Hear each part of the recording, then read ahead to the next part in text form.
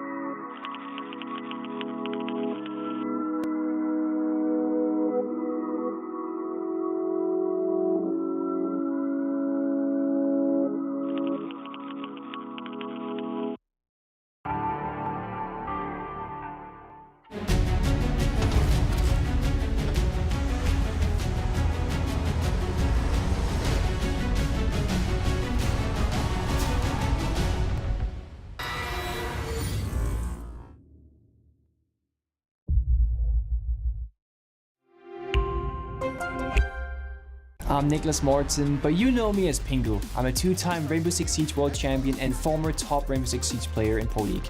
Welcome to my Siege Ranked Bootcamp. We're talking 20 seconds left on the clock, you got the diffuser in hand, what do you do? Play the way that you're comfortable with, because you have confidence when you're in this position, that is when you're gonna be at your very best. Good luck.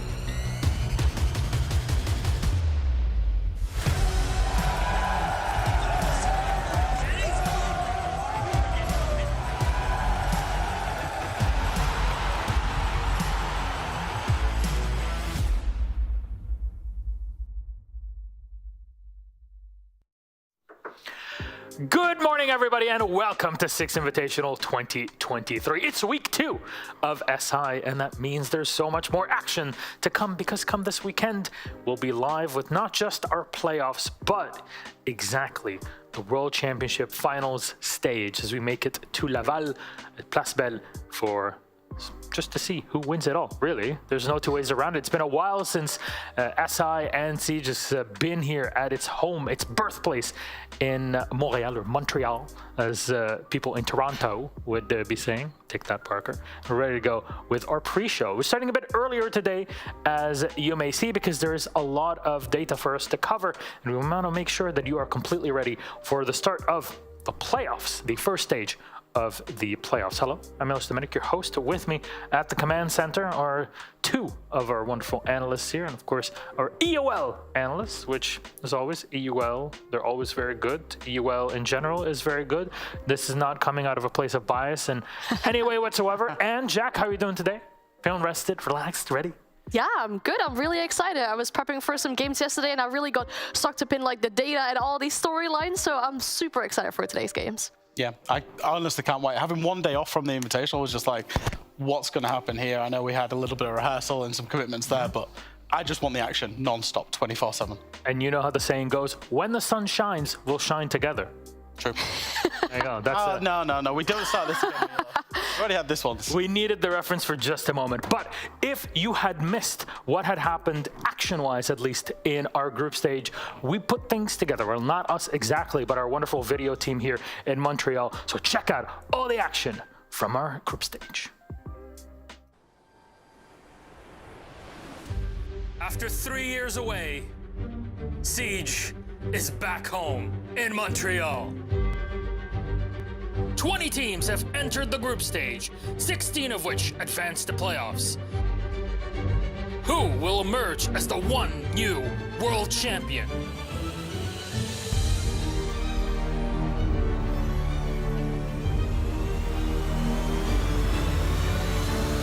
Welcome to Six Invitational.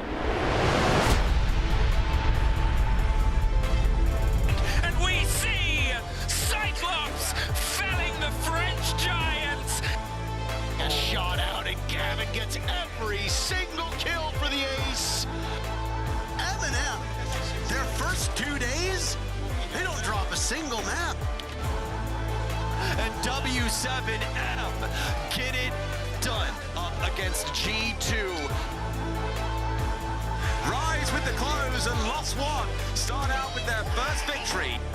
Rexit can stop it, he'll send his team to overtime, and suddenly Rexit kills them all, and he does it! It's here, and this is becoming a real dogfight, and there's the final kill. 40 seconds to retrieve it, but now it's just Grixer to die Tyrants, undefeated! Well, yeah, it's a 5 versus 1 here, but it's not his this time round. G2, as soon as he takes a step, Koi ends the game. Shake up for the clutch, and he gets the ball with plenty of time! What a hero play from Wolves!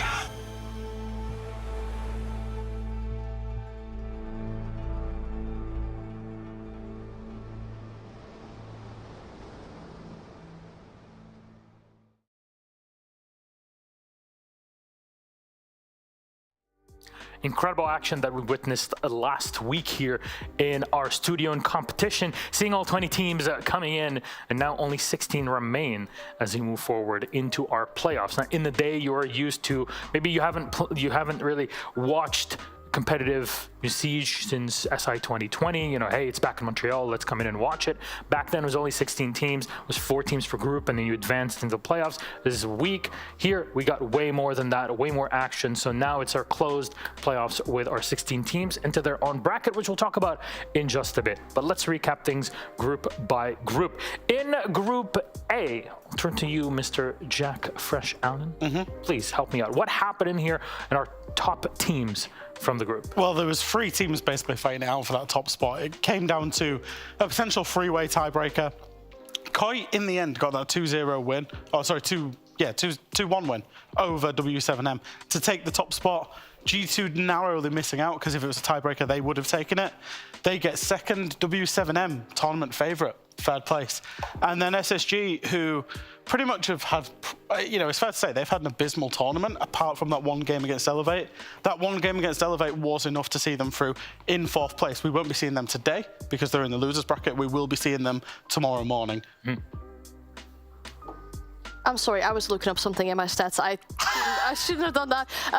Yeah, exactly. I'm looking forward to seeing those teams in the perform today. We'll have some of those teams playing today. Luckily, some we'll see tomorrow as well. Just yeah.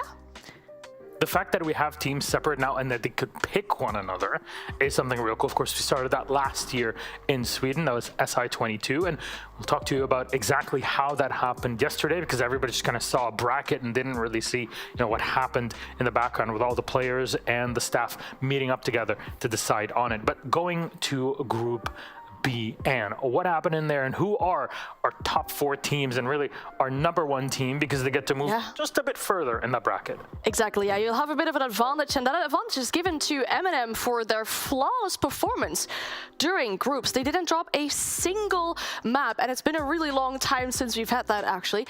So MNM going in, advancing towards that second stage in the upper bracket. Soniqs also performing really well after having just recently had such an influential roster change coming on their side. We'll have Wolves just topping Liquid on that final play day, coming into third, and I think Liquid being the 4th team probably is something that a lot of people didn't expect coming into this tournament. It's a tournament favorite down there straight away into the lower bracket, and for people that wanted the grand final of the Jönköping Major, it's potentially a lower bracket shootout in round 1 tomorrow.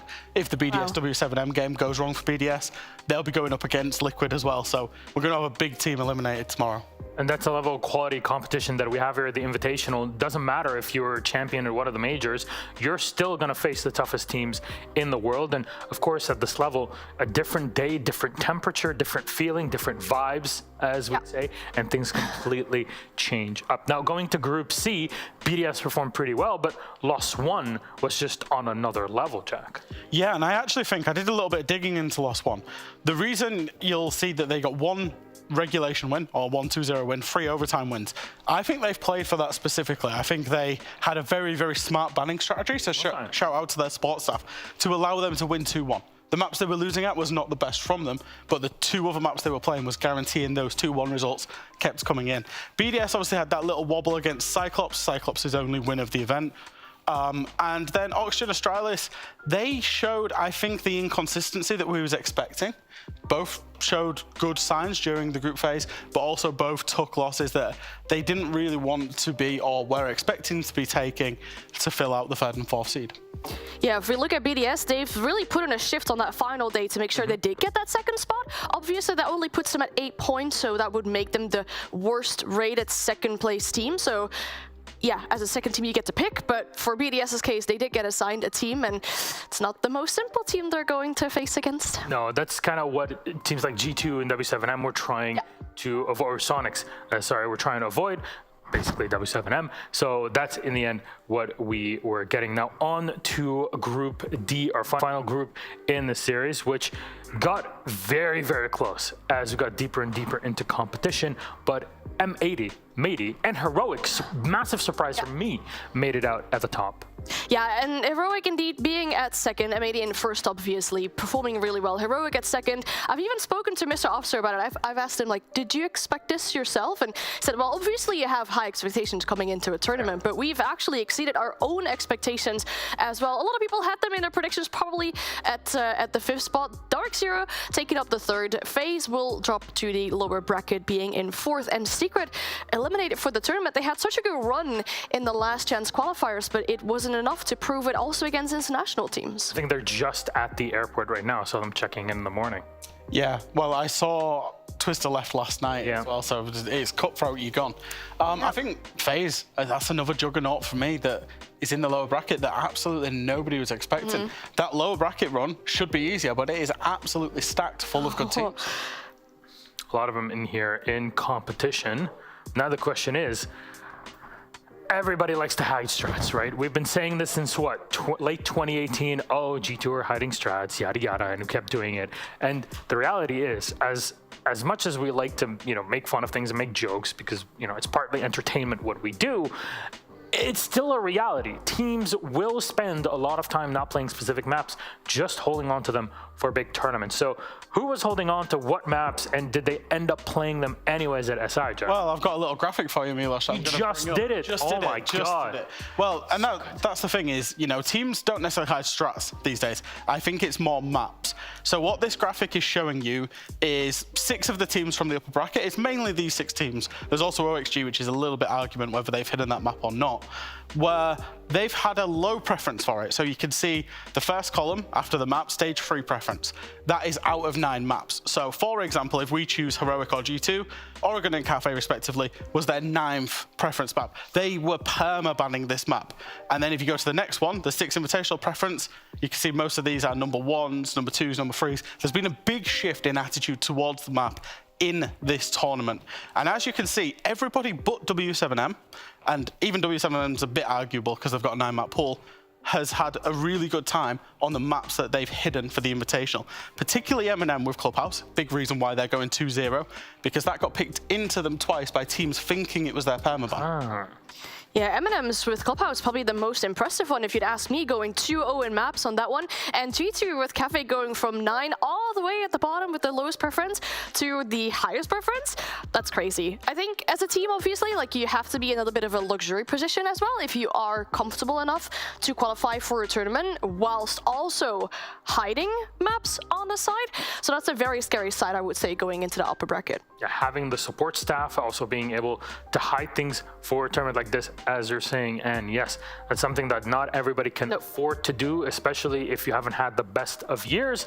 But turns out if you're also including roster swaps in the year itself, then something's gonna happen. I think one of the longest was back in the day. I think FaZe, or it was a FaZe or Liquid, had not played Coastline. We're talking a while ago, going up to SI 2020 for an entire year before they actually pulled it out at SI. And that was something that I just did not expect whatsoever. It was a big weakness in the region. But we're talking old history time in here. But what does our bracket look like? Because our players got together yesterday in the morning and got things hashed out with our league operations, which gave us this bracket: Heroic versus OXG, G2 versus Wolves, Soniqs versus DarkZero, and BDS versus W7M. Now, the winner of Heroic OXG go up to play against MNM. The loser will drop down to the loser's bracket, and they'll be fighting in there. What's the difference between upper and lower bracket? Is that in the upper bracket, you have 2 lives you need to lose twice, one to the top, one to the bottom,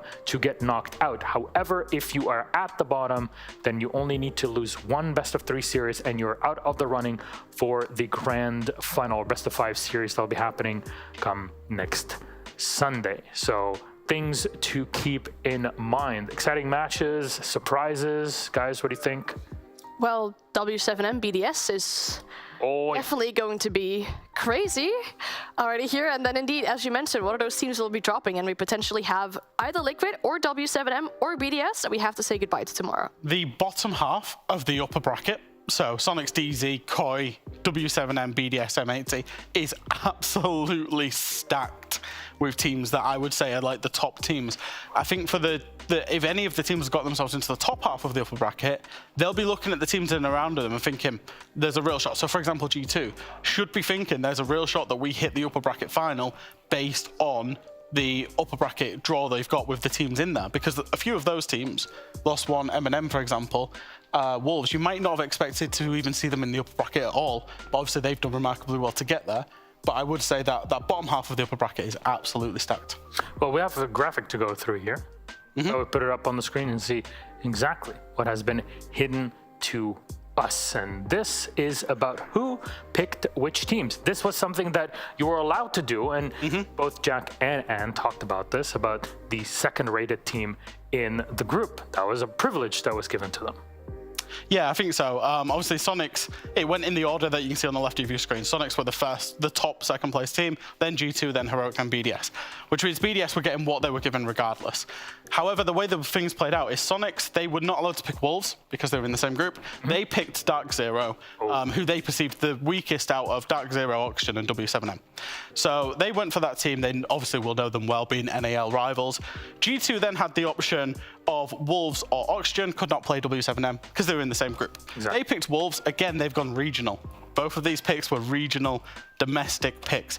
That then means that Heroic had to play Oxygen because BDS could not play Oxygen due to them being in the same group. So Heroic, in the end, didn't end up actually achieving a pick despite finishing third. And then BDS, of course, were left with W7M. And I did speculate this might happen because for Soniqs, G2, for the teams that were picking, it made so much sense to put two juggernauts, BDS, W7M, against each other first, so one of them has to drop down. It's one kind of a strategy, yeah, where you try and have two strong opponents against each other so they eliminate themselves. It's quite funny because I spoke to Mr. Officer and I asked him, if you would have had the opportunity to pick, would you have picked the same team? He said, yes, we would have done that. There's so many reasons as to why you would or would not pick a team. I think for those upper tier bracket teams, obviously, you'll have to think about if you play a domestic team, right? You're probably very familiar with each other. You scrimmed them maybe 100 times before, you know how they play on certain maps, and if you're a team that has been hiding maps, for example, or has been hiding strats, then you can have that upper hand.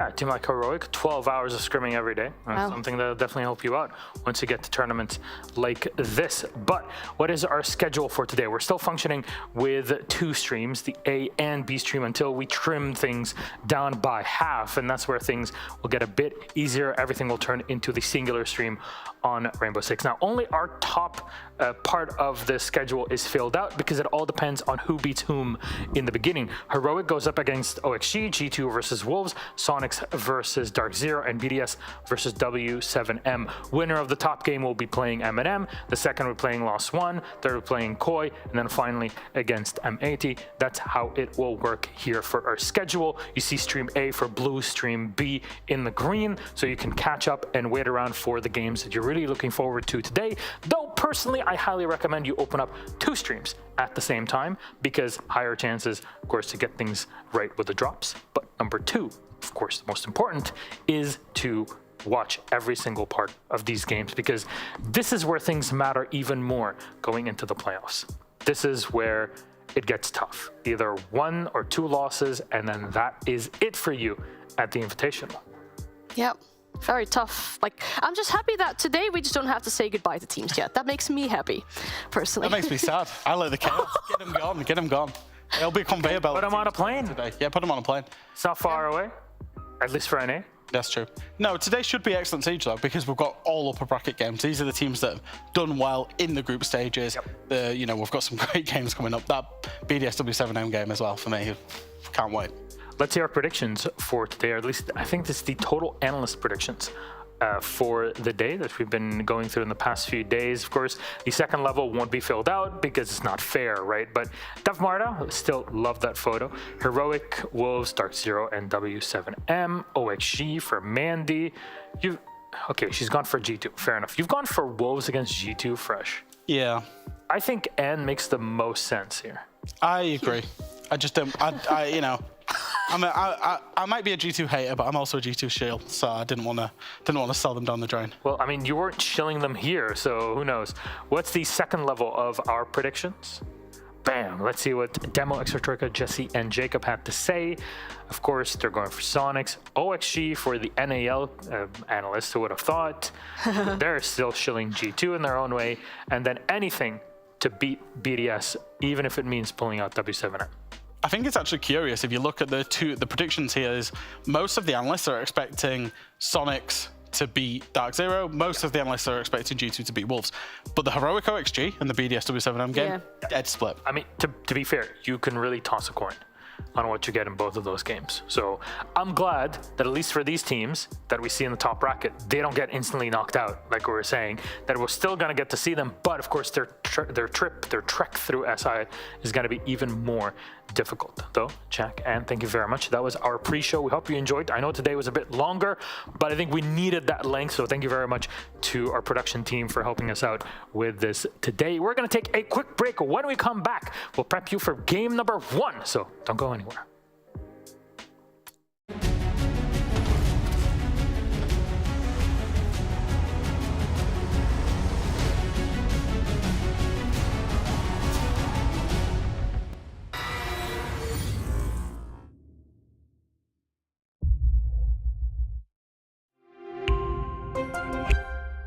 I'm Nicholas Morton, but you know me as Pingu. I'm a 2-time Rainbow Six Siege World Champion and former top Rainbow Six Siege player in Pro League. Welcome to my Siege Ranked Bootcamp. We're talking 20 seconds left on the clock, you got the diffuser in hand, what do? Play the way that you're comfortable with, because you have confidence when you're in this position, that is when you're gonna be at your very best. Good luck.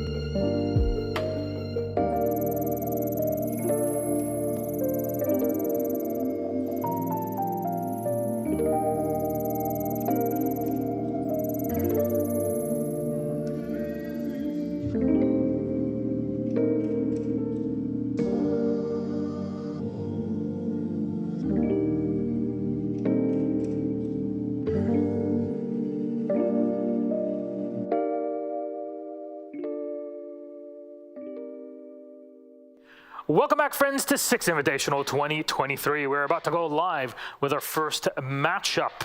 Top teams here in the bracket. So how about we have a chat about both of our squads, and first of all, introduce things for our game here between Heroic Sheet and Heroic. I'm also Semitic, your host. With me are Ann and Fresh. And we're going to talk details. First of all, what's on the line for both of these squads, because they are in the upper bracket, right? They can't be immediately eliminated with a loss from the tournament. They have 2 lives. It's a comfier spot, but are they like equals between their 2 regions? How do you see it? I think in regards of groups, they are probably equals. I mean, they're both the 2nd worst rated team in their own slot. So for Heroic, that's 2nd seed, and for Oxygen, that's 3rd seed. I think this would be a really good matchup. I would not be surprised if we get a 3-mapper between this, because I would reckon that these 2 teams can probably really... Pretty equal. Yeah, pretty equal in that regard. Okay, Jack? I think both teams have shown moments of really good siege. You know, genuinely, Heroic have gone probably above and beyond expectations. And, you know, expectations coming into this tournament. Heroic have gone above and beyond. OXG have maybe dipped below the standard they would expect. But in terms of their performance in the groups, both kind of equal. Both had great moments and both had not so great moments. That's why they're kind of low tier 2nd and 3rd seeds, as Ann said.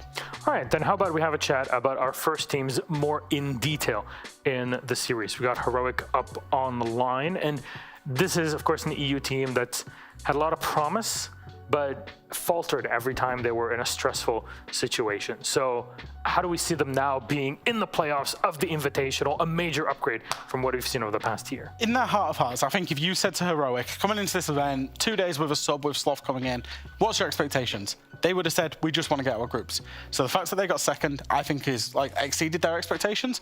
And I think they've played really well. I think Noodle particularly has been a beast on that entry game. I think he's done wonders for his team. He's made the step up and done really well. My question now is more, do they now having achieved their objective, are they out of pressure? And are they just playing, see where they takes them? Or do they now start letting it creep into their minds? We're in the upper bracket now. We can make this a little bit of run and put a whole load of pressure on themselves, because we know how Heroic deal with pressure generally is not very good.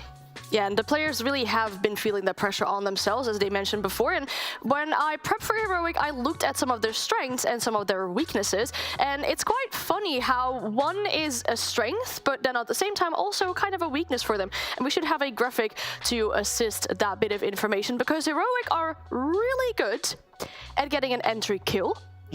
But then when it comes to converting that entry kill into a round win, it's not looking all that good. Right, overall entry kill, right? So this is 5th place, and then when it goes to like converting that into an actual round win, they're 17th out of all 20 teams in this tournament. And attack is really where you see a massive difference, right? They're tied 2nd at getting the most entries. They're performing way better than the average. They get the entry in about 57 of the attacking rounds. That puts them at 2nd place. But then into converting that into a round win, it's only 12th place. And for defense, it's kind of the same. They're performing better than average when it comes to getting an entry kill on defense, but they're the 18th place. There's only 2 teams that are performing worse in converting a defensive kill into a round win. So it's kind of a strength. They get the entries, but this is where maybe that pressure starts to play into it as well, where they have that late round part and they fumble the bag. It's just worth quantifying these numbers as well. The average, if we look at the overall, the average entry is 50%. Heroic is sitting at 55%, so 10% above. With conversion, we're converting it to a round win. The average is 66%. Heroic are well below that, in the 50s. Well, because they had moved on from the group stage, Demo sat down and had a chat with the squad of Heroic. Let's see what they had to say.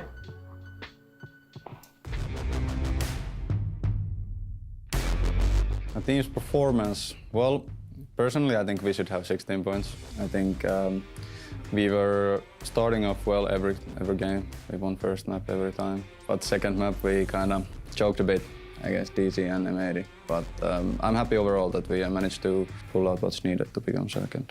Oxygen, I was actually hoping to play against them. I don't think well, when they were Reciprocity, I used to play them, the old roster. But yeah, I think I'm confident going against them. We're gonna try to improve our defenses. Our attacks are quite good, but our defenses needs improvement.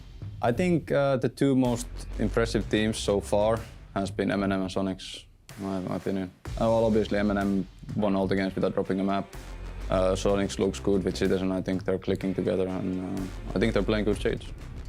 I think we will prepare the same way, to be honest. We just analyze the opponent, try to figure out what's the strongest maps to go against them, and try to play our own game, try to do what we can. I have nothing to say to Oxygen. I don't care about you guys at all.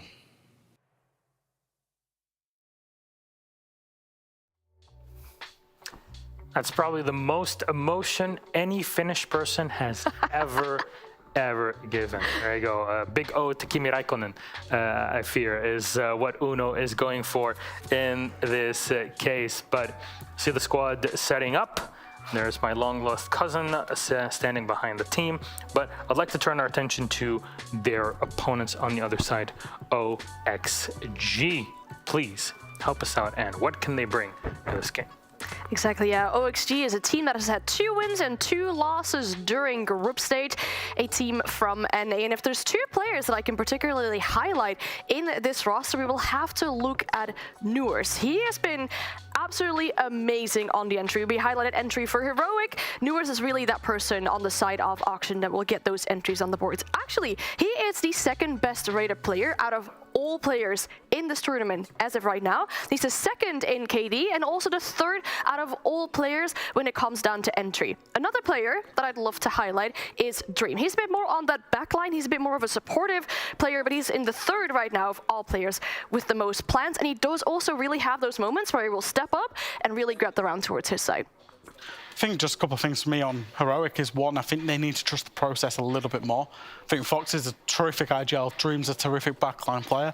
They need to stay with whatever plan they're setting up, because too often they kind of go missing in that mid to late round. And then secondly, I think we really, really need to see a step up in the entry and just the overall gunfights from Sweater. You know, they've moved him onto this role where he feels much more comfortable.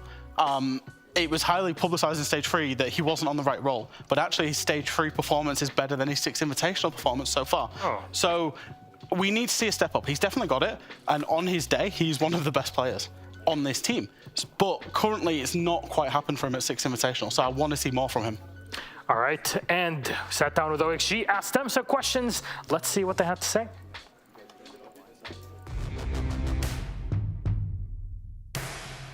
Now that the games mean everything, not to say that groups didn't, but now that games mean a lot more, I think Heroic's a great matchup for us to get us into the bracket system. You know, we scrimmed against them while we were at the event. You know, they're good guys, they're great scrim partners, and I think we still have a good amount of tricks up our sleeve to pull out against them. The main thing we're focusing on improving on is our consistency and the lack of mistakes, and teams are throwing out new things that we haven't necessarily seen, or they're bringing up some aggressive plays that we're taking too much time to react to. Our main thing is just focusing on the adaptations that we practiced beforehand. The biggest threat, honestly, sleeper pick, I think MNM might be the biggest threat, because no one knows what they do. This is the first time I've ever seen them start snowballing and just slaughtering everyone. Preparation for playoffs is a little different. Groups is a lot more of a marathon, so you're trying to not necessarily show too much, but at the same end, you want to be switching things up because you're trying to play similar maps so you don't show too much. This is a message to Heroic, Mr. Officer. I think you did a great job on the desk, and I think after we're done with you, you're going to want a permanent job on the desk. Okay, well, oh my goodness, some spice coming out there. Look, I'm not going to lose my job. So. There was one thing that I still wanted to highlight, though, in regards, you mentioned Sweater a little earlier, that we want to see him step up on that role that he's playing. Actually, when you look at their stats and their operators, he's playing the same operators as Noodle has. He's playing Ash, he's playing Borden a lot, but then Noodle's stats are a lot better. He's looking at a 1.15 rating, and Sweater's only at a 0.87. Well, that's something to keep in mind. Some numbers to clarify the gameplay itself. Now, our map bans for this series. Remind everybody, we're still on best of threes, just as we were in the group stage. We'll continue that until the grand final, best of 5. this Sunday. 4 bands go out first. We start with OXG Pick. They'll go to Chalet. They start off on the defense. Heroic on Clubhouse. They start off on the defense also. And then finally, Oregon Heroic banning Theme Park. Jack, your thoughts? So in this ban phase, I was actually very surprised. I was surprised by this ban phase. This is where teams are going to bring out maps that, you know, you're not necessarily expecting. Both of these teams love Border and Bank. So the first 2 bans, I think, is a respect to each other. Now, the pick's quite curious because OXG, they've picked quite a high preference map for themselves. They've looked a little bit internally. They've not looked at their opponent. And because, obviously, Heroic like that map. Now, Heroic's pick is curious because Clubhouse, for the longest time, was a permaban of this Heroic roster. You know, it's still the same core. So to pick it into OXG, when it's OXG's #1 map preference over a long time period, is a very bold statement. I like to see the decider Oregon as well, right? We've seen it earlier this morning in the graphic that you showed up where teams are hiding certain maps, and that was Heroic that have brought this map out now to have a higher preference on it and to perform better on it. If we look at stats, for example, on this map, it was their permaban indeed, but well, they're quite great on it now if you look at the site for Oxygen. All right, thank you very much, my wonderful analysts. Our game is ready. Both OXG and Heroic are set. We'll toss it to our casters. It's Des and Ace. Thank you very much, Milos. Good morning, everyone. Welcome to what's going to be the first of many incredible games today, Heroic versus OXG. I'm Des. This guy's Tim. I truly am. I'm glad you're Tim. It's fortunate. Pulse has crept in the building and suddenly he's casting Siege, apparently. Oh, wow. You'll be standing there in the server with a cardiac sensor and a C4, like, what the bloody hell am I doing? Have you ever seen me and Pulse in the same room? That's what I'm going to ask. I have not. There you go. I'll leave that. That's up to you now.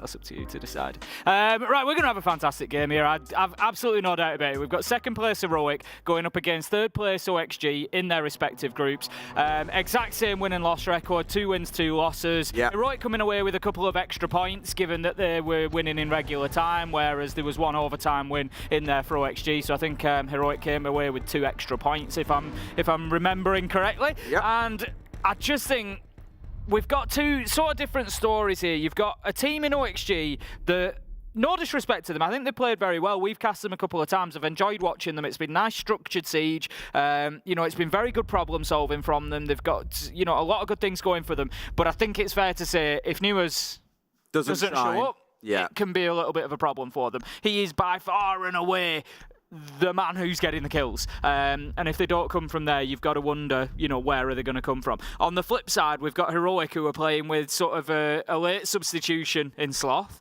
who's fitting pretty well so far, you know, and they're making the best of it. And so there's 2 quite different angles there. What I find really interesting about Sloth is he'd only played 3 scrims with this team before coming out for the event, and 6 months prior to that hadn't really played the game, so it was like, hey Sloth, want to come back over and play? And he's like, yeah. How much time we got? 3 scrims? Yeah, sound. Let's go. I spoke to him a little bit yesterday, and he did say, you know, the first couple of games, it did take a little bit of bedding in. There was some comms issues. It wasn't they played bad, but there were issues they were clearly trying to work out, but they feel a lot of that has now been smoothed over, and now it's trying to go as far as they can. But like I said, like you were saying just then, for me, it's Nuas or bust for OXG. Sweater, being dead honest with you, just simply is not delivering the goods right now that you need from a player that's playing in these more aggressive positions. Whereas Sloth, if he's on his best, you've got some real scary frontline players coming in for Heroic who will turn this into an absolute bloodbath. That's the kind of game they want. Oxygen want a more structured one. Let's see who overwhelms the other. The thing with Sloth, you know, for many people maybe who are watching, you know, who aren't as familiar with the UK scene and that sort of thing, you know, which can obviously, of course, be forgiven if it's not your home region, but you might not know too much about Sloth. But for me, if you're going to bring a player in at the last minute and they just have to sort of work in the team, Sloth's the perfect kind of player to do that with because he'll just... You can sort of say, look, the team are going to do what the team does anyway. Sloth, can you just go and get some kills? That's what you need to do. And he's going to go and jump out of a window. He's going to go and do something unpredictable and get a kill or 2. You know, he is the sort of player that can be flexible and that can sit in like that. He has tried to play that style of game a lot of times, and teams figured him out, which I think is why he's always struggled historically. I think yesterday I was speaking to him, you know, he was saying, right, tomorrow it's full Monkey King, which was a reference to a joke. I called him the Monkey King back in Challenger League years ago. He got it engraved on his AirPods, still has those with him today, and said, tomorrow you're seeing the real King come out. So expect a lot of aggression on the defensive side. But to touch on this round, something I've seen out of OXG a few times playing this map is Fox 8 on this Pulse. often in the actual team overall, no matter what the map is, we've seen it on Border as well, he kind of plays in the middle of everyone else and serves as the, as we know, as the IGL. He makes a lot of calls based on what information is coming back and forth, but he's always in the thick of things, and here he's the one giving information to his team on where they're coming from and then looking to direct the rest of them around that.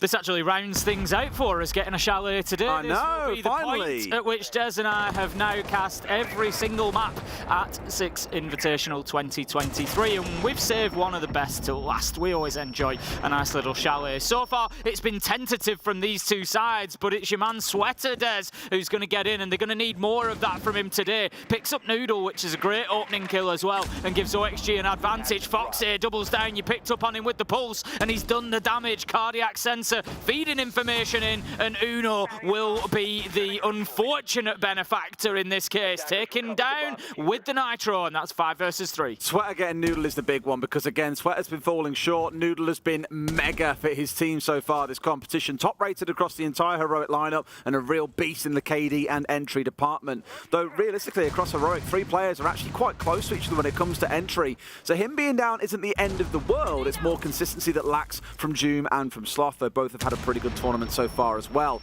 Doom on the upstairs here knows there's a couple lurking below, but unable to really smoke them out here, force them to step away from playing inside a trophy, which means in these last 40 seconds things could get a little bit ropey. New is being flashed out and forced away. Down come Heroic. They must know that he's tucked in. Yes, they do. And Sloth gets the kill with the Mark 14. Nicely played from Sloth and Grizzly there, just double teaming Newers and making sure that he was in a no-win situation. But how about that long-range effort? Going to take Sloth down. In comes Sweater, managing to find one onto June. Sloth likely to be recovered onto 20 health, but with 18 seconds left to go, he is not long for this world, and nor is Grizzly as the final kills come in, and that is a nice opening round from OXG there. I'd go so far as to call that comfortable. I think comfortable is the exact word I'd use as well. You know, when they got themselves inside of Solar and started working their way through, that was really the main point of ingress for this attacking side. You had the couple of Grizzly and Sloth working their way up towards 90 and hallway downstairs as well, but it didn't really feel like it had much bite to it. By the time they got anywhere near looking at the site, 2 had already gone down.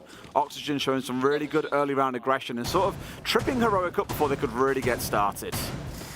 Into round 2 we go, and it's going to be down to the basement for OXG. Looking down at the bottom floor, just opening up some nice angles onto the main breach. It's always an interesting one, this, because, of course, historically, when we first started seeing this site in terms of competitive play, it was very much sort of push from that rear side, get big garage, get control of the hatch, plant in behind wine. And then we saw teams really figuring that out and bringing along new defences. I spent the longest time pulling out what little hair I had left over teams reinforcing that hatch in dining. It's all changed now, and teams sort of said, we need to think further than the hatch, we need to think further than dining, we need to extend out, and so it's gone just to a full map defence now. You'll have players up on the top floor, you'll have players sort of all over the place, and it is about a big roam clearance, and I much prefer the way that we see this site played now to maybe what we used to see. What people at home won't know is I wasn't sure what was going on with your head then. I was like, how much hair did you have left? I was like, oh, you shaved recently. Was that a yesterday job? It's not. Yes, I usually do it the day before broadcast, so it has a day just to. I'm exactly the same with the shave, Tim, so I get it. I completely understand. Has a day to settle then, otherwise it's too short. A prime growing length.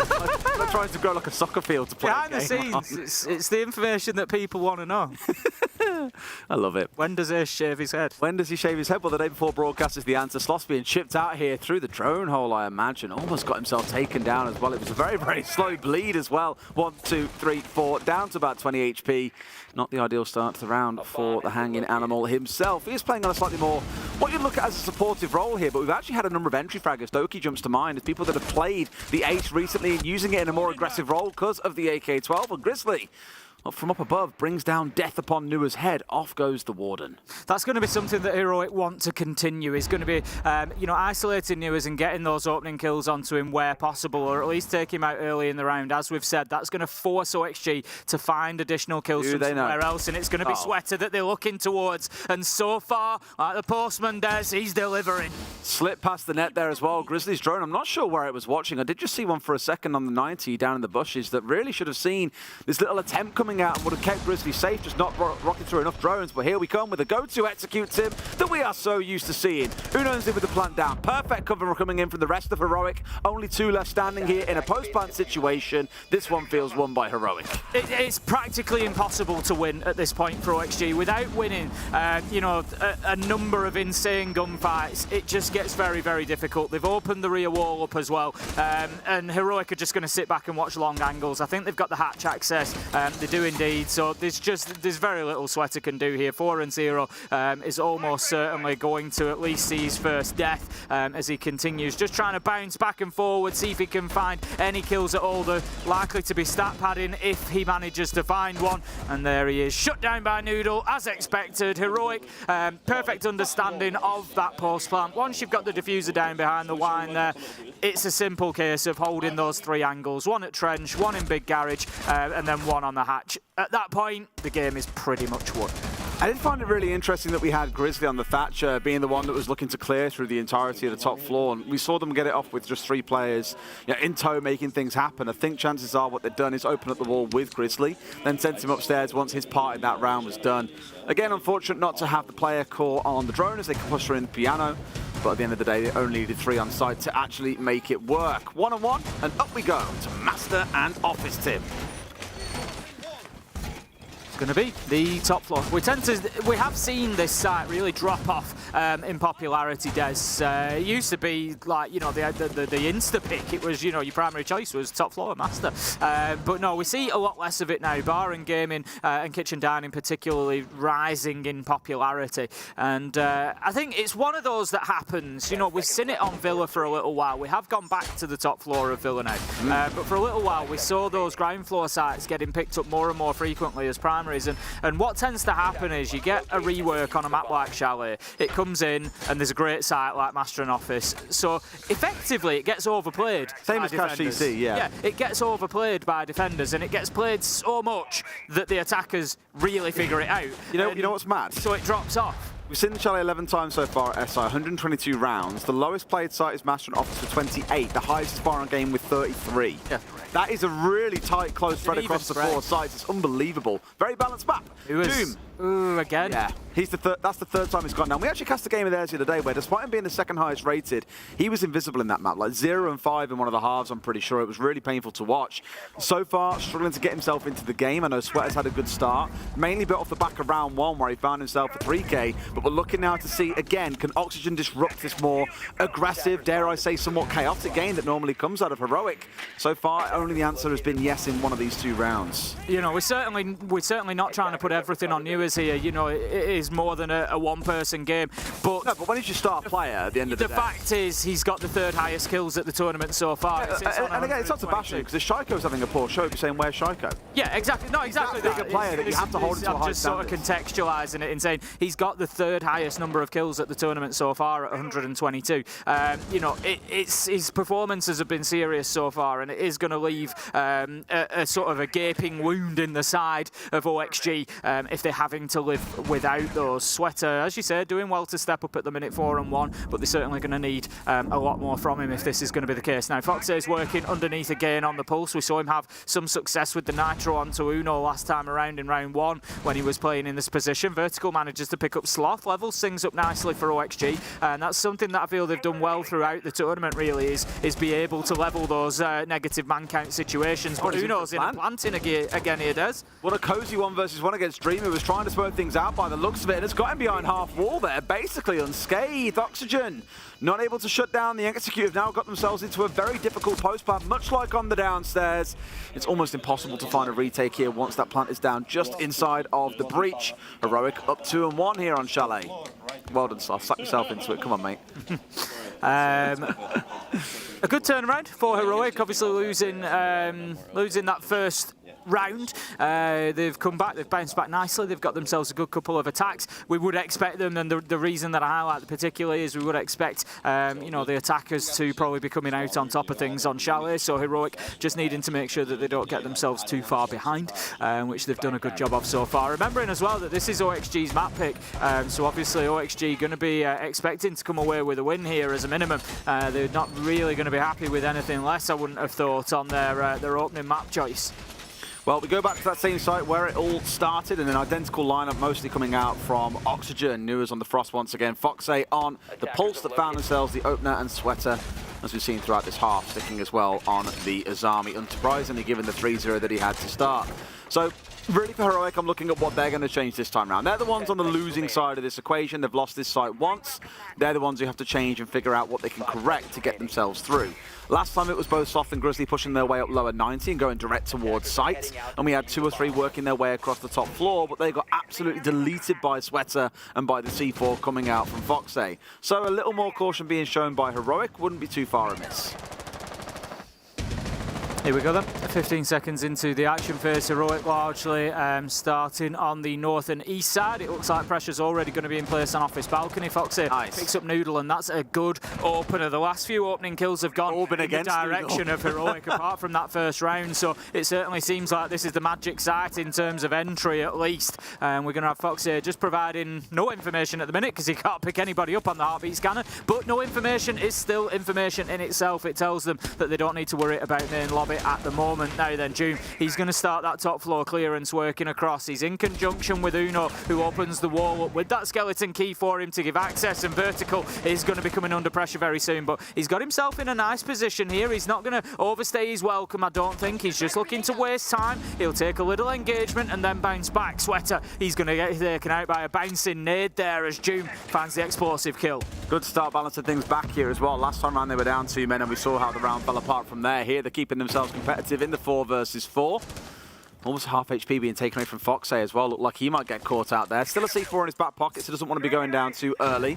Cardiac sensor, incredibly value to feed exactly where this attack is coming from. And you can see Oxygen stationing more players up towards Solar as well. Really looking to push the point here and fight on that upstairs and keep Heroic at bay. Sloth working across that top floor. Nade in hand, needs to be careful. Vertical will just take a few pot shots at him, but he's then going to drop away before the fight comes. Nuas goes with him, and that is pretty much OXG pushed back to site, and that could be slightly problematic for them here because there's a lot of time left on the board. They do have a man advantage, so it's certainly not the end of the world, but what they need to be careful of now, the next important thing in this round is that OXG don't lose players in the next 30 seconds. No, that's the big one for me. You know, holding on here in this 4 versus 3 is super important. We've seen a good few teams this week just throw away numbers advantages, not once, not twice, but multiple times in a map, and you start thinking, God, how will we let this happen time and time again? So for Heroic, they're trying to do what they can here in the last 40 seconds with the number man disadvantage they have. Vert moving his way downstairs here, Michael, for a little bit of a backstab if Heroic aren't too careful. Potentially could do. They need to be aware of it. That's the problem that I spoke about. Sloth picking up Foxy, but they did at least manage to survive 30 seconds before that happened. No idea that Vertical was coming. He finds a nice easy one. Doom is going to find Dream though. Cut down by Nuas, who manages to get his first of the game to get his account rolling. And that is now a 2 versus 1. 15 seconds left to go. And as you can see, Oxygen, they've scurried Des. They're not sticking around on site. They know they don't need to. It's going to be very difficult for Grizzly to stick this plant as Vertical and Nuas are converging back in. I'm not sure if they're going to allow him to get it down though, and they are. He's got his gun back up. He can at least fight here, Des. If Grizzly can clutch this, he's been so quiet across stage 3 and across the tournament so far. Sure enough, off to his right, but then just blindsided by Nuas towards the right. Not going to win out this 1 versus 2. Well played by Oxygen to force the crossfire, make advantage of the numbers they had, and the retake is complete. 2 and 2. That's how things are going to sit after 4 rounds. Yeah, that was good. I think, you know, sometimes you can get sort of overzealous, really. You know, a diffuser's going down, teams will run back into site and all of a sudden find themselves on the back foot, maybe getting a bit too aggressive in that situation. OXG managed it nicely. I was a little bit concerned at them just allowing Grizzly to get his gun up. I think they could have been there a few seconds earlier, so he didn't really have that opportunity because, you know, let's not forget Dash that we saw for Lost One the other day, Des on Border, when he was allowed to get his gun up after getting the diffuser down on that bathroom tellers plant and sprayed through the wall, 1 or 2v1. You know, it happens. So they did give Grizzly the opportunity there, but not the end of the world. They positioned themselves very well. Kitchen and main corridor was a fantastic little crossfire, and it was pretty easy to close that one out for them. So OXG played that one well and get themselves back level. It's 2-2. I had a bit of a chat with Dream as well yesterday, so I reached out to a few of the players just to kind of go, look, what do you feel went good? What do you feel didn't go so well during the group stage? What can you improve on coming into this fixture? And most of them said, you know, we feel we've warmed up as the week has gone by. Both of these teams have said the same, you know, Oxygen. We keep on talking about Sloth being brought in as the sub, Noodle being a new player. Absolutely. Let's not forget this is also Sweater's first tournament like this as well. So as much as there is some experience on the team, it's still a little bit nervy for them in terms of what they've got to deliver at such a big event as well. So both teams are kind of on this rise, they feel, in terms of how well they're playing, what the communication is like, the IGLing of both sides. But it's definitely one they've got to grow into. And Dream is a player that Anne highlighted on the desk. Really objective focus. When we get into the second half of this game, I'm really keen to see how many plants we manage to get down. We haven't seen tons coming out of Heroic so far. Had the couple that we've seen in the rounds that they've managed to convert, but Oxygen have had answers otherwise. Some could say this for a support enjoyer like me, he's a dream to watch. Very good, Tim. Absolutely disgusting, but there we go, I'm going to take it.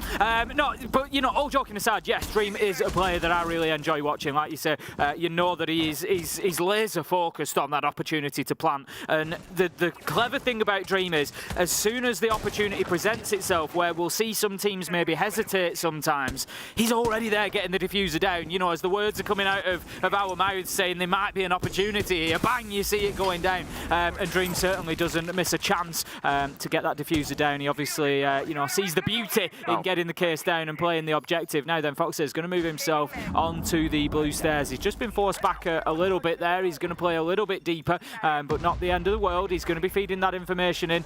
They are aware of him, though. The Jackal track, or was it Sweater? I think it's got picked up. So Foxy's got away with this here. And again, Heroic got hurt by Vertical previously. They're not aware of what's going on underneath. There's I think with the Jackal coming along, their whole goal was to try and smoke out those that are below. Sweater on the entry. What a game he's having so far. This time it's Doom being taken down. The Yana offline. Grenades in back pocket. No longer available in the round. But just to go back to that point, they knew that they'd have Foxy playing downstairs. So really, Oxygen have doubled up and sent Sweater down there as well to kind of expect this level of aggression coming through. Noodle on his one, but Sweater finds a second.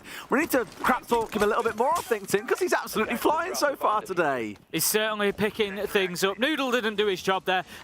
You know, sorry to call that out, but on the Jackal down in basement, you've got Pulse down there, you've got the Legion down there as well. You can't allow players on that basement and mid-floor to be going in and getting kills like that. I think not enough aggression from a Jackal in that position. He's got tracks ahead of him. You've got to go in and get those kills, and ultimately it has cost Heroic a couple of lives. Grizzly is going to pick up Newers, manages to get a second. How many times do we see this from Grizzly in the mid-rounders, where he just goes in and gets kill after kill after kill and brings things back for Heroic? 25 seconds.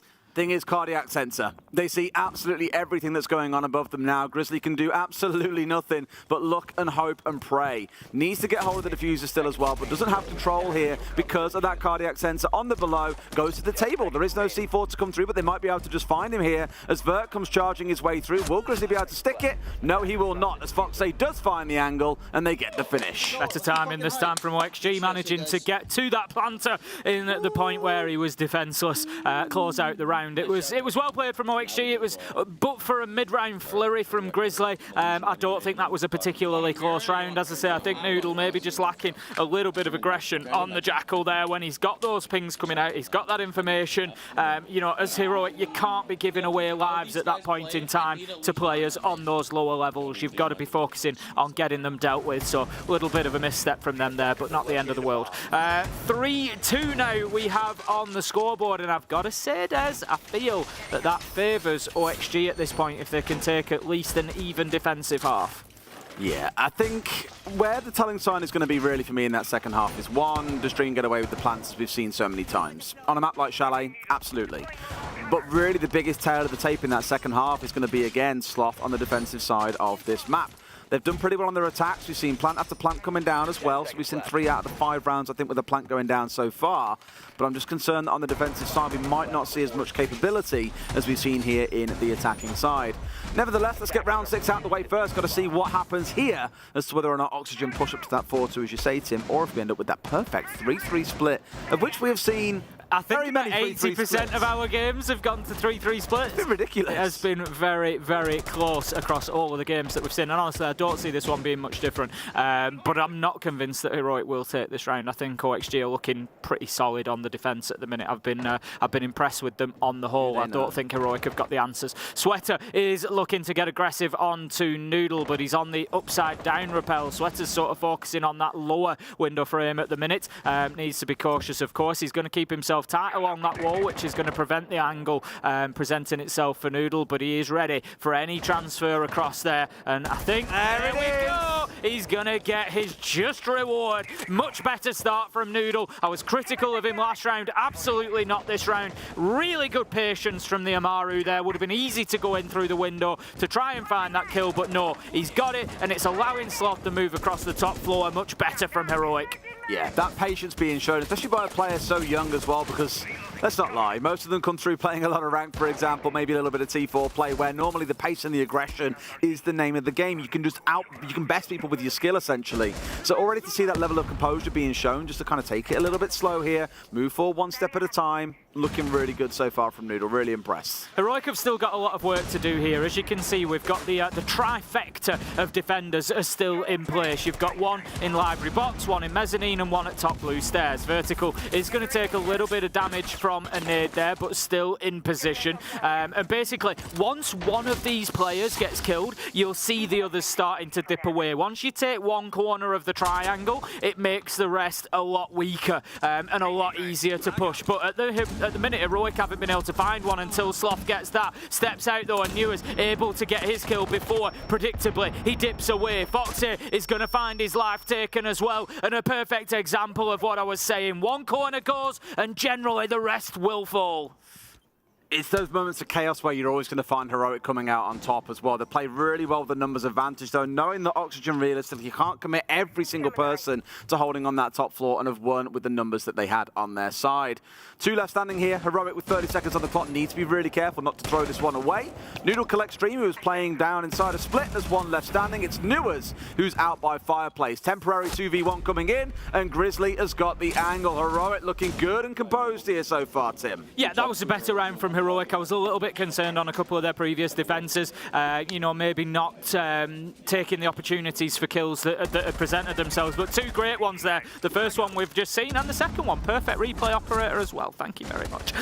The 2 that I wanted was the kill to start things off onto Sweater. As we said at the time, great patience from Noodle, and then that follow-up nade into Library Box there, just to take apart that triangle that was holding them back. Really well played from Heroic, nicely done. The one problem Heroic have maybe got at the minute, or one of the problems they've got, moving on to the defence, we've got Newers who's managed to find, I think he didn't have a kill for the first 3 rounds, so in the last 3 rounds he's got 5. He's starting to get moving, and once those kills start coming back for OXG, they will also start looking like a different team, because let's not forget, Foxy, Sweater, Vertical have all been picking up the slack. That's the question we were asking. If Newers doesn't get them, who else will? Well, we've got our answer, and it's been going well for them so far. So at the minute, they come in here onto the attack with 4 players sort of hot, hitting their shots and ready to go, and that could make this a little bit of a nightmare for Heroic. Well, we've said this throughout the entire week, realistically, is that a lot of the games we've cast feel like team games. It's not down to one player going absolutely nuclear and dragging their team over the finish line. It is a similar story in this game. One player either side, Uno and Dream respectively, not having the best of games so far, but they've been in more supportive capacities anyway, so it's kind of whatever. Here we get to see, though, that difference that I spoke about. Do Heroic crack here? Has Sloth figured out how to become the true Monkey King and embrace his real self? Or will Oxygen simply be far too superior on the attack? What a C4! Dream cannot catch a break this game. He's been picked apart every single round. Poor sod. Unbelievable, absolutely beautiful, and I'll just give props to the observer there as well. I'm not sure who we've got with us today. Sayano we've got. Fantastic from Sayano there, great work to see that. Absolutely wonderful view that we got of that opening C4. Not easy to predict those ones, but he was all over that, so well done, Sayano. An interesting stat, Des, and that makes it even more interesting. So far, every round has gone with the entry kill. So whoever has got the entry has won the round, and Heroic have just come out there and got themselves an entry. Now, it's a doubly big entry for me because we've spoken about Dream. He's this objective player. He's this, you know, fantastic support player who's going to be the one going in, putting that diffuser down, looking for that opportunity. He's on the Hibana as well, so he's a large portion of their hard breach capability, which is now limited. Boom! Absolutely sits Foxy down. Beautiful from Heroic on the defense so far. Looking electric.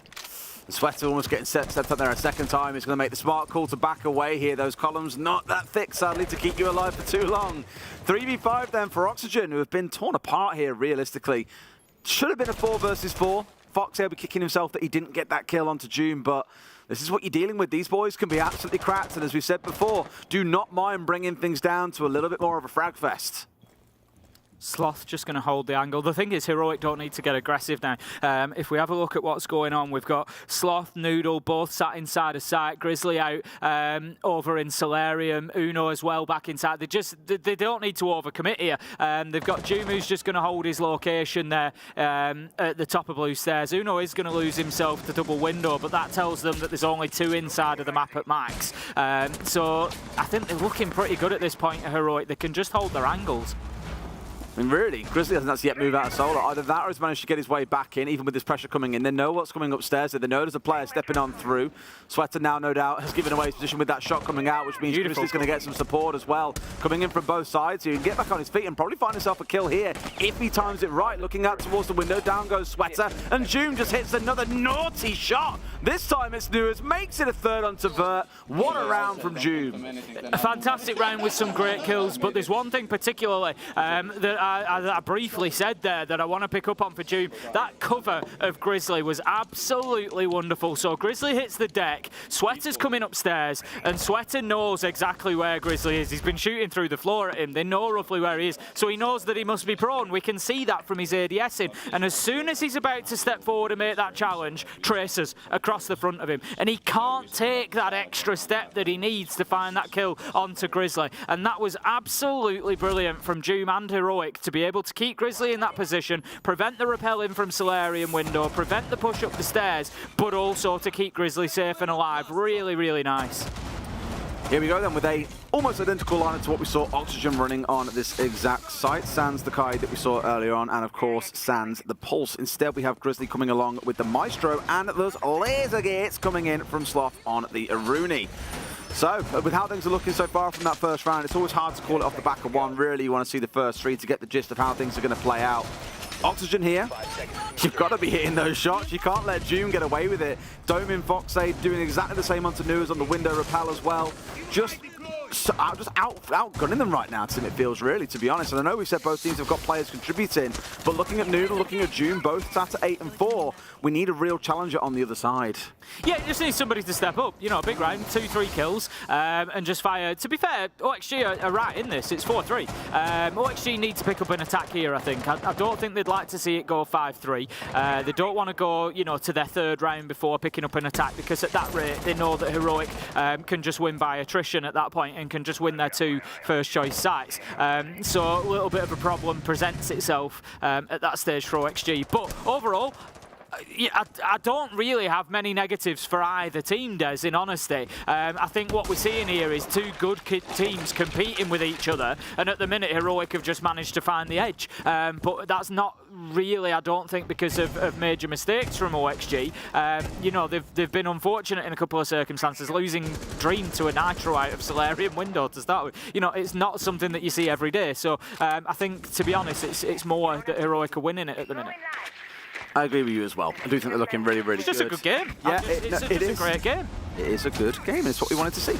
So Noodle here stepping across in towards Bathroom with that Kiba barricade, just giving himself a moment of safety. While Sweater on the other side, they're having to use one of those breaching rounds to get that cleared away. Sweater with a great shot onto Sloth, though, on the Aruni. Good little cross from the piano there. Straight up, couple of bullets to the head, gone. Aruni, another one of those operators that they won't worry too much about losing. She's got the... Zero doesn't quite find the kill, but does manage to down Uno, and it looks like our stat might continue, Des. I don't want to jinx it at this point, but the last round, opening kill went to Heroic, round went to Heroic, and that has happened in every single round of the 7 we've had so far. The opening kill this time going to OXG with Sweater picking it up. What a peek from Noodle! Just steps out and absolutely clean Sweater out of the round. Beautiful. It's so frustrating as Oxygen. They're getting swung on constantly and can't seem to really do anything back the other way. It's great intuition being shown by the players coming out of Heroic. But Oxygen have got to find a way through this. Vert finding Noodle, that's at least one sort of thing you want. Grizzly, the roaming Alderbearer. Who cares about having a fast 3-speed on the go when you got that chunky boy to do some damage? Vert onto Doom, only 2 left standing, and both a bullet from death. I think that OXG are in a very good position here, 3 versus 2, as you say. Heroic low health, they've got vertical control, 20 seconds left to go. They need to think about the diffuser. I don't think they have it in hand at the minute. No, Newers is going to go and collect it, so there is the opportunity now to put it down. I think with 10 seconds left, it's time to get in and get on with that, which he is going to do behind the bomb chassis. Should be fairly safe here, but Uno, he's laying in wait. He knows he's going to take his opportunity, but misses shots, but somehow manages to still find that kill onto vertical low health, just using every little bit of those hit points. But Newers knows exactly where Grizzly is going to push from, cuts him down, and that leaves us 2v1. It's all up to Uno. He's low health. He's going to have to push through and start finding kills, and the big problem is he's got one above. Foxy's gone and got that vertical, and that is smart play from the Sledge, and that you would expect is that, as Newers manages to find the final kill, and OXG level things up. Entry kill, they win the round. It's 4-4. It was a real weird gunfight between Uno and Vert as well. Remembering that Uno was on 20 HP, a bullet would have put him in the ground, but Vert not able to collect a single one. And even Uno initially missing out on the 1 versus 1 as well when he had a free shot at him. Here, just dancing around those bullets. But around the Oxygen still get on the board. See how things go. Neither team yet taking their tactical timeout as well. Not too surprised as we are set up 4-on-4, Tim. It is a close game.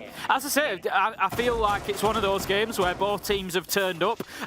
You know, they're both having their moments. They're both playing well. This is thoroughly enjoyable. It's got me on the edge of my seat, Des. I've not thrown that one in yet. I think that's the first time I've said that one this SI, but it well and truly has got me on the edge of my seat. It's a great game so far, and one that I'm definitely enjoying. And I'll be honest, I can't complain if we see overtime in this first map. Of course, just to remind everybody of the stakes, the loser of this matchup will drop down to the lower bracket, and we'll be playing another match after this one. The winner, of course, will go on and continue across the upper bracket. Well, indeed. It is still at that stage to talk when people aren't going home yet. No, not quite yet. That comes we haven't tomorrow. got those games. Yeah, they start tomorrow, Will I we believe. not have some today? No. So today is entirely upper bracket. We have this first round, and we have the next round. So the winner of this game. Yes, yeah, of M&M course. in their Sorry, third we game. have the winners play today, the losers play today. Yeah, and then tomorrow's all losers bracket. Then Wednesday is all upper bracket again, which then means we're going to more lower bracket games when things resume on Friday. As Thursday is a break day before.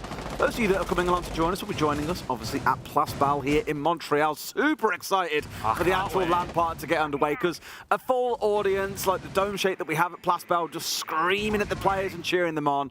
It's unbelievable to witness. The thing is, for you know, if you've never been to an SI, it's just. I've been as a fan back in 2019 particularly, and it's just such a great opportunity to, you know, to spend time with people with similar interests, you know, with the rest of the community. And honestly, you know, I cannot wait. After experiencing it at Charlotte and Berlin particularly, I absolutely cannot wait for everybody who's coming to get here and to get that opportunity to spend time with the community and enjoy the games together. It's going to be absolutely fantastic. I just like being in the arena for the actual reveal is the best part. It's amazing. Everybody gets so excited. That's the stuff that I mean. If you've not experienced it before and you're on your way in a couple of days, get excited, because you've got a lot to look forward to, and it's an awful lot of fun. So an awful lot of fun is yet to be had here, as Noodle is going to pick up the opening kill onto Vertical, and that's going to give Heroic not just an advantage within the round, but with that trend that we've seen. But Dream is in here, Des. As I said, if he gets a sniff of an opportunity, he'll take it, and he's going to get the diffuser down. 4 versus 1 now. Grizzly, he manages to find Dream, but his job was done. It's too late. The diffuser was delivered, and that leaves us now in a 1 1 versus 3. Grizzly knows they're going to be on the outside, just hiding in behind the pillar. He's doing everything he can. He's dancing around, but no, it's going to be Sweater to find the kill, and that's going to be OXG bucking the trend as they took the opening death, but they won the round, and that is going to give them an advantage. I was going to criticise Nuez somewhat there as well, because we had the Legion sat in the corner of Library, gets flashed out, yet manages just to beeline it straight to the hatch and drop down when Nuez was the one originally sat on the south window who has that angle to take him out as he goes for that kind of drop. But either way, he does a wonderful job set up there on the hold as well, protecting that top floor so there's no ability for the plant to be denied. Gets 2 kills up there as well. Really was the big enabler for that whole attack, and the rest then had to put their focus on executing on the site. Good bit of team play out of Oxygen. Heroic now find themselves down a round. That's it, and that's 2 rounds in a row. And just Oxygen managing to get themselves a nice little lead now. Giving themselves some breathing room, getting a bit of oxygen in their lungs. Go on then, I'll give you that one. If I can have Dream earlier, you can have that one. Oxygen, they, I think, might just start to build a little bit of momentum now. That last round was pretty conclusive. It was on a good site as well. You know, being in gaming, it is a tough site to win sometimes for the attackers, but they got the job done pretty easily. As I say, it's got them 2 rounds in a row. It just feels like they've notched it up a gear, but Heroic have also shown us great ability so far. So can they slam the brakes on here? Can they derail the train that Oxygen are becoming and just level things out? It's going to be kitchen and dining. We saw this in round 8. It was an OXG win. Heroic weren't able to hold on to the top floor, which hurt them. And we'll see if Oxygen can work as good a clearance again. See what the focus is going to be as well for the defensive side. I mean, sadly, it's... Oh, Grizzly move. I'm pretty sure that impact would have killed his Evil Eye as well as he tried to destroy it. Like, okay, we'll go with it, fine. The one thing I was going to say is for Sloth, I know we spoke about him wanting to have a better defensive half than we've seen previously. He hasn't had a kill in 2 or 3 rounds now, I don't think. Was sat at 5 and 4, I think, coming into the second half, so it's been a quiet 3 rounds. Yet to really make himself a known presence. He's playing on the Mark 14 across both attack and defense, so at least trying to create some stability by playing with the same gun. But we need to feel his presence, because as I said, if he doesn't really step up today, the team of Oxygen will just take them apart. Heroic are using those Kiba barricades pretty openly to try and cut down those angles. They're using them to play in behind Piano, play on double window. Nuez is still without a care walking across. He's looking to get aggressive and find these kills. I don't think they know that he's got himself into master bedroom. It's an absolute freebie there. The call is going to come, and the fight is a little too late as Uno dies inside a site. Sloth, the best he can do is pick up a trade, and that leaves us in a 4 versus 4. I'd be raging if I was Uno there that they managed to get away with this, but they are going to... them on top floor. I know, yeah. Oh, that nade. Oh, cuts for another second. It would have been to perfection. But this one a little bit rare. Not quite got the explosive power needed. But Doom finding Foxay through the wall here. The problem is that kind of became an isolated 1 versus 1 that Heroic ultimately have won. And Oxygen now lacking a little bit of firepower and pushing through this top floor. Doom doing a fantastic job in those gunfights at the minute. It seems to, no matter what, always comes out just on top. He's got a fraction of health left, but he got his job done. That's unfortunate for Heroic as Sweater takes down Sloth in a nice kill. His game's still going well, 9 kills so far, and really helping his team along. Dream finds June. The little health that he had left is taken, but Sweater is deleted, leaving us now in a 2 versus 2, 30 seconds left to go. And I feel like they've got the advantage here massively. Heroic. They've still got the Azami on side of Noodle, who's been having a wonderful game. Grizzly as well. Yes, they're largely out of utility, but Oxygen don't have much to throw to the table here either. They're going to have to either drop the hatch or just charge down backstairs. And with 15 seconds on the clock, there's a lot of room for error to be made. Here we go on the push down as the flash comes through, trying to march on forwards, but it feels like Heroic have scattered to the high winds. They've hidden themselves down in basement, hidden away behind the bomb chassis. The clock is going to win this one for Heroic, it feels like. Grizzly collected a consolation kill, but Dream here is going to have nothing to do. It's a closeout for Heroic. Heroic level it up, and we are going to see all 12 of regulation. This has been a consistent theme. I would say following us at SI 23 days, but let's be honest, it's followed us for the last 3 years. Yeah. Just consistently getting the long games, the max rounds, the overtimes. It just keeps going. Listen to the careful now. We are in man advantage. I need you to fucking fall back. You cannot hold our aggressive angle like that. We need to keep the man advantage. The thing is right there at the end, like we're just kind of like just stalling. So at that point, like someone needs to come up with a game plan, either get all back down to site. Like, we were on the window for way too long on Solar. Like, at that point, just group the fuck up and just play for the trades. Like, I like the confidence. We're in complete control of this game. The problem is we're getting the first pick, and then no one's there to trade once we die, all right? So once we get that first pick, like, I either need someone to run away, or we need to play together, right? So New went in for the first kill, and then we fell back. All right, we got this. Yo, come on, we got this. Let's focus up. We got this. If they if they go back there next yo, round, good shit. Bert, I need you to just pick a spot. No, I need you to just pick a spot, Bert, and just. Don't leave me hanging, bro. Run. I think I've actually been really curious to see when the first time out came in between these two coaches, because they are two throughout the week that we said actually the impact they're having. Yeah, they've been very impactful. And very different styles as well. I think it was something we were talking about in the group chat with the all the casters and the analysts here, and we were saying, you know, very different styles we're seeing where some coaches are there for the hype, the energy to get the players talking and communicating, which is such a critical part of winning a game. Others offering more kind of precise advice on where to change things. But I think you've kind of seen that from both coaches there on both areas, where at the very start, Heroic, you know, Mr. Officer said exactly the right thing, I think, to Sloth is, look, you're overhanging here. We keep on speaking about how little impact he's having on the defensive side, and Officer believes that comes down to him just overhanging and being around for far too long when they've already got the man advantage and is losing out in his 1v1s. Whereas on the other side, it's saying, cool, we've got to be able to play for trades, and we caught that in the last round. Too many 1v1s being taken, and you're not going to win them against players like Joom and Noodle. Like, of course you will every now and then, but it's not going to be consistent is the issue. Interesting as well that both pieces of advice from the coaches there sort of almost potentially play into each other for a problem for Heroic. Yeah. You've got Mr. Officer saying, look, we need to don't overcommit, drop back a bit here, and then you've got Redeemer sort of telling them, go after them, go in, you know, you need that confidence, we need to start pushing forward, you know, and if both of those things happen, you could get Sloth and others dropping back off, and you could get Oxygen chasing them heavily, and you could end up in a situation where Heroic are getting pinned back in the site quite early. We'll see if that's exactly as it plays out. But for the time being, we find ourselves in round 11. Only one of these two teams is going to get an opportunity to take this map in regulation. Obviously, we're not worrying about points anymore. We're not in a group situation. We are sort of in a winner takes all. This is knockout time. The winner will continue in the upper bracket and the loser will drop down to the lower bracket. Tim, Nox banned. Oh, good one. I'm not giving you that one. I traded your dream for what other terrible pun you threw in a couple of rounds ago. I can't give you that one. That was the oxygen and breathing room. Yeah, I'll give you that one. I'll trade you that. All right, then. I'll take it for now. Second map, I get a new one, though, because there's plenty more in the tank. Here we go. Sweater looking to work his way in, and so I think he knows about a player being sat super tight. Just doesn't quite see him. Sure enough, he does. Beautiful. And it's Joom. Oh, could you ask for a better target to find? Absolutely fantastic opener from Sweater. You know, every time we come into a game asking for more from him, Des, he seems to deliver.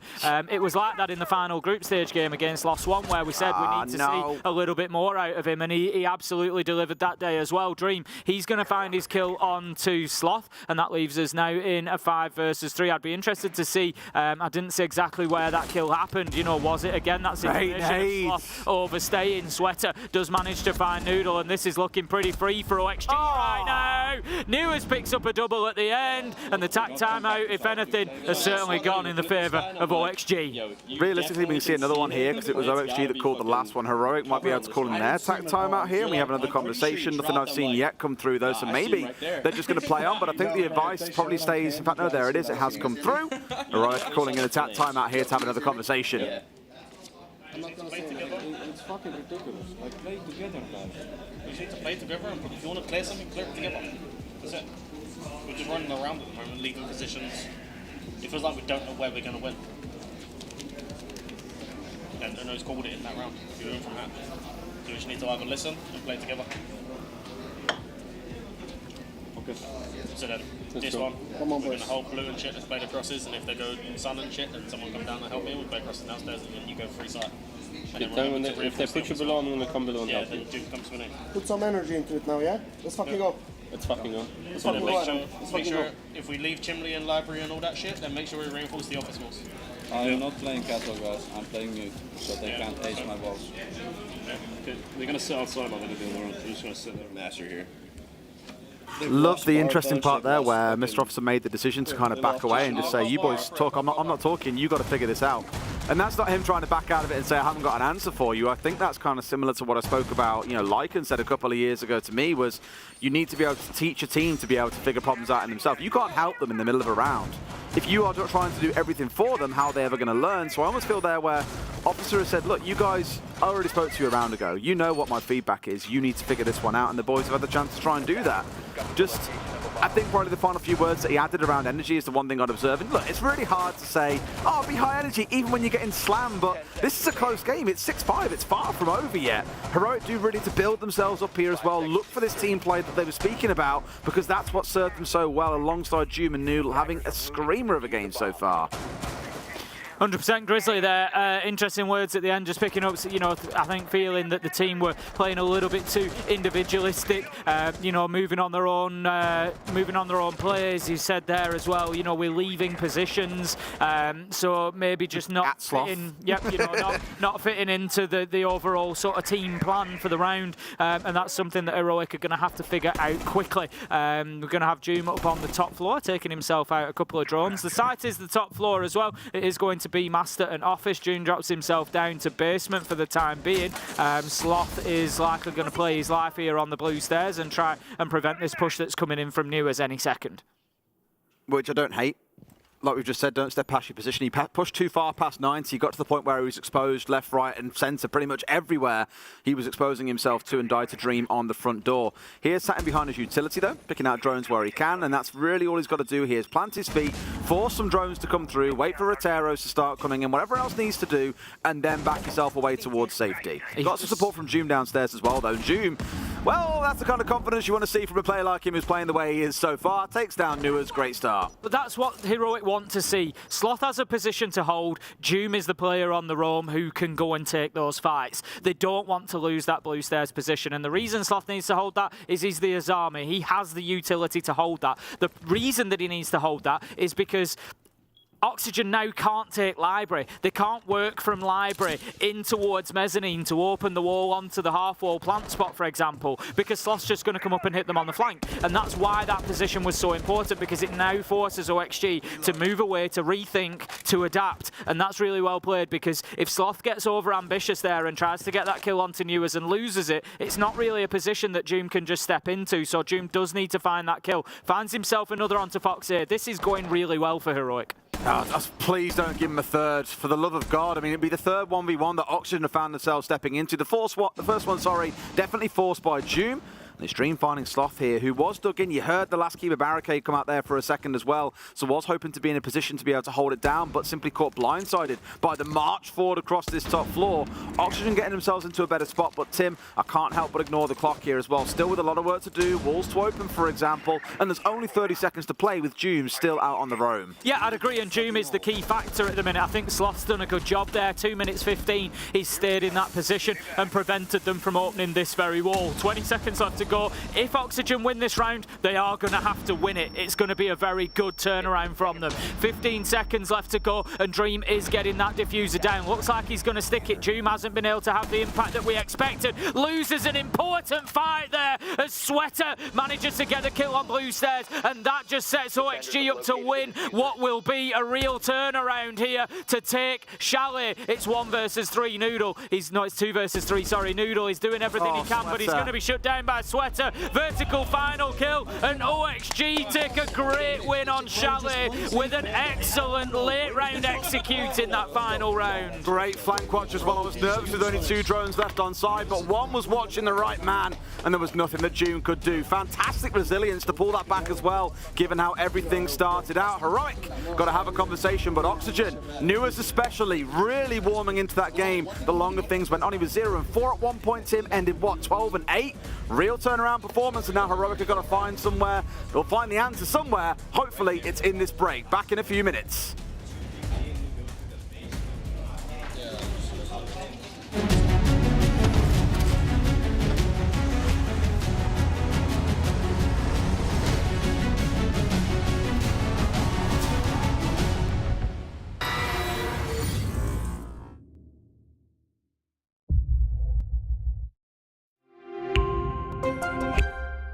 I'm Nicholas Morton, but you know me as Pingu. I'm a 2-time Rainbow Six Siege World Champion and former top Rainbow Six Siege player in Pro League. Welcome to my Siege Ranked Bootcamp. We're talking 20 seconds left on the clock, you got the diffuser in hand, what do? Play the way that you're comfortable with, because you have confidence when you're in this position, that is when you're gonna be at your very best. Good luck.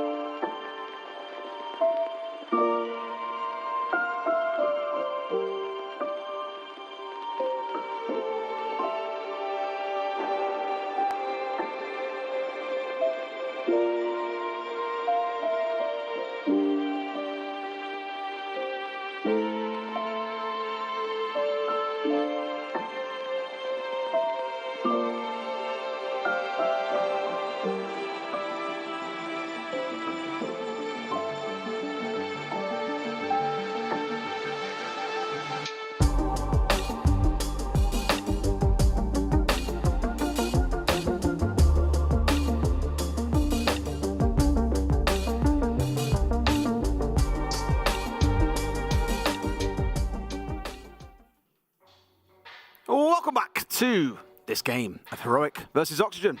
Chalet was a little bit of a close affair up until it wasn't, Tim. Final 2 rounds, Oxygen taking in confidence. That last round especially, even winning from a man disadvantage, well, 2-man disadvantage actually. It was 3v5, I believe. Yeah, it was well played. It was well played by Oxygen. I liked it. The response to Sloth and Doom did, I want to give them a bit of a shout on that round because I thought they did a fantastic job of holding down blue stairs, Doom picking up the kills on the roam, recognising, that they needed Sloth in that position to use the utility to hold it on. They did 2 minutes 15. It was great. There was just, I think, a bit of a lack of attention inside of sight that allowed Oxygen to get in there. It was a great late round execute from them. 20 seconds left to go. They were able to go in and secure that plant. We spoke about it in the break. You pointed out there was maybe a little bit of a lack of presence in Piano and other places to prevent that diffuser going down at half wall. So Heroic just letting it slip a little bit, I think, in the last 30 seconds. And again, we said at the very start, a big difference today would be whether or not we did see Sloth delivering on the defense. We did not. I think he collected 1 kill in the entirety of that second half. But on the other side, we spoke about the newest show. Really, today was all about Sweater. What a game he's had in that first map. I know he started strong and we thought, okay, this is where he goes quiet again. No. He kept the heat up throughout the entire game. Definitely rivaled by Noodle and Joom on the other side, but the Newers and Sweater combo just a little bit too much for Heroic to handle. Now we get to go into our second map, which is Clubhouse, where Heroic start on the defensive side.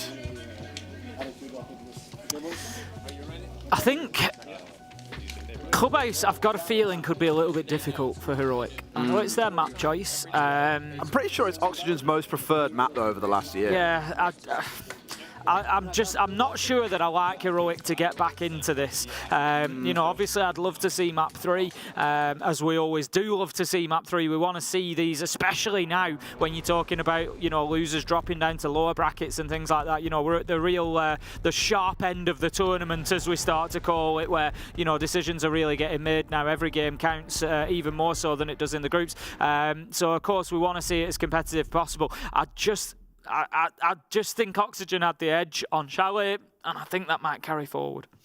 The weird thing is, I know for Heroic, historically, Clubhouse was a pretty good map for Oxygen, and then really over the last, say, 12 months, it's been a middle pref map. They both liked it.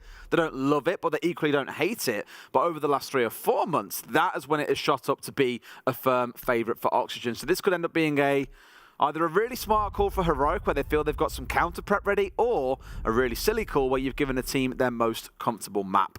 Or it could just be with them bringing in Sloth, for example. They had to try and find what worked for the team where they look most comfortable, even with it not maybe being their highest pref when they had a full 5. Time will tell on that side of things. The Ash being banned away feels like potentially a bit of a target ban against Self, really, because I know that we saw a lot of that as Sweater back on Chalet, unless it just simply doesn't factor into their plans on the attacking side of Clubhouse here. As said, Heroic start on the defense. Let's see how things shape up. I think the Azami ban's a smart one too. Yeah. That was used a lot by Sloth. Yeah, I'd agree. I've just praised Sloth's performance on the blue stairs in the final round, and, that was using Azami. It was difficult for them to clear him out. It took over 2 minutes to do so. So, yeah, I think it's a good shout. We're going to get into things here now. It's round 1. It's going to be down in Church and Arsenal. Heroic start on the defence, so they continue as they left off on Chalet. And we'll see how much of a top floor presence they have. That's my big question over this one. Do they turtle up on site, or do they send Sloth and Joom potentially out on the roam, see what they can get? I think you have to send them out on the roam here and get a little bit busy, but not even just that. Send Noodle out there as well. I know that he's playing here on the Mirror, but equally you've also got Joom set on the Warden. So I'd like to see 2 or 3 of them getting out and busy, because where I think they're going to deliver their best is in those kind of 1v1 gunfights. We've seen Joom and Noodle destroy Oxygen in several rounds. If you can play the more disruptive sort of play style, then absolutely look to get away with it. Just be careful that on Clubhouse you're not finding yourself being backed into lanes where things are being held down, as we've seen several times on that last map. I always think about Dream on front door with Sloth working his way up 90. Oxygen have had their number a few times when it comes to holding down crossfires or angles and just almost baiting Heroic into a trap. Immediate pressure onto the CCTV window here from Sweater. I like it. Sloth being forced back down the main stairs. I don't think he'll go all the way back just yet, is he? He's going to drop down to Joom's position. Feels a bit early, doesn't it? It is a little bit early. Yep, they're both going to bail down there. So that's going to leave us now with 5 on site, pretty much. And I wonder if that was a conversation in the break between the games where Mr. Officer was just saying, guys, we've got to chill out a little bit, Let's stop getting out of position. Let's stop getting too aggressive on the defensive side. We know we can play behind our utility. utility, why not just stick to that? And I guess the thing is for Oxygen, they still have to do a full map clear as well. They're still going all the way across this top. Yeah, this is the thing. You've still got to face check it. You've still got to make sure, because you don't want to, you know, rely on the fact that, oh, they've dropped back. Unless you have eyes on everybody down on site, you know, you don't want to be getting hit on the flank, which is all too easy sometimes. We're going to have damage taken to Sweater through the floor there, but there is a bit of an exchange. Doom taking some damage as well. Halfway through the round, Oxygen, I feel now, should be comfortable that they've got that map control, so it's about starting the process of opening up those hatches. They've got to establish it with the Claymores, though, right? They've got 4 on side because they were expecting a little bit of craziness coming out of Heroic. That simply hasn't come to be a thing. So this is the time where I'm thinking, all right, cool, Claymores down. You've got the stairs under control, for example. Make sure they stay on the downstairs and then start using the utility you do have to get things ready. Here we're trying to get rid of the mirror window, so they even had the Thatcher on side if it was required too. They've got the Buck of Foxay to get to work upstairs. And just now he started blasting through that floor as we get towards this 60-second mark. Bit of a nightmare for Noodle now, as he's in a position where that triple wall has been opened up, not just a little bit, but a lot. Oxygen just going to have a great line of sight all the way through. They're going to try and push blue as well. Newers is just looking for the angle, but the man inside the sight is going to keep himself locked away for the time being. But Vertical's walked in and got 2. He's going to be shut down by Doom in a trade, but this could be trouble now for Heroic. As the kills keep on coming, we find ourselves quickly in a 2 versus 3 in what is looking like a stereotypical Church Arsenal bloodbath dream. Opportunity presents itself, so once again he's going to take it. He's going to stick that diffuser, and it's more good objective play from OXG, keeping that structured approach, and I love what I'm seeing. I was a little bit nervous when it came down to a 5v5 execute. I thought Oxygen wouldn't really have enough utility to pull this off. We saw the 2 frag grenades burnt straight into the magnets, but when it came around to actually pushing the sites itself, Oxygen just played super well. And I know I feel like I'm dogpiling on a little bit after the last half of Chalet, but Sloth there has got so greedy in trying to complete a kill that he should be expecting in a 5 versus 5, you are going to have Oxygen playing for trades. That was their own feedback for themselves during the TAT timeout. Look, play for trades, play together. They're doing it. This exact moment here, he's so locked in to try and finish off the player when really he should be keeping guns up on Moto and being ready for someone to round the corner. A little bit of greed there being shown.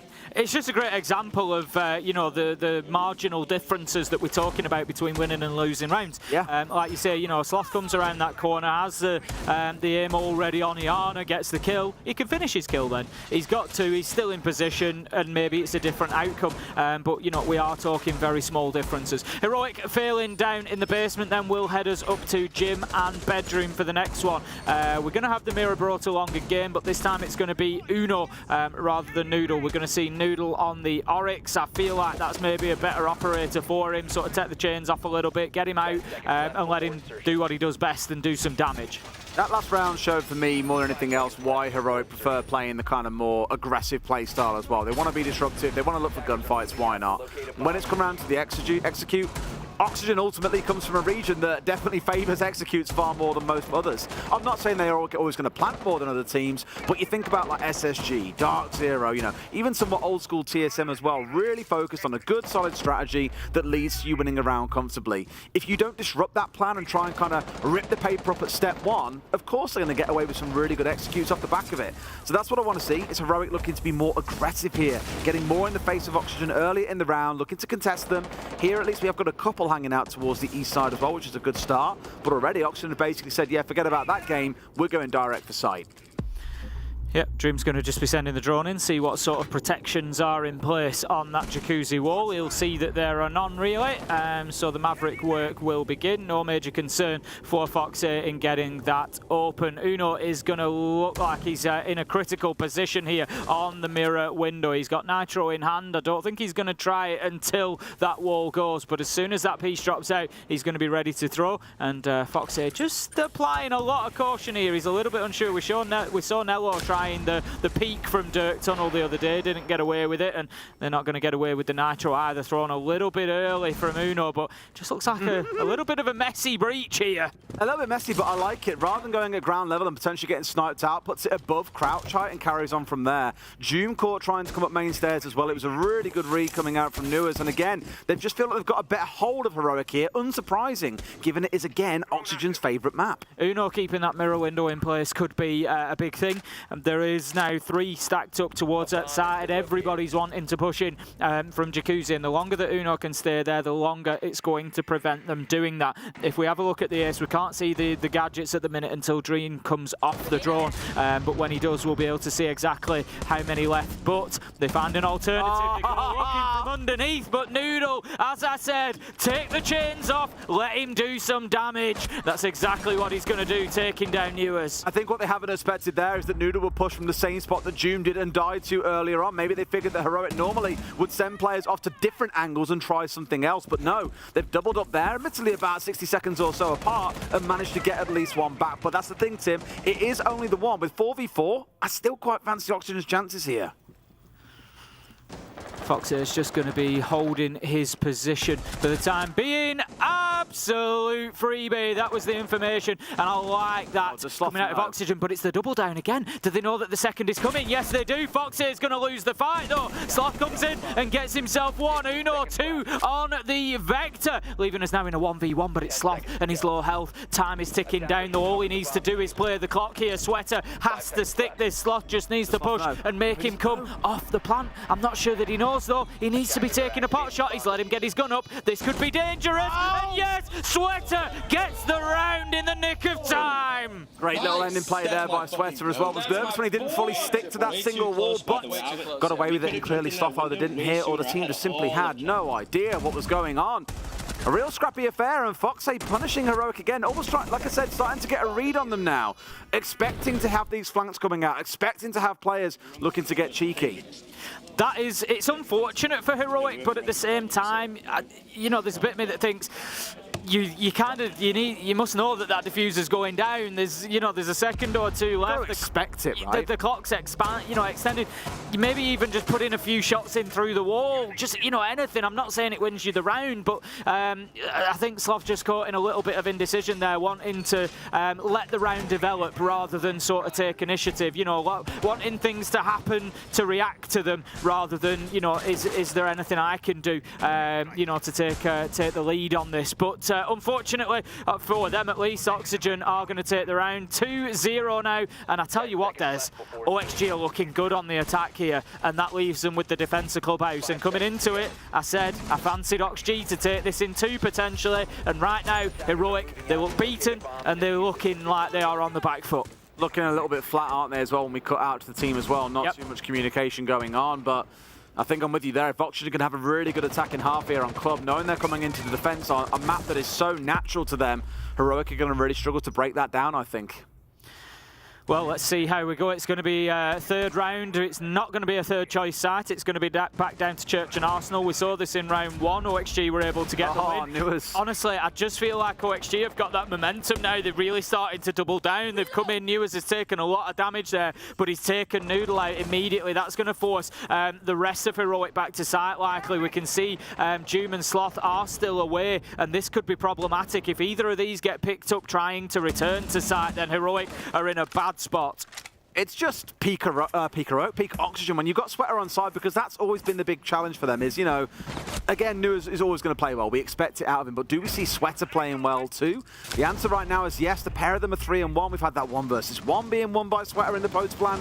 It's just all starting to come together, and here he is bringing down Sloth, who cannot get a foot inside this series, it feels. There's only one on site at the minute. As soon as Oxygen realise that, they can just collapse and they can deal with Joom as he returns. They really don't need to worry about him too much. Grizzly's made his way up to main stairs as well. There's a real opportunity for them to get in and start thinking about getting the diffuser down, and that's what Dream's doing. He's held for leather straight in there. He's going to take the challenge to the back of the site, but he doesn't really need to. He can just get in behind this box and start planting exactly what he's going to do. This is perfect from OXG. Sweater just coming into a gunfight with the man inside a church. Vertical finds Grizzly. That leaves Joom all alone in a 1 versus 5 with diffuser down. They don't know exactly where he is. He gets 1 for free, but that just exposes his position. He's taking bullet after bullet. He's full white flash, and surely this is the end of the round as Joom does manage to relocate, manages to find another, but then cut down, and that is going to be OXG 3-0 and running away with Clubhouse at the minute. Unsurprisingly, Heroic calling their tactical timeout. 1 round at a time.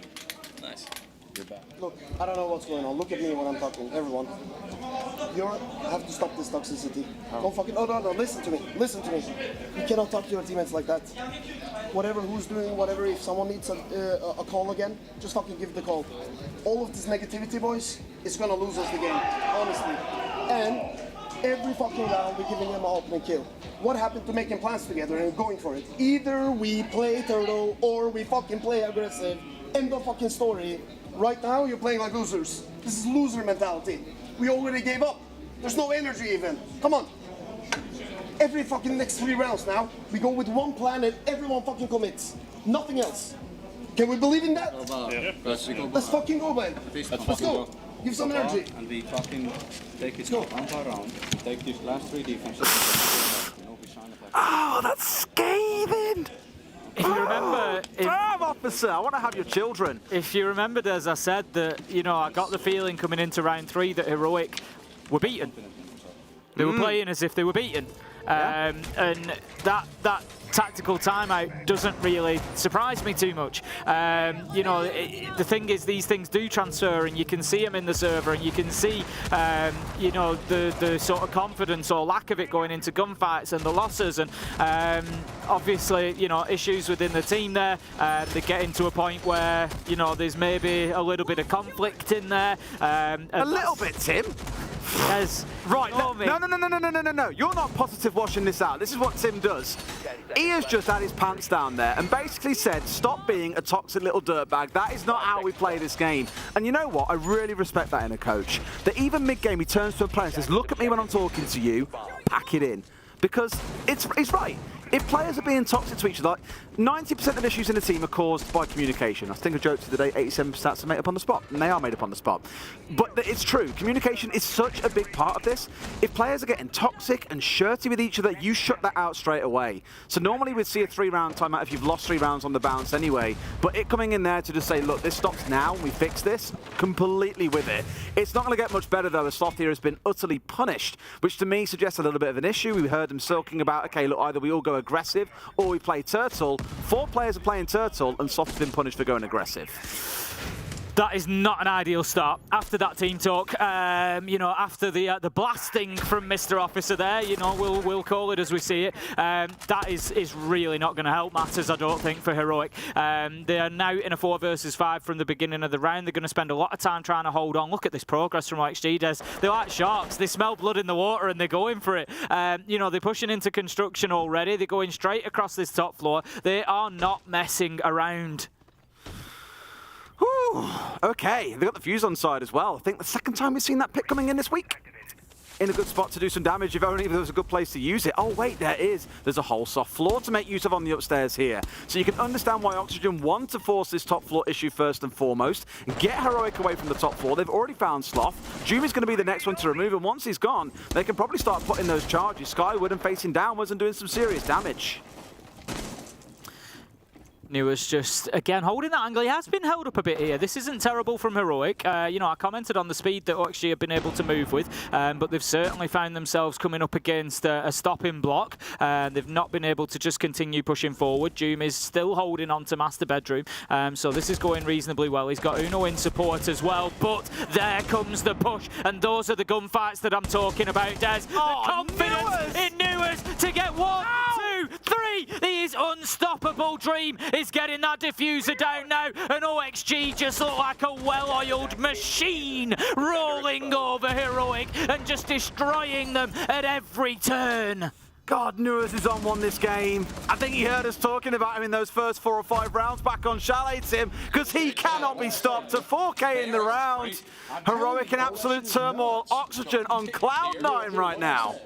This is it. You know, you mentioned Newers there, and coming into this game, you know, we had to say, you know, what was obvious from the stats, and that was that Oxygen are, you know, reliant on Newers' kills, or potentially. You know, it was a question that we raised. What happens when Newers doesn't get those kills?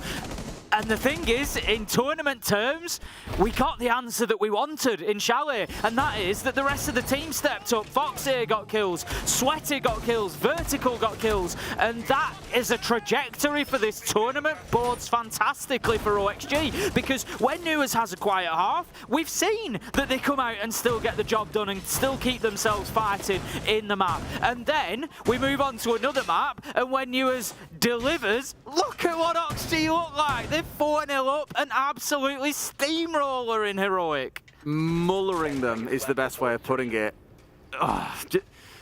It's hard because, again, they've had their timeout as well. There is nothing that Heroic can do to set this one right. And sadly, Officer, I think all you were saying, look, we're going to lose this game if we carry on. I feel like that's the only way this can possibly go. 2 more rounds on the attack, and they could be very punishing ones for Heroic, who can't even buy a round right now. They really can't, and we've seen this from teams before, you know, countless times over the years. It happens, and I'm just getting a feeling from Heroic, you know, with the tactical timeout and everything else. Sloth has been entry killed again, Des. It's going to be Nuas to pick him up, and I just feel like Heroic's head has gone. B2, I think massively. I mean, Sloth has been caught 2nd round in a row, as you say. It's just... I feel like the head's gone. That's it. Yeah. Sadly, it has, and you know, just to kind of point it out, Noodle was the one who was really getting like destroyed by Officer is the only way that I can put it. You know, you'd hope that at some point you see him recover because Noodle's had such a good tournament, such a good game as well. Again, top-rated player for this team, and I know the situations are less than ideal. Again, Sloth's had 3 scrims with this team before coming into this competition, but there's still a long way to go. Not forgetting, this is the upper bracket, Tim. The boys should be happy with where they've got to so far. Doom at least bringing something back, and what a player you could hope to find. Nuas as well, who's having a wonderful game. Absolutely. Yeah, I think, you know, for Heroic, from an internal standpoint, they need to find the positive. You know, and I know there aren't many at the minute in a 4-0 down, but like you say, you know, upper bracket, we've done well. This isn't the end of the tournament, even if we lose this. You know, let's go and make a game of it, but it just feels like they're sort of struggling to see that at the minute, and it's understandable. Yeah. But right now, OXG, they are ruthless, Des. They know that is the case, and they are taking this full force to Heroic. Now then, what I will say is, if Heroic are able to turn this around, come back, you know, win the map maybe, I know. Around, Tim. No, let me finish. What I will say is, if they are able to do it, I think it will have to go down as one of the probably all-time great performances, because that's the sort of level of effort that I think it's going to take to turn this around. I don't see anyone on that team called Jesus, Tim. There are no miracle workers. This is what I mean. It will have to go down as an all-time monumental effort if they're able to. That was a little bit toxic to laugh at, but I'm going to go with it anyway. No, I'm with you. It would, but the problem is the mental's gone. The gameplay isn't there. That's what's really missing. I mean, look at the kills between either sides right now. Again, I know Nuas has been the one really dragging it through for OXG, but on the other side, no one's even finding themselves going positive at this point. It's a real fight back to get anything going, and here we go. At least one comes through before Noodle gets traded out by Vert. Good team play coming in again, but it's one for the other. June steps across and finds one more. 2v3, and maybe Heroic have finally got around on the board. A little bit better from Heroic. This is what they need, one round at a time. We talk about it so often. Foxy is having to push in to a mirror window and a deployable shield and Toxic Babe canisters. It's not going to be easy for him. He manages to find one, shut down by Grizzly though, and that is better for Heroic. They managed to get themselves one, and they just need to keep playing one round at a time. I thought, I was thinking about punching him in the face then. When he ignored the fist bump, I was like, he's going to hit him, he's going to hit him. I just think, you know, Heroic need to take what's in front of them. They've got the morsel, they've got the crumb that they needed, Des. Now they need to turn it into a banquet. Whew. Blimey, Charlie. I know it's obviously never good to celebrate a team's like downfall or clearly issues inside of a team, but obviously it's so fascinating to get a lens into team communication and the way they play, and seeing all this now, it's just so fascinating. And you can see the momentum as well. You know, sometimes we like look at the game and just see the stats and go, okay, they're not on the day today, things are going wrong, but we actually get a lens into, again, the things that are going wrong and what teams trying to do to fix them. Last attacking round coming in for Oxygen before they switch over onto the defense is going to be Gym and Bedroom.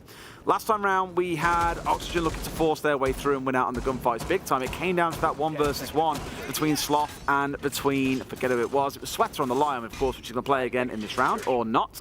Changing away to Ace at the very last second. Now, I hope it doesn't come down to being that close again, but we'll see how it gets played out. If Heroic can get this round and go 2-4 on a bad half, it's going to be a big coup for them, to be honest. Yes. They've got away with one if that happens. Foxy, he gets away with one there as he takes a stray bullet coming out of the spawn peak there. Does manage to get away with it, but Noodle looks like he's going to stay aggressive here, looking to push up to the blue stairs window as well, potentially. They're certainly not wanting to give OXG anything for free, but the bullets just raining in through that barricade tell us that OXG, they are ready for that sort of aggression. They've punished it twice already, and they will continue trying to, but they're not going to be able, as Doom on the Solus manages to find that opener and take down Dream. That's the thermite off the board.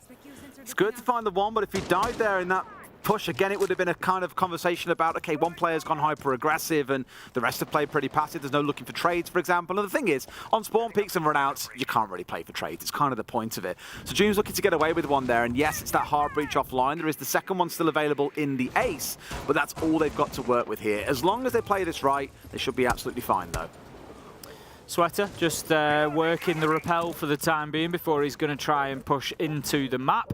It's gym and bedroom that they are attacking onto, so going to want control of east side potentially, but it looks like they've pretty much given up on the hope of that. Instead, heading to the rooftop, maybe going to work a bit of jacuzzi and logistics, but not having that east side always makes it difficult because we've seen plenty of times the defenders come back in from that side. God. Jim's going out of the window. God. He's got himself a freebie, and that is the power of the Solus there. Could obviously see the man on the drones is going to be taken down by Sweater, but it's just attrition now. It's just one kill after another. Heroic have got the manpower advantage and they can take those trades for the rest of the round. You might be able to see the strength in these. Oh, that's unfortunate. I was going to say if the Salma gets on the wall there, he's got 2 walls open and a mirror window gone. Would be a dream use case and an example of the utility that the Ace brings and just how powerful it is. In case you need any reminding, of course. But no, gets caught out by the ADS on the throw through.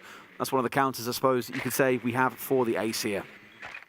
Not for you, Tim. You can't be countered by an ADS. I cannot. I will not be countered by an ADS, let me tell you. Nade underneath is not going to do any damage for Newers. He's going to potentially have to look at heading up the main stairs. I would expect that's going to be somewhere that Heroic have got locked down. That's going to give him an opportunity to support this attack that's coming in from the jacuzzi wall, but it's not ideal at the minute for these players trying to push in. They've got a mirror window to work with. They really need Newers to make a move here, I think. Nade coming up as well, simply not going to find the player too far dug back. Noodle brings down one more. Newers into a second, a 2 versus 3 coming in. That's what they needed. Yep, up main stairs as well, doing a bit of work. Can he isolate 1v1? So the answer should be yes. There's one guy to his left and one in the bathroom. Has no idea about the player on his left though, and Sloth finds a freebie. Sweater's left alone, and Heroic have turned around 2 rounds. A lack of information coming in for OXG there, I think. Just not quite sure exactly where those defenders were. And as I said, coming out of that half 2-4 is an absolute steal. It's daylight robbery for Heroic the way those first 4 rounds went. OXG were just completely on top of it, and where we thought that Heroic's head might have gone, could that be the moment to just lift their chin up, Des, and get them back into this? The problem is that they're now going to face the defense of OXG, where I feel like OXG are going to be a lot more comfortable and in control. That's what makes me a little bit nervous. You know, 4 rounds on the attack is nothing to scoff at. That's a really good attacking half on Clubhouse. Even in a world where really the main defensive site is here on the downstairs, the others are all considered off sites and less ideal to play. I still think getting a 4-2 is still incredible work so far. Now we've really got to see Heroic pull it together to win here on the attacking side. If this goes through to map 3 Oregon, I will be surprised, but my God, fair play to Heroic if they can do it. I'm just expecting Oxygen here to close things out quite comfortably. Going to be down in Church and Arsenal that Heroic need to get things going. Roam clear, I think, is going to be particularly important with the way that Oxygen have done so far, and the fact that they've got the lead that they have. I think that they're going to be happy enough to get themselves out into the map and try to take those challenges, try to make life difficult for Heroic, get aggressive, get in their faces, and as we can see, they've only got 1 or 2 players down on site at the minute, so certainly something that they are leaning into. Now Solus once again being picked up, as we saw on the defensive side for Heroic. Some teams so prolific with this operator team. We've spoken about it all week long. I can't ever forget, I don't think. I think that DarkZero secret game has like scorched Solus into my memory with just how much work she can do. Noodle here on the Zofia looking to work his way through, at least inside of stock on the push in. Vert still holding on the upstairs, so they have committed to this roam upstairs, as you say, Tim. A couple of them off-site, 3 on-site, 4 on-site. So just Vertical by himself, not too bothered about losing the alibi here if she is the one to go down alone. No, that's absolutely fine. Vertical, you know, with a great gun to do the job as well. We know how good the Storm can be. We'll just get out there, cause a nuisance, and just do everything he can to waste as much time now. My concern is... No, there we go. I was going to say, I don't know how much Heroic are aware of his presence. They were starting to push down towards blue. A little bit of a concern if they're, you know, not aware of that top floor, but it certainly looks like they are. Doom's going to drop himself back. Might actually be able to get himself back to site here, which is nearly half the round wasted. That's not terrible. That's pretty good from OXG. That's okay. I think Heroic fell away at about 45 seconds, so a little bit that's sooner okay. as well. Yeah, and even got a little bit of support from Sweater as well. Good little bit of team play. It's a pretty standard thing to make sure there's no one and change there, shooting the player as he comes across. The only real risk was going to be front door or out towards strip, but simply didn't expose himself to either for any long amount of time. Heroic then have got themselves about 90 seconds to work with here, where they've got this second and third floor control. They know every player is back on site. Now it comes down to the execution. This is going to tell us a lot about how these next few rounds are going to play out. Doom does take some damage from a Capcan trap along the way. And another one. EMP grenade is going to be detonating, allowing that hatch to be open. It's Uno taking the damage from the Capcan trap this time. Heroic just needing to be a little bit more cautious with the droning maybe, and just making sure that they are finding those traps. They don't want to be giving lives away for free. 50 seconds left to go, and OXG have still got all members alive and down in sight and full health. Doom's been able to walk down here. I don't think he knows that there's one behind him though. It's an easy one for Vertical, and that is where that lack of information is going to hurt Heroic. 2 Capcan traps triggered and a freebie for Vertical just says that maybe the droning is on point. Yeah, normally Iana's got to drone herself in as well because she's the one playing isolated off to her side whilst everyone else is focused on the execute and the vertical control that they so sorely need. But Doom there, obviously not quite done the work that he needed to, finds himself picked off, and that's that side flank threat removed unless we get Noodle moving over, which he is now doing, out towards blue side, which is good. Grizzly finds one more, down to a 4 versus 4. The health bars are dropping, Heroic are finding the kills, but Nuas still stands. Much better as the kills start to come back in, and OXG fight back. Des Fox is going to be downed, it's all up to Nuas. It's a 2v1, 6 seconds. Sloth has to start getting that diffuser down now. Nuas finds 1 and 2. Kiss, kiss, bang, bang. It's good night from OXG. It's just so casual. A little 2-burst spray and finds both. The reaction times are unbelievable. The clock definitely helping out OXG, but you cannot ignore those shots coming out of Nuas. Wow. Big first round, 5-2 Oxygen. That is the opener that Oxygen wanted, and that I was, or at least Heroic fans were worried they might get, as you feel that OXG go away, probably lock down another site. There's going to be a second win for them somewhere, which gives them that map point. And then, of course, they've got the basement to go back to. Having won Chalet, for anybody who has joined us since that first map, this, of course, will be match winning for OXG if they can take Clubhouse here and now, and they will continue in that upper bracket. The NA team looking fantastic in this second half. Heroic's heads going a little bit, at least in the first 4 rounds. They seem to have turned things around a little bit, but I'm still just concerned on the attack des about that information game for Heroic. 2 Capcan traps triggered, Doom walking into a freebie down in blue.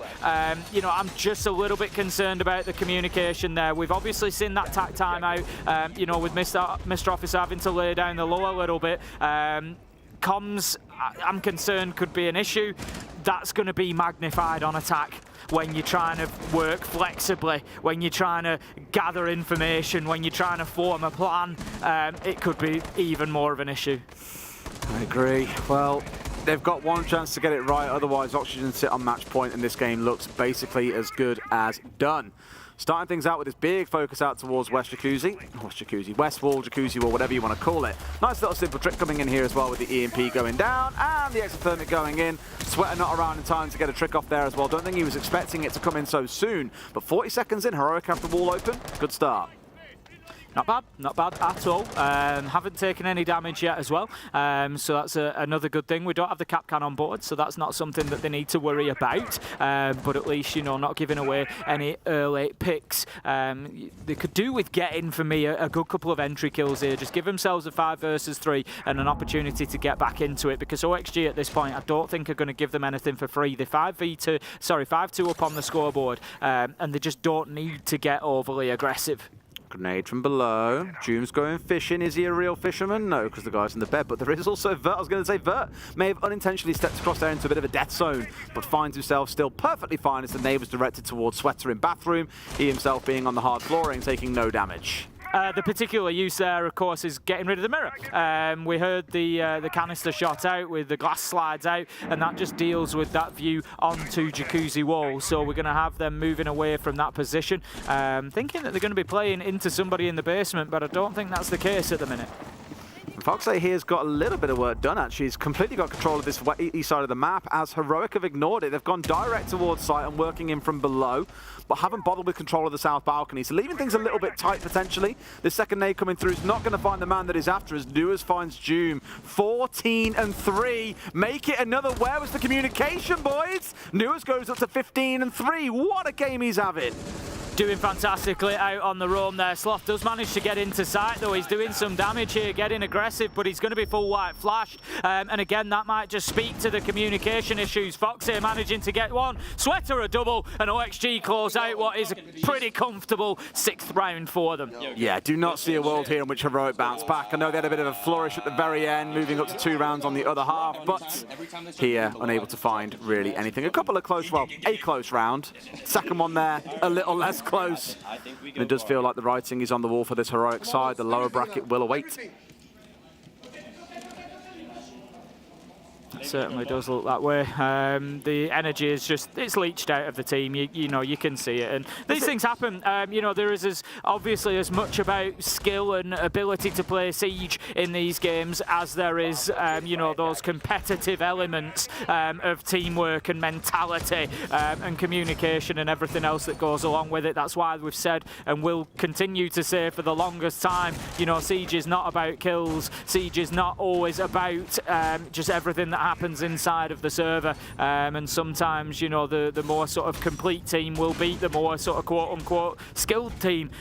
You know, not to say that that's the situation here, but OXG, honestly, they've looked fantastic. They've grown into this game. They've looked better and better as it's gone on. They look like an absolute force here on Clubhouse. I think that is helped a little bit by Heroic's response to the Chalet loss and their mentality within the team. But yeah, OXG doing a great job. So we head into what could be our final round of this opening playoff game on the A-Stream of Six Invitational 2023. Heroic versus OXG, and OXG absolutely dominating on Clubhouse after a hard-fought affair and a win on Chalet. This could be the end for Heroic. I think it's going to be, and Sweater's even found a cheeky one to Sloth, you know, from a team that loves these kind of early run-outs, jump-outs, you name it, you think they'd expect it, but here it's the Thatcher gone as well. That's even more painful than a Heartbreacher because there's 2 of those available, but there's only one Thatcher. Feels like the start of a football chant. Oh my god, it couldn't get much worse. They're going to try and nade their way through this one as well with the Bandit on side. As long as they time it well, he could get back in and make this happen. In he goes, the second one comes through. Will it kill him off here as well? No, because they whiff it and they get rid of the exothermic as well. Things are going from bad to worse here as there are no frag grenades on side. There is no way through this wall. This is about as bad as it gets at the start of a professional round here when trying to take control of gym and bedroom. Noodle managing to work something out there. Gets a kill onto Nuas, who was getting aggressive onto that window. No surprise, given what we've seen from OXG so far. Looking, you know, absolutely fantastic so far on Clubhouse. As I say, they just dealt with Heroic fantastically well out on Jacuzzi Wall there. And it's just, as you say, falling apart for Heroic right now. 2-6 on the scoreboard, match point, and they've managed to get themselves an opener. That's something that they can build on. But honestly, Des, at this point, I'm not sure even that's going to be enough. No, this is so hard because they ignored coming in this direction last time round, and that was on an attack in towards gym and bedroom. Not forgetting that we are attacking in towards bar and stage here as well is the one thing to remember. Yet for now, they've even struggled to get vertical control of the site, which they know they need if they're going to win this round rather than trying to get past it. Last 60 seconds come into effect. They've got support from Sweater from below, so do not push in through the breach.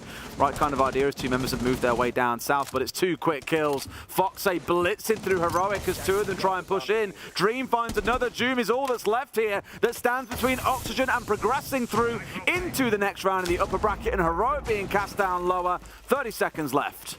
It's a 1 versus 3, Doom. He's just got to find these 1 kill at a time, but cannot even pick up the first. Foxy, he's behind the desk, just dishing out the pain there to close out the round and the match for OXG, and that is going to be the NA side continuing in the upper bracket. Congratulations to them, and well-deserved reward for a fantastic performance. Heroic Des, I've got big concerns about them in the tournament now. They've done well so far to get into this upper bracket, to finish second in their group, but I think they might struggle to come back from that even in their next match tomorrow. That's going to be a big rattler. Knowing the pressure builds up even higher going into the lower bracket is only going to make things worse. And I think when we all got that exposure to the tactical timeout, we all know there is a conversation to be had, and I'm very sure Heroic and Mr. Officer especially will have a few words to have with the boys a little bit later on. So Tim, that's our first one done and dusted. Obviously, G2 Wolves are still underway as well, so we'll hear the outcome of that one relatively soon, I'm imagining as well. But that, bit of a speed run from Oxygen. It was, especially the second half of it.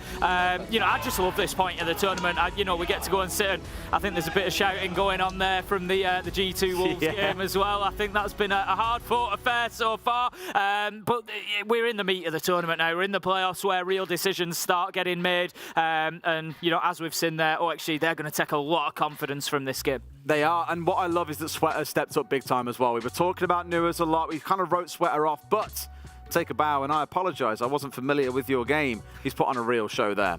We'll go to a break, and when we come back, the desk will break it down for you. See you in a bit.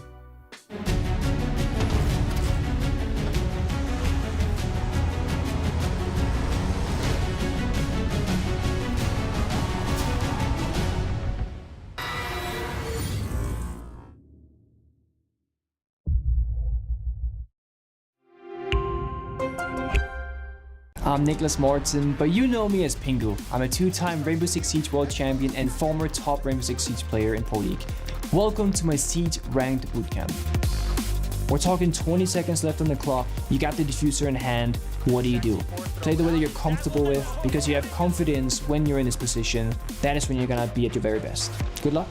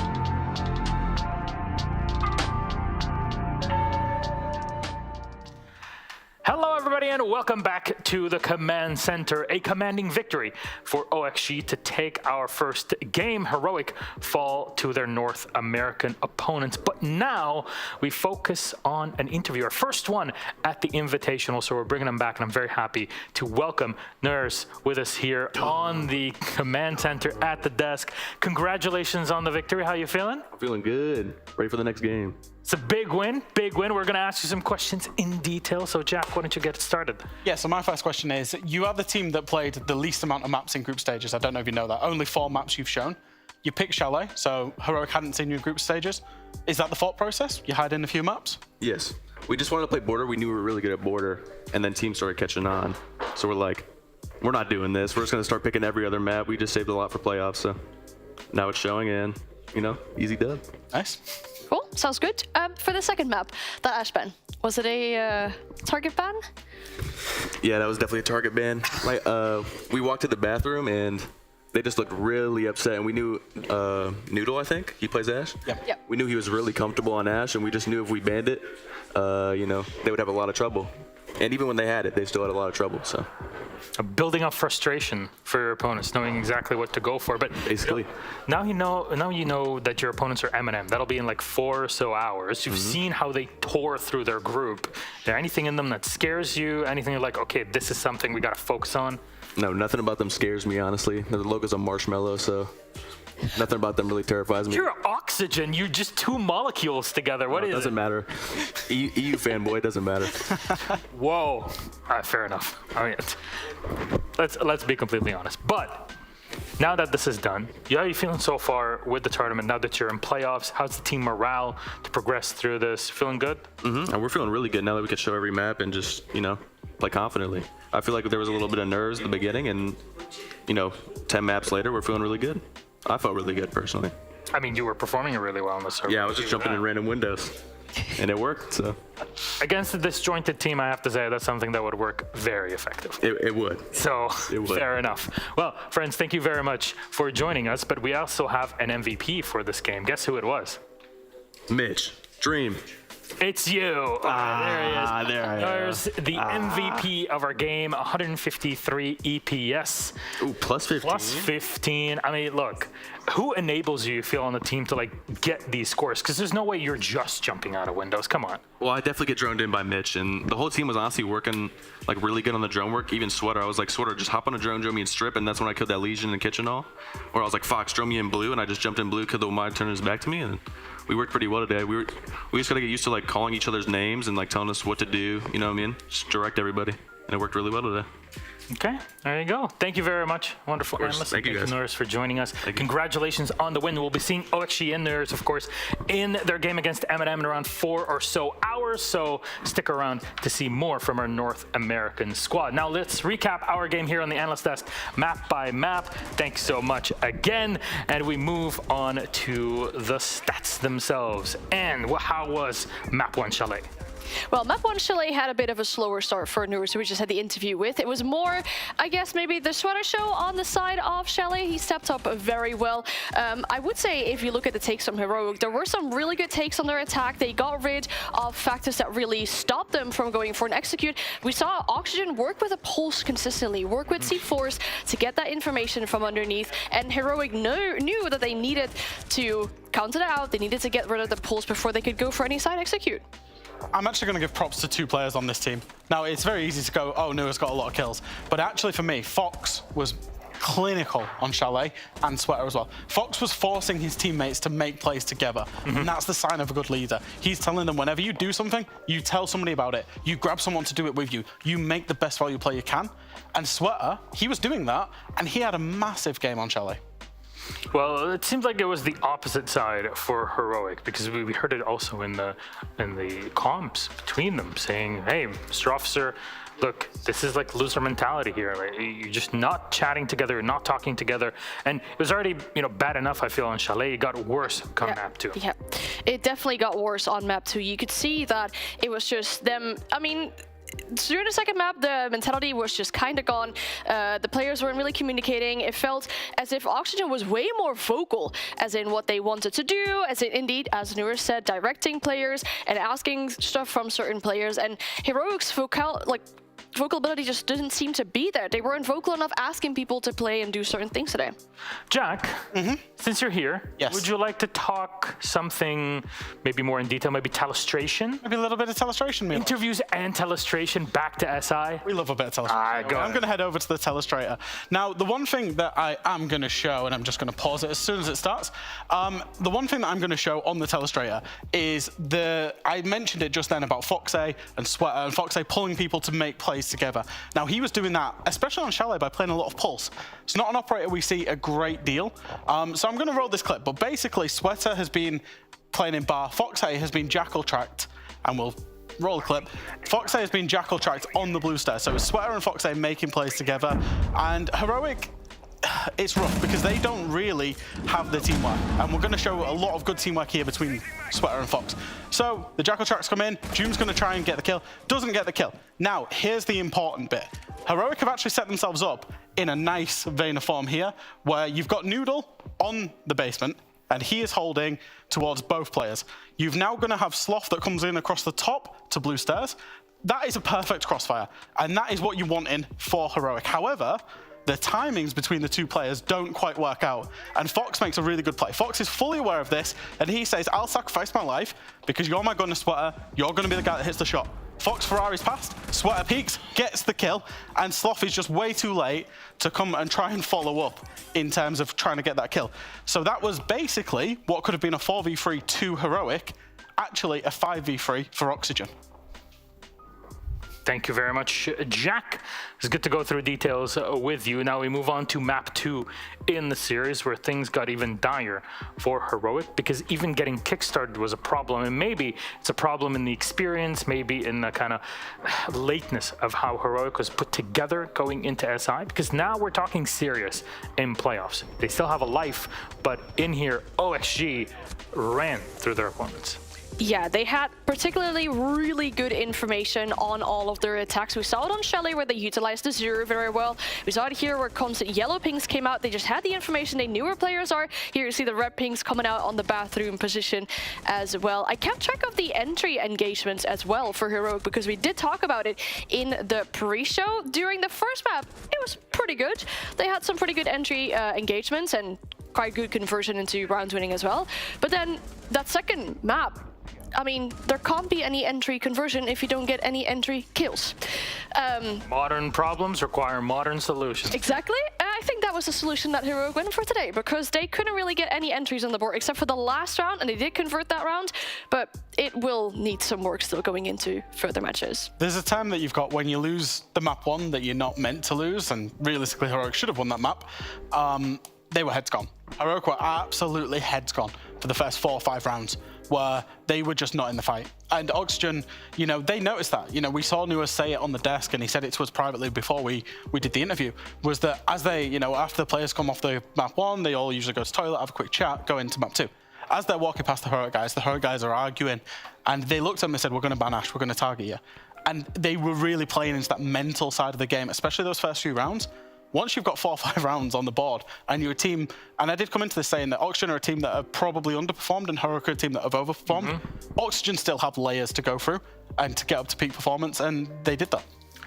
I mean, there are 7 layers if we're accounting for the entire stratosphere, and right, you're a teacher. Yes, but I didn't really teach these types of things. The basics as a primary school teacher. It's a basic. Anyways, 7-2 OXG versus Heroic, smashing their opponents on Clubhouse. Now, for all the Heroic fans, don't you worry. They're not eliminated just yet. They get pulled down to the lower bracket, and they should be playing against Space Station tomorrow morning. So watch out for it to see what happens. It'll be their last life in the tournament, but SSG knows at least now who to expect, and OXG moved on to MNM. I'm just glad that I got called an EU fanboy by Noyers, because he's right. I thought we've done a pretty good job as a full EU desk of hyping Oxygen up, to be honest, Milos. Yes. I feel like that was unfounded, and he maybe should apologise. I demand an apology. This is outrageous. That's something really like that would. for some people to apologize. I'm not saying it's for Nurus, but just for. Fair enough. But you are right. Don't be that guy or that person in general. Thank you very much, and Fresh and Nurse, of course, for joining us on the interview desk here. OXG, we'll see you in a bit because we're continuing with G2 versus Wolves. Peace out. Regardless of what is up against you. And it's the thing, right? It's often revolving around piano and, yeah, you know, going in from cigar. You don't get a lot of wiggle room around that. We've sometimes seen another push to come through, mostly in CL. I still remember the Gamma push that was just everybody repel up to the east side, and EL just went in roughly around the same time, looking at like that. It is possible. Gamma. Yeah, it's a long time ago, isn't it? Yeah. That one got highlighted back then as well. Ooh, look at this though. Straight in underneath, two of them trying to hunt Bibu inside reading. There's pressure coming around. There's somebody stacked up on the pillar's door as well. There's Benja, Alamau, and Doki entirely encircling the loose player. Bibu caught out. They knew who they wanted. They knew what they wanted, and Doki was scared he was going to get hunted when he played underneath, and well, he was eventually, but not quite like that. That was full dedication. P4, he's sprinting his way closer in towards Whiskey. He's getting himself tucked in the corner, waiting for maybe something, but how quick they were to do that work puts a good bit of fear into the remaining Wolves. Yeah, for sure. Within a minute, the roam already taken care of. The camera now will be hacked as well, and that means G2 have full access to the information network that has been used or is there still from the side of Wolves. Of course, no bulletproof cameras here, no Evil Eyes, no Yokais. There is no Valkyrie on the board, so basically you only get default cams at this point, but it's still something that you can use. You can see P4, he's drawing focus. He has some support here from the Wamai. They're doubling up. They want to lead the next engagement. They definitely, as I said, want to make sure that the trade is something that goes in their favor. Doki caught out. P4 went really aggressive, slipped past the drone, and well, that is an unfortunate moment for there, but a great read, a great bit of momentum from P4 to just keep the pressure going. You never know when you might slip past their intel and become the problem. Alamau, talking of, slips his way in, just saw the tip of a hammer, and as Alamau's going for the plant, somebody needs to pay a bit of attention. There's the motion. Did they just read the site was empty? The spray connects, but a little too late, a post-plant. And they've moved off the hatch. They're going to go for the trade back in. There's a fight underneath. Benja, he's trying to get the angle. He misses the man. He cannot find him. Let's go! Machine Axel aussi, d'aller en bas là. Elle fait une diarrhée la meuf. Ouais, je peux en bas. Hello, A-Stream. Hello. You just joined in to a frustrating end of a G2 round. But a very good one if you're a Wolves one, because just sticking it like that, the kill coming through and instantly rotating in, get on that diffuser, start diffusing it. The fight taking on downstairs as well just buys you the extra bit of time. Oh, it was a sneak plant of everybody holding on. The Sun realization, the lock at the kill, but it coming a little bit too late, and then the boldness to go, well, we got them, let's get that. And taking opportunities, 101. I said it about P4 being able to take one and slip on by the information game and get that kill onto Doki. But then the follow-up there is just that game put to a T by these two teams. Wolves, they pull ahead, and as you can see in the top middle of your screen, they're already one up, and this is a map where it's G2's map, sure, but an even half leading into the start. The 12% that do have channel points on Wolves are currently howling for their potential returns. 3-4, and we are seeing a bit of a extension towards the top, but that's quite usual. You want to be making sure you have some verticalities towards the actual kitchen. Openings will be made by G2. They are bringing a shield, they're bringing that Monty. Doki gets the first, that's Bibu removed. He's not been having the best of games, but it also means that Bakery is instantly under control now. They're basically on the front door of the site already, which is going to be really dangerous for Wolves. Oh, look, there's a Goyo canister that they're trying to pop so no one follows in immediately behind, and it's Mowgli that pops around and gets Virtue tucked on the window. The Monty's just going to stack himself, so nobody can entirely swing their way back, so that's why the smoke canister gets thrown. It forces him out of the door, but Benja gets Rise over the top, and there, round the back of coat check, Benja gets one more. Snuck his way in, he's stolen all the coats. P4 with the impact gets close to the end, but P4 still on the terror that he's been able to just put across this G2 approach, and even the defense on the last round before. It allows them a second, it allows them a bit of breathing room to sneak their way back around. They also still have control above. Inside train, they cannot just drive themselves in on the plant now. The Monty's gone as well, so you can't get the coverage with the Turtle Shield shell if you want to. What G2 have, though, is more than 20 seconds on the clock.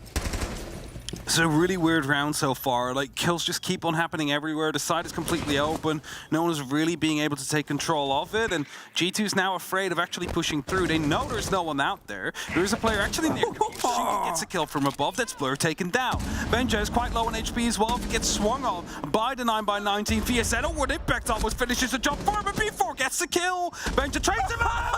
With the 4 bang onto the last. I agree, Doki. What is that laugh? That is disbelief, baby. That was insane, Benja. The recent addition, the pickup to a roster replacing considered one of the best gunners in the game. What do? Pull out some of the best guns in the game. Hell of a bite back there. And the only reason G2 ended up winning the round, it was scrappy the whole way through, but think about how they started to pull it in was Benja from Cope, gets the double, keeps himself alive, pulls back, doesn't swing into the next engagement of player's life against the Capcan when it's sort of a bit hit and miss and forces the Capcan to have to go back to the site. And then just gets a couple of kills on the end of it. Didn't get the ace because Doki got the opener, but may as well take the bow for the round. I mean, that's it, right? Like, Doki got that first kill. G2 tried to go quick. They basically were being reeled back in by Wolves, as you just mentioned. If it wasn't for Benja, that would have been a 3-5 for Wolves right now, and they would be starting to, well, get even more energetic, starting to get towards that map and series point. So they can thank Benja for that round of 4K. And we start again with another round. 3 minutes starting to tick down as we're headed towards the reading room. Look at about that. Defense so far has been pretty 50-50 on that. We've seen it won once by the defense, once by the attack. It's now up to G2 to see which one will be more favored.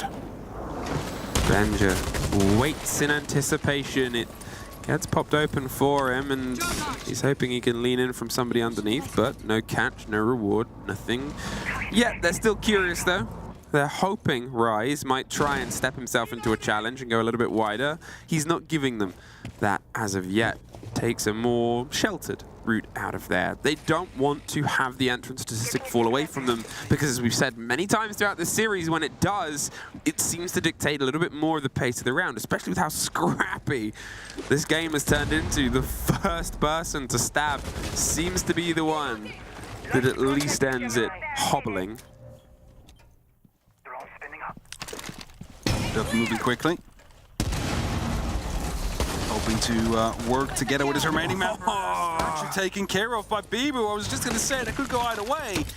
Grenade coming through now as well, but Keeper Barrier stops it from happening. Doki still gets the kill over the cross though. Yeah, he was making sure that they're in a position to go for the pinch. They're trying to find the smoke as well, and causing a bit of problem. And Bibu obviously got the opener kill, and he's tucked himself with some solidity to his left-hand side, and the Solid will make sure he's locked down a bit. Without Virtue on that window, well, it means that he can play it a little bit longer, and they still need to pay focus to the site. P4, we've highlighted his aggressive maneuvers and how they've been a great lead-in for the team before. They're going to see if they can continue that, and at this point, Bibu's gone. Failed the first grenade, get a little bit too close for comfort, may as well. You've still got time and use down in the site itself. As Rise inside pillars will be the next point of pressure. Verticality now becoming an issue for Wolves. They need to be careful of, as well as Benja. All the way on the back of the tower is just looking over the pillar side. You need to be careful now as a Wolves member to not overstep, to not overstay your welcome. Shinka still down below. That C4 could be huge. As Rise finds Benja. So that is going to be a lot of pressure suddenly gone from the outside. It's before the claim down earlier. Brings it back to a 3-on-3. Hidden in the plant pot, disguised. No one takes a second to smell the roses. And that's a catch. And there's another one, Rise. Love how Wolves are just stepping themselves so aggressive. Blur inside the site, alone with a diffuser and 3 French Wolves, or 2 and a Belgian, circling. Not for very long. Wolves, they respond. They're 1 round up once again. Machine, Val, machine, ma gueule. Voilà, il prend un time-up, c'est gros fils de pute. 2 roues dans l'épée. On joue pas comme en 2000 ici.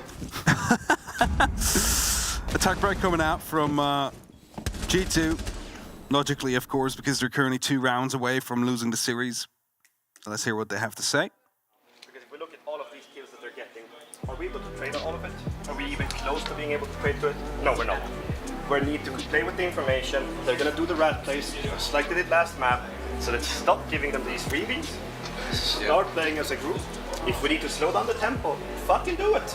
But stop giving the freebies. Guys, they are giving areas for us and map for us. They are just playing for Dexter, the same way Dub7M did. They're just like falling back and waiting for Dexter, so we can't fuck on Dexter, that's okay? Yeah.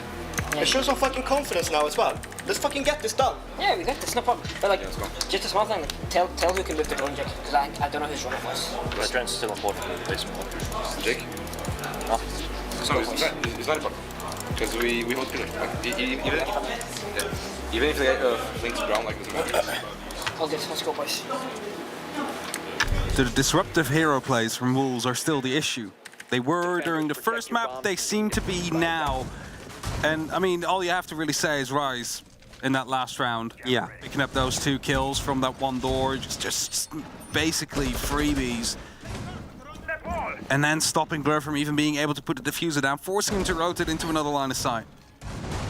This kind of stuff GT needs to work on. And they need to work on it quickly because time is running out. Wolves are on course to beat G2 and knock them down to the lower bracket. Hey. Yes? Remember when Fabian was just there, like, they're playing these sort of rat plays? Yeah. P4 is a big part of that. P4 is now picked up Kavera. Talking about rat plays. Yeah, talking about people who are built to hide in corners and get surprise strikes and cause massive problems. Yeah.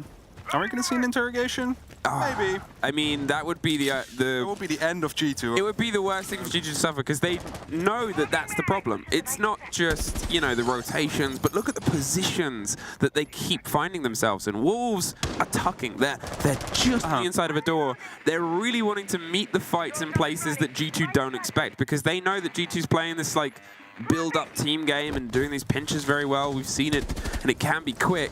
But sometimes a surprise can ruin a whole party. The motion of P4 underneath is going to keep them alive for a little bit as the attention is paid out generally across the eastern side. We talked about this being the front, and we talked about how the defenders then have to sort of remobilize and reposition.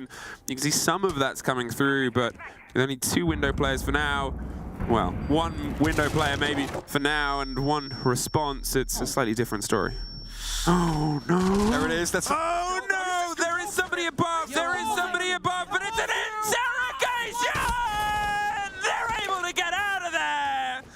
Bibu gets the cover. They cannot quite get the kill in time. How did you get away with that? Oh, they really shouldn't have. Alamau is left staring down a chasm of pain. And the French have said, yeah, we're playing these plays, and we're pretty dang good at them. Alamau, he's able to get one. Mowgli handed him the fight. Recovered the diffuser. At this point, that might be the only lead in. I'm going to write down interrogation, that's it. It's on. This round is one. Alamau, yeah, might have still an opportunity. There's a minute left on the clock if you can isolate them. Pre-fires are coming through. He's quite afraid of someone coming down from below. The people who's going to be locking it off there, and that is 1 round now for Wolves. I like how you just have like...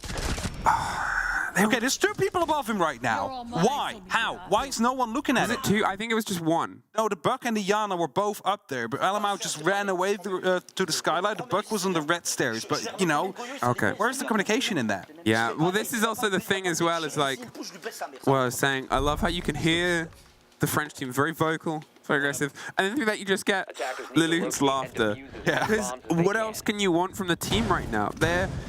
There's sort of a couple of factors in how a team can play on a day. This energy from Wolves, and this energy with this much joy, and this much let's try things, has not been present at this tournament. No, it hasn't been. And what did I say? Like, when we started out this game, they won 2 best-of-3s now. Confidence is building. They're playing against a team they have practiced for 3 days straight, 15 maps. They've lost almost every single one of them, but as a result, they know exactly how to be effective against G2. 5 seconds left. And then you win the first map. And now you're 4-6 up on the back of an interrogation. I mean, that's all just working towards you. G2. You were told to play like a team, be together, be a unit. You have 2 more rounds to make up for now. They were able to pull themselves to OT on the first map. They didn't win it out. They at least proved part of the puzzle. Benja slips on past the Banshee, goes up and up and up. There's a close fight that Shinka, well, goes and says hello. They can't get the full look, but there's a Melusi that's there to be the end of it. Blood does find Rise. Huge that they're at least able to find one immediately back. But you've lost Benja. You've lost the person who's the reason this game technically isn't already over with a huge clutch round. You've still got a lot ahead of you. You've still got the site structure to take care of. At least you still have some grenades. At least you haven't lost anything in too much of a specific. Still though, the confidence of Mowgli just running down there after the first pump of the shotgun doesn't do the job. He's like, I'll do it, don't worry, don't go for another swing. I'm here to pick up these kills.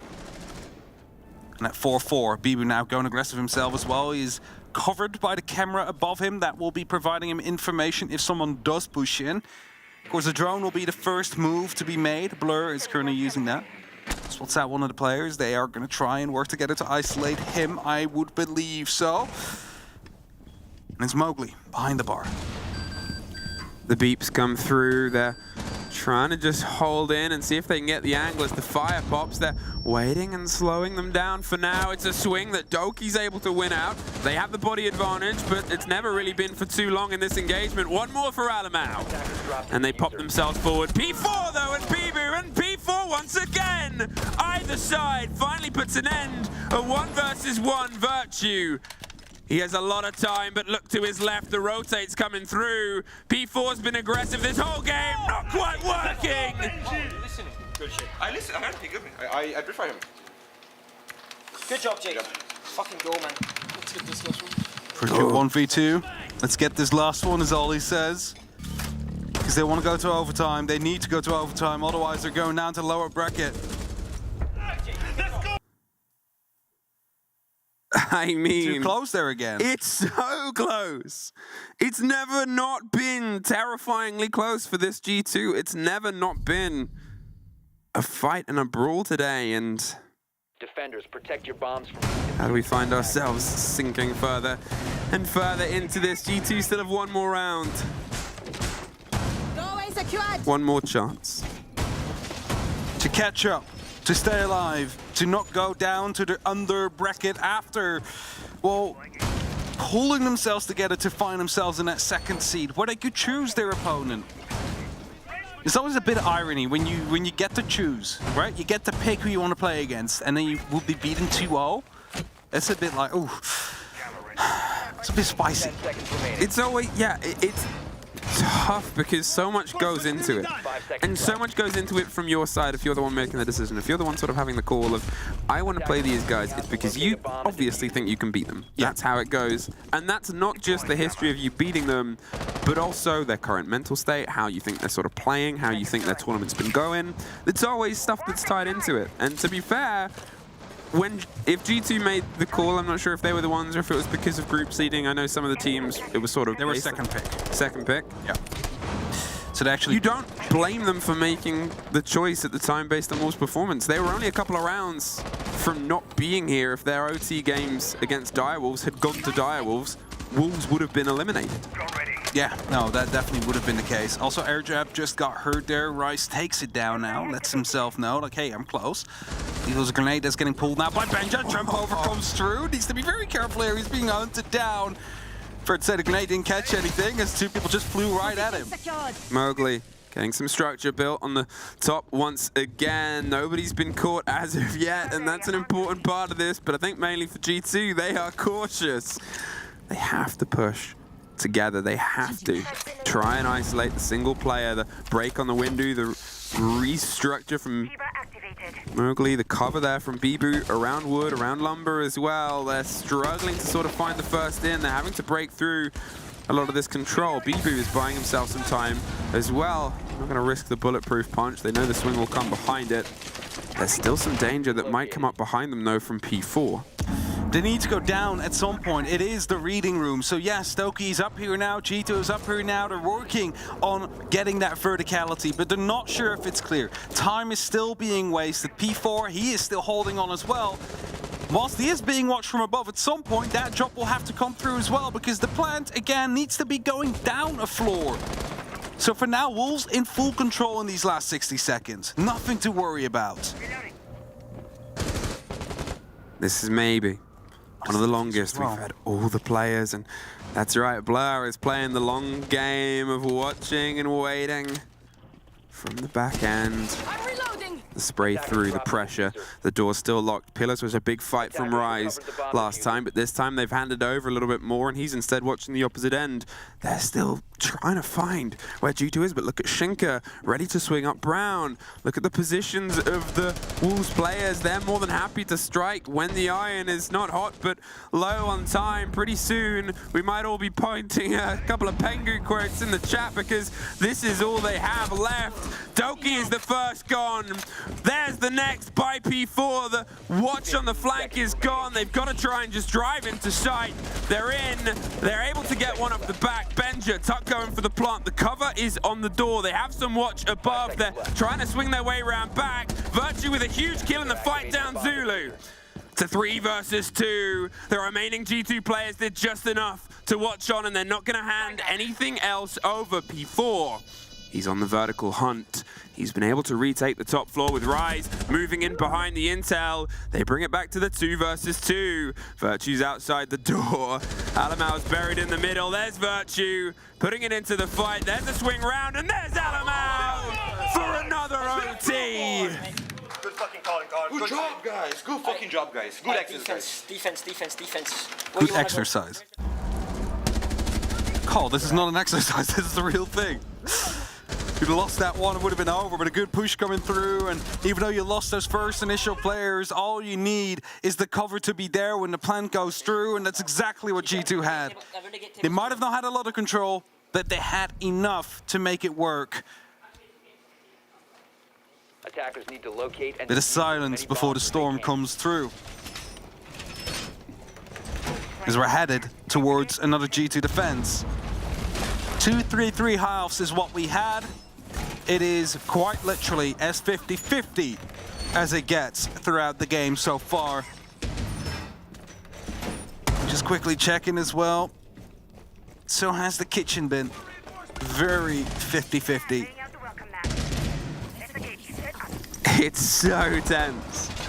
It's so tense at this point, because it's really the weight of every single round, especially in the past 4 or 5, you can feel it. You know that there's that sort of sentiment that this game is stepping into, and obviously it's the second map of these two hitting the showdown, but it's starting to feel like the weight of this game is matching now. G2, they're back on their defense. They had a mixed bag. It was even halves, as you pointed out, either side. It's time to see if they can try and get back to where they were once upon a time, where they had the chance of getting more on their defense. There's only 2 rounds separating them from going home. Well, not going home. Lower bracket first. My apologies. But there's also 2 rounds separating us from our map 3 of Bank. The situation we're in now. Wolves approaching for a top floor hold again. Logical. You want to drip down through the site, through the map. Make sure there's nothing left behind that could come to haunt you. The setup at G2 as well is not going to be using any verticality. Everything is horizontal. That means that, you know, they don't really have to worry about these top vertical angles when you start moving in with that diffuser.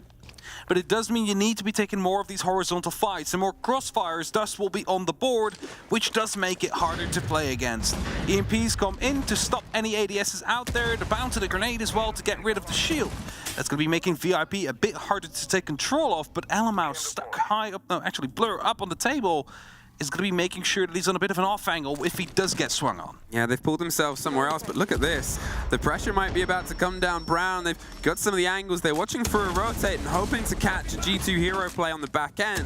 One of the lessons that was attempted to be drilled into this team during the showdown was stop it. We're beating them on team play. We know that we can take them in the 5-on-5 if it comes down to it. The longer we have that, chances are we're more likely to pull things together. So you have a hold like this from G2 all spread around, a network of attention paid, the cover of what is being smashed open. Let Wolves play against the time and let's strike whilst we can. Doki is inside the site as the hatch is starting to get a little bit more direct focus. That'll be the call. They do still have the player around Coat. They do still have VIP locked down as well, but when is the motion going to turn into movement? Keeper barrier probably going to be used to provide some extra security because phone calls are coming. That means that a push is on its way. Doki falls back a little bit further towards the cooking area. He doesn't want to stick around. Blur finds the first. Shinka tries to respond because that's the VIP player. That's it, 20 seconds, and they've been able to get that entry on the player now stuck alone inside and towards the freezer itself. Bibu's trying to offer some support for the swing, but look at the time. This is what they wanted to push, and Shinka pushes the site. Doki gets caught out. Bibu gets one, cannot get the next. Mowgli has Blur. They're swinging their way. Benja C4 stops the plant. They got to try and pick it up. Benja just has to see if he can get this snuck round. Do they know where he is? They're watching the wrong way. Lack of information in the end there for Wolves. First of all, the C4 coming through, stopping that plant. And then not having the right cover on point. Of course, Benjo was the one person unaccounted for. They had another kill up there. They knew there was the frost. They taken down both. Suddenly there's a third player coming from that side. This is the reason that you pick up Benja. This series alone, maybe this map alone, has sort of just shown what he can do in these big situations, because it's not just sort of having these sort of, you know, he's not doing it on a league night, he's not doing it on a quieter night, he's doing it as a young gun on the biggest stage in the world of a team with, rightfully or wrongfully, a lot of pressure on it based on the accreditation of the team itself, and here you are able to pull 2 round clutches out. One of 4K1, the combination there, the C4, and then the movement round on the back end to go where you weren't being watched. It is just such a boon, and the reason G2 is still in this game. It is. He kept them alive twice, and he probably won't stop anytime soon.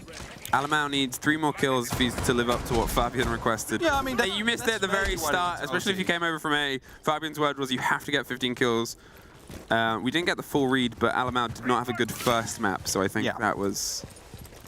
It's probably just to make up for it. Yeah, just to make up for it, and then they maybe wouldn't mock him for the first map. Either way, 7-6. Maybe if we can get ourselves over into this third map, then Fabian won't mock anybody. That's a lie, of course he won't. That's a lie. That's a lie.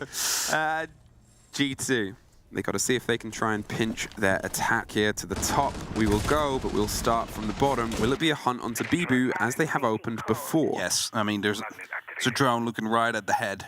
Look at that. You can see the calls. He's dead. There's no surviving this. If he gets away with 1 kill, actually, Shinka on the cover. Oh, they're from above! It was a bait!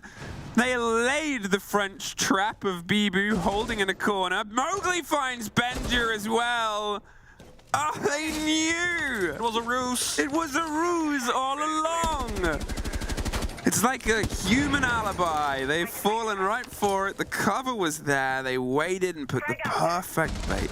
But here, with 2 opening bodies gone, they lose the calls that haven't already been used. The Capitao. Alamau does find Rise with the grenade, so it might be a little bit better coverage in terms of confidence moving behind it, but they don't really have the smokes anymore, so they don't have anything to stop against the Warden's blind. It's going to have to turn into a bit of a brawl, maybe some placement. Shinka suffers next. Pull themselves out a little bit further away, and they're just trying to evaluate if they can maybe get one more loose player.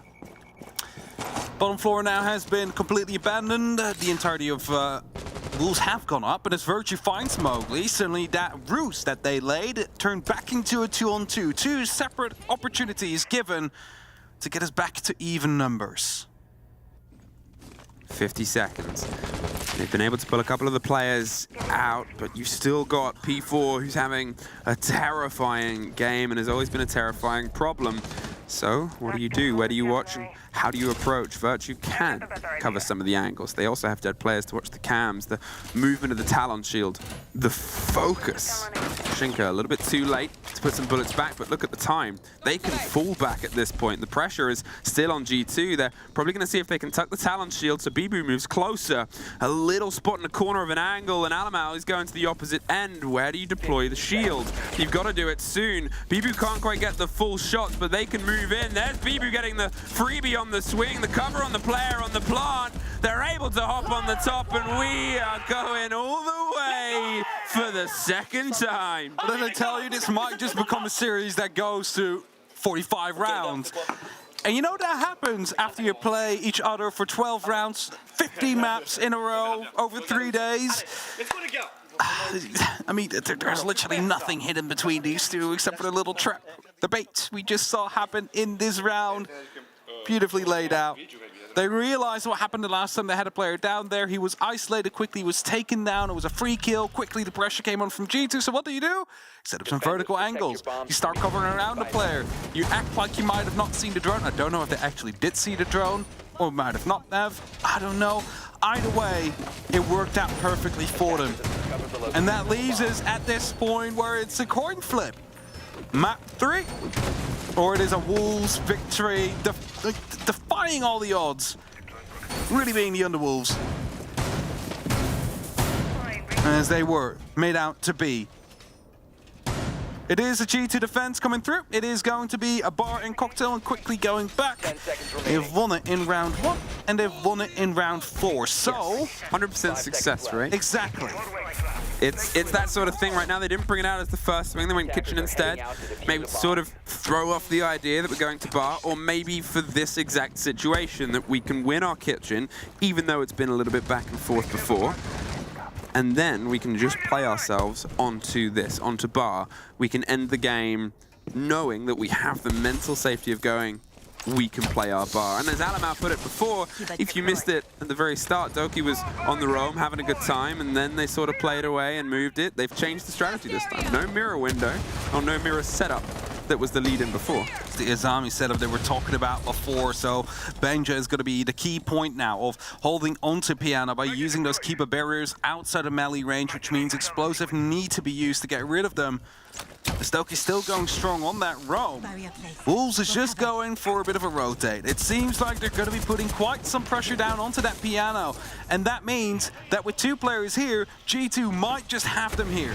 This is it, and Doki, he's got the impact, but it's being closely watched on the corner. You have to time this and risk it perfectly and hope they're repelling on the opposite side, the white window, and that will be the call from Rise, who's now just lifted up. You see Doki go back, but they're watching. P4 is waiting for exactly that. Benja gets P4 as the trade out, pops up the window and shoots back down, but suffers quite a lot because of it. Rebuilds on the watch on the opposite end. He's still alive. He's not for very long, though.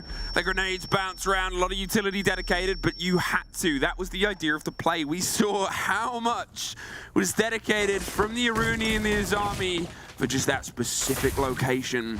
It's theirs now, and the rotate from Wolves can come out. They can start putting the pressure elsewhere. They can peel some of their players. They have the man advantage. They have a lot of time. Do they have this series? That's going to be the big question here. C4s are being tossed out. There's no more denial from range. All G2 have is going to be their guns and 60 seconds to hold on to against the 4 Wolves coming right at them here. Virtue, he fires a couple of shots, but he's not quite able to connect as of yet. As Alamau is going a bit aggressive, he wants to be swinging it from the Piano to potentially go for a strike on the side. He gets the call that the window's clear, but he sprays a bit, and that kind of says it right back. How much do you risk here? There is enough. Blur has been pinpoint throughout this series for G2, and he puts us back in the 3 versus 3, even hand, even game. A split push rise on the far end, a bit of a rotation and a struggle with the drone, and oh, it's maybe the tensest moment that you got to try and get those rolled through. That will give a bit of the game. Mowgli's trying to find out the piece. They've put the pressure from the new hatch. They've slipped their way through. Alamau gets one. They're able to get the trade back in, but now with one needing to plant, rises to swing in. Pre-fires, gets it and moves. They will move across the upper bracket. They will keep themselves fighting, and G2 will fall down to the lower bracket at the vicious bite of the Wolves. They might have won 15 maps in scrims, but that doesn't matter if you don't win it here today. 30 rounds, 2 maps, all the way to 15. And there's an energy in the players and a joy in the French camp, and unfortunately not the same on the side of G2. Their run isn't over. It never really is with G2, and that's the problem right now, is they got to see what they can piece together. They chose this matchup, they chose this game. They have unfortunately been the deciders of their own fate, and now they got to see if they can rewrite it moving forward. G2 will be done for today. They will be coming back tomorrow for that lower bracket run. Wolves, however, after just playing 30 rounds of this, are going to have to go back just later, trying to see if they can continue that upper bracket as well. That's the part. That's the problem right now for Wolves, is their day isn't done. Obviously, they're in this situation because of how groups went, but for my money, that was a different Wolves to the Wolves that we've had in the groups. Their competitor later will be Lawson 1. And that's the sort of statement here, is how do you go from somebody you know very well to somebody that maybe you know the least of any other team in this tournament? I'll definitely carry along the momentum they have been bringing so far, because that truly helped. As soon as the energy hit Wolves, there was almost no stopping them anymore. I'm excited for that matchup to be coming through. Wolves, they have surprised many. Let's see how far they can make it. Well, we'll throw to a quick break before we're back with the desk.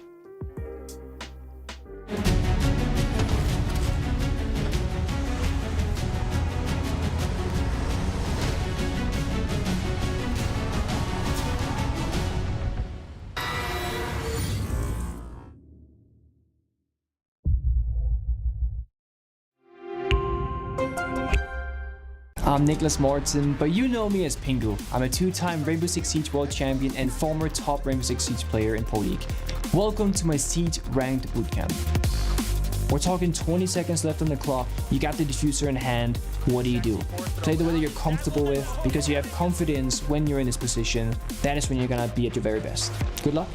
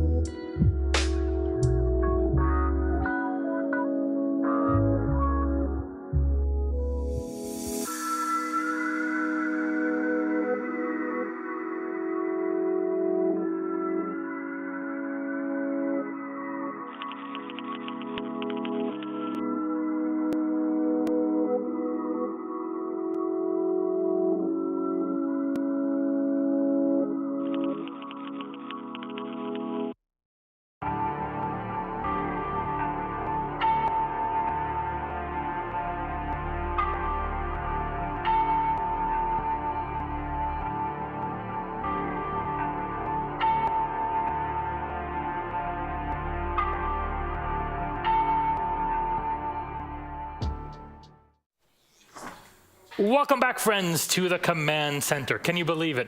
Wolves taking down G2 Esports, a massive EU v EU clash. It was G2's team pick and still unable to bring down their opponents from the EU League. We are joined for yet another interview today, our second one of Six Invitational.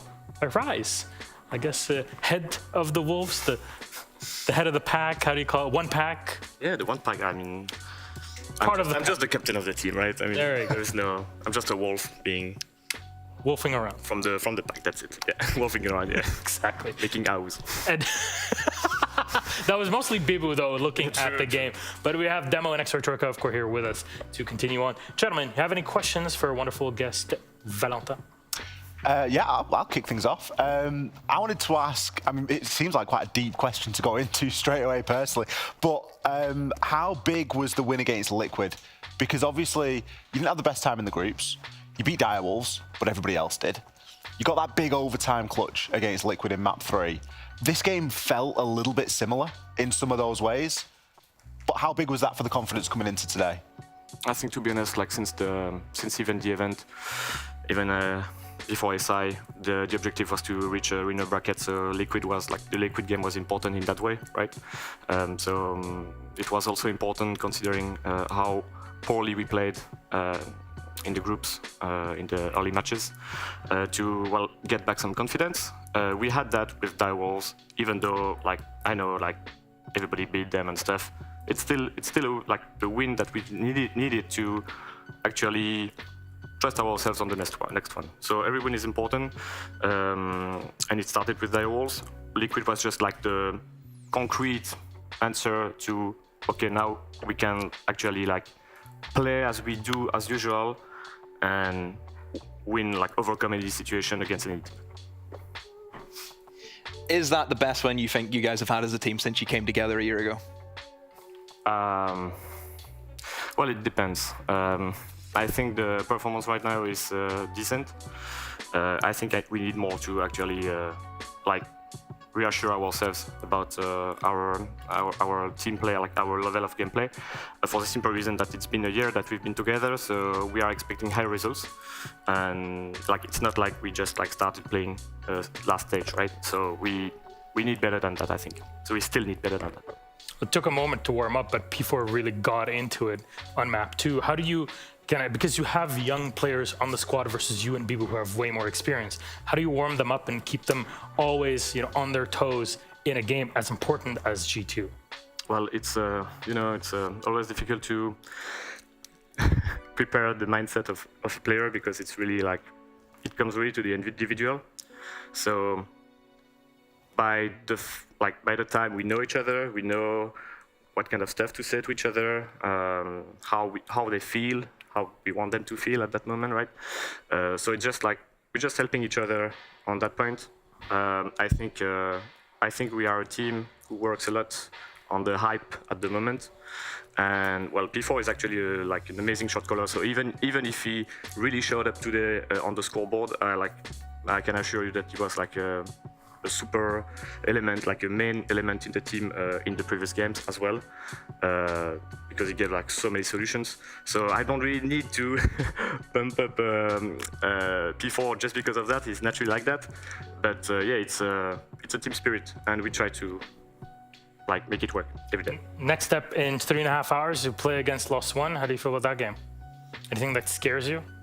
I don't think so. I think we like LATAM styles.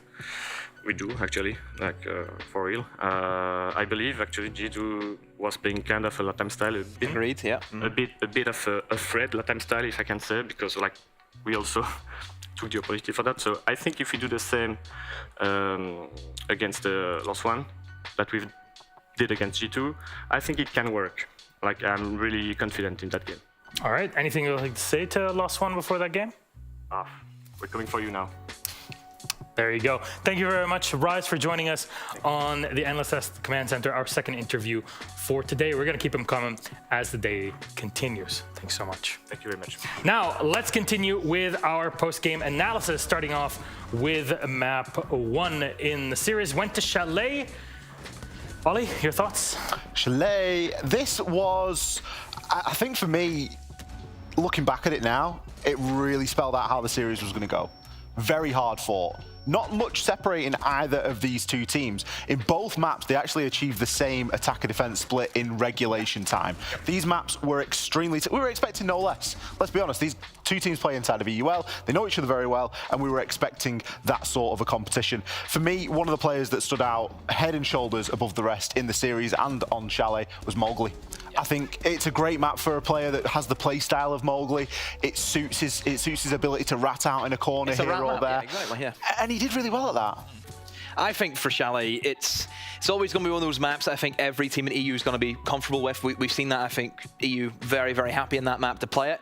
And I think it does come down to gun skill a lot of the time for Chalet. I don't think it's the heaviest in terms of strategic. I think it's been the same for about the past 2 years. It's been the same strategy style. So it is about who shows up in the day. And if Mowgli starts off well, we know he finishes well. The thing with Chalet is, as we know, the executes are fairly straightforward.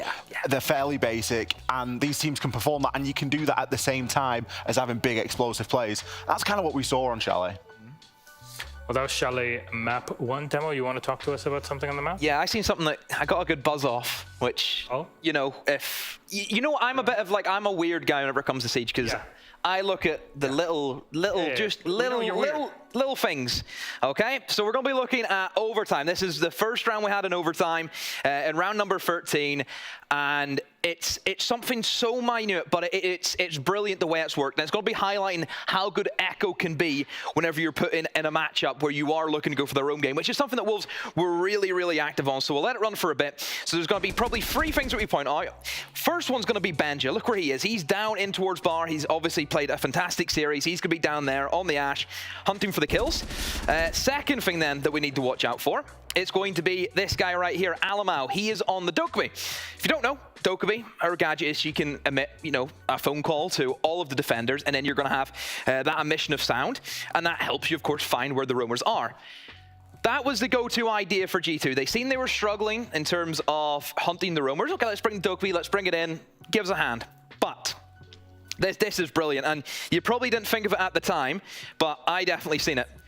Benja's in Bar, but he has a friend. It's called a yokai drone. Whenever you get hit by the sonic burst, you will be disorientated, which he is right now. You can see the screen moving, and not only does your screen shake, it also, you don't hear anything. All you hear is just a big blast of sound.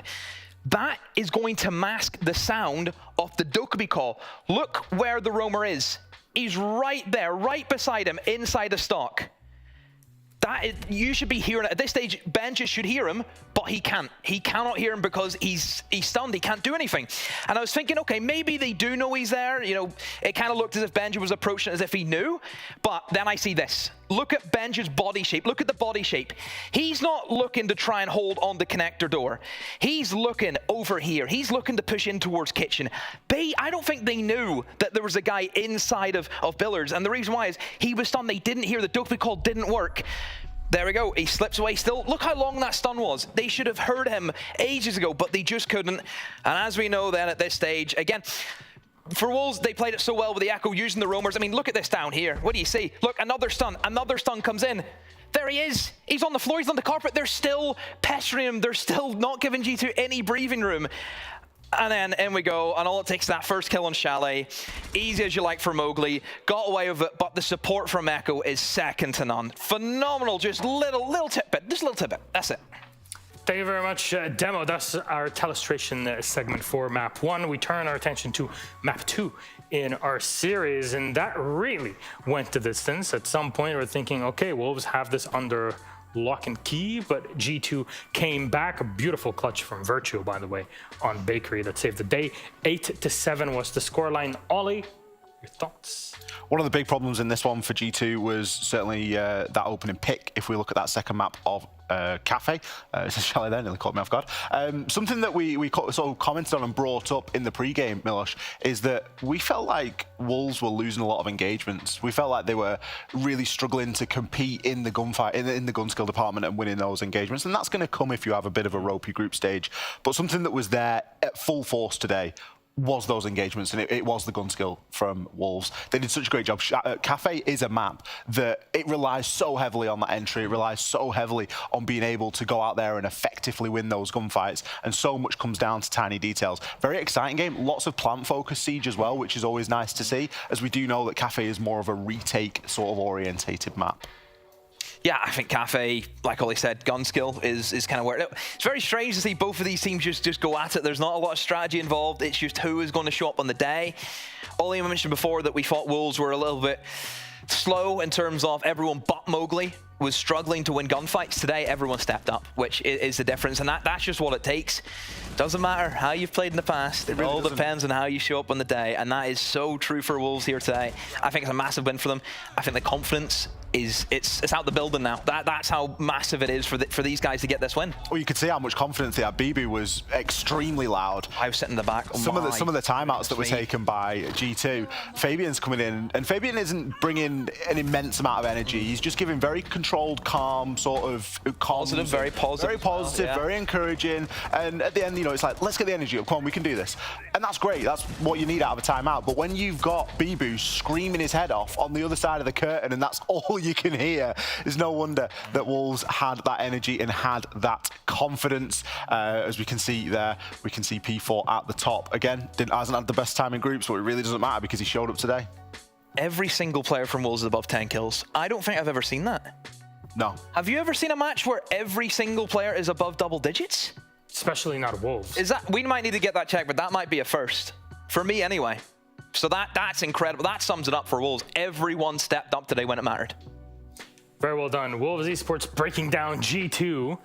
We all thought that G2 had the upper hand, that they played so well in the groups, and they did 100%. But going to this, maybe overconfidence was the key, and Wolves were able to capitalize on their opponent's overconfidence. Maybe cockiness sometimes. It happens, especially in big tournaments. The biggest one of them all here, of course, the World Championship at 6 Invitational. Though, here's our update for the bracket now. The top side of it, the two first sets of games are done. OXG have defeated Heroic, and they move on after 2-0 against MNM. That'll be in just a few hours from now, 3 or so. G2 versus Wolves, that ended with a Wolves victory. They'll be playing against Lost One. Wolves, that is. G2 and Heroic both dropped down to the lower bracket, and Heroic will be playing Space Station. As for G2, they'll be going up against FaZe Clan. There you go. That is it, though, gentlemen. Thank you so very much. Thank you to Rise for having joined us here on the DarkZero interview. We'll take a quick break and then set you up for our next two games for this day: Soniqs and DarkZero, and BDS versus W7M.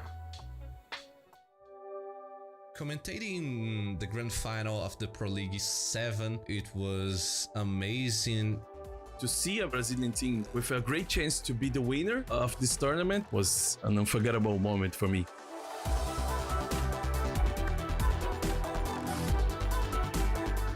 I remember that every time we have some international events on the Pro League, we have Liquid and FaZe Clan traveling. On that time, we faced a big problem in the international events, and that problem was called Penta. Grand final time! Team Liquid versus Penta Sports EU Latin America. Big map 1. Let's get the show on the road. Penta was the best thing at the time, and it was a pleasure, an honor to play against them on a final. Even us from Brazil, we are saying, okay, Penta is there, they're gonna be winning this. In our minds, in our heart, we consider ourselves on that time as underdogs. So imagine underdog going against the best team in the world. Everyone had some fear. It's Penta. How are you gonna beat Penta? Zig has to carry this here, or else Liquid will go, but no, Jonas will get the final shot, a headshot on the IQ, and a 5-1 victory in map number 1, Penta Sports. In the first map, we started to see that Penta was going to win again. It was a little bit frustrating for us because all those years seeing the Brazilian team's goals on the finals and always get the second place was a little bit frustrating for us. Sexy Cake though will drop 1, 2 kills though, a flurry for Liquid as Goga gets 1, Zig with 1 more, they're on fire, Pengu, last man alive here, but he gets shot from the side. Ladies and gentlemen, Team Liquid, they survive, and we'll see a third map. And then everything started to go pretty well for Team Liquid, and the hype was real, you know. Liquid almost going down, they bring it back in. The energy on this team is absolutely insane. We already know they are very good, but we trust ourselves, we trust our work. Let's just play as a team and let's have some fun. That's all we came for. One more map separates us. We actually got all the way through. I was so scared that it would just end in a 2-0. It was so honestly close. Should have, with how Penta played that round. 32 seconds left on the clock as Ness will get one more. He'll get the second one as well. The drop. They're bowling with the last one. Penta on the floor. Oh my God. This is getting close. Buck has already opened the wall in the back, and Team Liquid, they're one round away from being crowned the new champions of Pro League. This could be history in the making. Sexy Cake peeks, but Bolt will get the kill on Goga. Here's the cleanup from Sexy Cake, 2 alive, Pengu and Fabian. Everybody from Team Liquid concentrating their efforts. You see everybody, every single one of the players here concentrating on the one kill that they need. Have they run out? Yes, they will! Liquid, they win! Latin America, Penta goes down! I was pretty emotional in this moment. All my body was shaking, and it was a dream come true, you know. It was the first moment that we have the biggest prize in Rainbow Six from that time. We became a strong region after that. The victory was a game changer for everyone in Brazil. This trophy and this victory is such a massive thing, even 4.5 years later.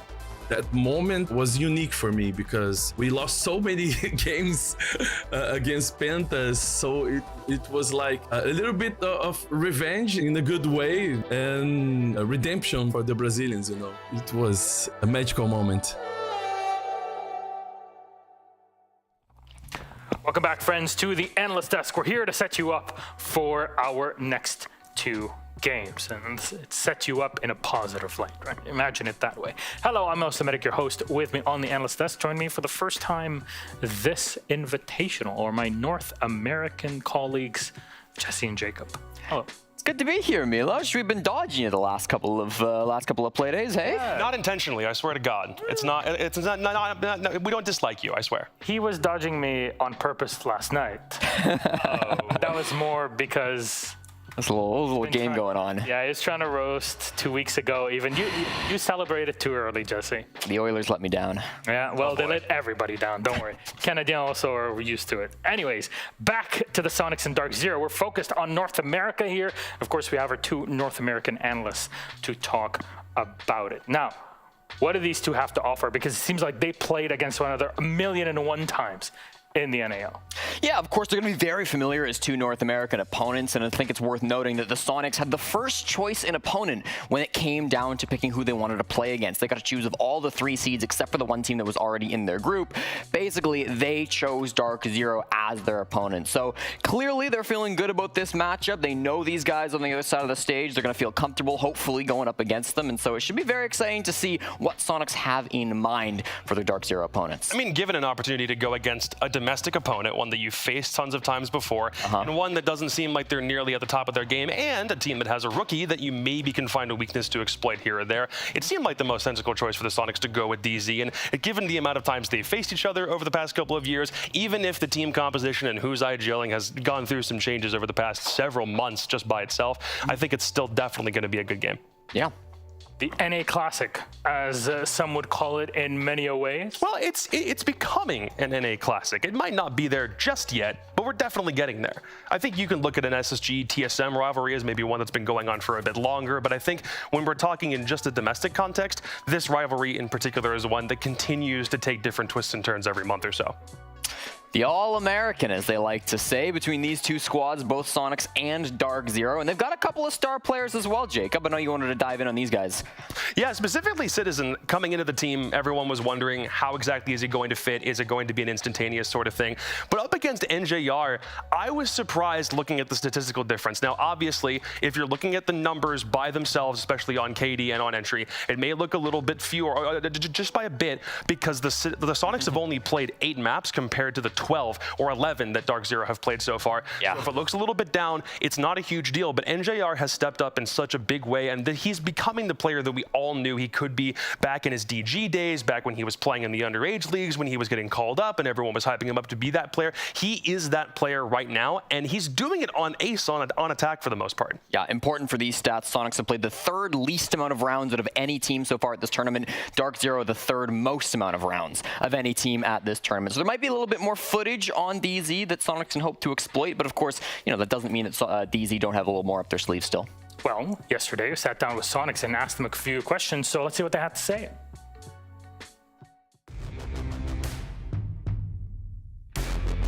Me and my team performance was really good in my opinion. A couple of issues that we had, but we resolve them each match we play. We just make sure that none of these issues resurface and we'll be better next time. For me personally, the expectation that we could expect is I want to play W7M. I think, our play style against theirs will be really good. I think they've been struggling against a couple of things, so I think if we do get them, we could put up a good fight and make it a good game. I think the thing that we'll try and improve is obviously our post-plant. Post-plant is not too good at the minute, especially against Owl, so definitely get up, and our communication and teamwork, just keep that as top as it can be and we'll be fine. I think the biggest threat obviously is Liquid. I think even though they've been playing quite bad or poor recently, I think they're still a team to watch. You don't know what they could do. They've been playing well the whole year. I don't think they'll just let themselves down at the end now, so I think they'll be the ones to watch.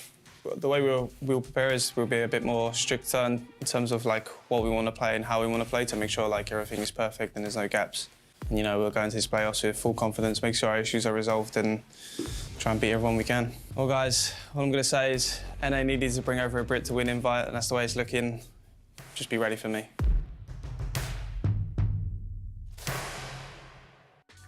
And that is the Soniqs.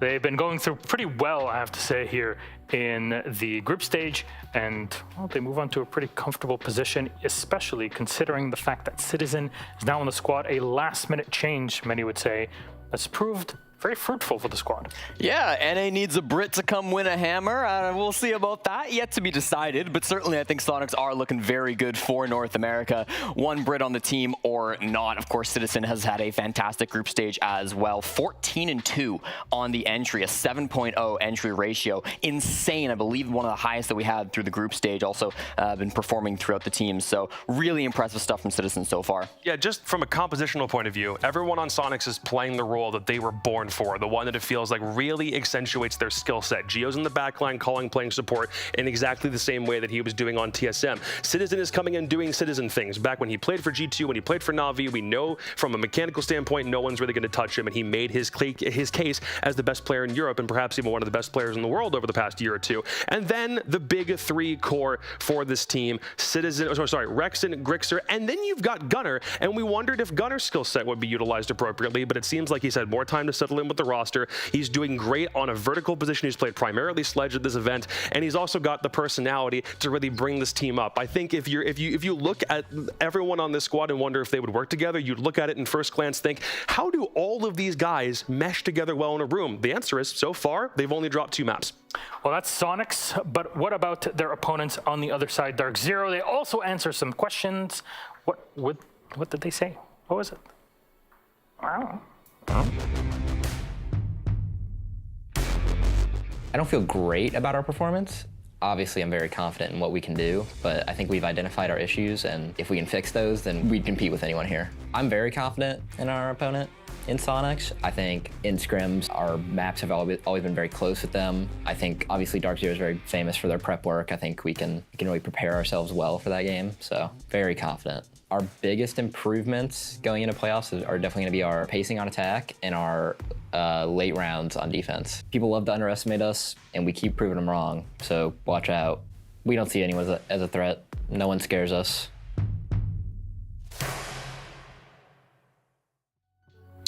And DarkZero, Soniqs' opponent. This is, as we said, becoming an NA Classic. What can they bring with now NJR leading the squad? Yeah, NJR has been kind of their star player. I think a very underrated guy who's been growing on the team for a very long time. They picked him up as an entry fragger a couple of years back, and he didn't really work out in that role. They've moved into more of a support area. He's been very good on the smoke, had a huge couple of clutches just a few days ago against M80, including the the game-winning round. So he's been very consistent for the team, certainly their highest-rated player, and we're excited to see what he can do here today. Obviously, a big concern for DarkZero is not finishing these games quickly. Even if they were to win, it's going to go sometimes the full 15. I think they had that matchup against Secret was 43 out of the maximum 45 rounds you can have. So if they have an advantage, they need to capitalize on it quickly, end that bad boy before it has the chance to go extra rounds. And I also think from a map pool perspective, as much as they've liked Border and they've picked it a couple times so far, that's probably where I have the biggest concern. Just don't go to Border again and you might have more openings. Now, yesterday I put out a stat on Twitter about the tactical timeouts for DarkZero. And listen, I'm human. Everybody makes mistakes. The stat was wrong. Oof. Quickly corrected by Twitter, and we got that figured out. However, I wanted to really set the record straight because these two coaches have been the best two coaches throughout the entire group stage at calling those tac timeouts and converting them into a win. They both have a 100% win rate directly after they took those tactical timeouts. Only one other coach through the group stage was able to do that. That was Igor, coach of W7M, who coincidentally is also going to be playing very shortly on the B stream. So if you want to watch both streams, there's plenty of time to watch the coaches and get some great tac timeouts going. But both these squads obviously have been very consistent. Goddess for the Soniqs and of course Mint for DarkZero. They've been coaching their teams all year long, and I think undoubtedly they've gotten a lot of respect as being some of the best coaches inside of all of North America. Then let's see what our coaches help the teams to go for map veto-wise. We'll bring that up on the screen. There it is. Jacob helps out. Okay, I think we're out of the phase of Soniqs permabanning Cafe because that used to be what they'd always take off first, and now we're at a point where they're allowing other teams to pick it against them. They have played it once so far at this tournament, and they won it when it was played previously. DarkZero thinking that they have a couple of other options to best them on it, and as far as their own preference goes, it is still relatively high. It's just very, very weird seeing Soniqs go to Cafe in any serious context still. After that, we're going to have a Border being picked up by Soniqs. They're on a 3-game win streak on that map. They beat SSG back in Stage 2, Mirage in Stage 3, and then BDS in the Yongshipping semi-finals. And for DarkZero, that's a map they got a 4-game losing streak on. 2 back in Stage 2, 2 more at SI against both Heroic and FaZe. So a lot of odds on DZ for that one. I'm sure Soniqs have been prepping it. Yeah, and if for some reason we need Clubhouse, that's a map I would call Soniqs' highest preference map. If they're able to go to it as often as possible, they're always going to try. DarkZero themselves also like it a lot, but both teams over the course of the past year only sitting at just above a 50% win rate if you factor all of their maps in for all of 2022. So it'll be interesting if we require a Clubhouse, but again, we might not get there depending on how Cafe goes. All right. Thank you very much, wonderful analysts. Let's toss it to our casters. It's the wonderful Blue and Stokes. Enjoy. Thank you very much, Milos. And it is time now, ladies and gentlemen, to get ourselves ready to dive deep into yet another series here, another North American derby. Just getting ready to start between the Soniqs as well as DarkZero. Maps are going to be interesting because we go from very much the opposite sides of the extreme. Starting out on Cafe, we start with a very methodical, very team-oriented game style. Moving over to Border, we get very tight, very claustrophobic. Gives room for those individuals to shine out inside of their holds. And then we spread things back out again one final time for Clubhouse. Stokes, what do you make of things as we get ready to go on to Cafe here? I think it's going to be a pretty fun game, especially all things considered, like you were talking about with Cafe starting us off here, and especially with, looking at the map pool and considering it from DarkZero's point of view, they really haven't given up too many maps. There's a veil over these that we're going to uncloak here today. They've been able to hide these away, but the Soniqs have also been on a burner when it comes to this tournament, so I think it'll be neck and neck. As we know with DarkZero, they always keep things close. I'm expecting at least maximum rounds inside of regulation here today. Soniqs, of course, having a great group run, winning pretty much most of their matches except for the one against MNM, and even that one, of course, going to pretty much the full distance, either regulation or overtime on both of the maps they did end up playing. Just was not able to close out, unfortunately, on a few of those crucial rounds. Ended up costing them the series in 2-0 fashion. They're down a little bit lower with regards to the playoffs now in terms of where they match up, and ironically enough, they match up against one of the teams from their very own region in DarkZero. Very much going to be a clash of play styles too here. DarkZero, as we saw, always plays things very slow, very methodical. methodically runs it down, usually almost all the time, to that 20-second marker. But specifically, as Canadians showed us in their most recent game, they can shake that up every once in a while. Specifically, there was their first attack on Chalet against M80 in their last game of the group, where they gave us quite literally a rush play into the sites. DarkZero, as the analyst desk was alluding to, certainly does have a few tricks up their sleeves, and I think now that we've reached the bracket stage of the tournament, it's a bit more likely we'll potentially see that stuff come out, as it's very much DarkZero fighting for their survival.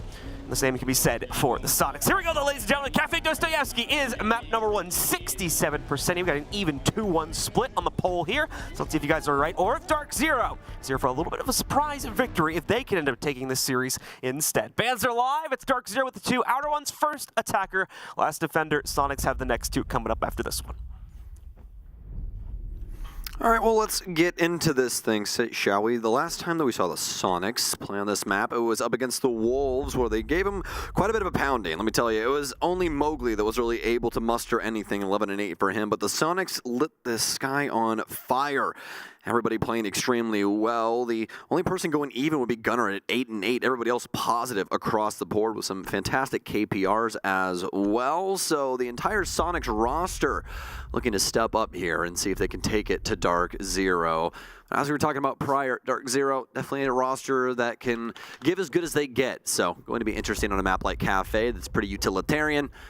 And especially with these bans coming in, it's looking like it's going to be even more fun. Pretty much no surprises when it comes to the bans. It aligns very well with what we have been seeing throughout the course of the tournament, especially for the defender side. Once again, just those 2 new power operators getting banned out. Way too useful. Azami gives herself way too much individual play capability, especially here on Cafe for areas upstairs like Cigar and whatnot. Solus as well, just a bit of a drone menace in the early round, and can continue that individualistic play style deeper into it. So we'll get ourselves started. Round number 1 coming up here. Let's take a look at how both of these teams are feeling out. They've had a few days break and an opportunity to warm themselves up for the bracket stage. We're going to be starting things off on the bottom floor for DarkZero inside a kitchen. Going to be breaking some things up, at least for the coat check angles. Looks like we want to press our way out into bakery as well. Good little position for the Warden. A lot of this going to hinder on NJR, having some success inside of this round, and we're going to have to look just how much success he's going to have We're on the Sonic side of things. How many smokes, how many stuns do we have to deal with? Well, it looks like a lot of soft breach here, especially with the Ash coming in. They're going to change over the hard breach to the Habana as well, have the Jackal for the tracks on the top floor. So Soniqs keeping that info game strong, and that's been a routine thing, not only for them, but for a multitude of teams on their offensive side this entire tournament. Slow rolling just to start things out here as the Soniqs will be positioning themselves to take that initial map control. DarkZero playing mainly on the horizontal front here, so it's going to take quite a while to burn out all this excess defense here and leave themselves in an appropriate position to attack the site, but the Soniqs are wasting no time setting up for that potential clear. As already, of course, you can see Geo detonating one of the thermite charges to pop open the white garage panel. That'll give them access point to the freezer, if that is going to be their choice execute area. We'll have to wait and see. A lot of focus on it right now, trying to see if they can bait out any aggression from Pambo while overwatching those angles, but DarkZero members are restrained. They're smart about it. They're not going to be overplaying their hand. Canadian will strike first as well, catching Gunnar to knock him down and give his team the opening kill advantage. Nice little pickup for him. Canadian recognizing the player for Smallbeck. Gunnar trying to hold things down. Soniqs really not too aggressive when it comes to the top floors, knowing that DarkZero more than likely playing this horizontally on this base level right now, but they've lost 2 big players. Trying to pressure now Skies with some big shots, playing very well off this position. Constantly baited in. NJR with some nice shots. He'll get down, but it's a flawless round for DarkZero. No respect from the Soniqs.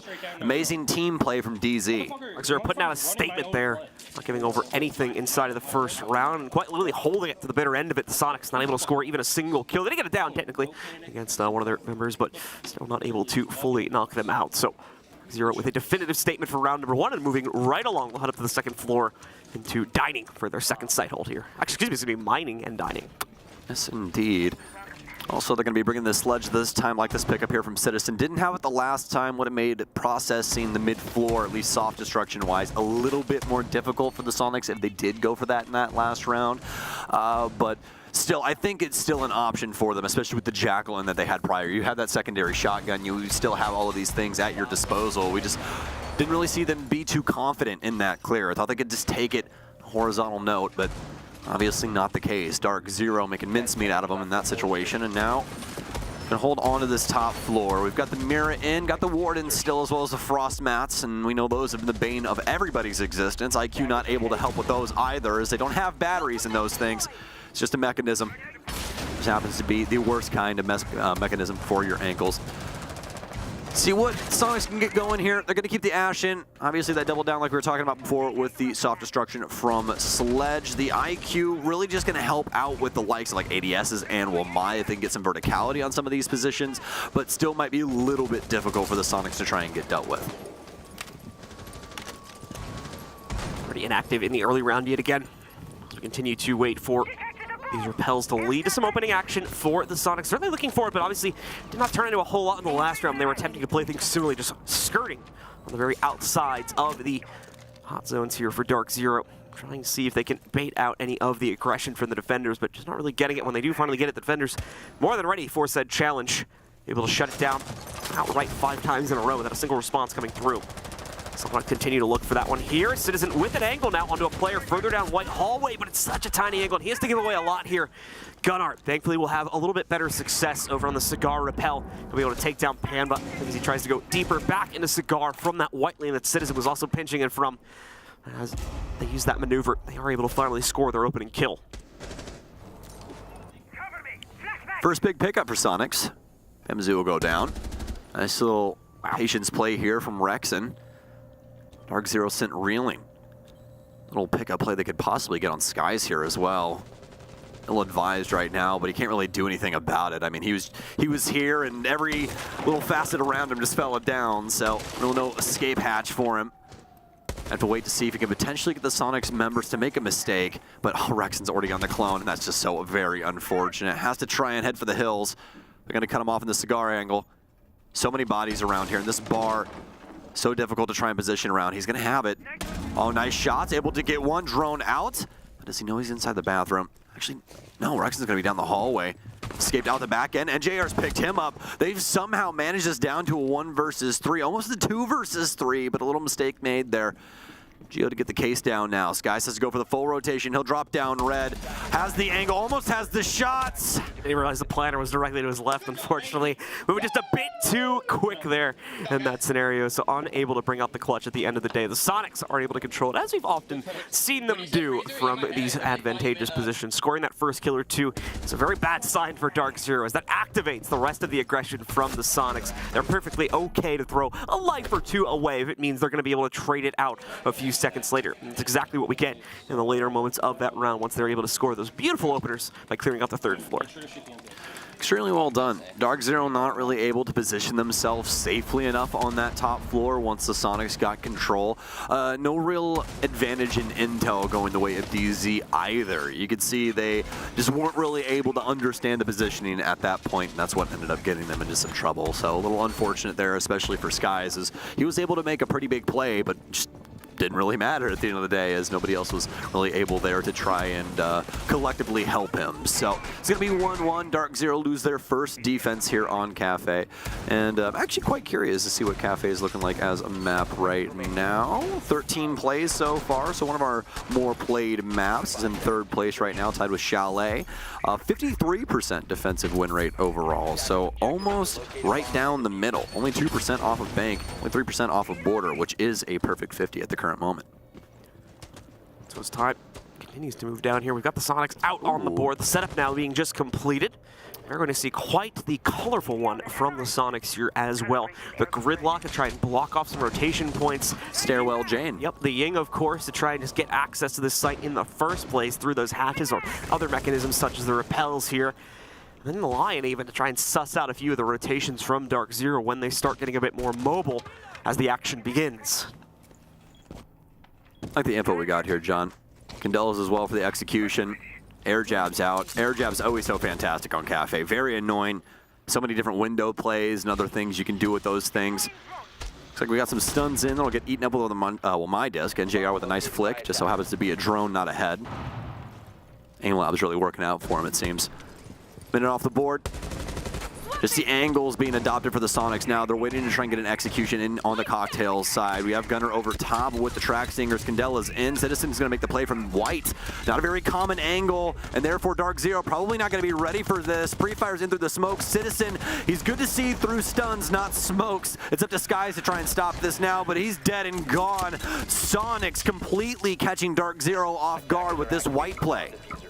Canadian left alone, gets a dirty one as he hops over the banister to finish things off, but is not able to take it further than that. Soniqs, like I explained at the end of the last run, always on point when it comes to the trade game. That means their communication game, definitely ace as far as this tournament is confirmed so far as well. Beautiful stuff from them as it's a very quick rebound from the Soniqs after a rocky start, and they are now in control at 2-1. Love the build up there from the Soniqs, especially with the window plays we saw there, John. Not a single person in the building, actually. 2 people on the roof, 1 over on the far Cocktail window / heaven. Didn't really get to see that position too well.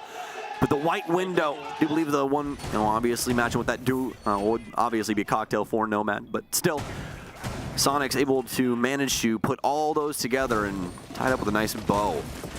Able to layer those in there, all sparking with that White play, that White swing from the Nomad, or rather the Candela wielding Ying.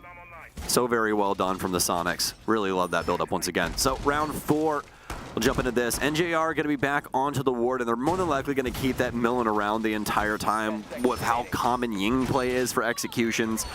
She's on the list. You're allowed to play the op, so good thing to keep around. And it looks like it's going to matter even more now. Some more smokes rolling in here, not only with Rexon, but also with Gunner in that secondary utility. It's definitely going to be the big showpiece, though. There's all the incendiaries as well to try and burn out hard points, especially behind these countertops and whatnot that sit on the inside of the kitchen that DarkZero will be wanting to play behind. And of course relies on the Soniqs actually getting to the site this time. As for those who remember back in round number 1, Easy shut it down, had a flawless hold. Some nice peaks that they were able to throw out against Soniqs' own opening aggression. Shut them down outright before they can take any considerable amount of map control. Geo looking to change that up this time. The same opening steps being deployed here as he immediately pops the thermite charge over on White Garage, but where they go beyond this, we have to wait and see. His last round strategy just did not pan out, so curious to see the adjustments we may get from the Soniqs on the second go-around. It was quite successful last time we saw DarkZero go here, but Soniqs practically milled themselves in that situation. It looks like it might happen again here. NJR is getting burnt out. He pre-fires more damage onto him. Those arrows constantly expanding until they reach their maximum size. So when they start, always have to watch your positioning. They're losing quite a bit of HP, but the same could be said about Grixer. One of them makes the right guess, the other one's dead. Geometrics and the rest of the gang, though, they're going to be over on White Stairs trying to make the swing, trying to make the push in, but they don't account for the cross from Skies. Alex knocks him down. Soniqs just can't get through this basement floor. They can't even get in the building. At least when it comes to the basement floor. Gunner, he's found some space upstairs. We were talking about this prior, how Soniqs constantly like to position themselves around the outside of that base floor. Nobody working the verticality. We're finally going to get that going here at 1 minute and 18 seconds. Pig is in there from the Jackal. Does spot out Skies, forces a reposition as he's trying to lean into the Cocktail hold. Won't work out. Or the Whiskey hold won't work out as he's forced back. Gunner going to be rotating back down into that freezer opening. Still 2 players down here as the Soniqs looking at a very, very similar situation to what occurred back in round number 1, but just able to slow things down a bit this time, at least give themselves a reset point, but it still has not improved the situation. 2 out of 3 of their players already either down or dead. Citizen so far able to trade out 1, but he's quite literally got to kill the entirety of DarkZero's roster to win this now. With 45 seconds to go, you can see just kind of pre-firing a few of these corners. Doesn't really have the best amount of intel in terms of where these players are even positioned at, which is a far cry from what we were working with about 30 seconds prior. So this one just not looking like it's going to realistically work out for DarkZero at the end of the day. We'll see what Citizen can put on the table, but more than likely it's going to be tied up 2-2 in a few seconds here. Absolutely. Not really too much Citizen's going to be able to do here in DarkZero. Way too stalwart when it comes to a position like this. Not going to try and throw away too many bodies. Not a line they'll cross. So, very well done from DarkZero. Tied this up 2-2. Really don't know why we're not seeing Soniqs try and process this top floor. Just really trusting themselves when it comes to this utility game and trying to get this execute off with some of these smoke plays. But the advantage then leans over to NJR in a lot of those positions, or, you know, if somebody plays aggressively off of that smoke right before it goes off, like we saw at the bottom of red. You know, there's a bunch of other ways that the defense can play around that. I think it's just given a little bit too much of a play over to DarkZero in that moment. So maybe we can see Soniqs make an adjustment for that site down the line. Remember, attacker repick, very, very big ordeal when it comes to Rainbow Six. So they find that site out later on. Well, maybe potentially they change things up, but we'll just have to see. So Soniqs and DarkZero into round 5 now, and actually effectively won't even have that opportunity to go back to that site. So a little unfortunate there for the Soniqs as we'll be jumping into this. And once again, we're gonna have this Warden in. So really hoping that we're not gonna rely too much on the smoke utility here for DarkZero. Well, at least for Soniqs' case up against DarkZero. But for the Soniqs, it looks like they've definitely got some solid execute utility coming into this, especially with the Dokkaebi. This is gonna be the first time that we're gonna see here coming in.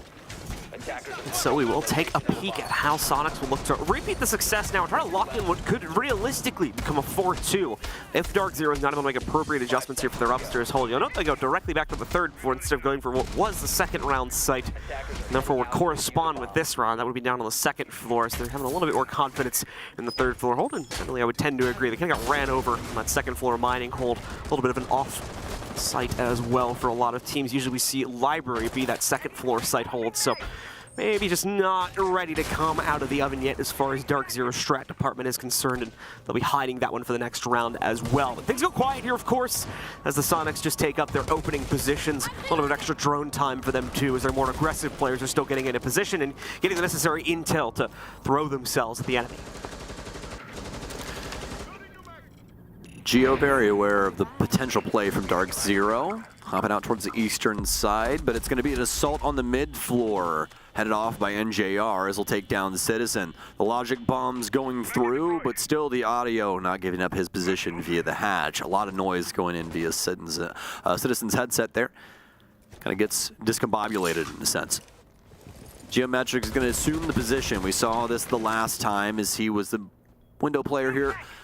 We saw with the Ying coming in on top, White trying to move his way in via Cocktail, able to get that plant down. I'm going to be in the same hands as last time. Good hands, as we all know, when it comes to Geo. So as for now, Citizen and the rest of the gang for Soniqs, not able to do too much, just trying to see what they can find on this mid floor. Oh, finally. Rexon strikes first here, able to clear things out on the inside of Library. Was priming himself up for a frag grenade, but doesn't really have the intel for it. Thought they had the yellow ping there. I think he might have been hoping that the Lion gave him something there too. Yeah, there's the yellow ping sitting above him, but it's outdated intel now, unfortunately. Even worse, the update comes in a second later. I don't even think Skies is in a nadeable position right now anyway. That is concrete, you are correct. He's going to be chilling out here. Nothing to worry about as far as he's concerned. Maybe a little bit of damage could be stuck in from that doorway floor paneling there, but for the most part, he's not really going to be susceptible to that. Gets the cross as well, so now he's sitting in top white. So the moment has gone from the Soniqs here. A little bit of a fumble on the communication front. Cost them another kill opportunity. Now they're going to have to try and look for it through another avenue.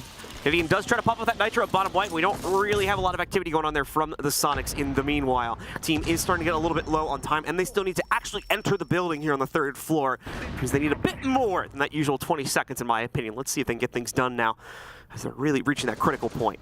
We still have one EE1D. Grexer will be the one that lets us know when this goes down. When these swings come in, when the stuns come through. Soniqs have done a great job of maximizing their drones this round. They're down to 2, but look at the time. EE1D off, and that'll be a telltale sign for all of DarkZero. Canadian with the big play. Pambazoo takes one down as well. Soniqs, they can't find a single DarkZero member. Somebody kills somebody. Oh no! Finally, Rexon will pick up something. He hops outside, tries to get Skies. He's gonna run back into the building. Might just pre-fire him on the way, but no time. The defenders make their case, and it's a pretty strong one. Nice hit out once again from DZ. Very similar to round number 1 where they just work for every fucking listen pick. up Good here. shit, boys. Now this completely just blocked them out, just like in round number 1 here, never really letting them get any serious map control except for the bottom of the red hatch drop, which the attackers oftentimes kind of get by default when you get to a late enough point in the round anyway. So beautifully held there by DZ. Soniqs kind of at a loss for words, it seemed, to a certain extent, when they got down to that pivotal 40 seconds about what they necessarily needed to do, and just never really had the confidence to pull the trigger and move it past that point. Really wasn't any play to match up with what Gio was going for on his side either. When it came to like their initial build-up, Gio was over on white top for quite some time.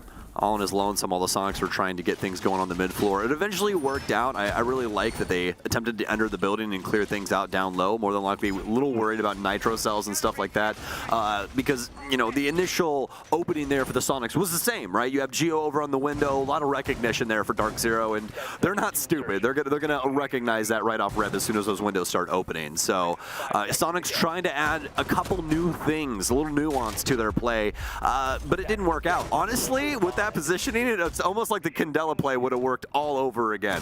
But, you know, it's hard to say. You still have that Warden there, so there's always a chance that Skies can play that out correctly, especially, you know, he was starting to favor the top of white as well, so that's really where things get lost in the ether. But yeah, it was mostly just Soniqs getting those bodies lost early on that really punished them severely. Didn't really have that extra player to try and press themselves up on a position like Skies and give DarkZero a lot of trouble. And so the Soniqs now enter their final round of the attack. See if they can recenter things, give us back an even scoreline. Or if DarkZero really is meant to take control of this half, apparently. And they instead will claim the 4-2. It'll certainly subvert the expectations the Soniqs had going into the 4th round there, where it very much looked like they were in control, save for the first floor hold. DarkZero always the king of adjusting to these things, to bring themselves back into control, as they're the ones wanting to take the Swiss series, keep themselves in a dominating position here in the upper bracket of SI 2023. Bit of a slow roll so far, as the Soniqs have quite a few tricky parts of this clear to figure out once again. So don't expect any crazy action to unfold for another 30 or 40 seconds, at best, is my guess. Zero hard breach here, because you don't really need it when it comes to this site. They're looking for a reading plant and an attempt to clear out the top floor, but Pambazoo already getting in the way of that. Grixer picked off on the Christmas side. Buck, a big game changer here as well. Fortunate for Grixer, but they do still have the Sledge as well as the Ash. So much redundancy as well as just good weaponry when it comes to these ops. So frag grenades in the pocket of Gunner, and he's going to try and apply those as necessary. Rexon to take down Pambazoo. That's what we saw take down Grixer earlier. So a little revenge for his fallen comrade. Canadian's going to take down Gio, though, as well. And it's a carousel on the top floor. Everybody trying to rotate around each other. Rexon with a big kill, but a pre-fire. Skies catching 2 inside of Freezer. Nobody checking the position he played the last time on the top floor. DarkZero with some big plays. Alex shutting it down. Beautiful hold from DZ. Yet again, the Soniqs, unfortunately, just really struggling when it comes to those site executes where they were forced into the same site, or the same level, of course, where their opponents are already defending. Just really struggling, whether it was downstairs on the first floor trying to take kitchen control where you had that horizontal defensive setup, or of course here on the 3rd floor for the past 2 rounds when they had something to clear there. They just really could not work their way past that initial entry point, unfortunately, and it led to way too many lost players. And even when they were able to establish positioning, as we see, still room being left open for the individual members of DarkZero to just go off like we saw Skies do there towards the tail end of that last round. So unfortunate as the Soniqs lose their edge on the final rounds of the attacking side and now sit 2 rounds back entering the defense. I will say this, I am happy that the Soniqs are, you know, going for what they think is best, right? They're really not changing things up too much in some certain senses, right? Sticking to what they've practiced.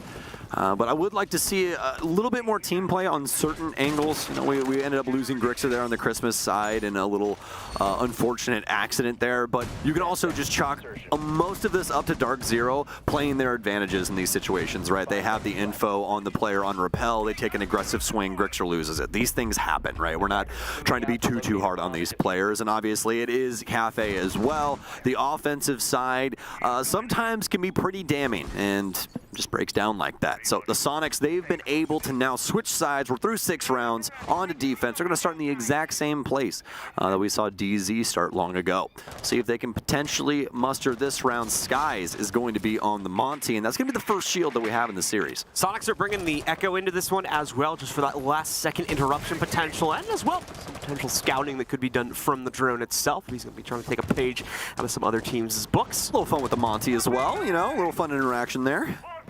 Should be certainly slowing down Skies, or annoying him to a pretty decent extent as he tries to move forward and get that initial control. Like Stokes said, there a great capability to actually get the interruption off onto the Monty too, with a shield maybe blocking his back there if he ends up being the actual planter when push comes to shove, as it would currently suggest, with Skies actually carrying it at the moment. First minute is gone though, and DarkZero really not taking a whole lot of that map control, not they necessarily need to here. We've explained before, it's kind of the exploratory phase of the round where you can send people in to take initial map control if you want to, but for a lot of teams they tend to just kind of hold it back. Now we're entering that second minute. This is the clear phase where we need to see DarkZero actually taking the critical kind of staging points that they need to get themselves into the site, and then the final minute, any additional prep that is needed, they can then exercise it there and then jump into the site once they feel the Soniqs is set up is at a weak enough point to do so. You know that Nitro Cell beeping ominously there for Sync. Very smart one here as well, because if Grixer hits the audio crossing there, you travel so slow because you have to crouch through that little fireplace. So super, super smart position there from him. Try and use that to his advantage. Get a big pickup here. No, not a cap can trap. I have no cap cans in play. I'm always just so scared of explosions, you can tell. It's PTSD from this game.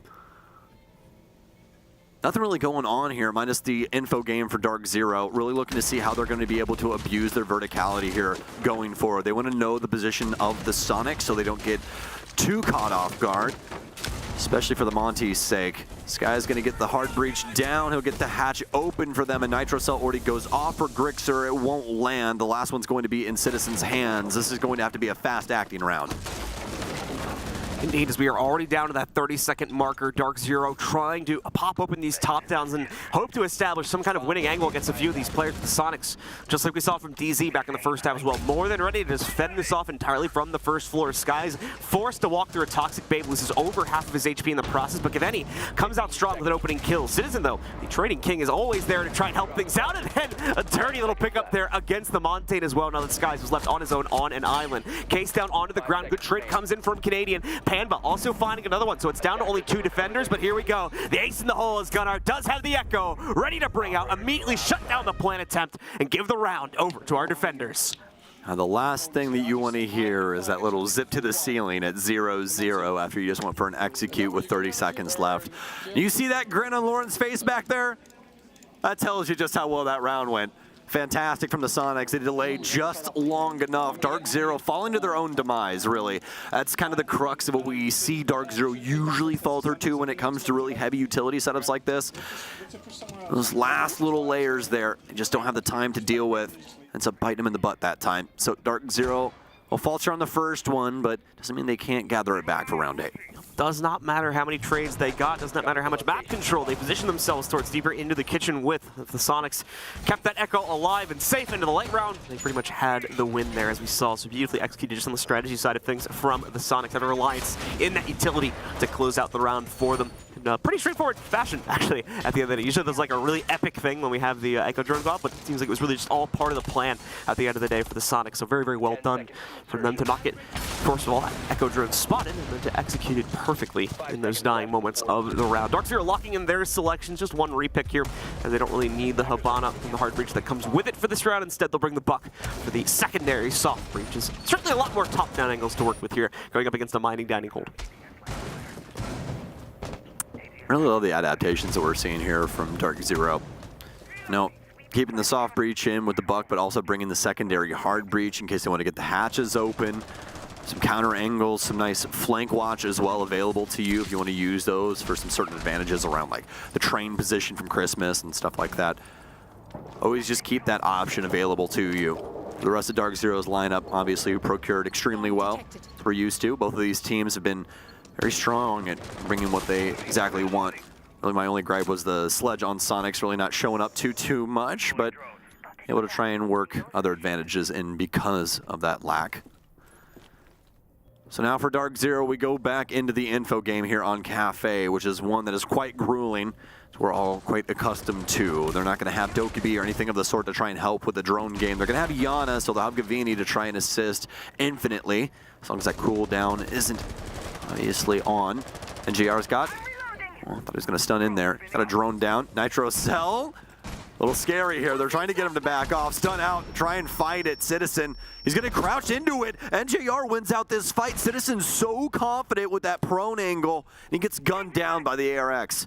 And Jared's like the patient gunner throughout the entirety of this tournament so far. So many rounds that we've seen played out from him specifically where he just waits. He just sits in a single position and very patiently just sits there, waits for his opponent to make a mistake, and he's almost every single time rewarded with at least one kill, if not like 2 to 3 after that as well. So really good stuff from NJR there, just to show that level of patience here. And a very, very nerve-wracking game as it can be from time to time. It's just so beautiful because of what they were talking about the analyst desk for him as well. They kind of moved him to a more patient position, and he looks deadly here. Really like what he's able to do, that more flex support role. With 1 minute to go, DarkZero starting to inch their way closer to the site. Definitely still a bit of a ways to clear out, but with that extra kill in their pocket, give them that little bit of extra confidence. We actually still have 2 roamers down on the first floor. One is directly next to Whiskey Stairs, of course, but another one waiting in the depths of Kitchen. So potential for a late round flank to come out from that if they can position that player appropriately. But DZ need to make the move first here, as they are getting ready to potentially send themselves into this one. Certainly the other end of the train hatch does have Overwatch for that. Sitting here on the Maestro. No sign of that confident execute coming in just as of yet, and now they're going to watch the usual rotation points. Got him with a long spray, gets the job done, but leaves a wide window open for another member of DZ to trade it back out. And in fact, all the trades are found. It falls entirely onto Geo now. Has the bottom angle here, could win it out on utility yet again. Goes for the stinger, no! Panba has the cutoff instead from up on top. He shuts it down, and DZ take the round instead. No, he would not have. So for the future, listen, this is where I want everybody. Troy is 90 holding above. Gab, you go hell door. Man, I absolutely love that conversation we just got to hear in on there. So cool to be able to hear those little tidbits of info. Canadian's not the only person that can IGL on that squad, and it clearly shows. You know, Alex for a long time being able to step into that role, most notably with SSG, right? And they played quite well for some time. So very cool to see him feel so confident. The rest of the squad able to position them, and they are playing extremely well at the current moment. Taking it to the Soniqs, using that last minute to its absolute fullest. A DarkZero last minute feels like 3. Certainly does. Once again, they continue to run down the clock, even past that 20-second marker, really shaking the boots of the Soniqs to a certain extent there. Making them second guess themselves if they really have the read on things, but you start calling it like the 1 minute drill. Like they call it the 2 minute drill in American football. You start calling it the 1 minute drill for Siege. Because DarkZero's 1 minute drill is fantastic. So looking on top of itself for short. As we have the Soniqs rotating back over into the, I believe the library hold this time, indeed that's going to be the case. So now DarkZero looks to clear out a much more stalwart extension onto the 3rd floor that'll be alive this time, mainly due to the help of those mirror windows and a few other utility set pieces. That should hopefully slow down DarkZero's capability to exfil these players from the 3rd floor and then give them access to the 2nd floor site, of course. Now, once again, DarkZero pretty much aware of where this was going to go. You could already hear some comms alluding to the fact they were going to try and push things out towards Hell, as they'd have Gavini in position there, but we'll see where that all leads to in about a minute or so. DarkZero is that much more slower lean team, so don't expect any hyper aggression to come out for them in this first minute, as they hyper focus instead on their drone work, and where specifically they need to be taking control of. Yep, if it's going to happen, it's going to happen all at once. Saw that quite a bit from the Soniqs as well. It was just really DarkZero finding those little moments where they could discover one-on-one positions, able to pick off Soniqs. Might be able to see something quite similar from the Soniqs if they're able to get it done via utility or weaponry. We'll have to see, but either way, an advantage is an advantage. That's exactly what they're looking for. They'll hear the position of Gavini here as he positions himself on Heaven window right above Hell door. As Skies was talking about, have one down low. Pre-fire could come out a little scary there. Proper guess, and we could have a dead Gav. Nitro Cell prepped out, and nothing. Rexing some damage on him via the frag grenade. Still plenty of time here for DarkZero as well. Canadian with another nade, and this one is going to win it this time, but Geo has a response Nitro from down below inside of Janitor, cleans up Canadian instead, brings us still onto even numbers. DarkZero, yeah, they get one, but they're not really able to get away with it, especially now that Rexon claims a second pickup here from the inside of Cocktail. The hold itself still stays alive, and I'm not sure if DarkZero have the numbers necessarily to push him out any longer, so that might be a default round win from the Soniqs on that, but DarkZero still have a few tricks to try and deploy towards Skies with the drop into red, can make one more bout to try and knock out Rexon and establish the positions that they absolutely need to get themselves into the site here. Smart Glass is going to pop out as well. It's going to be perfectly timed. Skies, they're just going to directly take the challenge. That's the one move that Rexon did not expect.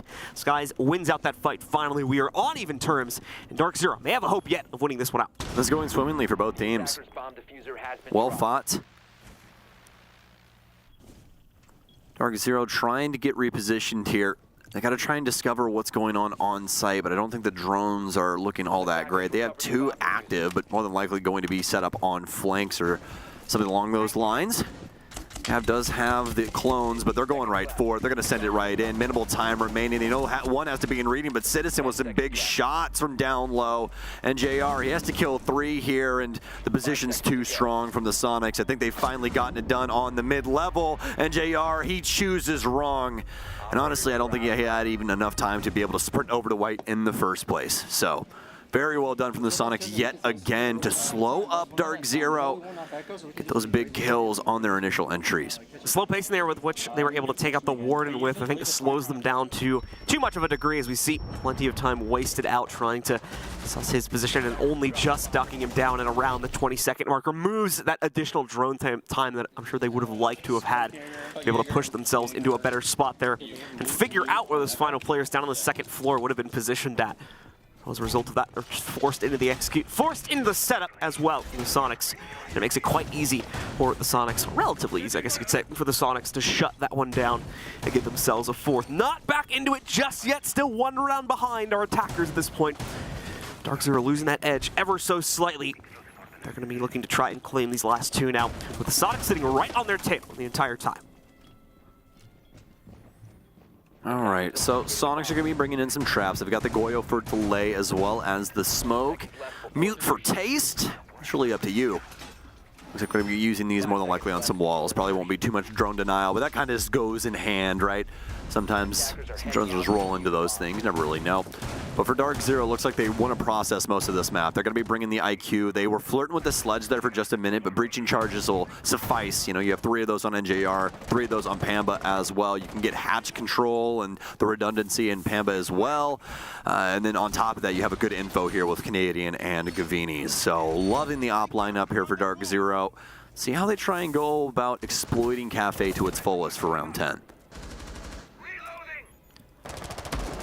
As round 10 begins, DarkZero gives us another pretty straightforward look as far as their attacking lineup is concerned. The defense obviously modulating itself quite a bit, heavy on the delay as well as the trap trip-ups that are going to be showing up over the course of this round, mainly between Gunnar and Citizen, of course. But aside from that, no huge surprises for their end of things. A little surprise there, though. Yep. Waiting out just, I think, on the right side of the mining room there. If a player steps across that, there is going to be a Nitro primed and ready to pop to hopefully give the Soniqs an opening early kill advantage. See if that work its way in for mining. A little difficult to get yourself safe as well when you're using those breaching charges in comparison to the breaching hammer. You can stay actively moving with Sledge. That's one of the advantages of him. The breaching charges, you're stuck in that animation, and so the last thing you want to hear is that tape rip from down low. Canadian going to work his way in, not going to be favoring the PDW. A lot of people have been favoring that recently when it comes to their Jackal play, but he's going to the tried and true, John. He's going to C7E, and I respect a man with taste, okay? That's something that Canadian has quite a lot of. And JR and the rest of the boys are going to start breaking things down on the mid-floor.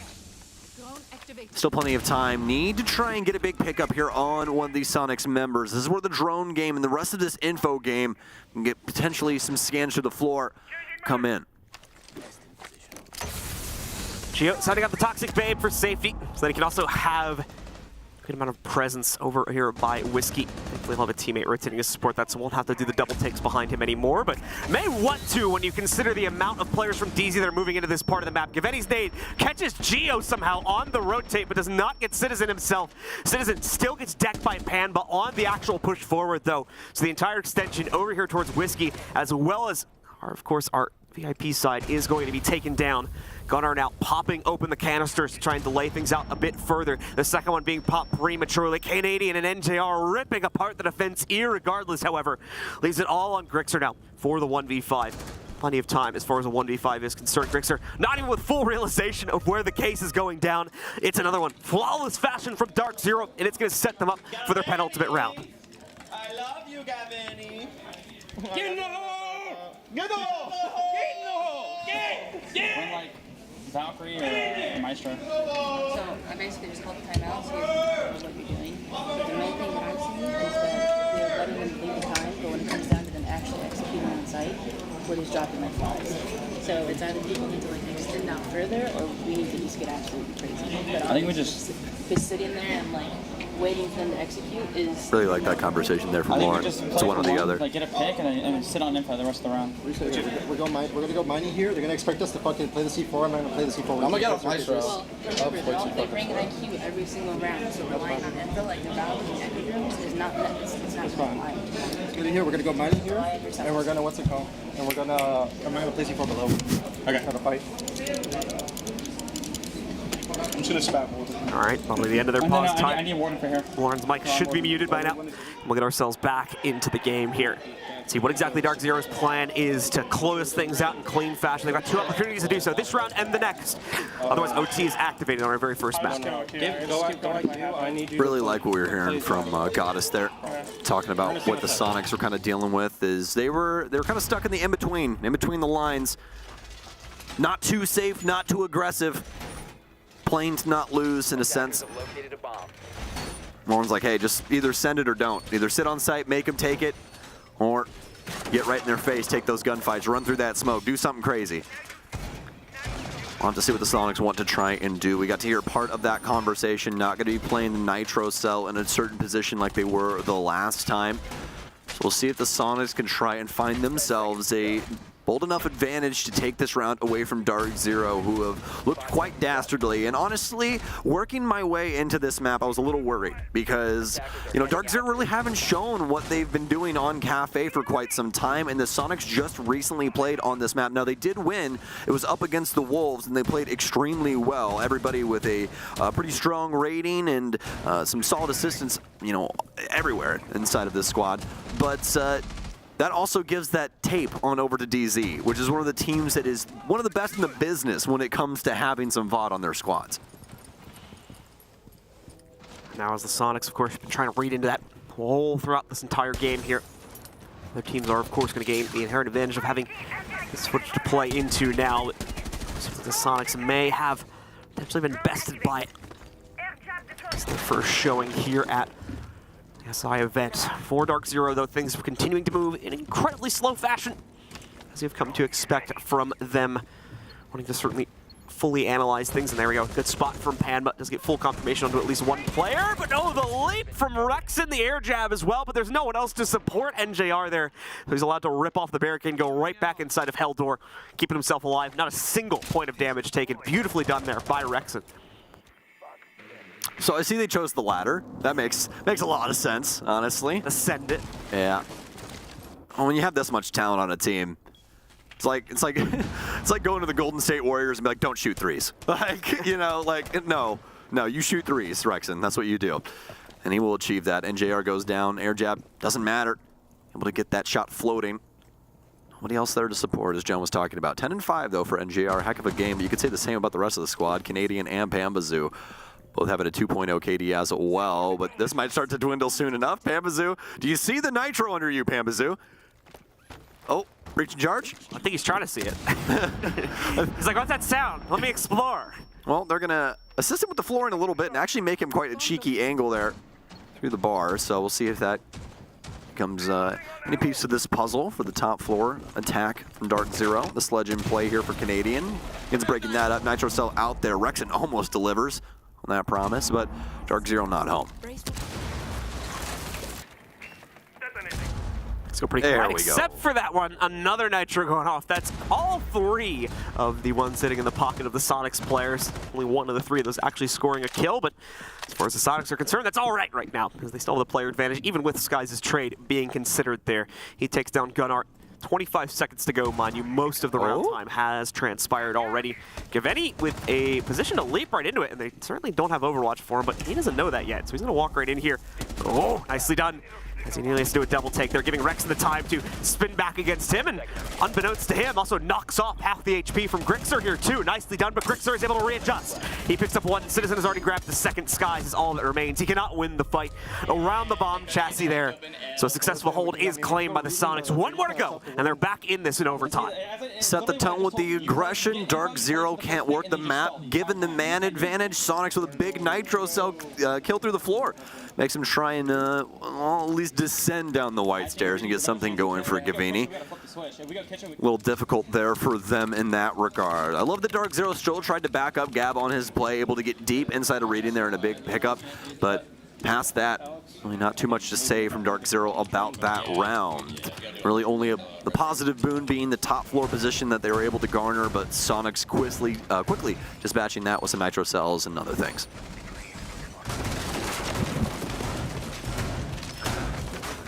The round gets started, and we are back down to the second floor yet again for the Soniqs. He's not going to be on mining, but we rotate ourselves over to the library hold instead here for them. So this is the site they can close out upon instead here. Already made things work, of course. Back in a very similar composition for the other dining room sites. They're just going to try to repeat the same exact thing. The only downside is the attackers are going to have a little bit more of a direct option to get themselves into the site list. They will have to be cognizant of that. DarkZero, though, already struggling to clear out the 3rd floor, makes that 2nd floor access a bit of a moot point, as if they can't get past that critical juncture, and they never really reach that potential hell execute. That's assuming they want to go for that in the first place. Really curious what we're going to be using these EMPs for here from Pamazoo. Have to find out. We have the mute jammers. Gunner's going to be going for the old classic on Cafe. See what works out for him. You're going to listen for NJR to get off this rappel. As soon as you hear that rappel rope go dink at the top, that Nitro cell should be out of that hatch. Let's find out. Oh, drone's up first. They're too smart. Gunner's like, yeah, I'm just going to leave. DarkZero is crossing every box on Cafe. That is, which they should be, but like, that is the most try-hard way. I'm telling you, that's fantastic stuff from DZ. Those are the little simple things that people mess up. They had the call sign the last time from Rex and that aggressive play off of Heaven Balcony, so they definitely now know what is going on with Soniqs. They want to get aggressive, they want to get these picks early. Rexon being found out for the 2nd time here now as he's forced back a little bit further into the depths of Cocktail there. Grixer's position still needs to be reconfirmed, but a phone call is probably going to help out with that if they have any players over Skylight. Should have been able to hear that. Mirror window is going to get popped too as they need the direct angle to play out against the red clear. Another member of the team was trying to push themselves up red. Seems as though at least Geo, not being the player we were just looking at a second ago, is going to end up getting caught here. He goes down. Now it's an advantage to DZ, but can they hold on and capture that to give them their 7th round? Logic bomb in. Answer it with the finger. Modern problems require modern solutions. Rexon gets it done with some lead. Doesn't have to answer his phone call. He's got another one on the line, and it's not going to find too much. DarkZero will, though, and it's going to be a trade back and forth. Nobody should be able to get Gunner back up, so it should effectively be a 3 versus 3. 2 of these players down here. Might be a pickup here. Yep, Skies will get that all washed off. So the top floor now effectively in control of DarkZero and Nitro Cell. I miscalculated. We didn't see him. We didn't even see him. Grixer gets 2 kills. He slips through everybody's radar. Inside of Freezer, Canadian, no more logic bombs to try and assist him. It really would have helped his teammates if he had. Soniqs, they might have done it. Grixer, huge play here, so low HP, but it doesn't matter now. He's practically forced this overtime single-handedly just by residing inside of Freezer quietly. Beautifully played by Grixer. Gives a second life now to the Soniqs roster. Potentially still save this map and leave them in a good position to set up for a potential 2-0 in the series as well. And indeed, that opportunity they will have. Grixer seals the deal with his Nitro cell. We're trying to see used out a lot earlier on in the round. They're finally getting an opportunity to chuck it. It sings and will activate round 13. So we need two more rather, from each team to be able to figure out a winner. And Goddess has been crazy with these timeouts. Every time she uses one of these things, it seems like she's got a perfect record. I got you this time. Amazing comeback there from the Soniqs. They find themselves a little soul searching there from that tack pause.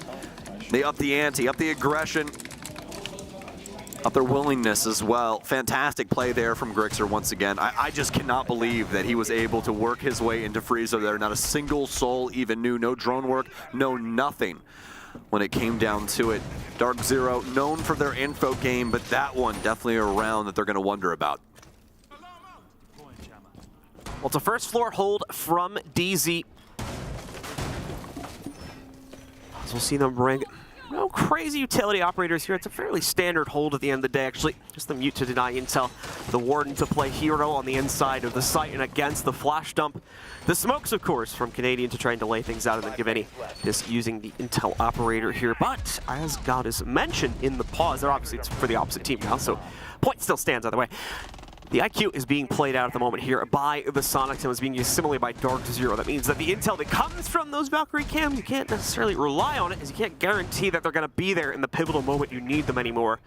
But the fact that you have an operator that is specifically meant to hunt those things out. All right, well, into overtime we go. Soniqs will be starting things off on the offensive side. Defense for DZ, so back in their favored position. Both these teams neck and neck so far, but to be expected.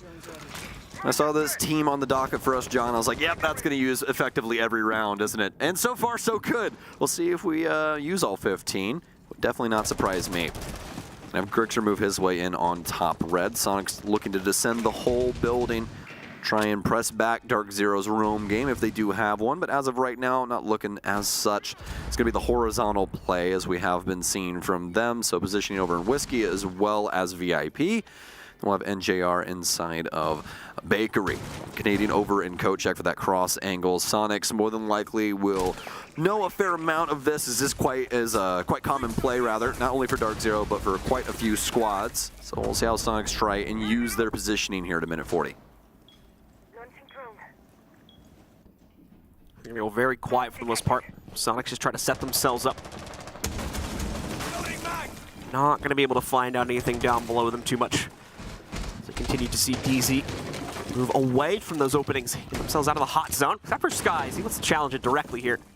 Gotta be careful of that one, of course, forcing himself to reposition after he goes for those swings and may just lead him into another one from the Soniqs, another setup that is. So Skies with an opportunity though to really make some impact here. Found the bunker buster. As we do have that Maestro starting to work his way forward. Sky's on the other end of it, but he reveals himself too early on. And like I said, those top downs still a bit of a menace towards him here. He is pushed out into a corner. Still wants to stay here for that potential Nitro Cell play. But the Montaigne as well does not want to commit as a result of that one. NJR completely removing Sky's play potential here now though. So unfortunately, he's going to be boxed out, but ooh. Still keeping himself in it for a few extra seconds. NJR now is the one that, to correct myself, is going to be found out as Grixer takes him down. And we are into a 4v4. Could nearly be a 4v3 as well with how low Skies is, but the way he's keeping himself in the game, he's certainly going to find that full impact. And no, Geo losing half of his own HP as he drops down, moves forward, still cannot get away from Skies here. It's the duel that seems destined to happen when everything is going to be said and done. So neither player can really do anything until someone else takes the next step. Deadlocked, dead heat between these two teams. Gunner throws himself into Freezer. The plant going now down for Geo. Big Nitro Cell will stop it though. Rexon with a big kill. He has to try and get this case under control, but he can't. DarkZero perfectly timed with that Nitro to take out the Monty. Chop down the mountain at the knees. Get in there. Get in the hole. Get in the hole.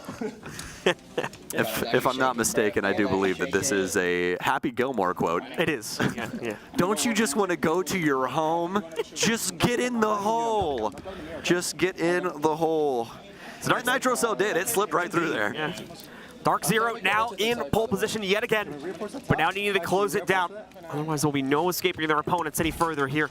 It's do or die time, this round or the next. We've got to see that second one closed out upon, and they're back on the attack to attempt to do it. That does mean Soniqs, of course, go back to, theoretically, their best site so far inside of this map. That will be mining and dining that they'll choose to go over towards here. Capcan's going to be brought back in order to assist with that block-off access to some of these doorways. Big emphasis on the drone intel denial, though, between the Mozzie and Mute split. Gunnar as well wanting to reinforce potentially some of the hatch play by bringing the Cade into this one. Might see the Thatcher finally come out here from DarkZero. We saw it worked in once, but the EMP is not really going to be all that useful for the utility that was being brought from the Soniqs. They didn't need a key for any of the hard breach that they could have potentially have wanted, but also other advantages coming in with those EMPs, and not just you know, trying to break walls and other things. You can also use them to stop any electronic utilities. So positive thing there. Regardless, DarkZero not going to work it into this lineup here. No secondary EMPs either. Actually, scratch that. NJR did actually bring those in on the Lions, so very well done from DarkZero. Is those Electro Claws going to mean quite a bit to the hatch play on this top floor? And so as DZ begin to clear out the map. We're going to see them very actually quickly swing up towards the second floor. This might be a bit of a rush play, potentially, if Skies can justify it right now. Oh, they're going to skeleton key right in through the side of this. They've got it open, so here we go. Skies in position to make it work. He'll force himself through, ends up running into a Capcan barricade there. As a result of that, once he loses half his HP, Grixer fends off both of the challenges from Red. So a potential misplay here from DarkZero as they end up losing both of them. Thought they had what they needed to be able to force their way into the site and gun their way through it, but those Capcan traps, along with the lack of team support from anywhere else here, like Whiskey, the position currently being played by Panba, sends this strategy right into the toilet. As now they're going to be down 3v4 here, trying to come back at some later point into it. Oh, they might be able to do it. Nicely done. The cross and the flash establishes a completely blind Gunnar to go down to Canadian here and re-equalizes us to a 3v3. DarkZero may have made some missteps with that play up on top of Red, but at least they're not out of this round completely just yet. I mean, how wild of a team does it take in order to try and manage a situation like that? Grixer guns down 2 people on the entry, and they still somehow get it down into a 3 versus 3. 2-man advantage from the Soniqs squandered. Although Citizen, he feels like he knows someone's downstairs. Throws that Nitro Cell. I believe he's got a drone at his disposal, so he might be able to check this out as well. Canadian's going to begin to ascend. He knows. Did you hear that drone? Oh, the Finka. Ready for the challenge. Nitro Cell out. Pambazoo's got to head for the hills. He'll get away. Maybe kept that tape in his pocket. Yep. Citizen going to reapply. Still have 3 Nitro Cells for the dying minute.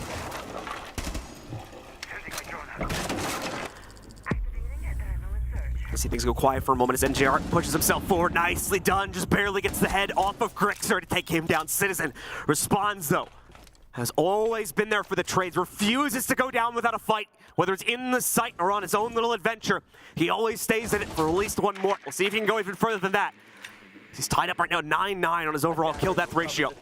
Panba Canadian challenging him with a little bit more prowess to show in that department here, but no real way to get themselves and stop this plat from going down, at least not initially. They're going to try to play it on the pinch instead. Canadians aware of this, establishing Overwatch over by pillars. And now as Panba moves himself forward here as well. There we go. He strikes true after getting that plant down on the ground. Geo seemingly had to trade for free, but can't control the SMG-11 spray.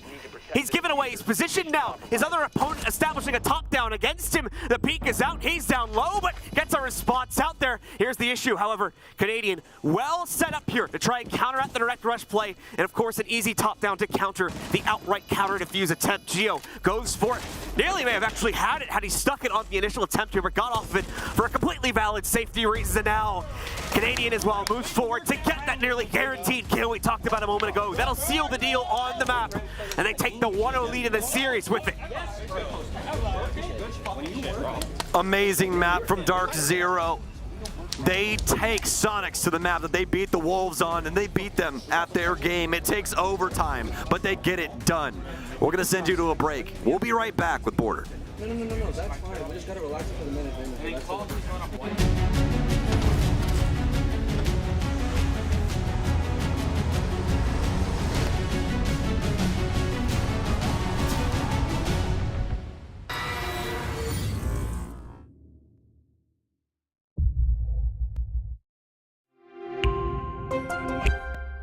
I'm Nicholas Morton, but you know me as Pingu. I'm a two-time Rainbow Six Siege World Champion and former top Rainbow Six Siege player in Pro League. Welcome to my Siege Ranked Bootcamp. We're talking 20 seconds left on the clock, you got the diffuser in hand, what do? Play the way that you're comfortable with, because you have confidence when you're in this position, that is when you're gonna be at your very best. Good luck.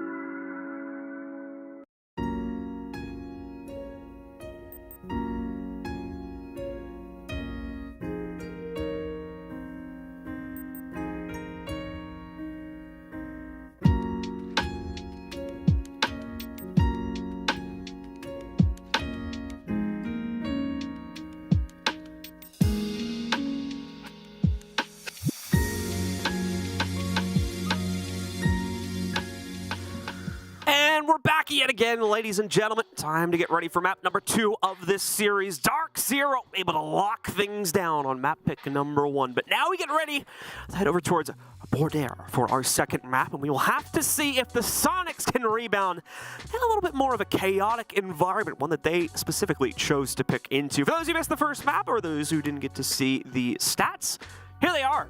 As you have Canadian topping things out there, at least in the cost and KD department, at 86% and 11 and 7 respectively. Best overall KD, that goes to Pan by the 12 and 7, but we've got plenty of other players sitting nice and close to that scoreline, contending pretty closely as well. Canadian also topping out the entry charts. They're 2 at 3-0 compared to NJR at 4 and 2.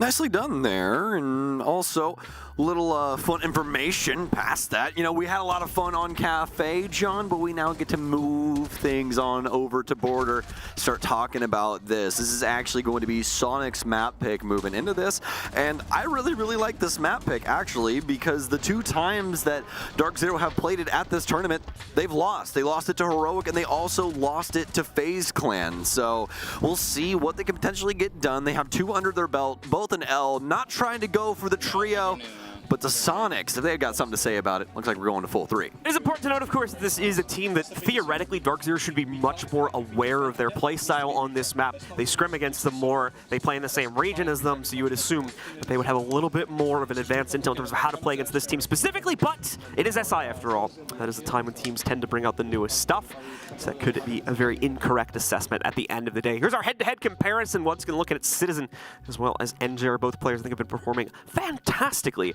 so far at this event, and that's reflected in the stats here. NJR is doing a little bit better in some specific areas compared to Citizen at the moment. Yes, indeed. I don't think that Citizen's been in NA long enough to be a part of one of NA's pizza scrim parties, so we'll see if that potentially comes true later on down the line. It looks like so much fun whenever they do one of those. I think they had Astralis out the last time. A couple of other squads have been there before, but the DZ compound, definitely a pretty cool place, huh? Absolutely. I've been there for at least one pool party.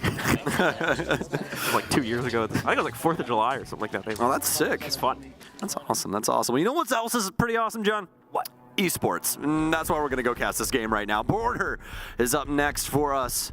So we jump in here between the Soniqs and DarkZero. Get in this ban phase, see what we got going on. DarkZero leads us right now in this series 1-0. For those of you that are just joining us, that last map did take overtime as DZ settled it 8-6. Flores is going to be our very first ban to start things off. DZ on offense, Soniqs on defense. Let's get this ball rolling. All right, getting into it now. We do have Nook as our second ban coming out here. Flores is the first one, so pretty much a repeat of what we got back in map number 1 there. I would imagine our defensive bans are going to be pretty much the same exact thing here. So we will continue to see that be deployed out. Indeed, it's going to be the case. Zombie, once again, just 2 individually useful, 2 individually potent, especially on this map. You got areas like security and whatnot where she can go absolutely crazy if she's set up appropriately for it. And then Valkyrie as well. That doesn't mean we're going to leave the Solus, and Valkyrie, I can imagine, being a little bit more useful for this map specifically, even with the IQ counter picks starting to come in quite a bit this tournament. So that means, however, Solus will be allowed out, and could be a potential problem for the drone game of both teams, as I imagine she's going to be used quite a bit, and we can immediately get confirmation on that. Gunnar just going for the quick lock on her. What a terrible combination of characters. Pulse and Solus, that's just so mean. Yeah. They can see you, and they can see your gadgets. It feels so gross, John. Why is that allowed? Ugh. It's like, this needs to be like a banned card. You know, just put it on the restricted list. Oh my goodness. We'll see how Soniqs can, you know, make this comp work. I think that this is going to be a really solid addition to the way that you can play Border. Border's a really small map, and with small maps, especially multi-level small maps like we have with Border and stuff like that, where there's a lot of soft destruction in between the levels. Pulse already a really good op, Solus already a good app. You match those 2 together, you got a lot of info game. The other squad, not so much. So, could definitely mean that DarkZero are walking in blind for this. Potentially see what they can get done. I'm excited to see what the drone game is going to look like. That's the big thing here. Looks like they've already potentially lost 1, but no, that thing, little initial numbers that show inside of the prep phase are usually wrong. So looks like we've only lost 1 instead of 2 drones there. Now we've lost a couple. So now down to, or rather effectively now using more. Apologies about that. So we do still just have 1 drone down. So 9 drones in play for DZ on this offense. See just that upstairs pressure beginning to roll in from DarkZero. They want to take South main control and move themselves past that point. Gaveni at the threshold over here by South right window balcony. Not with the confidence to actually jump in and move it forward as of yet, but over here on the outside window, waiting it out. Citizen trying to see if he can scout it, but just out of range for a few of these players. So he'll be all clear for the time being, but as he calls it in the same fashion, that's not the big question. Is he knew he had pressure here just a few moments ago. Trying to look out for it more directly as DZ once again takes the slow approach to this one. Drone starting to move itself a little bit closer to Citizen's portion of the map as well to suss him out, but not confident enough for Gaveni to go for the outright swing just yet. A whole lot of nothing here inside of the first minute of play as DZ wind up for something a bit bigger in the next minute or so. Speaking of big, it's Big Ben on the prowl.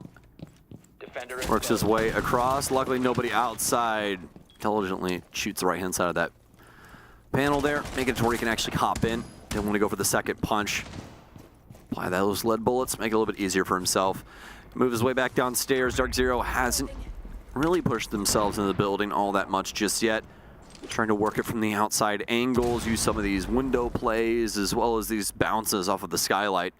Trying to dislodge the position inside of the suicide area. Pambazoo now works his way in towards 90, takes down one. Not a single soul aware, although there is so much utility at the Soniqs' disposal to find this out. Be able to trade that, though, as the Metal Stairs player will come through. It'll be Gunner.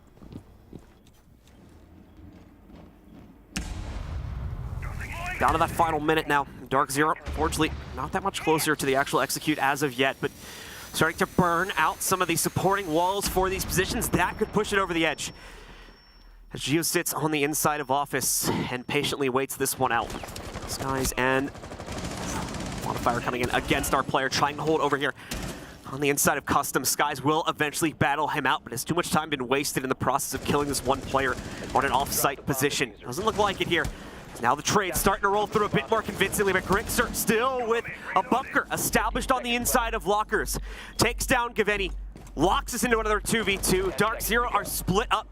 No confidence really to go for this one, but still gonna try and pinch things out on the inside, and it may work too. Archive's offense gets found out. Canadian now trying to work things against Grixer, but Grixer gets it all done on his lonesome instead. The Soniqs claim round number one. Fantastic patience from the Soniqs, not overplaying their hand. Grixer once again so very clutch. It seems to be the constant thorn in the side of DarkZero. Grixer, big kills for him inside of this to start it off here. Set a tone, set a pace for Border. And he'll pick up the very first round. DarkZero back to the drawing board here after a pretty successful clear that was thwarted by the site play. Round two will take us down over here into Tellers for Soniqs' next site choice. Not feeling the usual pick of Ventilation, finding a bit more effectiveness potentially out of this position, and I believe the stats potentially align with that as well, so a good choice looking towards that one if it is going to align with their thoughts on how this map has been playing out so far at this tournament. DarkZero, once again, going to be bringing a fairly straightforward flare to their attacking lineup. Just a few change-ups. They'll add a secondary hard breach. This one, they don't need the double soft breach, it would appear, but it's all still shifting a bit, so we'll hold our breath for a moment as it ends up coming back.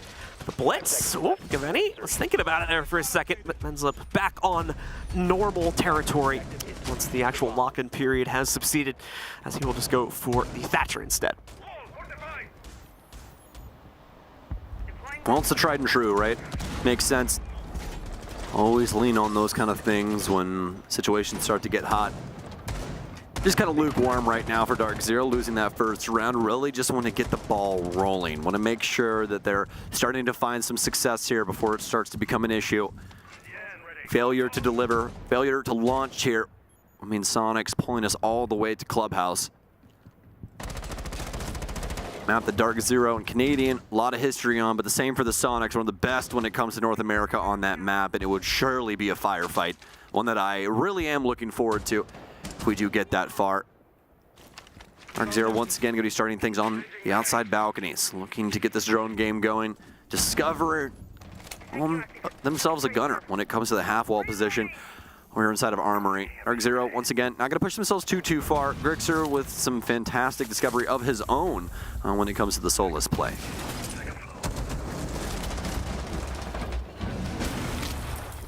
DarkZero now ready to move themselves forward to at least start taking some lockers control for themselves.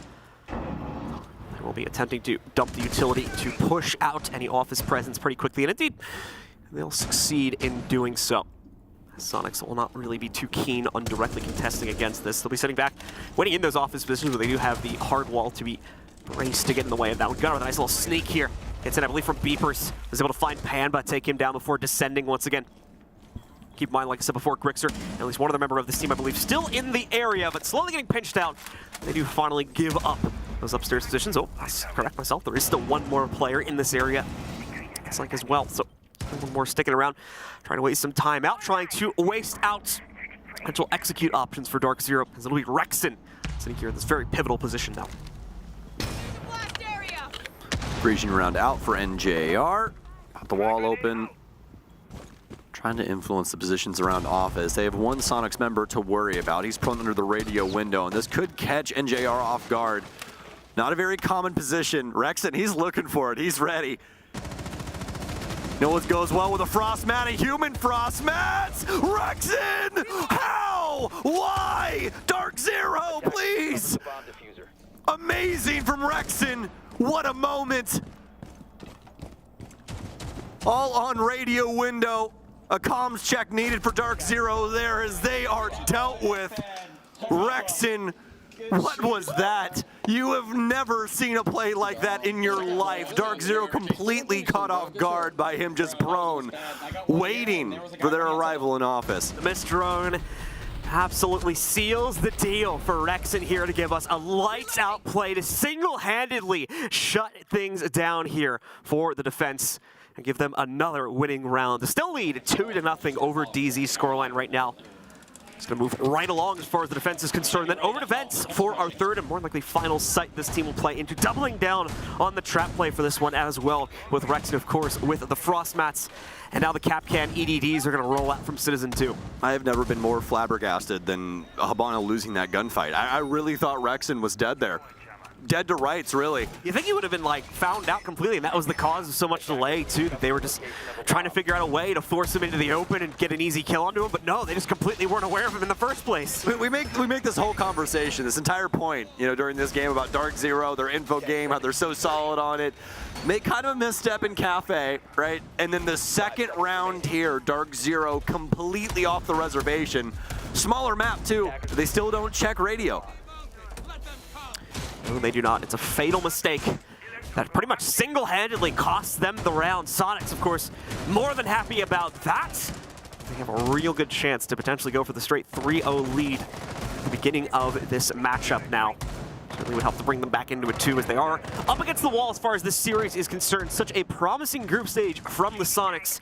Would be a bit unfortunate to see their upper bracket run ending on quite literally day number 1 of said bracket to the hands of DarkZero too. So let's see if they can rebound here, continue on the warpath, and lean us towards that third map on Clubhouse to potentially save themselves. DarkZero wants it just as much though. They're going to quickly wipe off the very unfortunate outcome of that previous round and focus up for another one here. All right, DarkZero, get in the hole. We need a round here on this offensive side. Can't be a full site rotation here from the Soniqs. Cannot be allowed. Set it off by Gavini here. No damage back and forth between these two. DarkZero getting some positioning around the eastern front. Lots of Soniqs members reside on this top floor, though. Grixer playing solos over inside of Customs. Most of Soniqs trying to battle out of this box here.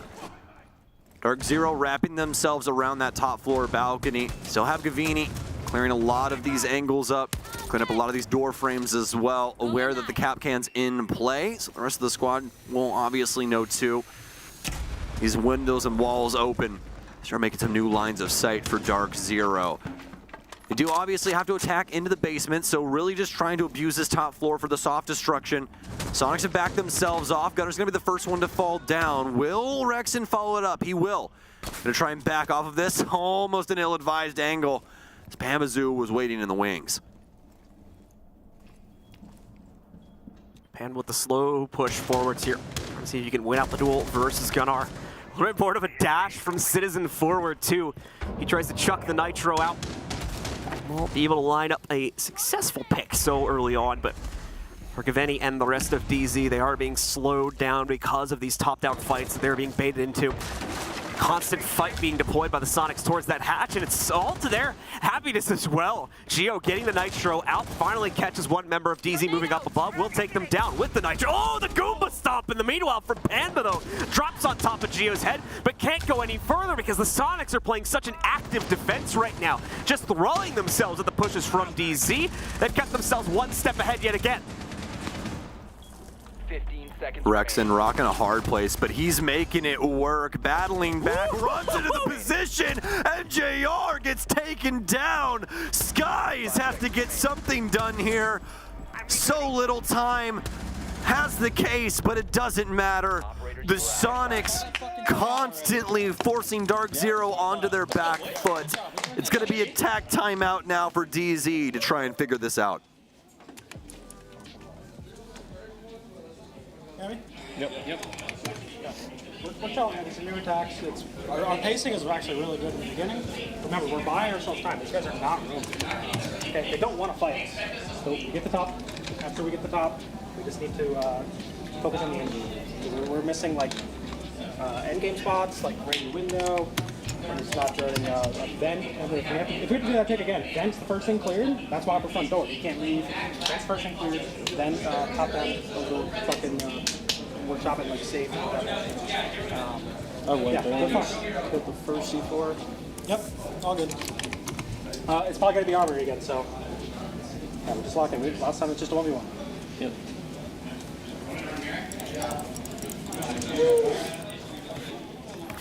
So not too much worry from the captain there, Coach Mint, the rest of the gang, Canadian. See what DarkZero can get done here. Some endgame positions lacking is what Mint talks about. A couple of the tidbits early on. Soniqs not really wanting to fight is what he says. I'd say it's mostly just positional advantage that Soniqs is looking for, as they're letting DarkZero have a decent portion of the map like we saw in that previous round. And some of those positions from DZ are being adopted. You know, one of the in-game positions that he's talking about for vents happens to be upstairs next to half wall through the soft destruction there. But they had a huge issue with Rexen when he's in practically a kill box. You know, if you have proper soft destruction on that top floor, then Rexen more than likely a dead man just laying prone inside of vents. But obviously not the case. He fights out of it. Not only that, he kills the window player. So I think that it's more that DarkZero might need to search a little bit harder in some of these positions to try and suss out the Soniqs. See if Soniqs try and get more aggressive here. Once again, you heard DarkZero talking about some of the advantages they could take, you know, in that earlier into the round. So we'll see how they attempt to work round 4.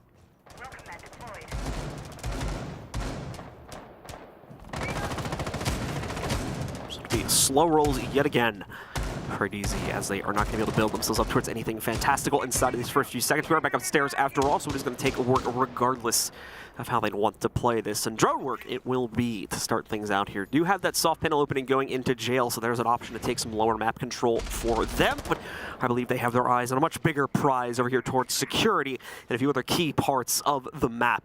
We are going to see a few rotation setups from the Soniqs, much more heavily deployed for them though, to the inside of office, it looks like. They will have the mirror window set up there going to the back of radio, and a few other players supporting things from the fountain side too. Solid drones here for DarkZero so far. Nobody able to try and attack just yet. Rexen looking for more an aggressive swing from the basis of the office. Nothing really doing right now for Soniqs though. Still awaiting DarkZero. Oh, although talked about a little bit of aggression that they could use, haven't pushed it just yet. Well within the right to do so at a moment's notice. A nade out over towards CCTV, doesn't find much. Geo's been able to play safely inside of Suicide for some time. He's got a mirror window here as well. Finally, Gunnar will pick up one. DarkZero stunted, it seems, again. Nitro so ready for Gunnar. He's going to line this up. This might fly out right on the radio window. NJR is going to break down the castle barricade, which I think he's waiting for. Looks like he might be waiting on the hop instead. Geo there with a big kill, and Rexen to take one down. Some nice trades going back and forth now. Rexen with the shots rang out. gives his team back the initiation advantage. DarkZero can no longer throw a player away just for the sake of getting map control. Instead, they'll need to get it out right, but unfortunately won't be able to find it from Panba's POV. He just goes 1 for 1. Fountain is dealt with, but you still have Archive's Office, as well as the full breadth of the Lockers play to potentially try and detach here. You can see Skies as well as tried to open things up with the X-Kairos. It's been a messy job at best there, trying to open those angles into Fountain to support his teammates' push. One that is now a moot point for the reasons I stated previously. Citizen inching at the opportunity to go for a swing, but given where they're at in the round, smart to hold things back here. Dude, how low this is going to be brought down now. Gunnar seals the deal on Canadian, brings it all onto Skies now for the 1v3. He's going to try to make a clutch attempt out. Has that intel on Citizen, but beyond that, it's a guessing game at best for him to try and clutch this one down. And with the time now, giving us the warning there, you heard the announcer talk about it. It is going to take us very quickly to the end of the round. Soniqs still in control, 4-0. Prim and proper from the Soniqs. Has been one of the fastest borders we've seen this entire tournament so far. Well, in terms of score count, yeah. Yes. If you're talking about pacing wise, obviously not, John. It's DarkZero. Okay. Yeah. All right. That is fair. They're like one of those eco diesels. Wait till we get to the next half. You know, they just go for a really, really long time. That's just how it works. I have one of those. You do, actually. You know, it doesn't really start getting fast until you get in the third gear. I think once we get to the second half here, I think it's when we speed things up a little bit, if that's how this metaphor works. Yeah, I needed to slop some NOS on DarkZero's car here or something. I don't really Put some fuel additive in, that might speed it up a little bit. Get the DEF in. Yeah. Make sure you got that diesel exhaust fluid. Well, we'll see what's going on here for DarkZero. They don't have attack timeout anymore, so they're kind of floating up the creek without a paddle. A little worrisome here for them. They're going to adopt the Thatcher and kind of going bare bones. Very basic R6 operator lineup coming in here. Going to go for the double hard bridge, Yana and Buck. Actually going to switch out the Thatcher rather, for the Ash instead. A bit of a soft breach play here as they did drop that sledge, so definitely think that's a solid adaptation. I haven't been seeing a lot of people use the R4C this tournament either. We saw a little sprinkle of it at Yongshiping, but everybody leaning back into the G36C. Most notably probably because of the extended barrel also getting worked in with its recent changes. So.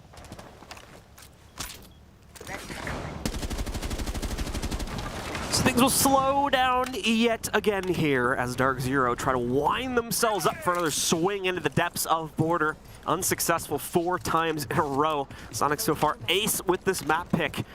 Have been able to set themselves up for victory more times than not, obviously.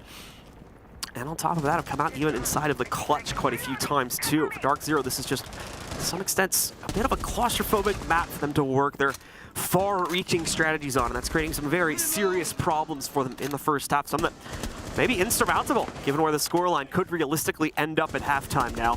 And assuming, of course, the Soniqs will also be able to continue the same level of play on the attacking side.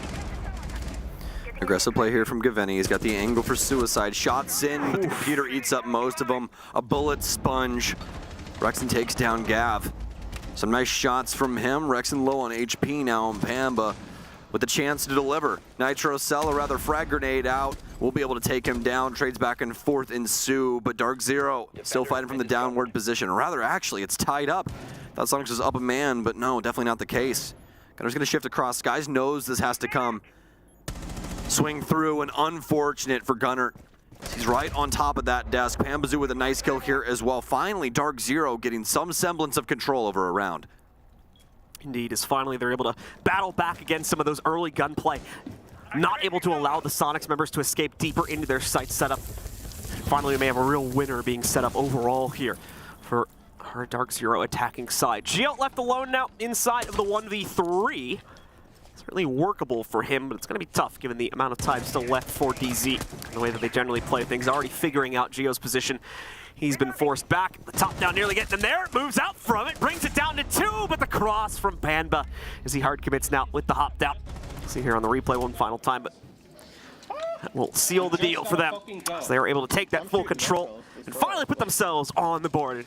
Hating to try to hype things up a little bit here too. It's a little solemn on the DarkZero side given the previous 4 rounds of play, but finally they got a bit of a reason to be happy. It's a touch bleak, but they got a round under their belt. Something to dance about. See if DarkZero can try and pick up the last round available to them on this offensive side. It was kind of a poor start for them on that round, but quickly swept under the rug by the remaining members of DarkZero as they were able to deliver on the original members' promises in a lot of different positions, especially around the office space, upstairs. Soniqs starting to lose way too many bodies in the refrags, for once not coming through. So looks like DarkZero able to finally get their foot on the gas. See just how long this car can go. Looks like we are going to be defending vents. Soniqs going to obviously have to apply things towards the top level. How the Lasercades working their way in from Citizen. He's been back and forth on these weapons throughout this tournament, as have quite a few people when it comes to the primary of Aruni. So excited to see if he's got the EBR, potentially has the Roni. As for the rest of the squad, making quite a bit of sense. Got that Solus still working their way in. And the TCSG as well on the Kaid. So lots of fun things to be had for the Soniqs. And as the Soniqs will prepare themselves for another final brunt from the DarkZero attacking side, it is going to be very similar layout to what we've already been seeing. Doubling down on the hold on the inside of the office. Not really going to be a big extension over here towards security. Not much of a reason to for this side hold specifically. Instead, it will be downstairs played out over on the inside of customs to try and delay things should DarkZero try to push things from jail. It is where we saw at least a breach being made on previous attempts here. This round, as you can tell, it has been reinforced, so a little bit more difficult to make that work, as the early clear focus, once again, is on this upstairs hold, as it's caused so many problems already for DarkZero in this half. Patience early here from DarkZero. You know what happened to him earlier with the radio play from Rexon. Want to make sure they understand the positioning of this beast before they try and attack it. Citizen going to fall off from Suicide. Not going to be the teller side, just to remember. These hatches not meaning all that much. Doesn't mean they can transition down and get that counter angle for the site, but not going to be the plant. Won't be the Overwatch, but it will be a kill for Pamba as he cleans up the top floor. Do we have one more member around in that space? 3 up top, and it's going to be Gunner. He's still inside a fountain. This little counter area here, but the drones are active from DarkZero. You have to worry for him. In rolls 2. Yeah, they're definitely going to find him at the back of fountain, maybe? Did NJR look? A run out. They didn't see him. Gunner gets by Pambazoo. Once again, DarkZero, what is happening with the drone game? Just not catching these tiny little hiding spots the Tonics have been able to I have so much faith, too. You can hear it, like... I think they'd be reading into this one, especially after that critical blunder was made. About 4 to 5 rounds back. Still running into it, unfortunately. This time, only costing them a single trade for now, but we'll have to see the ringing effects that will have on the rest of the execute here as DarkZero now reshaping themselves around this due to losing Panva. Yeah, if there's something ringing, it's DarkZero's head after getting bunted. Once again, a blunt object, a force trauma. Skyros down, clear up the frost mats. DarkZero still have an opportunity to look for a plant. It is a 4 versus 4. This isn't not doable. They have the skeleton key as well as some other tidbits to try and clean up around the site. No explosives though, minus the breaching rounds of NJR. Impacts and yet another angle being adopted from the Soniqs. Gunner will rotate his way in towards vents. Going to position himself very similar to what we saw from Rex and the last time that they were in this position. Skies will get taken down. Gunner's going to swing, and so far so good from the Soniqs. A 2 versus 1, a drop in on top of the case for Canadian. He can't find the player, tries to sprint out. Grixer will find him instead via Canadian. Funny how that works out. And the Soniqs will take a 5-1 half. So one little bump in the middle of this half for the Soniqs, but otherwise it's pretty much perfect for them. 5-1 now is the scoreline. 2 out of the next 6 rounds just need to be claimed by them. They'll be able to lock things in for a second map.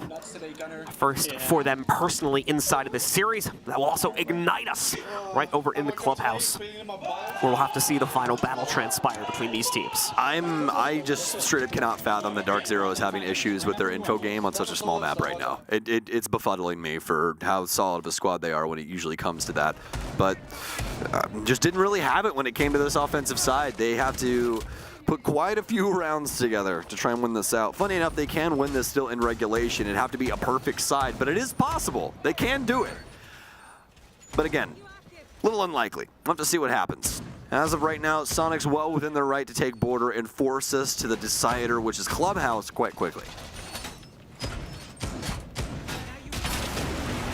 Indeed, looking to thrust us into it without too much delay. We'll have to wait and see if the Soniqs run into any of the same issues that DarkZero was having problems with, of course, back on the first half. Just the slow nature of the play we were getting from them may have allowed for at least a few individual plays to come out from the Soniqs, just as they were telegraphing themselves too much. So we'll see if the Soniqs will speed things up a little bit more, remove that possibility, or if the same thing shall potentially surface, as it's going to be another upstairs hold, of course, from DarkZero to start out this half. They go right for that site initially. Givenchy bringing the mirror into this one to try and make these angles a bit more difficult to work, specifically the main balcony entryway, as well as that push in through office. Let's see what Soniqs want to do for their opener. We know that DarkZero really like to favor the balconies, specifically on this side. Try and play the crosses in towards office. Have some influence that way, making it towards some of the positions that the Soniqs had weren't so safe once they went for the rotations back towards site, but never really seemed to be too big of a problem for the Soniqs at the end of the day. In the scoreline given. As for DZ, still able to stand stalwart on this top floor. No one really donning their doorstep just yet, but as soon as I say that, looks like Sledge might be getting active. We saw Citizen around the bottom of Metal as well, so he could be working his way up soon enough. These two flirting with it right now. NJR right on the cusp of getting in a fight with Gunner. Rexonal Skeleton Key open the other side, and it looks like potentially, nope, Suicide will not be soft there. A little confused, as was I, from that position there, but there is indeed a reinforcement on that panel, so NJR can play through that safely.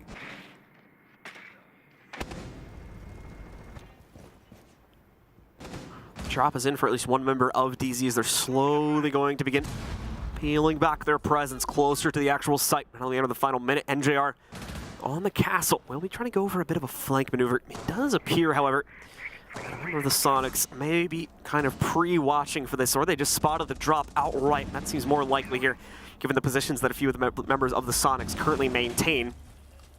As for DarkZero, meanwhile, they're perfectly all right with this chain of events, as long as there is not some sneaky play to get themselves into the site during the process of this. It'll be more than all right to let one player downstairs waste the majority of time throughout this round. I think there's a little bit of a worry from the Soniqs that it might as well have been the Oryx going down there. Oh, unlucky. Hop right back up. That timing from NJR, he just changed angles and Gunner switches across. Let's see if he can get him. I don't think that Gunner knows he's down here. Easy pickings from MJR. And he'll get out. Tries to go back to the well there for a second. I thought he was going to stick it, but obviously not the case. Speaking of sticking, looks like we're going to have the plant starting to go down. Does anyone know where it's going to be at, though? Big Nitro from Gavini will stop it in its tracks. Soniqs now down a man, but some big kills coming through. Pambo pick up one, and DarkZero find a round to start the defense. So DZ not done fighting just yet here. Seems they've got a little bit more left in the tank, trying to rebound and end this one in 2-0 fashion. As we move away from that round, though, Soniqs destabilized there in the final moments of it, wasting far too much time trying to watch for the flank coming up through that hatch on the inside of their office hold. Ultimately to fall victim to that player anyway at the bottom of the hatch, even though it wasn't Oryx potentially trying to make that play. Stalwart hold indeed from our defenders. Now they get a chance to play on that side. Do we open mini hatch on this? We need to extend their grasp a bit further onto areas like vents. As they go for this one on the second hold. Soniqs immediately with a little bit of a change up to their line. The line coming out here for Citizen. We'll see if that potentially locks in the information on the players they were having problems locking down a bit earlier on this time. So the possibility of some repicks to be thrusted out here too if they feel they need any change-ups.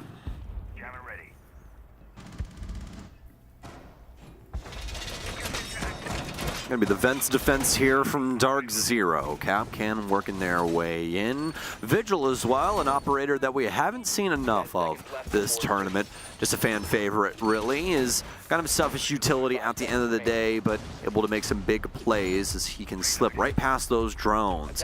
Practically unbeknownst to them, as the little screen effect that you get.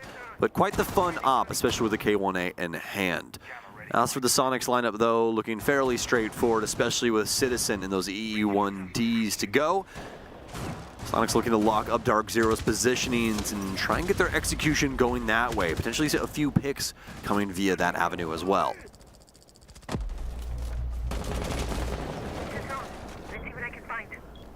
Soniqs and the rest of DZ continue to bait out each other's attention here inside of the early round. As we continue to See the Soniqs move in for their initial bits of map control. East Main has been taken already, but moving it beyond that into the depths of the office is going to take a bit more time. They do see a player on cams. Gunnar, what are we doing here? Gaveni just on cams with his head presented to the breach. Gives himself away there. An easy pickup for Soniqs to start this round off now. Panba as well taking some damage as he tries to push back out over here towards break room. Gets caught out from it. Trying to take up a new position. Nearly gets caught on that cross as well. Hopping down from the jump up. So things are a little dangerous right now from DZ. Oh, yep. You can say that again, my friend. You take some OSHA courses here. Everybody getting pinched off at work. Skies and Gavini both down. Gunnar is going to falter as well. Finally a positive boon for DarkZero. His top floor presence going to mean the utmost to the future of this round. Oh, unfortunate from Panba. Just couldn't get the SMG out soon enough to try and take that fight with Rex, and rifle ready. And guns down yet another DZ member. It seems like they're full bore when it comes to this round so far. We're going to take down quite a few of the DarkZero camp. They're going to slow this round up as well. I don't know if Citizen, or rather Canadian, got marked there. They'll swing through. They'll definitely know his position now, though, as he pre-fires in through the bookshelf wall. NJR found out after some considerable delay, and is now left down to only Canadian, way far away from the site here, playing all the way on the inside of Customs, right into his position as well. It's an easy catch for Grixer and the rest of the Soniqs as they lock in another round for themselves. On a cam, just sitting there. He's talking about what you're talking about. I was just as surprised as you were. Like, they never saw the breach, I guess, or heard that. Like, how long was he on cams for? Like, Beautiful. A little unfortunate for that was a very weird one, but yeah. It really seemed to change the outcome of the round too much beyond that anyway. Gavini didn't happen to be the one making the breach, right? I don't think so, no. Yeah, I don't. He was in the, like, he was standing in the middle of it, but. Yeah. Well, obviously, my brain there for a second. I was like, no, there's no way. But yeah, he's on defense. Just that's a little weird. I was reading some notes there for a split second. All I heard was Gavini died on drone while he was in front of a breach. Yeah. Like, oh, okay. Well, just standing there in front of the table. Like, wow, that's I guess maybe he thought his head wasn't present because it was like a headshot angle, so maybe he thought he was prone. Oh, no, it was definitely a headshot angle. Like, we saw that. I'm just trying to think of reasons, and unfortunately I'm not coming up with much here, so. Well, he couldn't think at all, John, because his brains were on the floor, so. Bit of a blunder from Gavini, and the next one's not going to start too well either, as he's going to run his head through some walls here on the Oryx, so we'll lose a little bit of HP right off the bat. We're going to see a few repicks. I thought you were going to lean into the IQ points there. No, it's like run through walls. Maybe. I'm not going to be that brutal about it, but yeah, don't be rude. All right, a little unfortunate there for Gav. It does tend to happen, but you definitely don't want it in a moment where it's a game-changing round, right? Like that. So I mean, it just set up map point now. So. Yeah, exactly. So like, yeah, you give him the benefit of the doubt, but it's also like, Gav, come on, man. Well, unfortunate, but we're about 20 seconds in now. We've wasted enough time through this prep phase, the boring part of Rainbow Six. And now Soniqs can work their way onto the map, and they've brought Dokkaebi to the table. Those logic bombs, so very fun. See if they can clear out the map in a convincing way with that utility.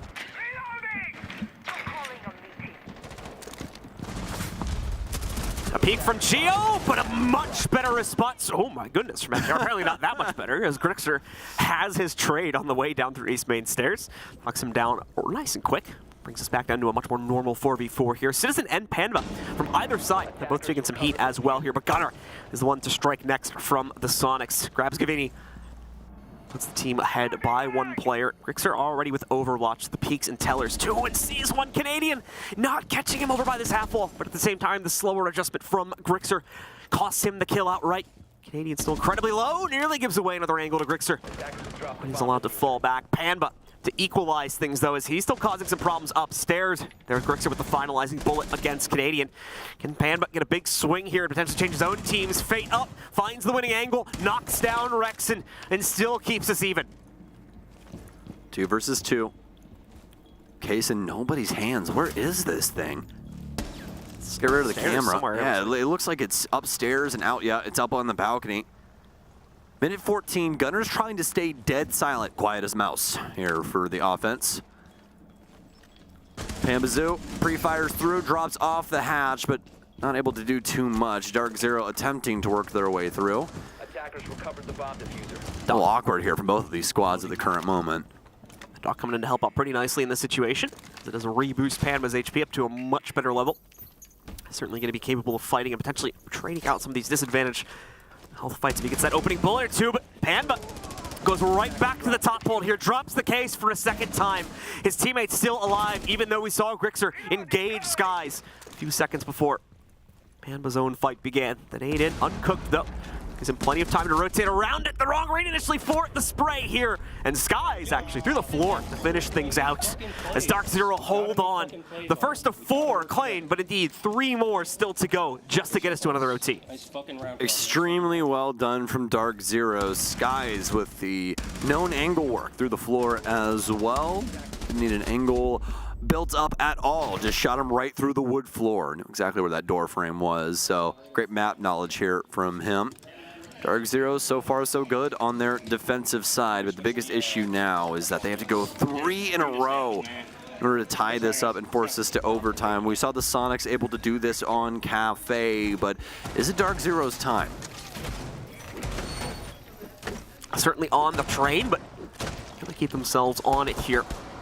Soniqs keeping the Dokkaebi in check currently for Citizen, wanting to play into that phone call intel to figure out where it more hard bunkered positions from DarkZero are going to be hiding out at. Initially thinking about a 6-pick to move the Sledge out of the lineup, but looks like they're going to keep it after further discussion upon that.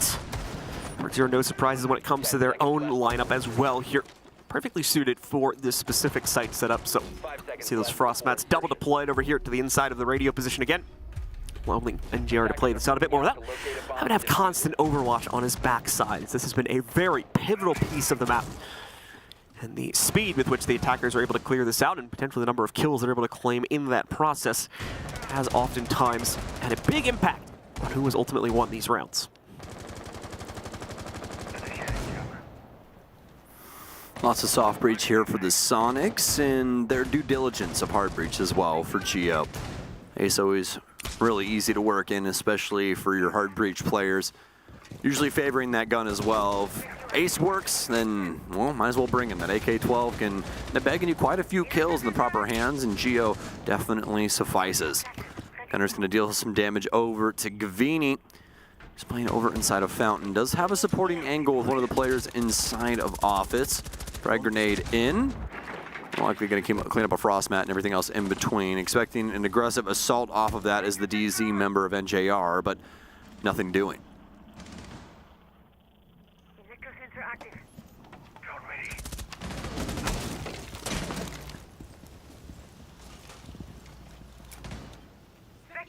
Very quiet across the map as the Soniqs still look for an Ace capability to knock out the Frost. The problem is they can't really push towards it without risking their own lives due to the additional setup over here by Fountain. NJR decides to take a step forward now, challenge it himself. He goes down, and even worse, Gaveni, who is supporting him, is eliminated also. This is not the start to this round that DarkZero needed, and unfortunately, it's going to continue to get even worse.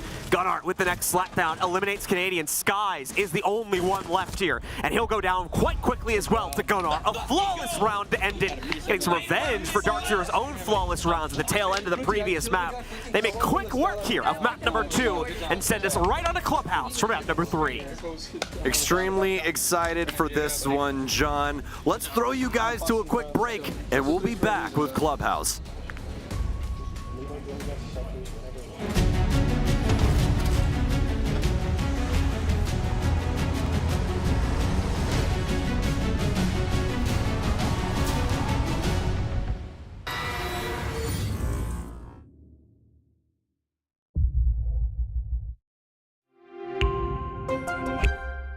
I'm Nicholas Morton, but you know me as Pingu. I'm a 2-time Rainbow Six Siege World Champion and former top Rainbow Six Siege player in Pro League. Welcome to my Siege Ranked Bootcamp. We're talking 20 seconds left on the clock, you got the diffuser in hand, what do? Play the way that you're comfortable with, because you have confidence when you're in this position. That is when you're gonna be at your very best. Good luck.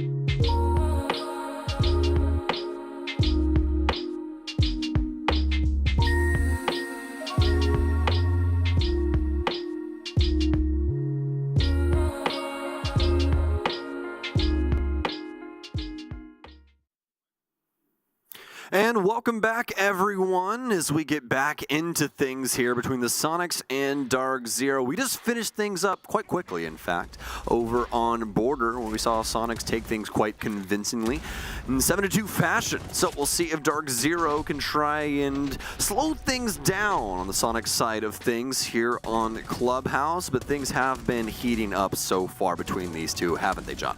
A little bit worried, to be honest, for the Soniqs now going into this third map, as obviously moving over to Clubhouse. This plays stylistically a much more similar game to our first map compared to our third map, but that's where obviously DarkZero had the greater amount of control there. With that said, that map did go to overtime ultimately to be able to decide that, so there's still plenty of room for the Soniqs to bounce back into this. It's Clubhouse after all as well, so there is going to be plenty of play tape for both of these teams on that one. They should be very well and familiar with each other. I'm expecting this one to be a bare-knuckle brawl, hopefully going the full distance to max OT. So we'll have to see if that ends up being true. You can see the teams just making their last-minute preparations now as they get themselves ready to hop into our final map of the series. A lot on the line for this one. It is only the very first game of the bracket for both of these teams, but of course, it also means now that the loser will be going down and will have to fight for pretty much the rest of the bracket, a good 90% of it or so in the lower bracket. So not something you want staring you in the back the entire time as you try to make your way to the grand finals. Yeah, definitely not something that you want to try and deal with. Both of these teams looking to take Clubhouse. It's going to be hard fought and expecting overtime here between these two. A hallmark of both of their styles and gameplay throughout the years.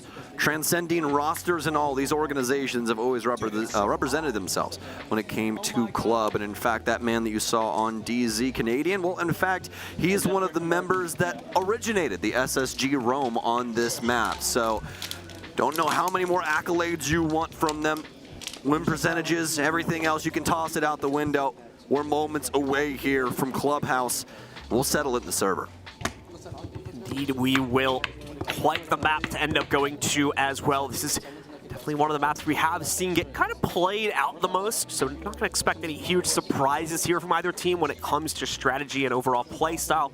Should be pretty much what we have seen in the past. It's very similar to maps like Oregon and whatnot, where most teams have pretty much figured out every bit and end of this map that can be exploited. That means that they are very well aware of each other's intentions going into it too. Hopefully we're going to get the best of the best that we can get here in CH. These players should be able to appropriately adapt to every single situation that is thrown at them. Getting everybody sat down now. Apologies for a little bit delay and get things started, folks. I think we're just a few seconds away, though, from leaping into this one. Seeing if the new DZ, of course, once again with some new stars jumping onto their roster for this event as well, is enough to challenge the newest pickup from the Soniqs in Citizen, who has been playing lights out this event so far. Specifically in the middle of gunfights, he has been worth his weight in gold. Just this capability to kind of trade things out, make sure the team stays even with their opponents, or even pushes it a step further in a best case scenario. But here we go, folks. Your patience has been well rewarded now as we are going live with Clubhouse, the final map of this series. Cafe, stalwarts, Border, definitely favored. Clubhouse, as you said, John, it's going to come down to the fisticuffs. We'll see which one of these teams can settle this. Is it going to be a quick affair? It's going to be a drawn-out romance. We'll have to find out here. Soniqs with the first ban. What are we not playing on Clubhouse? What is not available to us? And finally, we get something interesting when it comes to the bans. Everything so far this tournament for a lot of our games has been really, really straightforward. I mean, getting a couple little sprinkles, some smoke bans here or there, maybe some other things, a blitz ban rolling in, but nothing like this. Oh my, North America. Jeez. Let's play some Clubhouse. Thermite and Maverick off the board for the offensive side. Expect your EMPs, expect your fellow hard breachers to mean quite a bit. Habana is worth... You said gold, we're moving to platinum, we're moving to any expensive material because you're going to need her. Cade is the first one to get banned out as we're going to try and prevent some of that electric claw work from coming in. You kind of have to do that there, otherwise you set yourself up for failure on a few of these executes. Keep in mind, of course, you have the Thatcher to just directly counter them out as well, but this makes it so that is not going to be a requirement, at least for the basement attack. Last ban coming in here. Wow, we are just all of the wall utility. That's the entire focus of this ban. Is pretty much entirely for those hatch. Look at Goddess's face! as well as the main balconies on the second floor here. That is the entire focus of these bands. Never have I seen an entire band set go to one specific point or a few specific points on the map. Usually just one or two at most, but this time the entire breadth of it is going to be fully focused on that. I love how both of these teams had the choice to double down, and they Well, the other thing, too, is look at the defender lineup now, right? We have Azami, we have Solus, and we have Valkyrie unlocked for plays. There is just like, I would not be surprised at all if we just see, like, all these teams go roam crazy, like double down on, like you said, the SSG roam, things like that we're going to play out from the basement. That's got to be the way you play this now because you have so many of these powerful operators unlocked. This right here might be one of the most unique clubhouses that we'll have for some time. Not a lot of teams really like playing into this. This is something that is, you know, pretty scrim heavy. You'll do like some really weird op bands and that kind of stuff to try and build up to a moment like this. And that's why I was so excited for this Veil to get pulled off. Both of these teams, once again, doubling down in their regards, double down in the walls, double down in also the denial of said walls. So, gonna be fun here. Gonna get into the round. Let's see if this roam game comes to fruition from the Soniqs. Well, to get things started, Rexon already spotting out one player confirmed. He saw the phone there just a second ago as the barricade is also gonna get popped open here. NJR with the rappel up to the roof, that will not be continuing to maintain this position to challenge it any further. Move away from it instead. Regroup with the rest of the team a little bit further down below. Relatively controlled roam so far from the Soniqs in round number one. Not trying to throw themselves at the enemy, of course, but certainly still trying to maintain positioning, but not going to be doubling or tripling down on those in any extent. Falling back at the usual point in the round we would expect them to so far. Well, Mute's going to be on the top floor. He'll begin descending the stairwell here. Get himself out just in time. Oh, so low HP. Pambazoo bearing down on their location. Able to light up one. The blood spurts on the back wall signify that. He chases him down. Tags up Citizen. Is he going to swing for this? We know Citizen quite raunchy when it comes to the gunfights. Absolutely loves to get down and dirty with these. Ends up taking the swing. He'll tag him. Little due diligence there, matching his own HP bar. Great work here from DarkZero. The drone game really backing off the Soniqs now on a lot of these external annexes. The supply hatch open gives our attackers access to the lower blue room here. That's one option open now for DarkZero to begin taking that basement control away from the Soniqs. Soniqs, of course, have tried to challenge this quite a bit, but so far not really been met with success. Geo brought down to a sliver of HP. Citizen and Grixer also injured throughout the process of this one. Geo going to try to set himself up for another pre-placed Nitro down below. We'll see if the timing aligns for the crosses. They try to move their way forward, but it's going to be NJR claiming the first kill of the round now, grabbing Rexon. As we see him challenge once again here from the bottom of blue, nearly loses his life in a trade during the process of that one. Forced back further in oil pit. Surprise angle is how he's able to find the first kill to begin with here. But beyond that, unfortunately, is not able to push it any further as he has no support from the main blue route, and it's way too easy of an angle for the Soniqs roster to counter out. He's still all the way in the back of oil pit. You know he's gone now, but he's going to give up the goods. Frag grenade in. They'll definitely be aware at this moment. Some big kills here from the Soniqs. Be able to equalize, not before Pambazoo pulls him back across the line. Grixer trying to deal with the position inside of blue. Big damage. Nice angle from Canadian on the hatch. Will get it done. DarkZero pick up the first round. Oh, I got his feet just like that too. DarkZero take that control and will be able to put their feet on the ground first here on Clubhouse. A 1-0 lead established from them. Now we see if they can push it further. No retries for the Soniqs. They are not happy with the way that they played things out there in the basement, so it's upstairs for them into the gym and bedroom. Hopefully, these defensive operator bands that did not go through give them a little bit more firepower, as the extension just did not have the weight they were hoping it would to swing at the attackers in that last round. Yeah, this is where things get really murky with our defensive bands. You really don't have anything to hold up some important walls like Jacuzzi or the single panel for construction, potentially extending themselves out over towards CCTV, you know, as well. So you're really going to be leaning on the mute jammers to potentially do that, but the big issue is not only Dokkaebi very prominent nowadays, and she has EMPs. But you also have Thatcher at your disposal on the offensive side as well. They were looking at the Dokkaebi. Canadian's going to switch that over to another hard breach op, so they'll bring that to partner up with NJR. Potential for that in Skies as well. Frag grenades in for Gav. The Ace going to get switched out for Pam, but big lineup change here. We're going to throw some ops around, so we'll just give them a second, and those will get locked in officially. So they're going to go with a lot of hard breach. That's really what we want to look at. Skies will bring the secondary hard breach here. So 3 hard breach ops, allowing the other ones to swing about.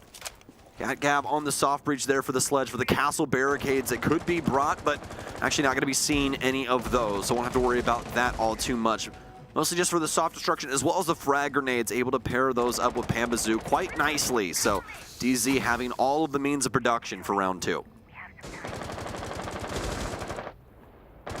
With round 2 alive and well, we're going to see the rest of DZ begin to position themselves on those window positions. A bit of a slow wind up to that as they do want to open things up over here towards Logi first. A little bit slower rolling in that respect, but attempt to possibly come in here to also grab some openings over towards the construction angle as they do not want to allow the Soniqs to maintain that set piece for their hold here. The nade goes in.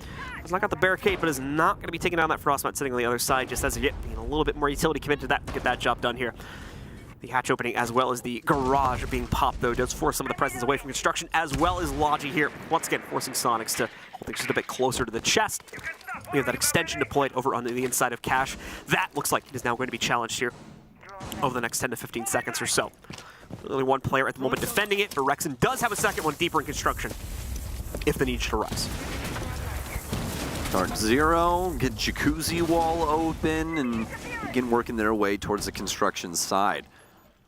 Not much to say about that for Soniqs' camp, as they don't have the means to try and stop that given the ban. So have to give up the wall, trying to respect the opening, potentially slow up DarkZero on the actual execute. Frag grenade goes in, barely tags up Citizen. DarkZero, solid position around now, and now we're starting to see why that sledge building its way in. Yes, no castle barricades, but also the Azami, very, very annoying when it comes to her Kiba barriers. So always nice to be able to knock your angles back open. Don't have to punch those things 3 times. Sky's going to swing in. He gets gunned down by Geo. The ADS will eat up the thing that was so very needed in that moment. Nice Pambazoo with a nice little prone there will work it out. Had to do something. Didn't see him. Knew that shotgun was coming through, but it didn't know about Citizen. Very well done with the Russian SMG. Takes out Pamba. 4 versus 3. DarkZero, they have to try and pick up the pieces. They'll get Gunner. NJR off on an island. He's going to stun about, try and rotate back through. Pre-fire from Rexon. Almost wins it out. NJR, so much damage dealt to him. Another stun right at his feet. Rexon, how is he doing this? How does he manage it? Oh my! Once again, he did it on border. He gets it done in cash. It's blood money, baby.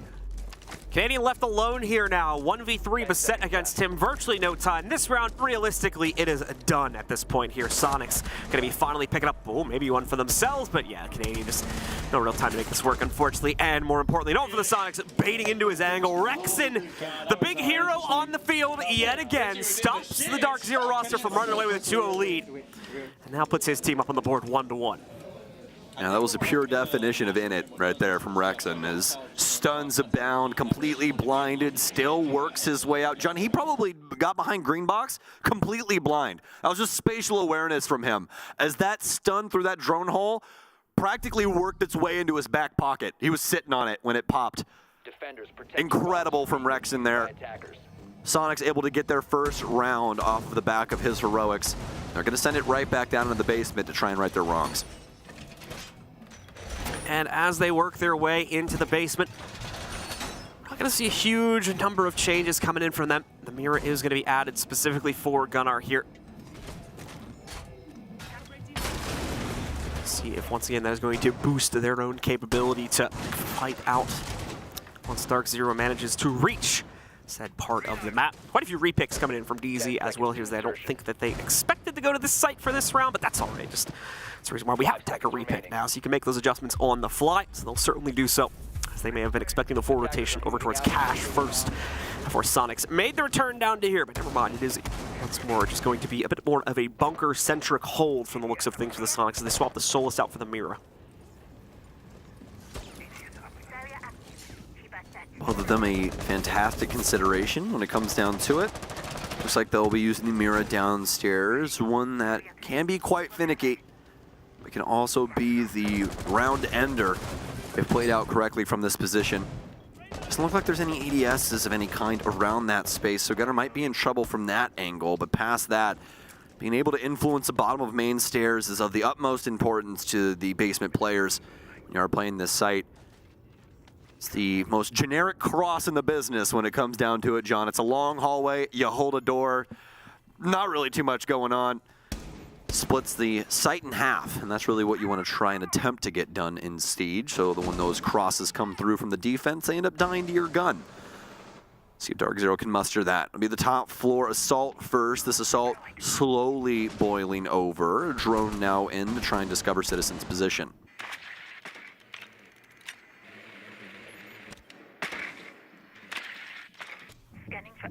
A bomb has been located. Continue to be a slow rolling round here for both of these teams as once more DarkZero sits at the precipice of the basement descent. Citizen immediately ready to deny any more direct pushes to work its way over here towards the main stairs. He'll swing himself back instead though once the drone spots him out. Not going to be too smart. Stick around there after you have been counter-drone, especially now with these angles being set up by Canadian and the rest of DZ. Even if he tried to stick around, the second he finally did decide to go back downstairs, he'd be a dead man in the hands of these top-down angles. So good thing he got himself out of there when the opportunity was still in play. A little over a minute left. DarkZero, like I said, have reached that execution point, but they have not been able to actually push themselves forward just yet. Still looking for the options to do that. We still have the hatchwork to be worried about as well here, but that should more than likely be the next focus point for them. So we have both Hibana and the Ace to accomplish that. Don't imagine there's going to be too much of an issue getting either of those open with the counters to those hatches being quite heavily banned out here. Once again, though, no real action in terms of either team trying to take a gunfight here. Soniqs just getting ready for the inevitable as they wait for those final hatch plays to be opened up and for DarkZero to pull the trigger on their execute. Well, we await it as well. Stun prep for Skies. And in we go. Into Moto. Rest of the squad has to help with this. Big kills from the Soniqs. Have beads on every entry point. DarkZero, no recoil, nothing to come through. Finally, Pamazoo, but he's already dead. He's got to work his way solo dolo all the way into sight. Gets gunned down by Citizen just waiting behind the panel. What's behind door number one? Boom, it's a man with a gun. Takes him down. Flawless round there for Soniqs. Soniqs, a much more definitive stance being put forward here now. It's going to create some big problems for DZ if they don't flip it back quickly. Now it's a casual coming up on this next one from Soniqs as they'll fully test themselves for their third and final site play. Not favoring the bar stage at all here. So we will not see that come into their rotation, at least not initially, as they finally complete the set with this round. It's up to DZ, of course, change things up now. Work their way passes, which, again, theoretically should be able to do, given what we have banned out. Yeah, those kind of rounds for DarkZero always just feel so bad because they have so much build up for it, right? It's like your friend like hyping themselves up the entire time that they're incredibly good at something, and then you find out that they're actually just terrible. They got everything right, and then they just botched the execution. It's like, made it all the way through their golf swing, and then just fell right off the side of Topgolf. Super unfortunate. So, I'll have to see if DarkZero can try and fix it up when it comes to the execute. I definitely think they had everything at their disposal to try and get some pressure on the basement towards the Soniqs. The biggest issue is that they really didn't know the exact positioning. The Soniqs made it to where there was a lot of guesswork for DarkZero entering the actual site, especially with the positioning of the Kiba barriers, making life quite difficult. So, see if DZ is no longer the shoddy golfer and can find their Tiger Woods. But as we get ourselves into the depths of round number 4 here, we'll continue to see how we'll try to make this Monty pickup work for themselves. Soniqs just patiently waiting this one down as once more DZ sets up their opening breaches and begins to establish that first few bits of map control. Rexon, of course, will get the first spot of this Monte. Not really much she can do about it here. Doesn't really have shield or anything to play out towards it. We're going to see both corners opened up here. Quite a few X-Kairos committed to generating a bit of a workable construction angle for the attackers to play out too. And similarly to what we had talked about at the beginning of the round, a free opening of the main balcony. Nothing that the defenders can really do to get into the way of that one, although that one on the left opens in a bit of a weird way right there. Still going to be seeing it left as a partial banner. I believe that was a creation by DarkZero here. As Canadian, once again, will be back on drones, or at least we'll try to get back on drones. Kind of a expected encounter there when he chucked that one back out. As we had Rexen still sitting behind the Azami barricade, ready to pop that thing away the moment it was thrown onto the ground. And he'll do the same for any following drones, too, here. Already half of the drone count gone, so may want to reconsider just thrusting them at Rexen endlessly if they don't have another player to peek into the garage window itself. Well, there's one thing that we've learned about this game so far. It's that you don't test Rexen's metal. He's going to reside inside a catwalk. He's looked fantastic throughout this game. Frostmat down to his immediate right. Canadian's going to see this, and funnily enough, this is going to be the biggest obstacle for Monty. A little flat mat is going to be the biggest problem here. Stuns pour in, and oh, Canadian! He just drops the shield and lets it sing, shoots the man right in the face. Oh my! DarkZero, Canadian, the ball's on this man. Just takes full control of Catwalk. DarkZero, they found their gall. They're in it.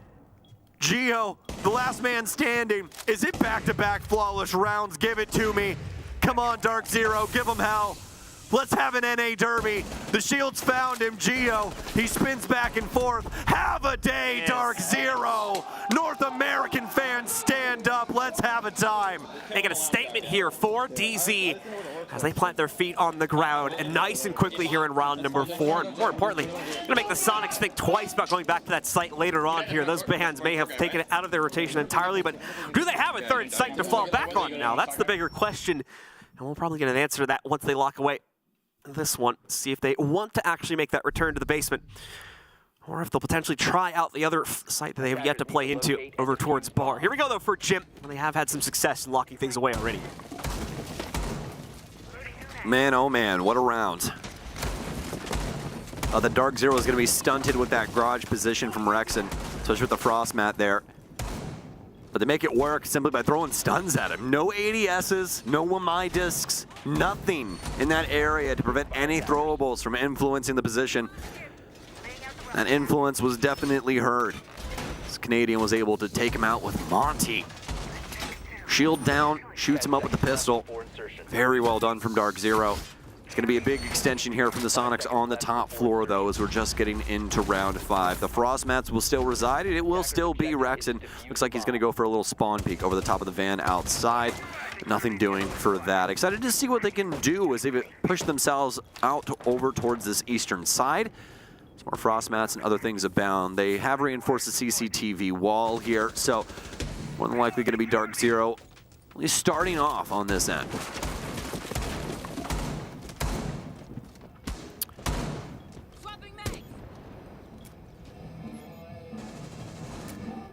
Let's get a wind up to a whole lot of nothing here inside of the first 30 seconds. As DarkZero just use this as extra drone time more than anything to set themselves up. Claymore down on the ground. That'll stop the blue window hop out. If anyone from the Soniqs was thinking about it. Not really in the cards for them, though. So there's a low potential of striking true, but it's more of an insurance policy than anything else. You put it there even if it doesn't really make sense to have it in this specific moment.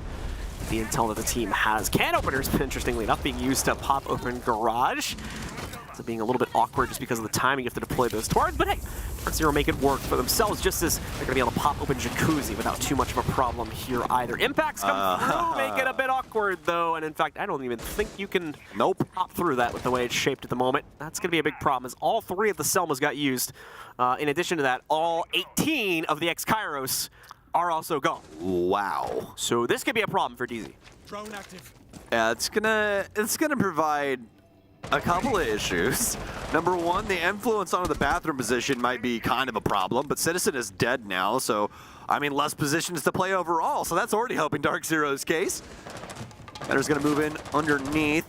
Don't think that they know that he's here, so, but do they know that he knows where they are? Hop out. Big kills from Pamba. Nice read from DarkZero. Apparently they did know what was going on over inside of the billiards area. Some big kills now, and the Sonics sent reeling. They have to try and figure this out in a 3 versus 5. Almost a 2 versus 5 as that frag grenade attempts to find the feet of a Sonics member. Grexer with the shot going in, Pan, but to trade things back out into his own favor, and DZ with just way too much control of the situation, unfortunately there, is able to make things work for themselves very quickly, turning the round back onto its heels, stealing that control for themselves. The breach issue apparently not tripping them up all that much, as they still take the lead along with this round here, and now forge ahead 3-2 over the Sonics. 1 round to go still in this half as well, and it's another basement hold from our defenders. And I don't know if the Sonics will ever hear it down. If they choose DarkZero, then lose to them. It's out of this best of 3. 3-2 right now. DarkZero looking to take their offensive side, John. It's looked very good so far, but you could say that a bunch of different ways for both of these teams. You know, Sonics making a good case that this game could still go to overtime, especially with some of the bigger plays we've been seeing out of these players and some of the low-time executes from DarkZero that haven't exactly been going their way. But when DarkZero's on the ball, it really looks like they are world beaters. Constantly at the necks of Sonics, some big kills coming inside of the mid-round and really making it to where that last minute is fully in their control. So we'll see if DarkZero can potentially get things going early on once again here. This basement site has been the one that's been giving them a decent amount of trouble. Certainly has been that case. So Ying has been brought in now to potentially make things a little bit easier for not only DZ, but Skies as well. On top of the usual hard breach and the IQ being picked up for Gavini as well. The Valkyrie cameras will be in play, so a bit to spot in that regard now.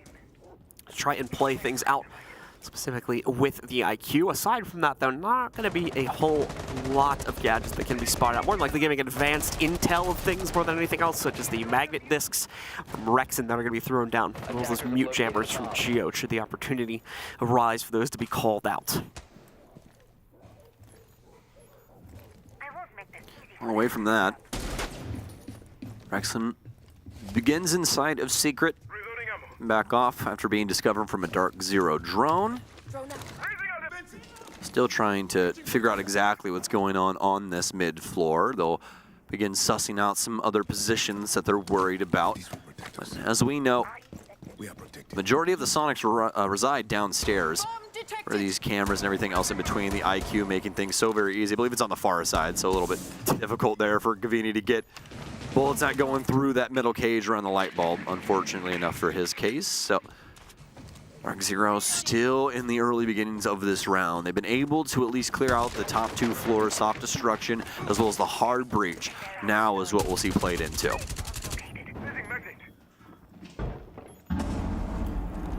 All the Nitro's out. And we will not see a whole lot of action following it up, as that will go through. Oh. Hold on, though. Citizen. It's the Valkan from up on top that just got shot there. So not seeing the Nitro go out just yet. Citizen, of course, has lost his intel gain here now, is the big problem for him, of course. He doesn't necessarily know when to trigger, can only play it off an audio cue, which is going to be suboptimal to say the least. The sledge play coming through. Actually opening up that area of the floor. At the same time, the X-Cairo is attempting to be worked. Should be able to pop open the remainder of the hatch with these two to going down here. There we go, the job will be done. Nitro's actually chucked out the second time from Citizen, and this one's a winner. Knocks out Panba, gives Sonics the opening kill that will go unresponded to for the time being. Extremely well done. DarkZero once again, low time. Real no Attackers dropped the diffuser. info on where the positioning from the Sonics are at the moment. Little guesswork going into this. Frag grenades out, and they're all going to land on deaf ears. The Sonics once again looking to take this round. Candela's in. They have to execute off of this. Skies and the rest have to go. They'll throw themselves in. Gavini with a big kill. Have they been able to find the space? Canadian, he sits at the back, but he's been gunned down by Grixer, who's prone at AK. They have everyone at the back of this able to assist. Grixer, so many angles to work. It's all left up to Gav. He has to get 3. It's 3-3 after the half for the Sonics.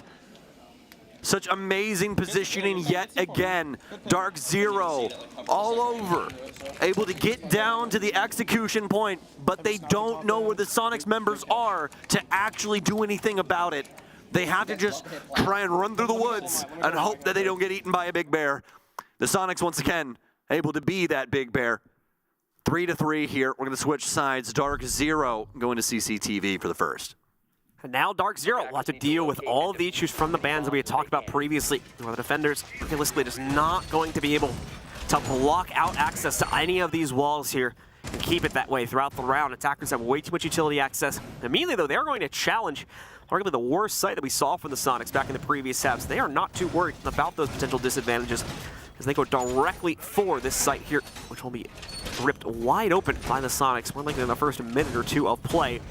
It's just all about how they establish the winning actual execute angles that will really decide whether they take this round or DarkZero is able to successfully hold on to it upstairs in CCTV and cash. In terms of the lineup, it's pretty much what we'd expect to see. A lot of free roaming operators for DZ specifically here. We've got 2 utility mitigation ops that are going to throw down most of their utility now, and of course Wamai throughout the course of the round. The Solace, which will just be constantly on roam gathering intel. And then on top of that, we have Skies, too, playing things with the Azami barricades. That'll be a constant annoyance to Soniqs as they try to open up any territory at all on this site. Yeah, you know, you feel like Jaeger Wamai almost a necessity when it comes to this site. Didn't see that favored in the Soniqs case. This time we'll see some ADSs placed inside of Garage, so hopefully the stun play that we saw from DZ won't work out against them.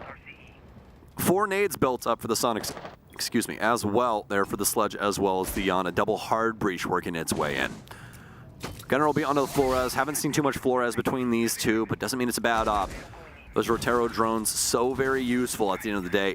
Able to dislodge a lot of hard stuck positioning as well as a lot of those Kiba barriers. So as soon as the zombie came into competitive queue, made it to where he got played even more because of all of those Kiba barriers. So Skies gonna be the player here for DarkZero inside of the Garage. He's got Pambazoo in tow on the far side. Impact out. I think he got rid of the Claymore that was potentially there.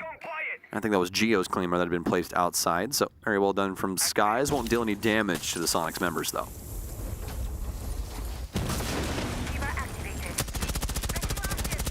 Geo just trying to pepper out the soft paneling there. Citizen to strike back, though. He claims the actual first kill here on the inside of the Garage balcony. Panda tries to lean back into Citizen's angle, pays the price for it, as an opener is given to our attackers instead. Canadian trying to battle back against that from the inside of construction window, but again, Citizen reading into that play. The hop from Citizen as he just full commits. Very little support behind that potential push, but he goes for it anyway. Skies now gonna have some heat coming his way here as he tries to hold on to the top of that Garage catwalk. He too battled out successfully by Rexon this time to give the SQ roster the 1-player advantage back. Canadian gunned down as well. NJR with only a single smoke, and DarkZero, they've miscalculated their first defense. They don't have the means to stop this. NJR, though, he's recognized they have to get aggressive. They have to make a play. Takes out the plat player. Rexon now all alone. He doesn't know if he's getting aggressive or what have you. NJR, so much heat from both angles. They know where he is now. Practically impossible to make it out of that. Rexon kills him. Gavini, the lone soul, the new member for DarkZero, fresh blood, about to be spilt. Stuns in, and Gavini will be stun locked through the drone hole as they're constantly, oh my, Soniqs bullying this man. Look at all of the stun grenades, John, that they just used on that guy. I think it was 6 stuns into the top of red there. That'll explain at least part of the reason why we saw the Soniqs keep that site at the very end of their rotation for that first half. So moving into the next one, we'll see an immediate change up on that as they go back downstairs instead here. But with their opponents now in front of the charge, if things go wrong here, what's the backup plan? They're very quickly running out of options, and the Soniqs will be feeling certainly very good about their capabilities to continue moving forward here in the upper bracket.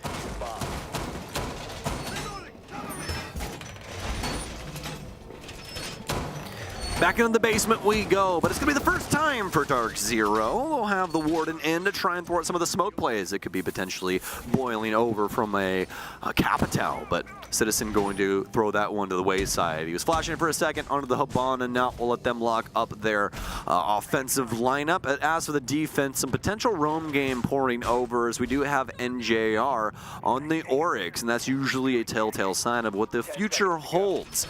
Doesn't necessarily mean that he has to go for it, but usually end up seeing him on one of these mid floors when that is the case. DarkZero past that, though, having everything else at their disposal to try and build up a successful defense. You have the Azami, you have the Valkyrie cams as well as Wamai, looking like a very, very solid set for them. As for the Soniqs, they're going to work in Nook. Didn't get to see that on DarkZero's side too much when they played offense, so see if Rexon can get past some cameras here.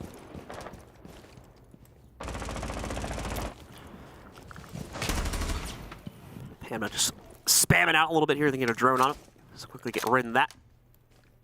Allowing for DZ to play this one out a little bit more. For the Soniqs, though, we are seeing a bit of a slow windup from them as they generally need to figure out what the heck DarkZero is deploying towards at the moment here, which is going to be that extended roam upstairs. So a little bit more of a complicated formula to figure out. It's actually a short-lived one, though. As you can see, 3 of those players backing up from their blue hold now. So it does return itself to be a normal bunker-style play from DZ when everything is said and done with regards to that first minute being wasted away. Soniqs are well on their way to the clear of the top floor anyway, just kind of checking off all the boxes just to make sure nothing is missed.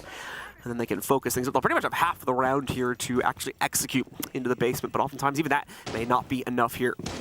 So we'll have to wait and see just how well things can go for them. Well, top clear's worked out for the Soniqs. DarkZero haven't had to fall back or anything of the sort, obviously, as they've been playing this close to the chest the entire time. Soniqs, aware that some rotations can come through, although DarkZero's not going to give them to them. So everybody is downstairs waiting for the Soniqs to get here. They're late to the party. It's 6 p.m. It's 6:15 now. That's a big issue here. But you never want to be first there, right, John? That's the key thing. Never want to be first to the party. Then you have to have that awkward conversation. Hi, how are you? How's the kids? Great. Man, I'm just trying to stand off in the corner and like listen to some music or something, right? As for the Soniqs, they're going to be able to get some of the hard breach done as well as the soft breaching going on. Some drone work here. Skies will discover a drone on top of AC. They're going to have to quickly move. One of the Soniqs members also inside the actual oil pit. So Rexon's going to begin moving forward. And this honestly can work quite well. He's got plenty left in the knock health sensor here. Moves forward, gets one. Can he get the second? Waiting for the peek over top of the shield, but can't get it done. Solid Snake works out inside of this regard. The drop from Grixer is in. Fortunately, no support to that, though, so he's got to be a little cautious about how he tries to move this forward. We positioned just on the inside of Moto right now. The nade will roll out here to try and deal with the barricade. Should knock it down, but I believe they may have another one waiting in the pocket. They're not going to need it anyway. Giveni with the aggressive swing. The whole team busted out here to try and shut down the execute, and it'll work pretty much perfectly. One trade is found from Gio, but otherwise, it is very good from DZ. As they lock it down here in the basement. You in full agreement with Canadian there? I'd say so. Okay. We can't say the words they're saying. Yeah, we can literally see you. That's how I killed the guy on DZ. Okay. We had that round, boys. It's all good. Okay. See, I don't agree with that. Yeah. Yeah. So here's actually the funniest thing about this for these two. The least defensible site in Clubhouse, statistically speaking right now, is actually the basement at 54%.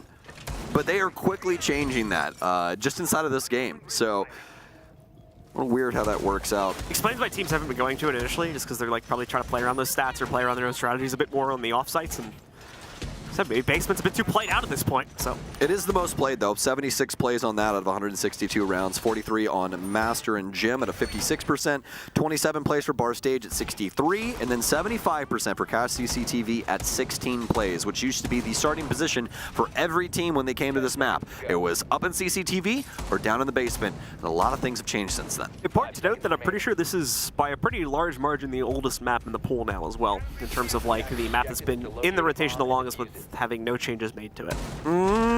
You're correct. Right? Yes, you are correct. Top of my head at least. Let me think here.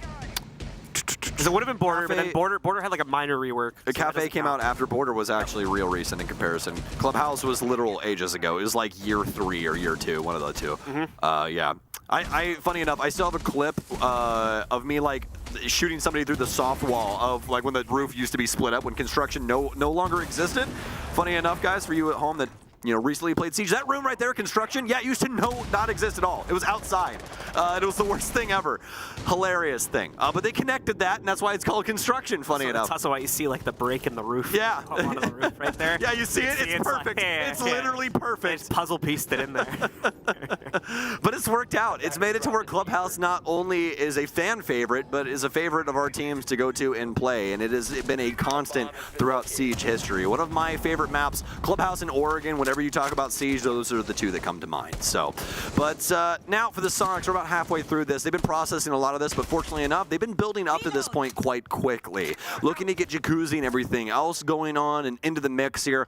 They also have to worry about the downward position as well. And that's up to Grixer. Canadian gonna take the fight in through the bar connector, deal some damage to Grixer, but really just a call sign of, hey, if you come back down here again, I'm probably gonna try and kill you. Impact out from NJR does prevent the second opening of the Selma. Will also prevent Hop-ins from coming through on the Sonic side as a result of that one.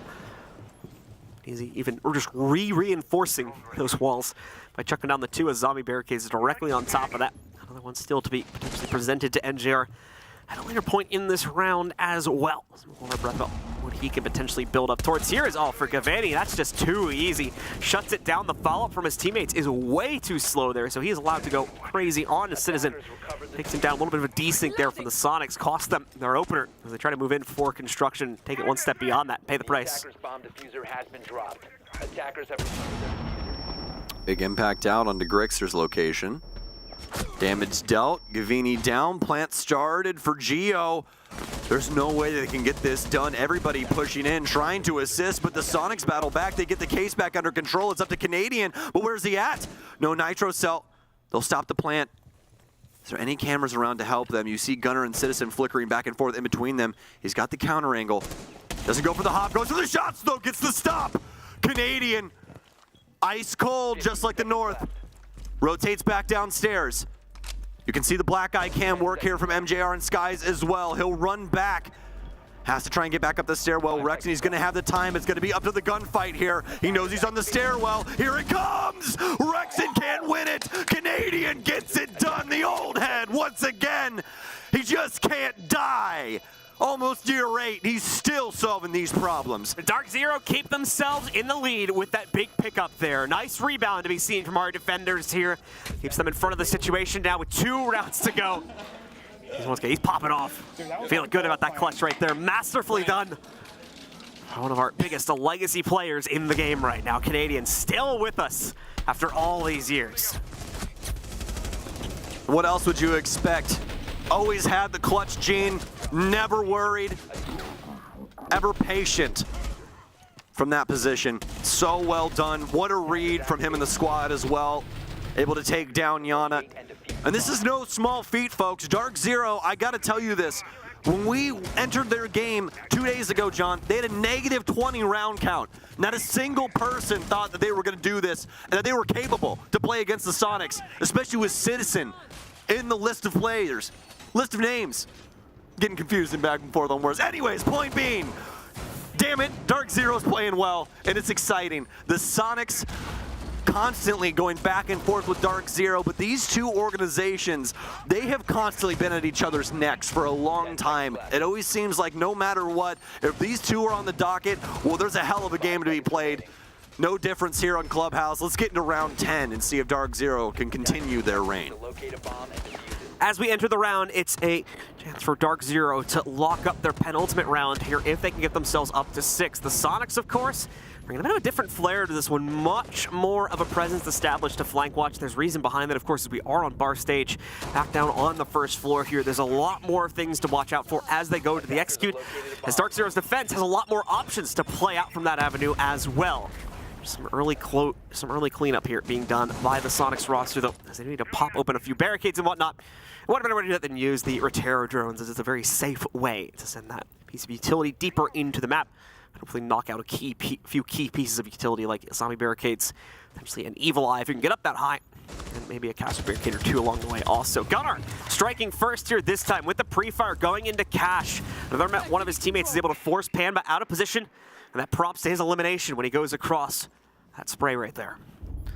Already building up to a 5-5 scoreline for the Sonics. They are not wary about their position at the moment.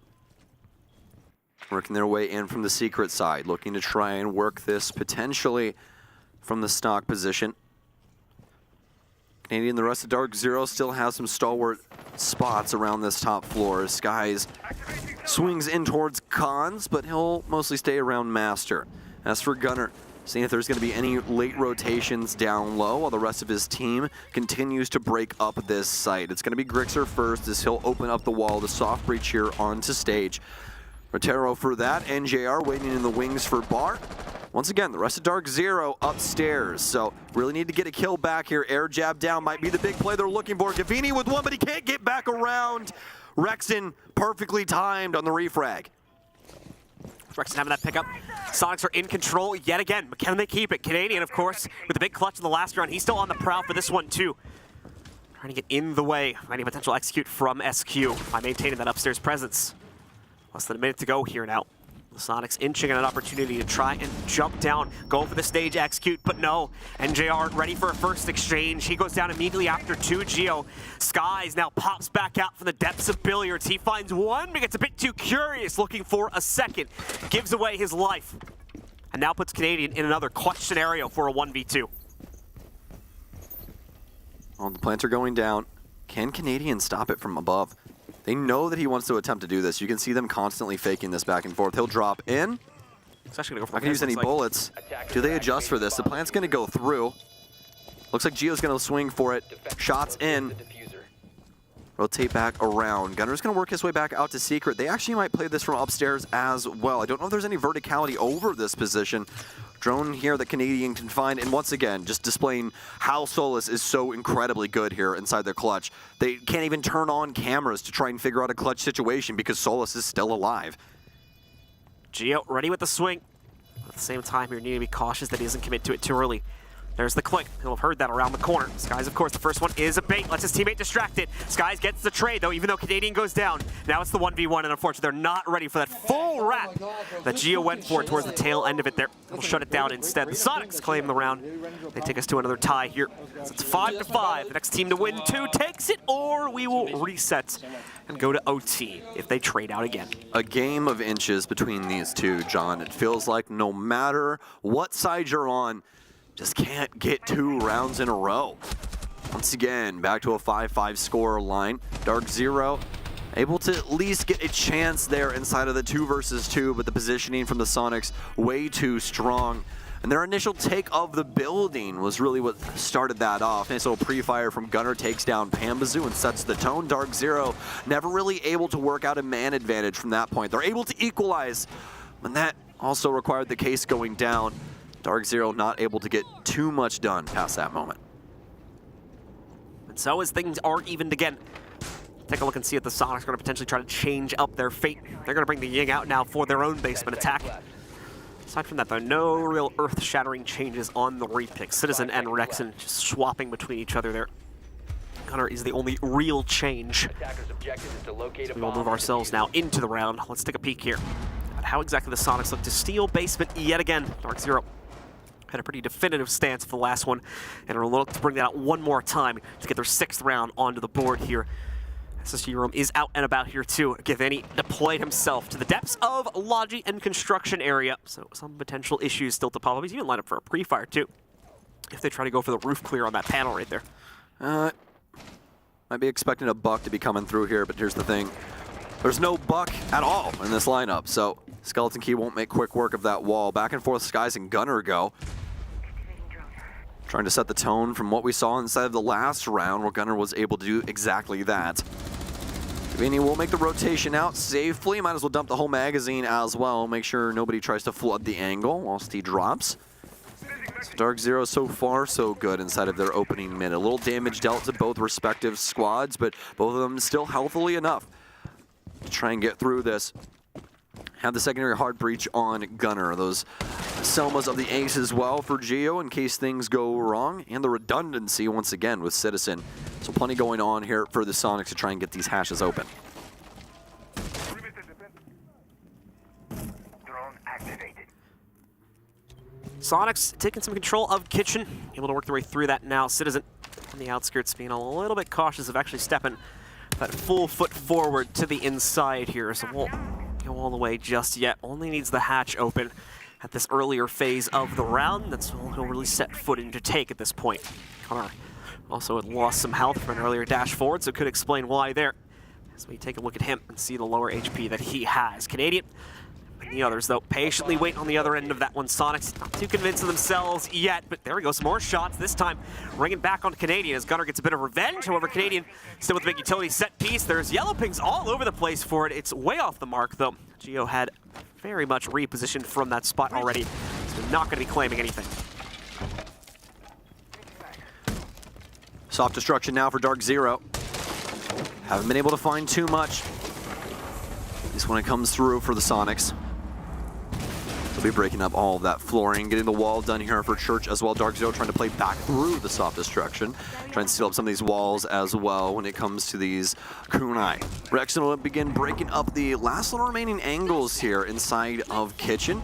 Try and get some grenades in towards the Church space as well. Sky is going to be in the exact same position we saw the Grixer the last time. Glasses on and some big kills to follow. The Soniqs have to get something going here. They'll take down Sky. Some nice pressure from them. It's up to NJR to try and keep this case from going down. It's on the other side of Armory, but he doesn't know where Grixer is. The cross being covered. He finds him. He just has to sit still. Don't move from behind the box. DarkZero have match point first on Clubhouse. Another basement round goes into the hands of our defenders here as they indeed lock in that 6th round. No pauses have been taken by either team, so DZ has a moment to set themselves back if they want to. Things are very, very close. I don't think Goddess wants to get in the way of the momentum that still exists to an extent for the Soniqs. They want to full send this one into the final round and see if they can get the job done now to at least trigger overtime and save themselves from a lower bracket run. It's going to be CCTV for our very next defense. This is the most defender-sided site that we have in the entirety of Clubhouse for the entire tournament. It's also the least played that we've had. Before this game, there was only 16 plays on this site throughout the entire tournament.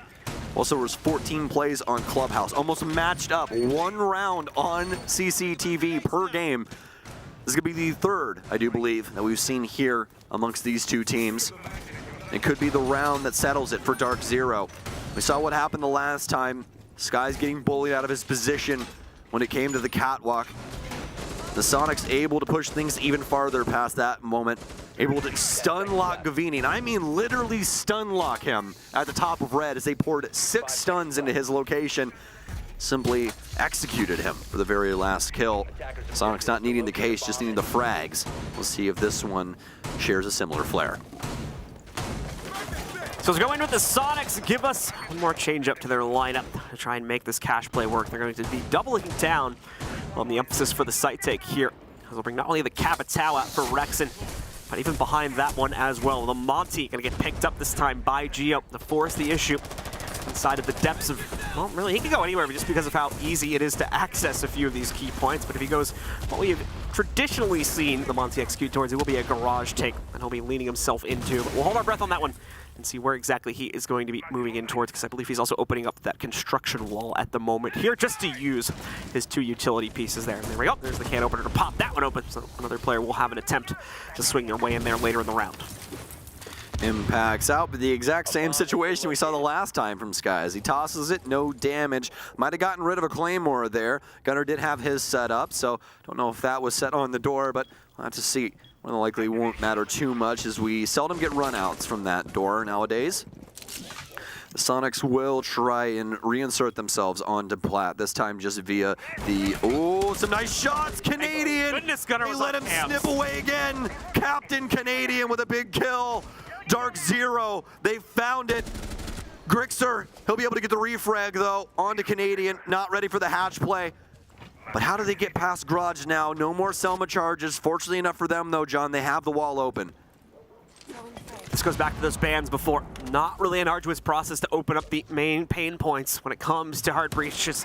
Need to be eliminated on this map anymore due to the way both these teams band out and around each other. A single X-Kairos going down there, trying to deal with that as zombie barricade. See Sky's a little bit preoccupied, so he's not necessarily going to be available to chuck down another one, and you may already be out of them at this phase of the game as well. Toxic Babes continuing to hold things down, though, as we enter the final minute marker. Smoke's going to completely obscure Sky's vision. He cannot see anything from that spot unless he pushes outright over towards his far barricade, directly next to the staircase here. As he moves up towards it, Geo should be able to get past it. A little bit of an awkward angle, but he steals the playbook out of his opponent's hands and does one better as well. Canadian can get 1, but Geo can get 2 on it as he slaps them both down. Gavini, the only one that remains now in the 1v2, going to try and clutch this one out to still send DZ up to that pivotal 7th round and end the game here and now. 1v1 versus the Montaigne. He slaps the shield back down. Giveni with the good reads. He does see, of course, the deployment to the rappel to his left, but he also knows that Montaigne is scoped in, still with a shield to make this oh so difficult. There's the shot from Giveni to shut down the first. No. Where is the second? Oh, almost got it done with the sidearm, but Rexon wins it out instead. Overtime is activated for a second time in the series to see a true winner out of this map. Gonna bring climbers. Good shit, Rich. You gotta give it to Giveni on that, though. Ice in his veins there. Still able to manage all of that pressure. The entirety of this series resting on his shoulders. Still able to take down Geo. Just can't best Grixer. Rather, Rexon. On the Capitao, rather. He's been amazing this entire series as well. Rexon, every map having a big moment. Once again, able to push them over into overtime. When they need him most, he shows up. 13-7 for him on this map alone as of right now. Expecting a massive rating once we get to the tail end of this. So, into the best of 3 rounds, John. Soniqs going to have the defensive side for these. DarkZero going to have the offensive side. We switch in between, so once we go to the next round, DZ onto the defensive end, Soniqs onto the offense, and then vice versa for our last round if it takes that much. Soniqs headed to the basement to try and pick up a defensive win. Church Arsenal, once again, the least defensively sound, site that we have available to us on Clubhouse at the current moment. Well, as we now enter the depths of the basement, we'll see if the Soniqs have learned their lesson from the previous half that was played out here. They're going to be in position this time to shut this one out from DZ, or if DZ can potentially steal what would be a real singer around and take out Soniqs' own basement defense, setting them up yet again for the ultimate victory point that evaded them just on the last round here. Got the Soniqs with, once again, a little bit of a different formula to try and make things work. They've been slowly adjusting this over the course of the regulation halves, and once again brought out a little bit more flair for potentially their final go on this site. And they're going to have the cap can as well as the echo added into this one. It has come down to oftentimes to a late round execute with like 10 seconds or so left on the clock, so that echo may come out in the clutch here. Patience for the Soniqs inside of the first minute. Looks like we're gonna have some players over near main stairs, and JR working his way in via secret. DarkZero, back to what we'd seen prior. Citizen with a little bit of an aggressive front here. I think he put his nitro cell on the ceiling inside of kitchen. Potentially get rid of some players rolling around logistics. Move his way back down the stairwell. Might be a little difficult to try and get that one to go from down there. They don't have any cameras to try and assist with that unless Geo's got a yokai all the way up top. So we'll just have to see. Halfway through now, and DarkZero have got to get down to brass tacks. Start breaking up these hatches, start applying pressure around the base floor. Try and get these picks on the Soniqs.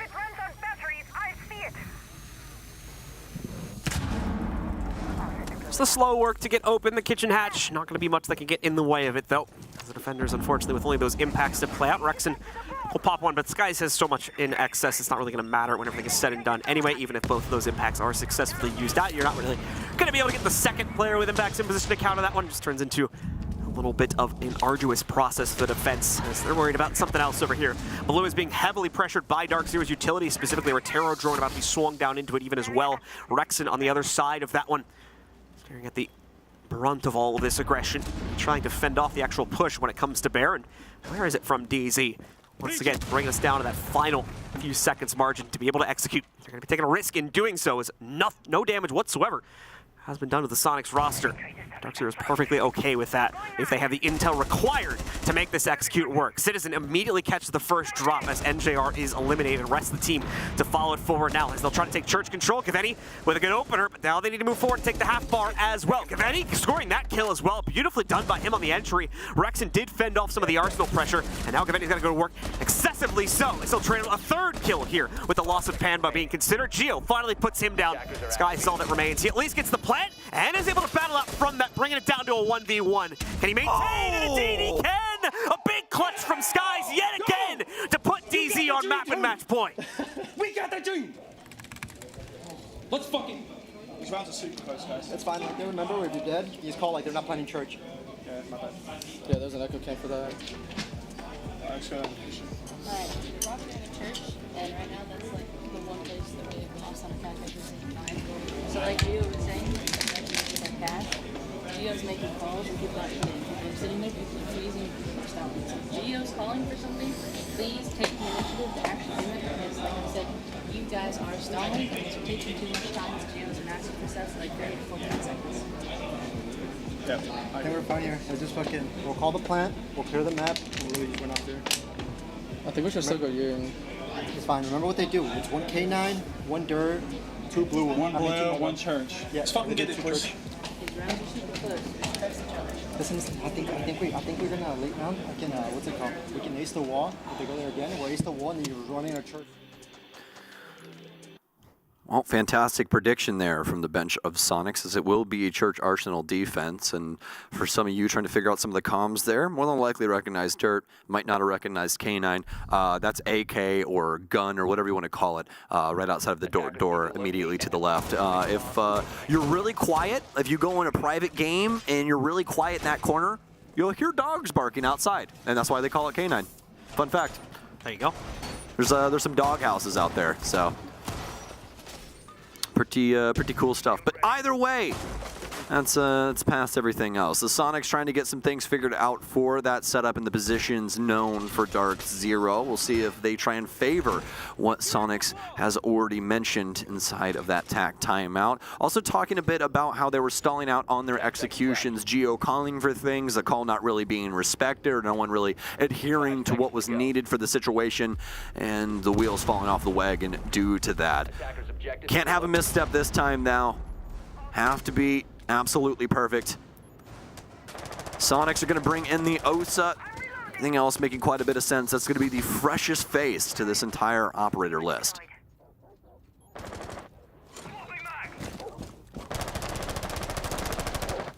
Soniqs out and about. Let's see how they try to clear things here. Save their upper bracket run.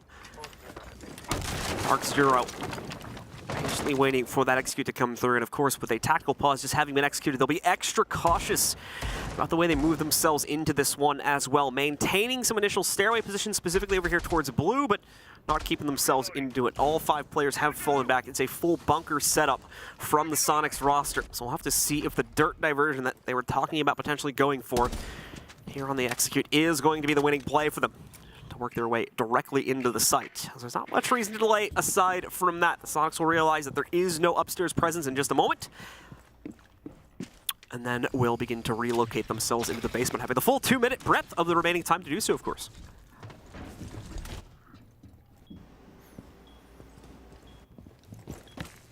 Quiet across the map. A little bit of a misstep there between the 2 DarkZero members. One trying to throw a disc, the other one trying to throw a knife, and well, knife wins, doesn't it? End up breaking up that angle there for the bar moto hatch.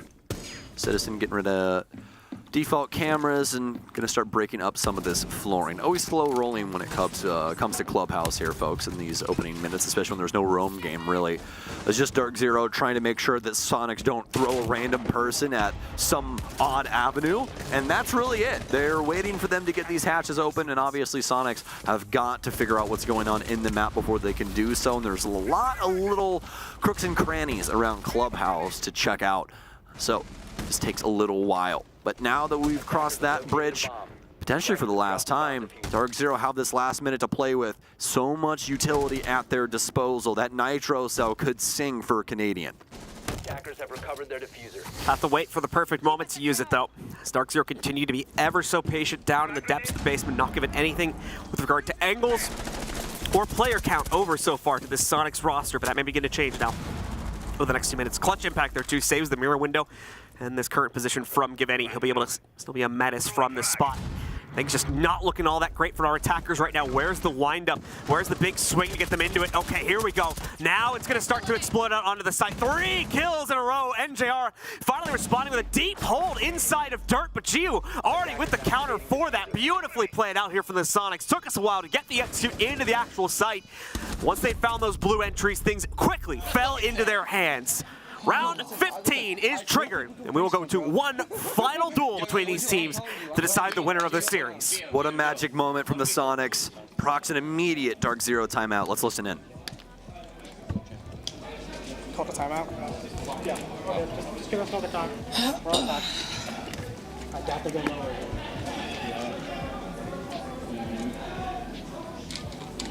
We're chilling here, though. I mean, this map is literally ours. Did we win bar? Did they go bar? They haven't gone bar. They didn't go bar yet. Yeah. Okay. I mean, I don't think they'll go cash. I think they're most likely going to go. Most likely going to go gym. Yeah. They might just go basement too and cook up. I don't know. I think we have to react. I think if we go gym, we're fine. We gotta be careful with impact. Open top is different. Maybe we have on top. What's it called? Coverage divisive? Yeah. We could do like the left, and then I can release the left or something. Yeah. See this one. So some smart usage here from Mint. This is a classic, a sports classic especially. Just use your timeouts, man. Make sure you use them rather than lose them. Never want to see somebody end a game or end a half with some timeouts in the pocket. Just means you're not doing something right. So I'm going to give him some time to think about it. You guys heard the boss himself, Nadian, talking about what he considered was going to happen for the future of this round, and it's really looking reactive. And honestly, I respect that because he was considering what could eventually happen, which he considered to be the top floor gym bedroom. But as he said, they could go basement as well. He didn't think they were going to go cash. He was right about that. It's going to be the basement. It's going to be the ladder. So Soniqs now, they're going to be bringing the mirror into the fold for themselves as well. They'll have the Warden too. So a lot of different flares, a lot of different flavors that we saw from DarkZero coming into the Soniqs arsenal. And you already saw the recognition. That entire op list changed from DarkZero. That's them recognizing that this is the basement setup. They're going to bring in that soft destruction, bring in the nades and the extra influence and utility to support that drone and info game in the likes of Yana. And this is it, folks. One round to rule them all. One to rule North America. Who's going to take it? We find it out over the next 2 minutes and 45 seconds. As Easy takes up their initial positions to begin clearing. Just the upstairs clear for right now, so don't expect anything crazy. Like Stokes had mentioned, the Soniqs are taking a page of the DZ book, so they're also going to play this one pretty much entirely into a bunkered position. All 5 players just by default going directly down into the basement, waiting out the time from there. Easy will have the whole map to play with.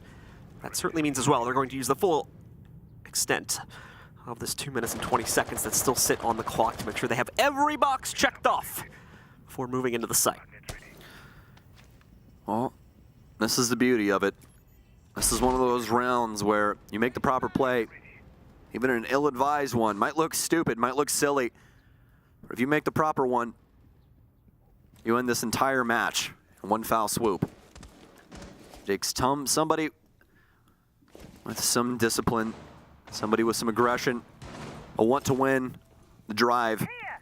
DarkZero looking for that drive, looking for their dream right now of beating the Soniqs, the team that selected them out of their group. Thought it was going to be so easy for them. Now it's down to a singular round. Very hard fought game so far between these two. DarkZero begin breaking up the soft destruction around the map, and you can see every single alarm going off in DarkZero's head as they move around this map. Even worried about the cap can traps that could potentially, ride around the map. Double Claymore here for Gavini as well, just trying to make sure that no pressure can come out from the Soniqs downstairs, and this execution's almost set up. So, as the kitchen hatch is going to be popped open, that's really probably the beginning of the end for DarkZero's setup phase here to get themselves into the basement.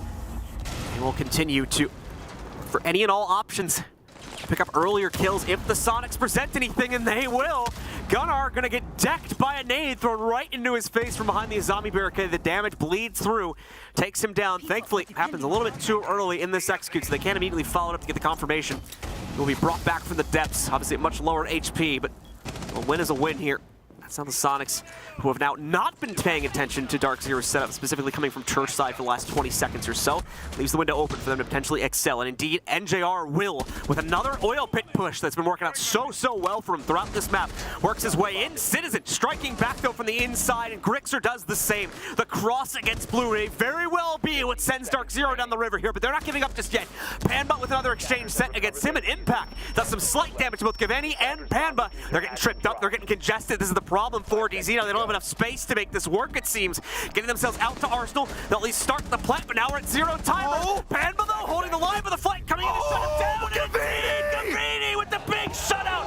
DarkZero win it out in the final round of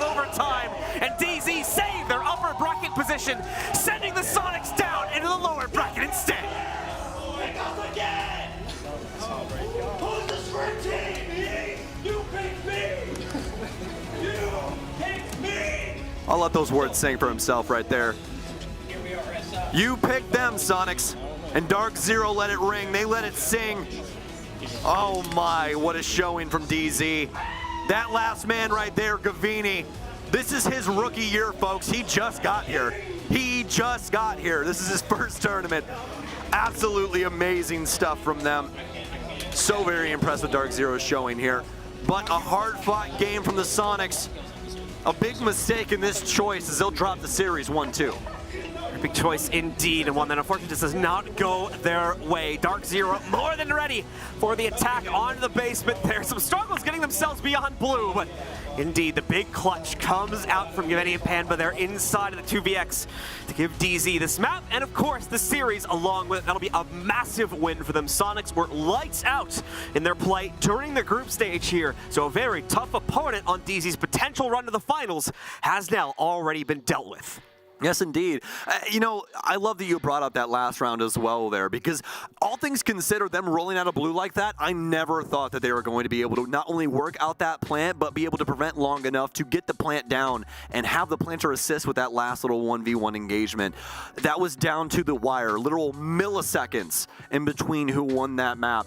And, you know, it just goes to show you just how exciting the Six Invitational can be. And it's, once again, an exciting year here in 2023. We're just getting started for today, folks. The bracket stage has begun today, but only 2 matches have been played out so far on each stream. We've got plenty more to go. Stick with us. We're going to go to a quick break. When we do come back, we'll have your analysts ready to break this game down and get you ready for the next one.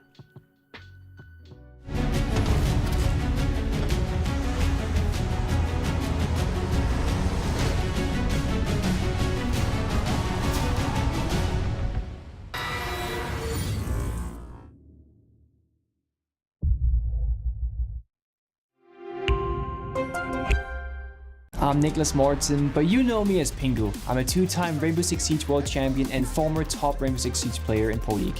Welcome to my Siege Ranked Bootcamp. We're talking 20 seconds left on the clock, you got the diffuser in hand, what do? Play the way that you're comfortable with, because you have confidence when you're in this position. That is when you're gonna be at your very best.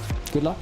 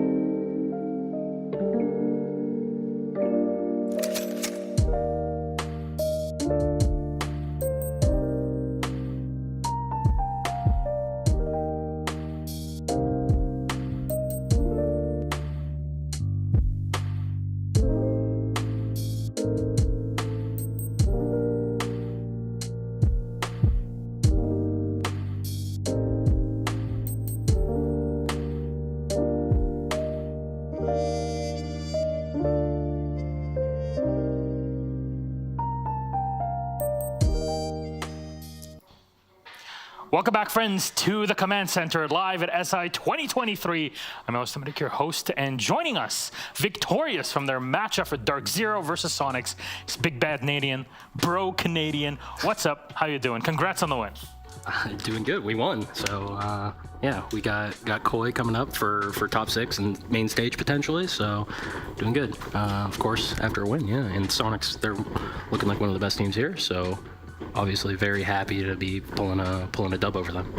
All right, Jesse Jacob, hello again. You have any questions for our NAL competitor? Yeah, I think so. That was maybe one of the most stressful games I've ever had just as a viewer. Yeah. Troy, you've been around the block a little bit. I'm curious to know, how compared to some of the games that you've been in, with this one, especially map 3, Clubhouse, felt like every single round's come down to a 1v1, 1v2. How did this compare to some of your other games? Was it more stressful? Was it just another day on the block? I think that was like a middle of the pack game. In terms of like my history of stressful games, that one was like middle of the pack. Like, there was a blowout the second map. The maps we won, yeah, they were very stressful. I mean, I'm exaggerating. It was very stressful, but also like I'm pretty sure every series I play at majors is stressful, and now the same with the team too. I'm seeing that I got the war paint there. That's from hugging the boys. But yeah, every game is always stressful like that. And that's just kind of how it is at these events, right? When you're playing the best teams, like they're gonna make you work for it. Yeah, and I mean, to be honest, it feels better winning like that. You feel like you earned it, so yeah. I mean, you're giving the rest of us heart attacks along the way, but you're still making it work. I mean, how do you think I feel? For real. I mean, with Gav, though, how's that going so far? You've had 5 straight series with the guys so far. The first time he's ever playing is at literally the World Championship. Give your take on what his integration's been like so far. Honestly, it's been great. A big reason why we looked at Gav and Alex, we wanted kind of a shake-up in like the culture and personality of the team. We wanted to bring a bit more energy, a bit more cohesion, chemistry, and all that. And honestly, it's helped a lot. I think Gav is a huge part of that. I think Alex is as well. But Gav's like a super goofy, happy-go-lucky guy. Yeah. Brings the best out of Rob. So yeah, he's fitting in great. He's been playing very well. I don't think, obviously, he's not dropping like the same statistics he was in CL. But I mean, he was on Mr. B's team, who's like setting him up to go absolutely nuke, and he's playing against much worse players. True. So now he's playing in our system where, you know, we have multiple people who are set up, so not everyone always gets the limelight. It kind of ends up evenly distributed. So yeah, he's going to end up doing worse in some situations, but I think he's been doing his job well. I think the first game at the very start, we kind of shook off some nerves, but that was it. I'm very proud of how he's doing for literally his first event, first Pro League match even. Like, yeah. Literally just thrown straight into SI, so yeah. You go up against Koi after this, and you know they've obviously been doing very well in their group. How do you feel about going up against them? I mean, we feel good going up against anyone. We're gonna sit down, do our prep, show up and play our game. We just, at the end of the day, like I said, I think every team that's in this tournament still is like a very legitimate threat. It's going to be nothing but good games, no pushovers. So what would you say to them? What did I say to them? Get a little fight. Have fun. See you at the pool. I don't know. Fair enough. They've been at the pool every day. The other day, Leon and Sathis? I don't know how to pronounce it. Sathis, yeah. I ran into the elevator in their bathrobes. I had 2 cups of coffee, so I had to have them, you know, card me in to go up to my floor, and they told me meet me by the pool. So, you know, maybe we'll meet them by the pool after the match. I mean, I don't know if they'll be there though. If only they didn't put the card on there, you could have been just stuck there. That's true. Wouldn't be able to play today. That's true. Well, it was yesterday. I think yesterday or the day before. Been stuck an entire night in the. I would have been stuck with 2 scalding hot cups of coffee in my hands, just struggling. It's real dedication. Yeah. Canadian, thank you very much for joining us at the Command Center. It's an honor to have you on here, and good luck for your match against Koi. That is later on in the day, around less than 3 hours from now. It's pretty incredible. Jesse, Jacob, how about we continue on with our game? Sounds good. Why not? All right. Thanks for having me. Thanks for having us. Thanks for joining us on here. Map 1, as you'll see in our series, Cafe Dostoevsky 8-6 for DarkZero. A tight one, Jesse, but they won it out. Absolutely, they did. I mean, starting up on Cafe, that was obviously DarkZero's map pick, and we can see in hindsight, if they had not won it out in overtime, would have been a problem for them, right? Next map didn't exactly go their way, but they did manage to clutch it out. Had a great time, especially especially in that first half, going in with the defense, really make sure they could hold things down. Skies, I thought, was always in really strong positions to be able to turn that one into a win for them. Felt like they were pretty confident on it, although it did take a little bit longer than maybe they would have liked. Now that we're in best of threes, it doesn't matter if it's going to overtime, okay? As long as you get the map win. Yeah, I definitely don't mind the Cafe pick if they think there were enough things that the Sonics maybe were or weren't showing in that first game against Wolves that were things that they could take and put to use in their own playbook. I love that they're still using Monty about as much as anybody else in this tournament. Seems like they're using it maybe not as much as CAG did back in groups, but it still feels like that's a weapon in their arsenal they're totally fine pulling out. And to be honest, I was worried. I didn't think DarkZero was going to win this thing. It looked like their attacks weren't up to pace with where they needed to be, and because Cafe is such a big map and you have so many things to clear, maybe 1 or 2 more rounds and suddenly we see Sonics actually take that and suddenly they're undefeated on Cafe through this entire tournament. But no, DarkZero got that one done. Now going to map 2 on Border, blowout for DarkZero. Canadian described it himself, a 7-3 victory for Sonics to take it into our third map. I was very surprised seeing Sonics with 5 defense round wins on a map like Border. Yeah, I mean, it felt like DarkZero were really struggling with the with the intel game there. It felt like the drones sometimes were missing players they really shouldn't have been missing. We saw that one round where we saw, what was it, Grixer able to make a big flank, kind of being misdroned there. We saw another angle as well where it felt like the drones were a bit of a problem. So that seems to be the threat in that first half. The trades were certainly really good from Sonics as well on that map. You got to give Sonics some credit in this best of 3. Obviously, we just talked to Canadian. We've been hyping up DarkZero, but man, did Sonics not play a fantastic series here as well. And of course, Border was kind of the ideal of that, the top of the hill for them. Unfortunate they couldn't close it out on map number 3, but as far as that map was concerned, yeah, really, really strong first half there. I'll just say it. It's just a stat. There's nothing special about it. 3-game loss streak for DarkZero on Border at this tournament. The first 2 times they did it, it was their own map pick, and now they're losing it like this against an NA compatriot. If you can take Border out of your pool for the rest of this tournament, you're probably sitting a lot prettier. You have to have other options in there that you probably prefer a lot more than Border at this rate, and now that you've got another one of these types of losses under your belt, you like anything else at this point, I'll be happy with. It's not just me and my own anti-Border bias. It's not exactly my favorite map in the pool. But as far as DarkZero are concerned, just look at what you've done so far and look at 3 straight losses. Just do anything else at this point. That's all I ask. And on Clubhouse, there's no 2 ways around it. We were going all the way, as we went all the way to max OT 8-7 DarkZero victory. But again, you flip a coin with a couple different temperatures and a couple different degrees here and there, it would have changed our scoreline, Jesse. Yeah, I mean, might have been just another day in the office for Canadian. However, it did feel like this game, every single round was pulling at the heartstrings. It felt like there was a 1v2 followed by a 1v1. The final half of this map was just so tense. And in the end, I think DarkZero did get away with a couple more of those clutches than what we saw from Sonics. But Sonics certainly had a few of their own as well. That bar stage round, one of them after getting the kit down was a big one for him. So a very tense final round. I do think you've got to go through this series and you have to kind of criticize DarkZero on their attacks a little bit. I think even on this map where they did go 3 for 3 on their attack and split, it felt like they were a little discoordinated on certain rounds. It felt like maybe things weren't connecting in the ways that they should have been. But something to look back on, right, for DarkZero. Certainly they can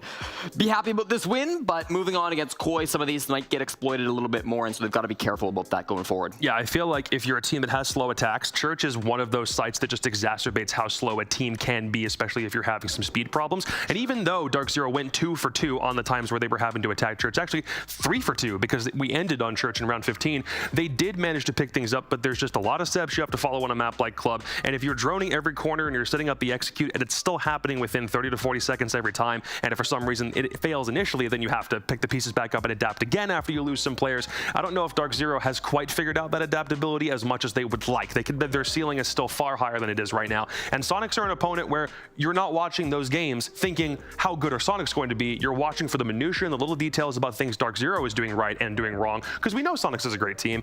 It's just a matter of how DarkZero follows through, and they're doing a much better job than I thought. DarkZero, of course, eliminating Sonics in the upper bracket means that they move on to play Koi a bit later on today, but also because of this, Sonics will be playing Astralis, so they still have another NA team to go through, but if they lose that second time, that is it. They are done. They'll be playing later on tomorrow. Our MVP for the series, who is it? And then we'll close out our post-game desk for our first one. We have another one to carry off over to Pambazu at 114 kill death ratio. That's his, in this case, it is just the rating, the player performance in this case. 67% cost, a bit low. What do you expect for an MVP? So I'm wondering where's that impact happening in other places? Well, I think he was being able to have a couple of big pop-off rounds, right? Towards the end of Border, I know DarkZero didn't have a great time on Border, but that bathroom defense where he had the beautiful Solus flank coming up in the 2v2 to be able to stop that push coming down from Soniqs, that was a great one to come in from him. Also thought the little entry happening back in round number 5 at Jim, DarkZero, nice for him to be able to find a couple of those opening picks. It's always kind of what his role has been, right? Being able to get there early and aggressive and find those frags to start DarkZero off on the right foot. I thought he was doing that pretty consistently throughout this game, so certainly on for him. I mean, Skies had the highlight play. Troy had a highlight play or two. Gab was in there clutching one or two, or very nearly clutching a couple of rounds. But Panbo was just the constant presence that needed to be there, and he got MVP for it. So I'm actually very cool with that. All right, thank you very much, Jesse and Jacob. It's good to finally have us with you here. Finally. At SI, but we still have one more game to close out for this part of the day. BDS and W7M just ended, so we'll be back with another interview in just a moment.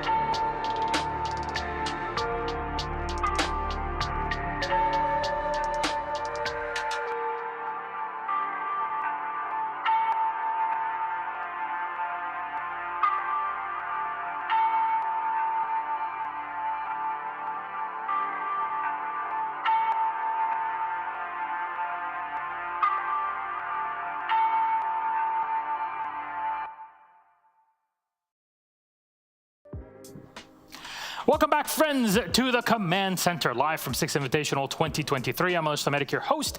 With me on the analyst desk are not just our wonderful analysts of James and Mandy, but also joining us is our winner from W7M. Representing them is Julio, a legend in Rainbow Six Esports. How are you doing? Congrats on the win. Yeah, I'm feeling really good, you know. It's always a tough match against BDS, and we face like now, you know. We thought we would face them later, but yeah, invitations like this, you know, all good things, all the matches are gonna face good things, inevitable. Got a grand final match basically here in the first stage of playoffs. So I wonder, for analysts, would you have any questions for our dear guest? Yeah, I've got some for you. Congratulations, of course, on your win. My question for you is, in a really long back and forth series where like you go into like 14, 15 rounds, that kind of thing, how do you feel like the team handles mental game wise? Do you think that you guys are good at staying focused and fully in it the entire time? And what do you do to manage that?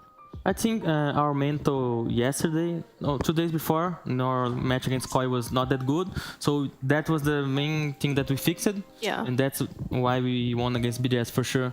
And yeah, we are maintaining calm and like just think about other stuff to do because we scream them a lot. So like they know like a lot of things that we're gonna do and vice versa. So like we need to think like dumb things to do that they are not gonna expect. Of course. Congrats again on your win, Julio. On the final map, you had match point and you lost it to BDS. And then when it was 6-6 overtime, you took a tactical timeout. What did you talk about during that tactical timeout that allowed you to then lead your team into winning 2 rounds in a row and closing out the game? I think the tactical timeout is more like the coach, you know, because we are playing, sometimes you get out of ideas. So he gave us an idea and then we like mix it with our ideas. And more like that, you know, because you play like 3-4 times the same bomb site and you get out of ideas, you know. We lost like 3 times that bomb site. And then Igor did a great call, you know, to go flank. Like I said, like it's not that smart, no. It's smart, but it's like really basic, you know. Just go flank, and then he did good, you know. So I think it's like that, you know, to the coach to calm us and yes, do some call out.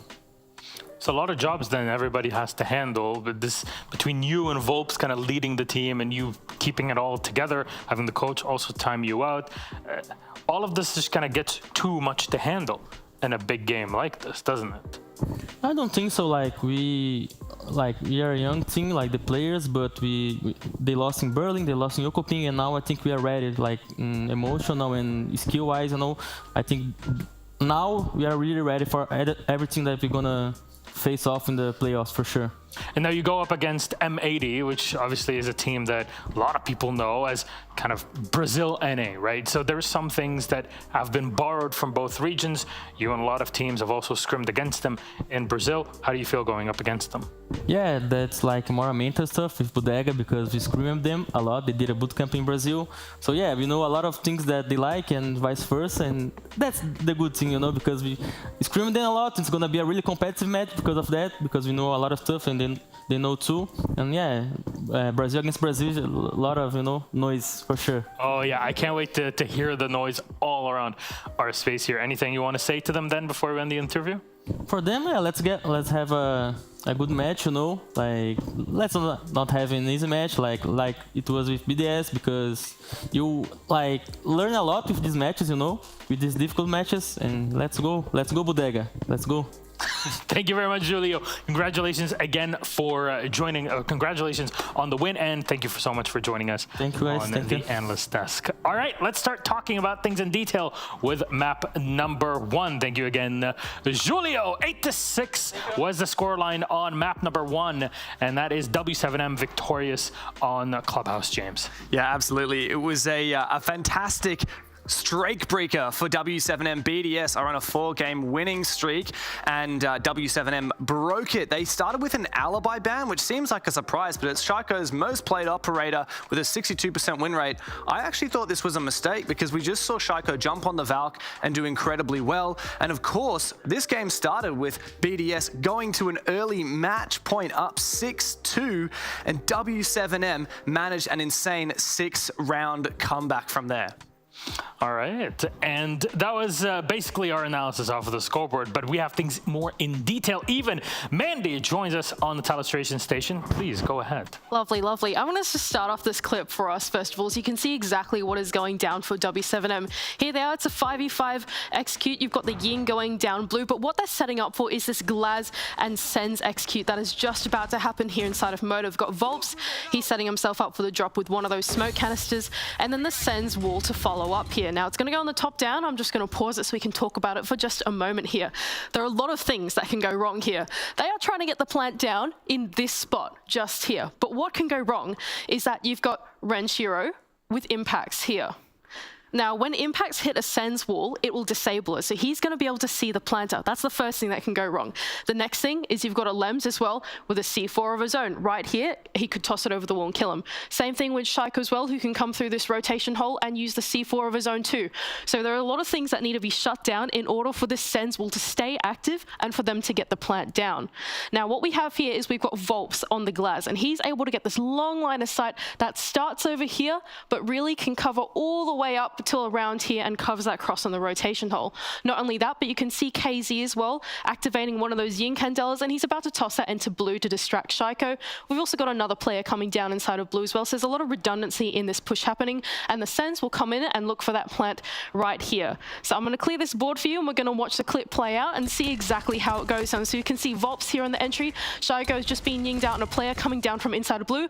Renshiro here, you can see he's trying to take the fight, but gets shut down by Volps, and it allows Julio to try and run in and go for that plant. Now, here's that C4 that we're talking about from Lems. He's got it in his pocket at the moment, and we can see just as the plant is going down right there, Lems chucks out that C4 and he gets shut down from JV, who's just coming inside of blue. So much redundancy in that plant cover, shutting down all of that secondary explosive utility, and has allowed that plant to go down. This comeback was really, really close. They almost retook it, but here we go. We've got JV instead inside of blue. He's able to cover this angle and is able to shut down the two defenders that come running into his line of sight. And yeah, there we go. W7M win out this round.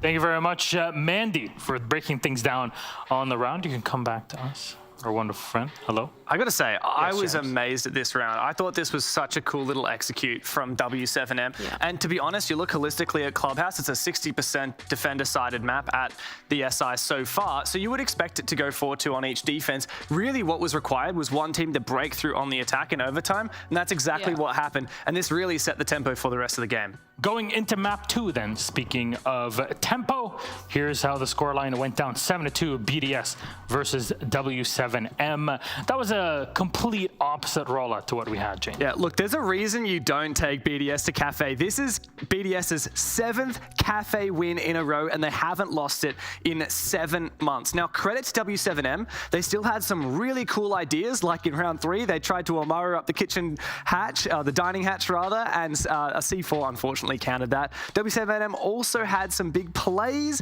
like KZ covering the diffuser in one of the later rounds with a nade, but at the end of the day, you just can't touch BDS on this map. Yeah, I think the thing about this map was that BDS played the attack very different to W7M. W7M, like you said, they're looking for ideas, whereas BDS were looking to directly problem solve. They brought out a lineup that was able to clear utility, try and clear those Azami barricades, as well as that they will have had Renshiro, who's looking to try and hit the OBJ at some random point in time, just finding opportunities. It just felt like they were a little bit more ready to directly problem solve and face challenges compared to W7M. And finally, Oregon, 8-6 victory for W7M. Gotta say, you really toss a coin in this map and it can be a wildly different result. Well, to me, Oregon felt like a very similar story to Clubhouse. It was an incredibly balanced match, but I like that W7M were continuing with what I think were the two main strengths during this series, which is one, these creative ideas. Julio mentioned them when he was here in the interview. And the other thing is the huge playmaking potential. This was a playmaking series. There were 19 3Ks or better across the course of this series. What? 19. In 3 maps. In 3 maps. Utterly ridiculous. And W7M had 10 of those. It's why you're seeing players like KZ, Herds. To be honest, everyone on W7M, except for Julio, managed to get a 3K or better during that series. They weren't afraid of going for these cheeky plays, whether it's roaming in classroom, whether it's going for flanks, as Julio mentioned, they were all for it.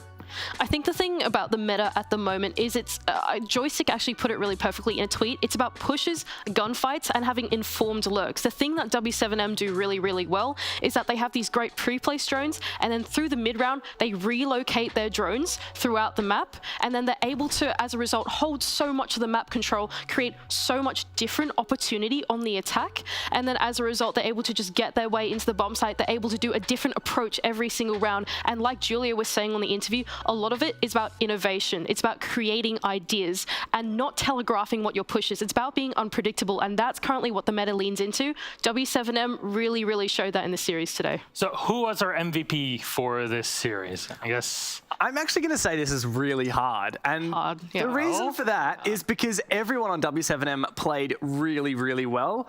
KZ and Herds tended to light up the scoreboard more than the rest, but I'll let you roll it, Milosh. Roll it, production. Take us to it. Who is it? It's KZ. There you go. Yes, it is. 142. This is going off of just pure stats. Plus 14 and a tight game like that is pretty impressive. It certainly is. And KZ is one of those really flexible entry players, especially on a team like W7M, where he's given so much leeway to pick the operators that he's comfortable with and is able to create his own room into the building. It's just the perfect player to have on that role. Yeah, the thing with W7M is you just got all these players that will just have rounds that they make their own, whether it's getting a 4K, whether it's getting a clutch. There are multiple players on W7M capable. KZ just happens to be one of the most consistent players in the world at fulfilling that for his team. Yeah, pretty impressive. Seems like we have a whole team of MVPs. If even James was thinking, oh man, it really could be anybody on here. Though, let's recap our bracket so far, because we've gone through the first 4 out of 8 matches. There we go. We are the bracket. We're the Ladies and bracket. gentlemen. Yes, that's how it goes.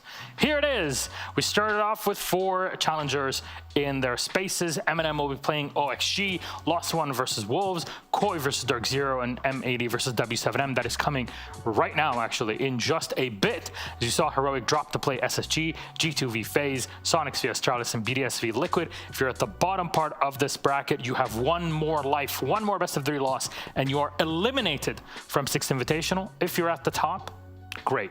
You can still make it through with a bit of flexibility, and that's what we have here. I'm not sure if this was said on the DZ desk you did, but all of the 3rd seed teams, all the lower seed teams in those matches we've just played before this morning, all of them won. All of them beat the teams that were seeded higher than them. That's going to tell you something about how tight our competition is. But this is it for now, and for myself for this part of the day. Jackie will come in and continue on as we see MNM versus OXG. We got him hostage.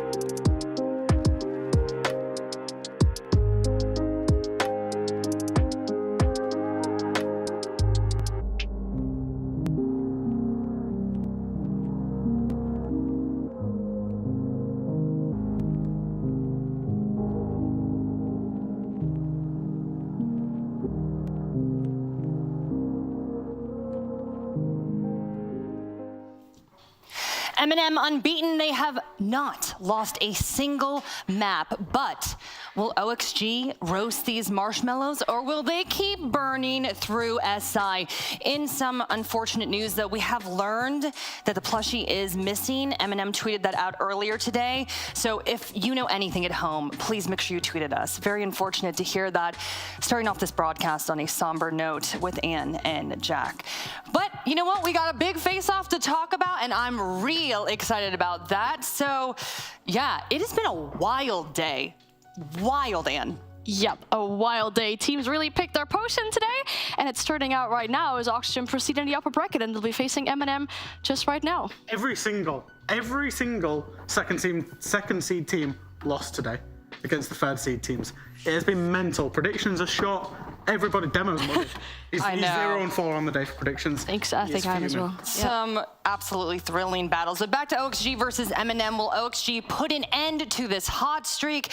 And they are undefeated though, MNM. I mean, there's a lot going on when we're talking about this series. So we've been hammering home their stellar performance in groups. But Ann, candidly, we were talking in the green room and you were like, I have concerns about their pacing. I do have concerns about their pacing. Yes, group stage for MNM was insane. They did indeed not lose a singular map. I looked it up. It has actually been since SI 2019 that there were 3 teams that didn't drop a single map during group phase. But they only played 2 matches and MNM played 4 matches.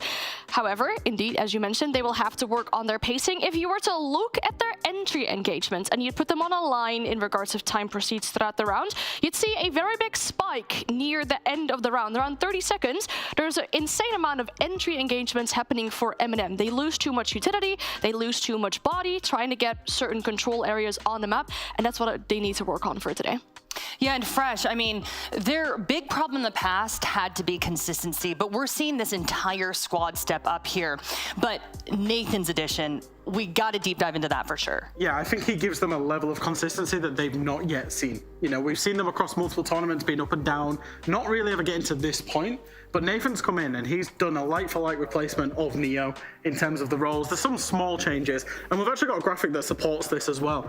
And you can see there, and this is not to, you know, go in on Neo at all. He was playing a difficult role, but Nathan is playing it better, and he's also adding a layer of shot calling, a layer of... He's bringing more ideas. The way that I would describe adding Nathan to this roster is that they now have a hammer and a screwdriver. So they can approach a situation by hammering the nail in, or they can approach it by screwing the nail in. They've got multiple processes to deal with any problem that they face. I mean, if you look at MNM, right, they're a team of friends, which you could say they've qualified through 4 EUL together, and of course you'd want to protect your friends. But at one point, you want to go and win events instead of being grouped in events. So you need to make sacrifices at certain points, and they did that, bringing in Nathan and dropping Neo, and I think it's been working really good for them. Okay, well, you know what? Let's hear from MNM themselves. We have this interview, so take a listen about their SI journey so far.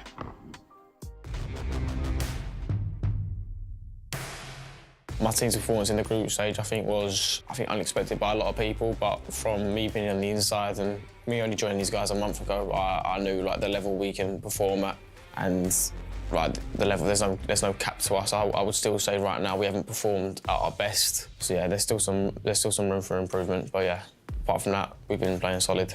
I would like to play first in the playoffs, probably Oxygen, so I can wave Newers home. The things we'd like to improve on from the group stage to the playoffs would probably be the composure in these late rounds, you know, closing them out, especially when we have the man advantage, which we've been pretty good at, but there's like certain rounds against Soniqs, for example, the 5v1, you know, these are the rounds we've got to be winning, and they're going to make the difference in these big games. Teams I think are going to go on good runs. Obviously, I think no-brainer, W7M, even though they finished third in their group, still a tough group. G2 have been looking good and Koi. Yeah, I think EU's looking great as a whole right now, but I think I'd put probably the most probably like dangerous right now, I'd probably put as still W7M. I think we're going to keep the exact same thought process regarding going into like our next team. We'll just look, I mean, we had the advantage of getting to watch them two play. Out of the 2 teams we might play, we get to watch both of them, so we'll watch them go through our game plan like we have done with everyone else, and then just stick to the plan. Underdogs no more.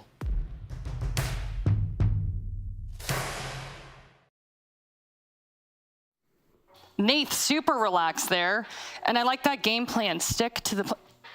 Hold on a second. Oh my god. Is that the missing plushie? Where is that? Where is that? I don't know. Hello? Where is it? It's been in front of us the whole time. Hold on, you guys didn't know that, right? Okay, we'll make sure to talk to MNM about that because they tweeted out that it has been missing. I think that we got a hold of some security footage as well. So this is an ongoing investigation. We will keep you posted on that. Little 10K bonus. Time. Okay, moving on. My producer's like, let's get to OXG. So, and if we're talking about OXG, newers. But Sweater has been better. And you know I've been dying to say that to you. Yeah, exactly. He did show up in the first map earlier today when, ironically, Newers had a bit of a slower start to the first map of the match they played earlier this morning. Right, another positive point that I have for Oxygen is when I looked at their entry conversions this morning, they've actually been really, really good at it. They got the entry in the majority of the rounds, especially if you looked at the second map that they played earlier this morning, and they've converted that into round wins 84% of the rounds. That is absolutely insane. Yeah, and also with OXG, and I think we were chatting earlier and you were like, they're vibing, they are vocal. Jack, I want to talk to you a little bit more about how they're evolving here at SI. We've seen a lot of growth. Yeah, I think they've evolved genuinely as a team throughout the groups. I think we saw inconsistency in groups, and you're talking about the vibes and everything else. Their team play that we saw today has got better. Their map choices, their map pool, they brought a different map pool out for playoffs. So they've genuinely improved significantly. All right, and we are taking a live look at the play area right now. We are speeding through this. Okay, and we got the map ban info up already, so what are your initial thoughts here? Well, I was a bit concerned maybe fatigue will start to become a factor for Oxygen as well. There is a map in this map ban phase as a decider that they've already played earlier this morning, but they picked Oregon for this startup in this matchup. They have a 3-game win streak on this map for Oxygen. It's also their best attack and win rate. They've won 71% of their attacking rounds on this map.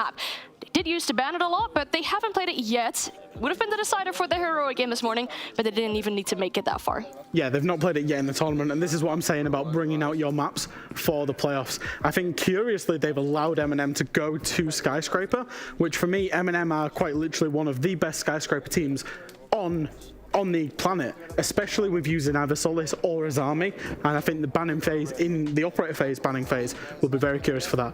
Clubhouse as a decider, it makes sense. Both teams like that map, especially MNM. It was on my graphic this morning as previously a permaban, and now they absolutely love it. Yeah, they won it against Wolves, Liquid, and Soniqs, so not the least teams. So yeah, that's going to look really good for MNM. Okay, really quickly, predictions, fresh, hot seat first. What are you thinking? Ooh, 2-1 to MNM. Okay. I was gonna say the same. Really? I got asked first, I get it. Because Sorry. I think the decider fits MNM very well because of their history on this map, and I also think we need to keep in mind, Oxygen have already played a match this morning, right? They have already spent 2 hours in that hyper-focus mode, and now we'll have to do it again, and for some teams that might end up being really difficult. Maybe that plushie buff will help them out today, right? Well, let's get this Stream A matchup underway. MNM versus OXG. Cap and Fluke, take it away. Oh, I said Cap and Fluke. I meant Hap. Captain Fluke. Oh, no, I didn't do that. I did. Anyway, take it away. And don't forget about the Stream B pre-show coming up soon. Thanks, Jackie. Bye. Hi, yeah, it's Cap and Fluke and Hap. And Fluke. Or Cap, you know. Or Cap. Yeah. Flap. Flap. And we're here with a bit of a series. MNM. They have outperformed, I think, their expectations, our expectations. They're close to main stage. They are knocking on the door of continued success, and the next team to step up to the plate is OXG. Yeah, that's going to be it. And, you know, they had that first bye due to the fact they came in first seed, they came in unbeaten, and that means they only now have to fight. Which also means that if they win now, they're going to be done for the rest of the day, just like Oxygen. So they've had a bit of an easier, a quieter start. They had the opportunity to watch Heroic versus Oxygen to see who they would be coming up against and instantly try and figure out what a potential counter could be. Now,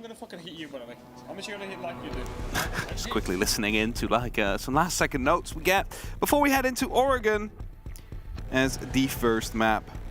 For some teams, a bit of a hit or miss this tournament so far. Yeah, I think that's very fair. You know, it becomes that awkward place, Oregon, where we've also seen it as a decider for a lot of teams. There's comfort on Oregon, there's teams that, even if they don't really have sort of a lot of comfort maps, Oregon still somehow slips through because it's very well known. It's like a clubhouse. Yeah. Right? It's been bread and butter of Siege. There has been, of course, a rework as well, so it's not the same Oregon as you might know from Year 1 Siege. It definitely isn't. No. But it basically remained the same in terms of playstyle. Hasn't changed too much. The one thing that I can think of is that we don't really see Laundry Hatch executes anymore. Remember those? Those were actually quite fun. Yeah. I mean, that's a real throwback. Not very balanced. Remember Laundry? Remember the Laundry Hatch? Do you remember Mute being put up on the sink so you couldn't actually so you couldn't open the hatch without going for the wide swing? Yeah. Fun times. I remember Cap It Out. I remember the stairs having a side railing you could shoot through. Memories. Memories, so many. The plant spot was up on the washing machine. Yeah, it was actually. The washing machine is still there, just no longer part of the... No. Or you can still jump on it if you want to relive old time. Yeah, you can. No one's going to stop you. Sometimes you have people hide a C4 in there and a little crack in the sides. Okay. Enough about washing machine. Right. Enough about memory lane. Who are we? Milosh? I wish. No. We are here with Oxygen having a win. Earlier on in the day, they played out their first best of 3, and in that time, obviously, you assume MNM were keen-eyed towards the screen, and as soon as they got a taste of who they thought they'd be getting a full bite of, preparation hats on, get themselves loaded in. OXG, they've obviously, you know, if you can prep for the one team, the first team, whether you want to adapt that into prepping for your second opponent, I guess we'll find out, because one of the things that you might have noticed in OXG's first showdown against Heroic, although they won it, obviously, eventually, at the very beginning, they struggled a little bit with Doom and Noodle and the movement of the young guns. Yeah, they needed to get them under control quickly, eventually, of course, able to do so as they came out victorious.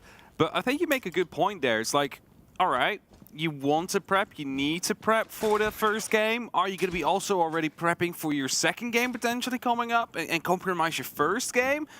Oh, we're going to be finding out very soon as Newers gets in. That's a trade kill. Even Nello and Newers both take each other down. I mean, it's always the thing with Newers, has been an absolute standout performer throughout this. Nello, obviously more of a backline player, he can have his big moments, but as he puts it himself, if he's top of the scoreboard, something is wrong. So I think it'll be a trade he is more than happy with, takes care of that big threat gun. However, one of the things from OXG, if I'm going to talk about where they struggled, more of them popping off earlier, including Sweater, who didn't quite have the best lead into the tournament. Obviously, they'd changed the roster, seeing if they can try and get themselves settled, a little bit more of a dynamic onto the biggest stage there is, and seeing him start to hit into a game, start to develop and start to improve, it's always the thing. It's always good to see, especially at this point. Talking of, minute 30, half the round has passed. They're starting to get their steady idea of control over the back of tower. Slowly, Oxygen are starting to, as you mentioned, get that control. Need to make sure that MNM is not just lurking around, is not having anybody ready to just rotate down at any given point and strike you when you least expect it. These drones need to start scouting out the actual bomb side. Where are these defenders located? What is currently being watched? Now, Sweater comes in with the RC Rotero, but he's not going to be able to get too far because of the Mew Jammer. Needs to go for a bit of a loop around, but won't be hitting anything as a result. There's also going to be a Goyo canister on that door, so if they do want to push through quickly, they need to start opening up because the fire is still on the ground. Well, Solitov finds the head of Sweater. We heard a little bit of the Exokyros get removed there. The pressure starts to come back, and as you said, there needs to be that pace. There needs to be that fervor as a response. It's a hold and a wait. The guns of MNM definitely pointed outwards. Solitov still in elbow. Nafe, he's got himself around pillar, swinging it. Tyrant is on the back end, watching down, so Nafe is going to be the point of contact. Stream with the drop right into Moto, waiting for the box. They're hoping to pinch the player. Tyrant's there for some support, and he gets some wiggle room on the swing. Nafe rotating around the back of Shaiko, but there in the sight, and there's the C4 to stop him. Dreams gone. Uses as the stairs locked in. Vertical is outside the smoke, sitting, waiting, commiserating what is only an MNM opener. A very confident and, you know, relaxed opening coming down from MNM here. It is, of course, that basement. It's a difficult site to attack. But everything came one by one. Nothing really happened at the same time. They had the opportunity to just put their guns in the same direction, work out what the problem is, then go to the next, and the next, and the next. So Oxygen, they need to be a little bit quicker here if they want to, you know, find success in those kinds of takes. Of course, it is going to be that only first round of the entire series, so nothing to be worried about as of yet. MNM will be more than happy to pick up that first one, but, you know, no trouble on the horizon as of yet. Well, we find the rotation up to dorms, and I guess the question will be one of those age-old ones of, is it playing 2 best-of-3s in a single day? Now, there was obviously a roughly 3-hour break between the two, so time to get yourself fed, diffuse and stuff. Don't know which is better. Yeah, exactly. I think if you asked one team, the next team, one player and the next player, they would have different answers as to what they prefer. And at this point, obviously, I'm going to touch wood when I say this, but it's fact. All the Seed 2s in the games earlier today fell to the Seed 3s. Yeah. So the third seeds are hungry to take those above them. They are, definitely. I'm just afraid that maybe a 3-hour break, potentially even more if you had like a 2-0. Yeah. It's going to be diffusing you a little bit too much, right? Getting you out of that focus after you've already been in that for a very intense 2 to 3 hours. Either way, it is Oxygen on the hunt, looking to find their entry into the building safely and steadily. Some pings are coming through. They're hoping to isolate those players, pick them up, get another entry on the way, hopefully this time untraded. As airdrops are being set up. That's all just for protection, just to make sure that these players are going to be confined to everything east of the Showers corridor. A little bit of a wiggle, a little bit of a watch, and there's the first. Tyrant takes care of Sweater, and Tyrant has been phenomenal this tournament. Yep, the hard breach is gone, so if Walken is fully locked, that will stay that way. If the other side of Attic is locked, that will stay that way. It becomes a bit problematic, but they do have some options here. The fact that Dream is sitting there with the Gara hook is a bit of a quick swing. They can try and pull some surprise on the window, get something a little bit off the beaten path. Solotov's waiting. Here's the air jab. Doesn't want to get caught by it. Oh, but does get caught by Vertical. The pings were there. They had the intel, and now they've got the player. Yeah, they knew they had a drone out there. We're able to instantly reply to it. So another traded entry kill to come through. Not as a one-on-one trade, but, you know, slightly later on. Tyrant holding tight. Does Vertical have information on the Oryx too? Some bullets just fly by his head, but nothing will connect, and instantly Tyrant will fall back. He knows he doesn't need to take the fight now. He just needs to make himself known. He needs to get himself hunted by the rest of Oxygen to waste time. And if he doesn't get hunted, he can start hunting them in about 30 seconds. That's his goal. That's what he's hoping to achieve here. As he's rotating around, back towards the kitchen, currently not being watched, takes out a drone as Dream finds users. Dream finds users, they're in there, putting a bit of pressure down there onto the players up the stairs, but have to stop the fire, and it's perfect time. He's not going to put the push. Tyrant, he rotates up, he knows that he has to reinforce the remaining players because otherwise he was droned out underneath. He cannot leave them in a 4 versus 2 on the site because even with a retake and a roam, that's not going to go too well. Look at this though, 30 seconds, a wide swing from Nafe, buys a bit of damage, the flashes come through, Nello's there to offer some support, but nobody can really see anybody the swing round. They drop down off the back of the window, there's a bit of pressure coming from the top of White Dream, he's inside, going around the back, gets the one off, and he's gonna see if he can get the plant down. Nello doesn't quite have the read, doesn't quite have the angle, but might be able to see if he can get the catch. It's too late. The spray doesn't have the connection. Tyrant finds one, can't see the second on the way out the door, missed the jiggle peek, and Nello has 3 bodies entirely surrounding him as an attempt to try and get this kit back. A good watch, a good push here from OXG, and a great finish to tie us back up 1 apiece. Bit sloppy that nobody was paying attention to the White Stairs, or there was no PC utility to alarm them. Someone was coming from White Stairs Dream. Of course, he picked up that first kill, but then allowed to just basically slowly walk through, pick up a kill, get behind the bunk bed and get that plan down. Basically did it all. 1-1. And Oxygen, they have a good second round to come through. They lost the initial entry, but managed to fight back, take control of the site itself. If they managed to actually find out about a roamer still downstairs. And now we're headed towards middle floors. It's going to be that meeting room and kitchen, which means that stage could always be a bit of a staging area for the attack. I'm on point, well not on point, but I'm on a roll with some of my jokes. I mean, I've never seen so many jokes. I've never seen so many jokes from you. That's at least your 5th. It is, yes. Okay, I briefly started talking about Tyrant before, and I want to put a comparison down earlier onto the series because I'm really curious to see how they grow in versus Nuers, 2 of the biggest guns inside the tournament so far. But one very interesting difference in the statistic is that Tyrant's round survivability is about 10-15% higher than what Nuers is able to pull. There's a lot of aggression, there's a lot of movement. They've both been brilliant. And obviously to get them to the stage, they've been big forces. However, there's a slight difference in how they go about it. And one being able to potentially shut down the other on that specific statistic, if we can see more survival from the OXG star, or maybe they can pull a little bit less away from Tyrant, you could be able to see a shift in the balance there of body count. But OXG, once again, prodding, probing, prying apart an idea and an angle on this hold. Of course, part of that disparity between the 2 survival rates might also be that, you know, one is a top-seeded team with not a single map dropped, and the other had to fight themselves completely through the groups and ended up in the 3rd seed. So, you know, there's always that 2 sides to a story, and this is where they go head-to-head. As you mentioned, if Nuers has that little bit more here now, as Nello takes a lot of damage, could be a difference maker. Smoke to be tossed in. It's not something you see very often used this early on set specific situation. But Nello is quite low, and you know, it's better to use your smokes than to die with them in your pocket.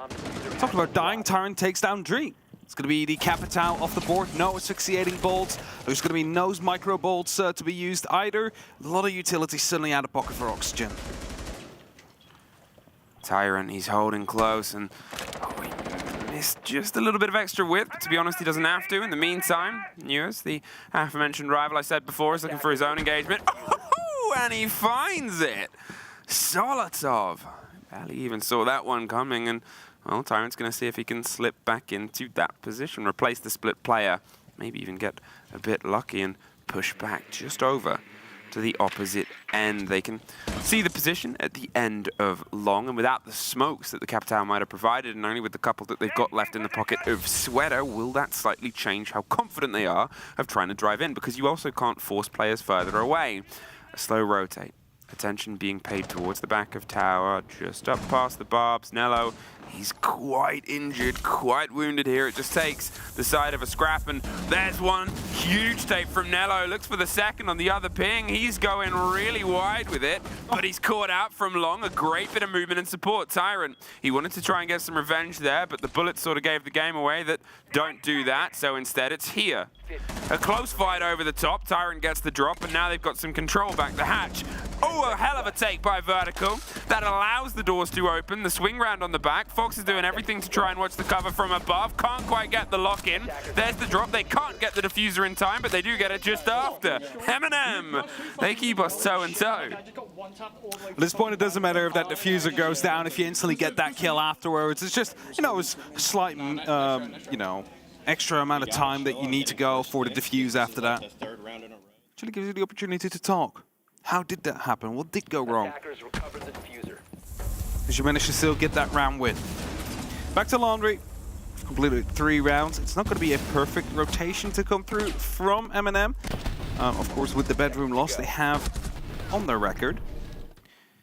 But the Laundry is one they managed to win before. And that was a very, as we mentioned it, calm and collective kind of opening for MNM. They could focus on their problems one by one. Oxygen wasn't making trouble on more than one side at a time, and you know that allowed them to really easily get themselves into this game and on the scoreboard.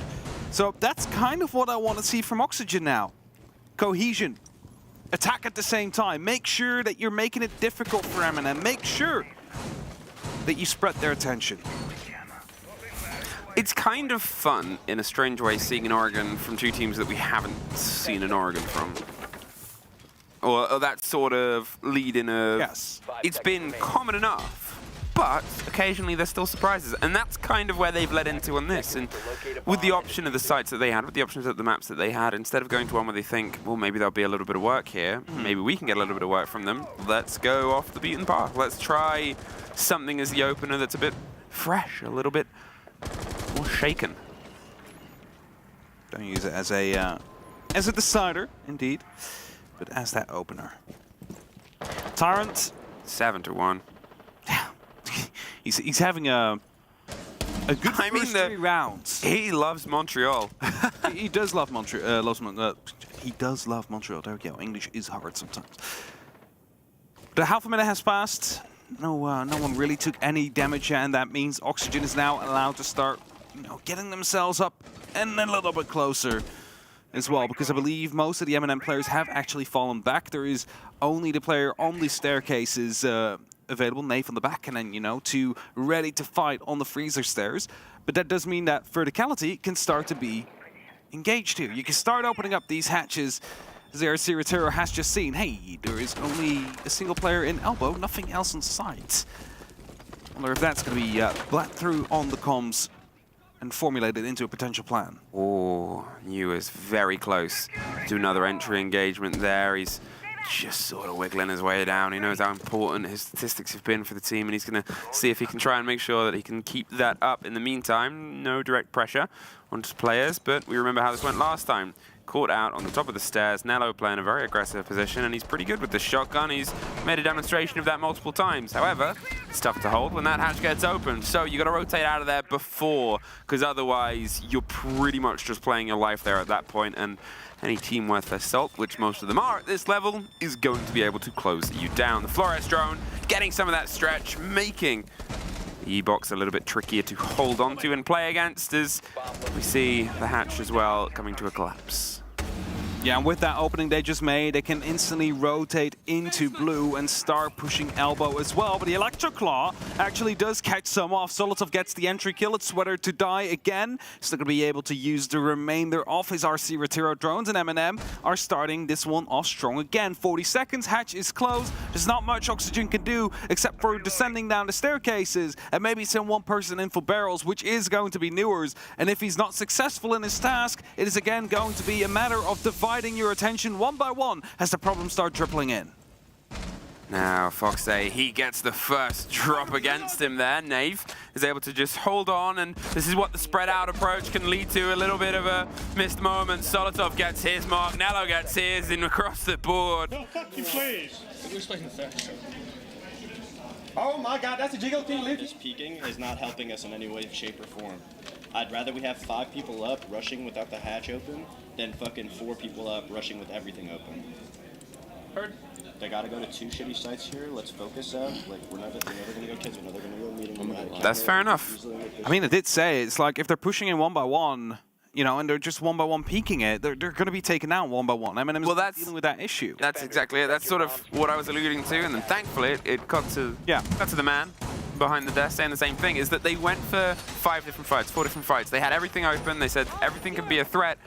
But as we said, that's something that they haven't quite been as sharp at as their opposing teams. When OXG can play really, really well is when they're able to sort of dominate a portion of the map, dominate what they want from the map, not spread out, let's all get our victories across the board. Why risk it if you know that your other game is so good? Let's pull it back to that other game. 3 apiece, and, well, he has his opinions on how these next 2 sites might hold up. Let's see if he can sort of prove himself right here. MNM, they've guaranteed themselves at least the even half.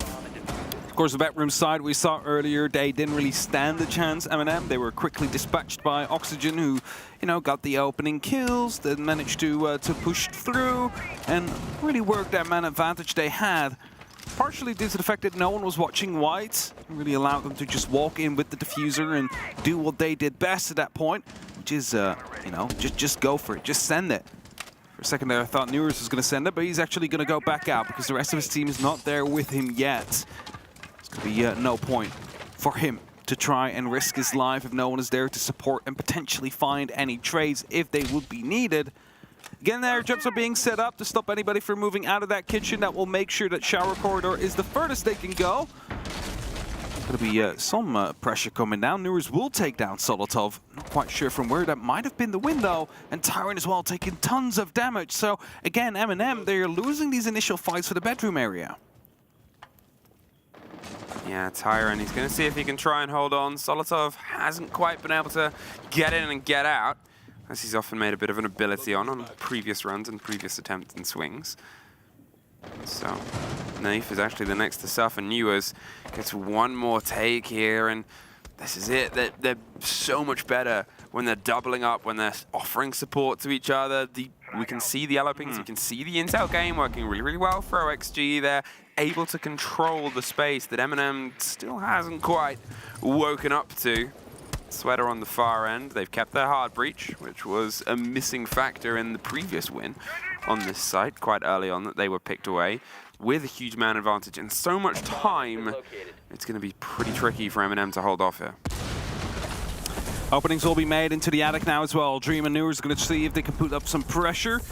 Rotation from Tyrant already came through, hoping to get rid of the Selmas on the actual opposite side, but also that's failing. Nello gets taken down from pit, and that is truly becoming problematic for MNM. They need to start fighting back now, but even if they do, it might be too late. It's that 5-on-2 area now. Drones are coming in, they know where he uses this. The push is coming down from 3 different positions at the same time. It's only a matter of time before he falls, as it's only up to Tyrant now. Well, he has everything in front of him, cannot quite get the connection.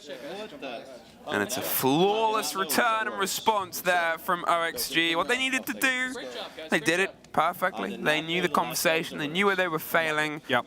Bring themselves a little bit back towards the center, bring themselves a little bit back towards a column, and use that to smash its way through the site. Kitchen dining is where we might end up going last. I'm still not fully convinced, though, by Oxygen. That round was great, yes, but so was the previous time they played Bedroom, right? Both those times they attacked, they managed to just isolate MNM players, catch them off guard whilst they were rotating. MNM is kind of sloppy on that side, so I want to see them on this side, on this tertiary side, see how they do against MNM that might be a bit more prepared. Because that Bedroom, again, I mean, 2 people got called off by a rotation through a window. Yeah. And that normally should not happen. That's very sloppy to have happen against you. So, Oxygen, let's see what you have. Work together here. Bring it to a 3-3. Make this close. Do it! Do it! Just do it! Just do it! You make it sound so easy. I'm sorry. Well, I was not going to say it is easy. No. He's the observer. He's the observer. But, you know, it can definitely be easier than they sometimes have to make for themselves. Like, they make it harder for themselves than it has to be every now and then. One of the parts of this game that we've sort of seen so far is a little bit different in terms of the point of contact. Obviously, when you're putting your pressure as your attacker, when you're making your ingress, it's sometimes easier, theoretically, to piece together who's going to be the entry, to what engagement is going to be your first to lead in on. Sometimes it's via a lot of the work, sometimes it's just about the position, and sometimes it's the Hail Mary throw. Whereas the defenders, you're trying to work out where you can set up your best response to that. It is, I think, generally going against MNM at the minute. OXG, they have a couple more players that are putting themselves in. Solotov has been on the wrong end of this statistic once or twice, and here he's in the most likely first place of that statistic. Holding off, there's a lot to jam. There's ADSs and a shield, and Nello offering some support not too far away, but I think he might be caught out on the drone as well. They've got the read on the players. This grenade is going to bounce over, and with the EMP, that was pitch perfect. Yeah, just taking care of any potential ADS that might be out there, and that's going to be a trade kill somehow to still come through. Tyrant will take down Newers. That was elsewhere on the map. We saw the Nook was sort of on a sneaky fight, and luckily for, I guess, MNM, they were able to win that, and they can sort of go, okay, well, we lost this, but we do have one, and we have a big gun. Once again, Tyrant just doing as much business for MNM as he can possibly do. The break over this. What makes this site a little bit more awkward at times is, well, small tower. They can start smashing open the soft, they can start limiting the play, and you can do the same over kitchen as well. If you put control over dorms, if you have to force the players into either shower, the back of the shower corridor, uncomfortable locations where you're otherwise not going to get the full eyes and read on without just going for something hyper-aggressive on a retake. Nello's going to be receiving some pressure now as X-Caris are coming up in the mirror window next to him. Now, I believe that was already shot out, so nothing really to worry about, but the rotation is there now as well.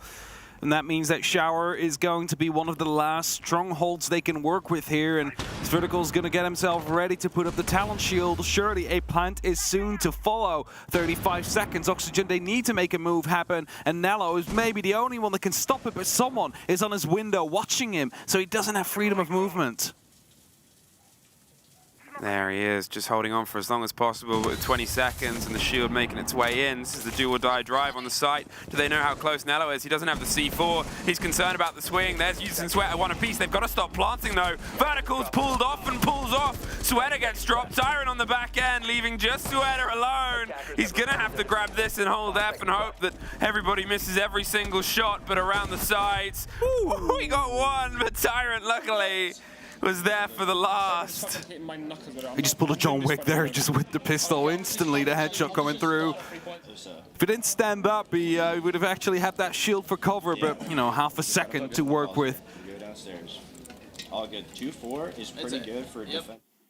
4-2 and 2-4 is pretty good for a defensive half. Trying to get that motivation in there, like it's not over. Like it might seem bad, but it's still pretty good.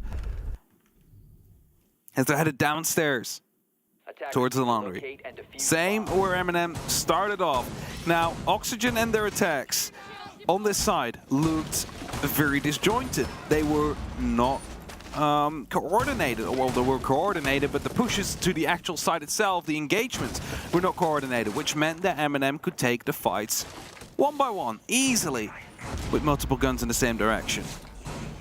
MNM, you need to improve on that. You need to show how to do it if you want to be taking the victory on Oregon, on map 1, and lead instantly. Now, Nello's going to be bringing out the Montaigne, at least for now. It could still be 6-picked out for another 5 seconds. A little bit of time. There's a little bit of time left. A little bit of time ticking away. And it's already locked in. So I think that might be used to, you know, get rid of one of those staircases, stop anybody from playing close there. And I'm instantly thinking of Freezer, because that's often played with a shotgun quite close, or otherwise it's going to be a double stack up from 2 defenders. Yeah, you got to think about what that's going to force and where that might be difficult. It could force Dream to have to rotate and sort of just hold off the Monty. It's all about timing, pressure, and where you want to be the most pertinent problem for your opponents. Tyrant, he's been very problematic for anyone he's gone up against, and he's made sure that was a drive on the first half, 11-2. Let's see if he can now be the tip of the spear. Steady pops, pressures. There is a bit of a roam. Solotov's going to see if he can maybe hunt it down. Concerned about Capcans playing above the Dorm's hatch. If it's open, they can get themselves slunk out. And, well, there's the hot pings on the player. There's the drop on the hatch that I talked about. And there's another drone. There's a watch. It's a good bait of time, and a lot of drones being sent straight to the slaughter here. That's 3 that they've picked up. The explosion doesn't quite get the catch. They're through on split. Do they know the worst possible timing for users? Sort of will be allowed to rotate back, and thus it seems like the first floor has been completely cleared out now. MNM, they've played that shepherding game well, and now they can start preparing.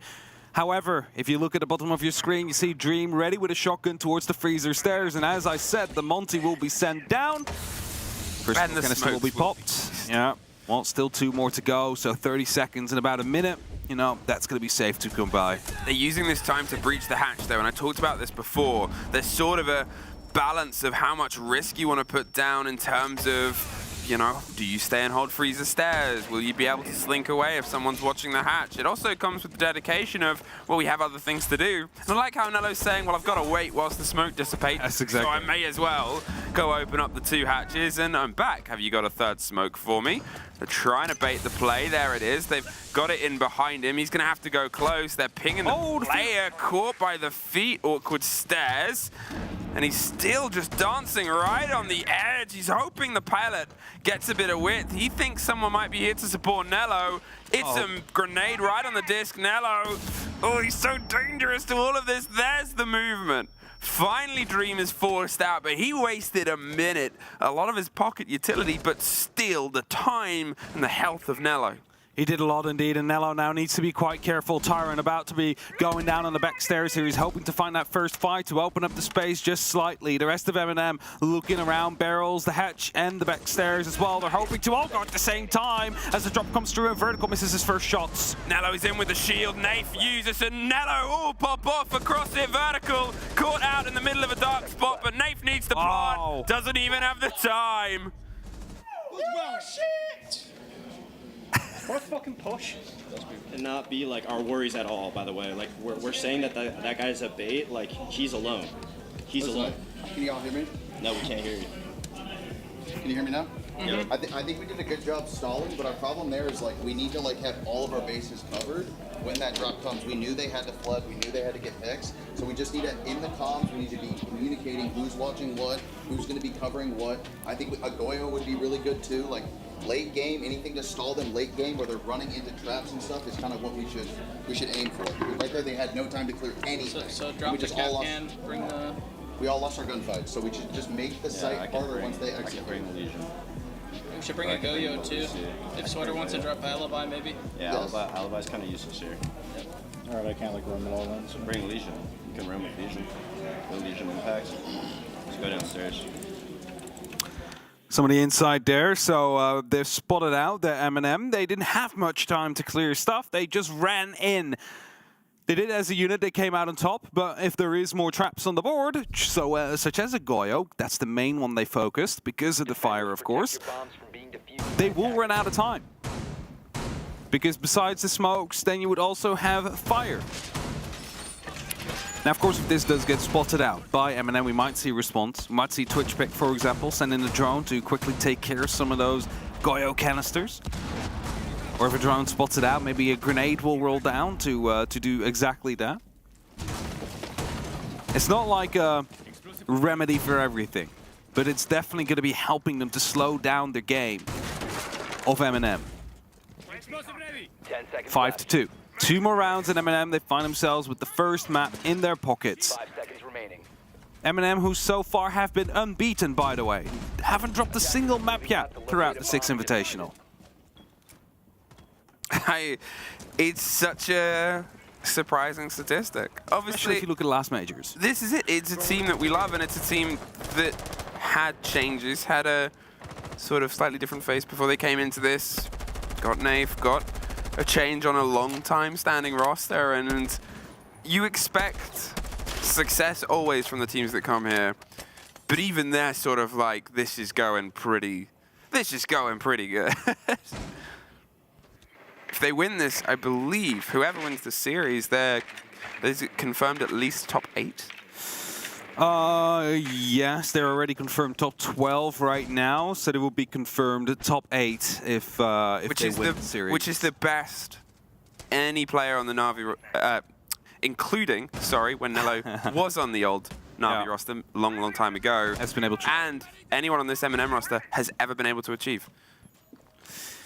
So it'll be a massive step up for them. And they might not even show signs yet that they're willing to stop because, you know, Oxygen, they have a game plan for these next couple of rounds, but we haven't seen yet how it's actually going to be working out. Like, on paper, it sounds right. It sounds like it should work. But is it going to work? That's that big question. Lots of open lines of sight here. It's going to be making it hard to drop that hatch. And that should be called out quickly as well. 90 seconds on the clock. Means that they need to start putting up some pressure towards Oxygen here. That's it. You can see that, you know, they had the conversation. They're slower to approach and attack. We can waste some of that time. Play your Goyo, play your trap operators. The smoke was good at wasting time. We knew it was a bait. We're losing our gunfights, so let's play the fight of time. And that's sort of what they're doing. They're making things uncomfortable for the approach. They're making things a little bit second-guessed. Solitov can't quite get the drone all the way up to the shield, so he's going to go from a bit of a closer distance here instead. They're still holding them off, though. MNM, they're trying to posture, trying to work out where would be the place to get the drop in. Solitov somehow slinks that one by, gets the shield, a great bit of use of the Flores drone, and big miss moment for Vertical, but with the fire pop behind it, they've still got to wait once again. Going to be aware of the fact that the fire is there now, so MNM, that should be a warning sign for them that they need to move. One already popped on the hatch drop down as well. There's one left still standing out there.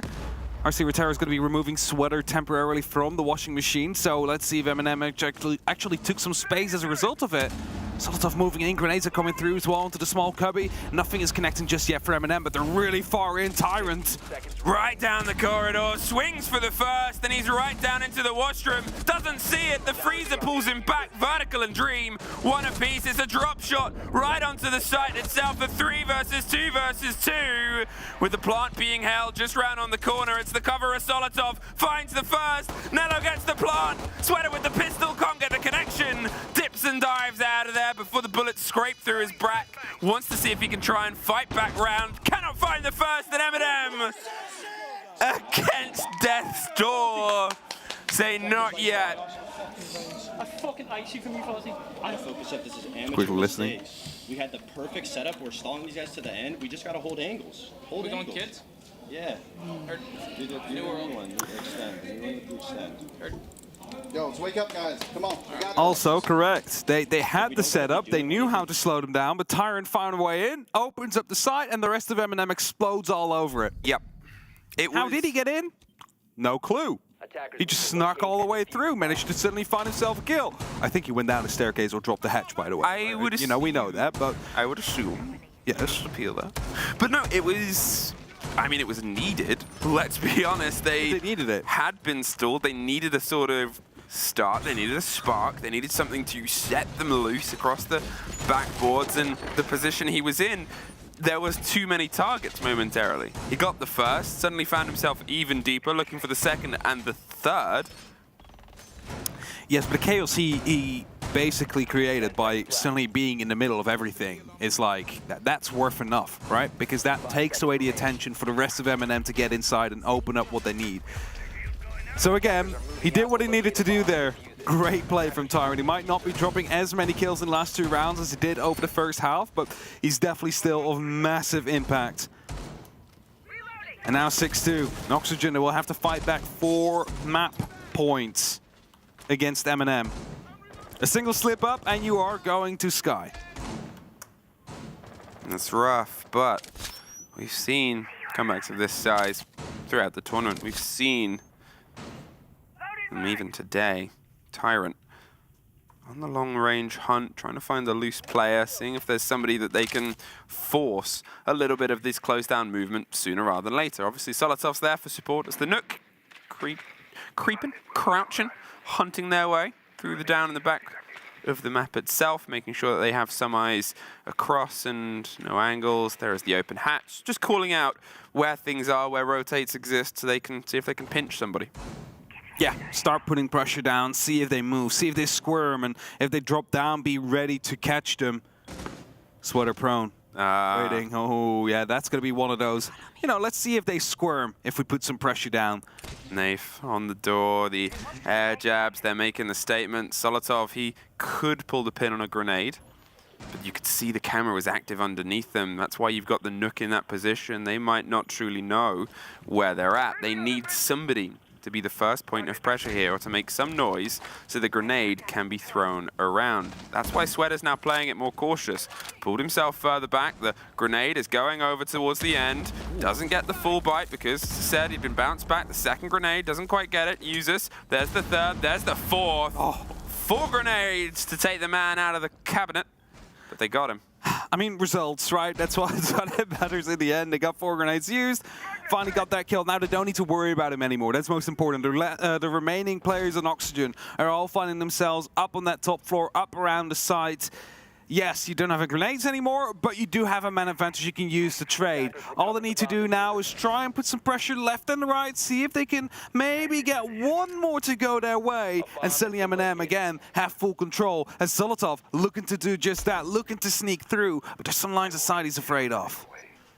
He's got to make sure that this comes together. They haven't really had the man advantage before. They're seeing if they can try and push behind it. The pressure's inside Trophy. They're getting real aggressive on the door, and Tyrant in the meantime wins one out. Newers goes down elsewhere, and there's Tyrant offering some support to the player who was otherwise about to be swung on. They do lose towards the end of it. Usus is down inside pit. They're looking for the smoke and the cover and the shame of it, but they can't quite find the truest shame of all, which is where is the diffuser going down. Dream gets a huge one off the back end. Usus was playing with being picked up. They lose the fight there with the kit, and Dream has gone massive. The clutch coming through, the time was running out, and MNM, they had to go for kills at that point. Unable to find it, but it got too close there for Oxygen. These are these rounds where, yes, you win them, yes, you start creeping back, but they've only won when the other way. It would have been the next map now. Well done by Dream. And again, 4 grenades used. That might have been a little bit much for the initial kill. They could have used some vertically if they had it earlier. Just all those grenades a bit overcooked. And then we see a surprise enter our screens. An operator we do not see often, but has found massive success throughout the tournament so far. There's a... Well, you say massive success. Well, I mean, we've seen 2 interrogations. 2 interrogations. And how many times played? Like 2? 3? I don't know. I mean, not many. It's not many. Not many. I know it's definitely been played at least more than the 2. Because I remember someone swinging it. I think it was KZ swung, got a double. Oh yeah, and then finished them off. Yeah, exactly. But that's also, you know, just. I mean, that's just KZ. So, KZ plays what KZ wants and gets results. Yeah, I mean, an interrogation at SI is a special treat. Casting one was an absolute pleasure. If I get to cast 2 in a day, who knows? We might get it. Just have we to might. wait. I mean, it's always that sort of gambit. You know that there's a lot of controlling ops still on the board. The limitation is the Iana, the Izami, the Buck, and the Valk. You have a lot of potential information still valid in that setup. The Dockerbee is in a big fight with the Caviera, who's just going to sort of play on the top of the tower. And at this point, you go, well, how are they going to solve this problem? They used 4 grenades to solve a previous playoff problem. Maybe they just sort of lock down some intel far away and go for them later. It seems like they want to draw some of the fire towards Split. That's the thing about the sites, that we might have the pressure coming across. At some point, you got to move away from the comfort picks. There it is. Quick play, quick plant, right in, right out. Dream has the cover, has one more fed into the Split meat grinder. Caviera suffers, and Dream is still continuing the run of terror from the previous round. Usus at least gets 1, but as the hatch gets broken above, he's finding himself alone. Well, not for very long. Wanted to go for a quick plant there, but just only forgot about Dream being in that kitchen, taking them down one by one as they entered Split. The idea was there, but they were not so stealthy about it. We're ready, they were waiting. That brings it back, only 2 more rounds till we separate the 2.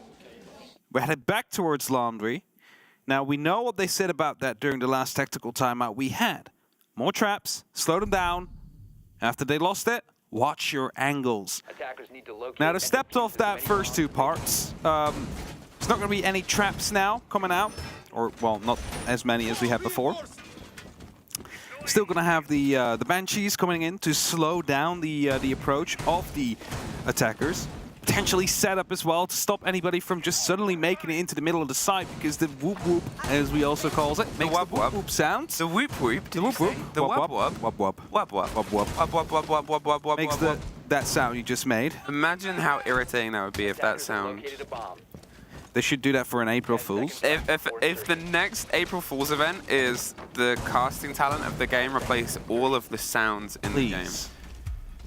Please. What sound would you want Parker to be most of any item, any gun, any object? I want Parker to be the E1B. What about foot? Oh yes. I was just gonna say footsteps, so you can always have them in your ear. Oh no. 2 rounds separate OXG from pulling this back to OT. We are on a long day already, and they're partly the culprits from some of the games that we had earlier on in the day. And, well, I guess it's the competition that you want. You don't really want anyone to be sort of swept aside this late on, this deep into the tournament. Also, a minor correction from us both, from the wise words of Fantastic Fresh. Whoever wins this is confirmed top 6. Top 6, not okay. top 8. So even better. Even better. Even bigger. Which I believe would also be the best OXG finish off the top of my head. Have to double check on that in a second after the round. Nello heading up just to clear everything out with the shield. Now he's starting to open up with the Maverick. It's going to be forcing Oxygen off. Not going to be sticking around for much longer. See that he didn't completely open up everything on that bottom hatch. He just made a small line. It's going to be enough to maybe, you know, look through, throw some utility through. I don't know. Or to get the can opener on. There you go. He's getting rid of the Electroclaw out there. Done the opposite side as well, but he's going to actually remove that hatch completely. That's giving MNM 2 ways of entry, but a minute and 15 left on the clock. It's not a lot that they have. It's not a lot of control they have either. They are yet to go downstairs into blue. And that's what Solotov's doing right now, but a Mute Jammer is going to be stopping his RC Rotero. Yep, there it is. Actually tried to go slightly towards the electrification on the opposite walls instead, see if they could maybe catch and put the pressure. Look at this though. Nello, about 30 seconds quicker to get to this position than he was before, but he needs the support to come from elsewhere. The drop comes on the hatch. There's a shotgun that's able to get a bit of a lockout. The C4 and a TK and one more on the top means that at least they keep the man advantage. They lost a single player. Newers gets the drop on Solidov once again on a narrow angle. That leaves Nello and Nath alone. They're playing a dangerous game. There's only so much you can do when slowed and slowed they are. Oxygen lock down the site, and a timeout is called from MNM. And then one more guy, highway speaking, you guys need to do 3-1 on your side. I didn't want to 3-1, I was dropping straight side, getting one from the shot. You definitely need to do 3-1 together because otherwise we... I already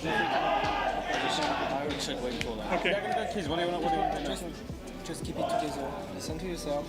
We attack together. That's all we want, okay? We have 2 attack moves. Okay, you have made 2 mistakes, no problem. Okay? You just listen to each other. 3, 2, 1, we go. Play together. That's it. Okay? Yeah, we want to do big tower put or not? What's it going to be? We can do kids. It's going to be kids. We can do the same. We can do our normal master. We haven't done that. Okay, do normal master then. Yeah, do normal master. Which one is normal master? The one I'm playing first now? Okay. You go first, I'll go first. Let's win this round, come on. Yeah. Close the first game. Close the first game. They're so shit, they're so shit. No. Slider coordination issues coming through. Apparently the 3-2-1 wasn't there. But it's the thing that OXG read in their attack timeouts. It's that we're not beating them in the 5-on-5 guns, so let's play defense. Let's run the time. Let's make things awkward because, well, MNM suck at that coordination. They suck at that 3-2-1 on this approach, on this map. We need to put the pressure onto where they're weak because at the minute, they're just putting the pressure onto where we're weak, and it's working very, very well. The problem now, MNM, is they've got the onus of time. They've got the pressure of they have to perform at a time. You're not on your defense. They're not playing against you. They don't have to play into you. You've got to play into them. How do you find that tweak? It doesn't matter at the end of the day if all 5 of you are 5 better gunners than them if you just don't get to them in time. Yeah, that's it. Time is always in favor of the defenders, unless that diffuser goes down, of course. And that is something that Oxygen need to be using to their fullest advantage here in potentially this last round. We just had a tactical timeout. We just had MNM discuss everything that went wrong and everything they need to work on. And that means it's fresh in their heads. And if they can put up the pressure now, they might still be able to lock this first map off in regulation. Quick pressure being put down on the Sweater. He rotates out, takes a lot of damage, but saves his life.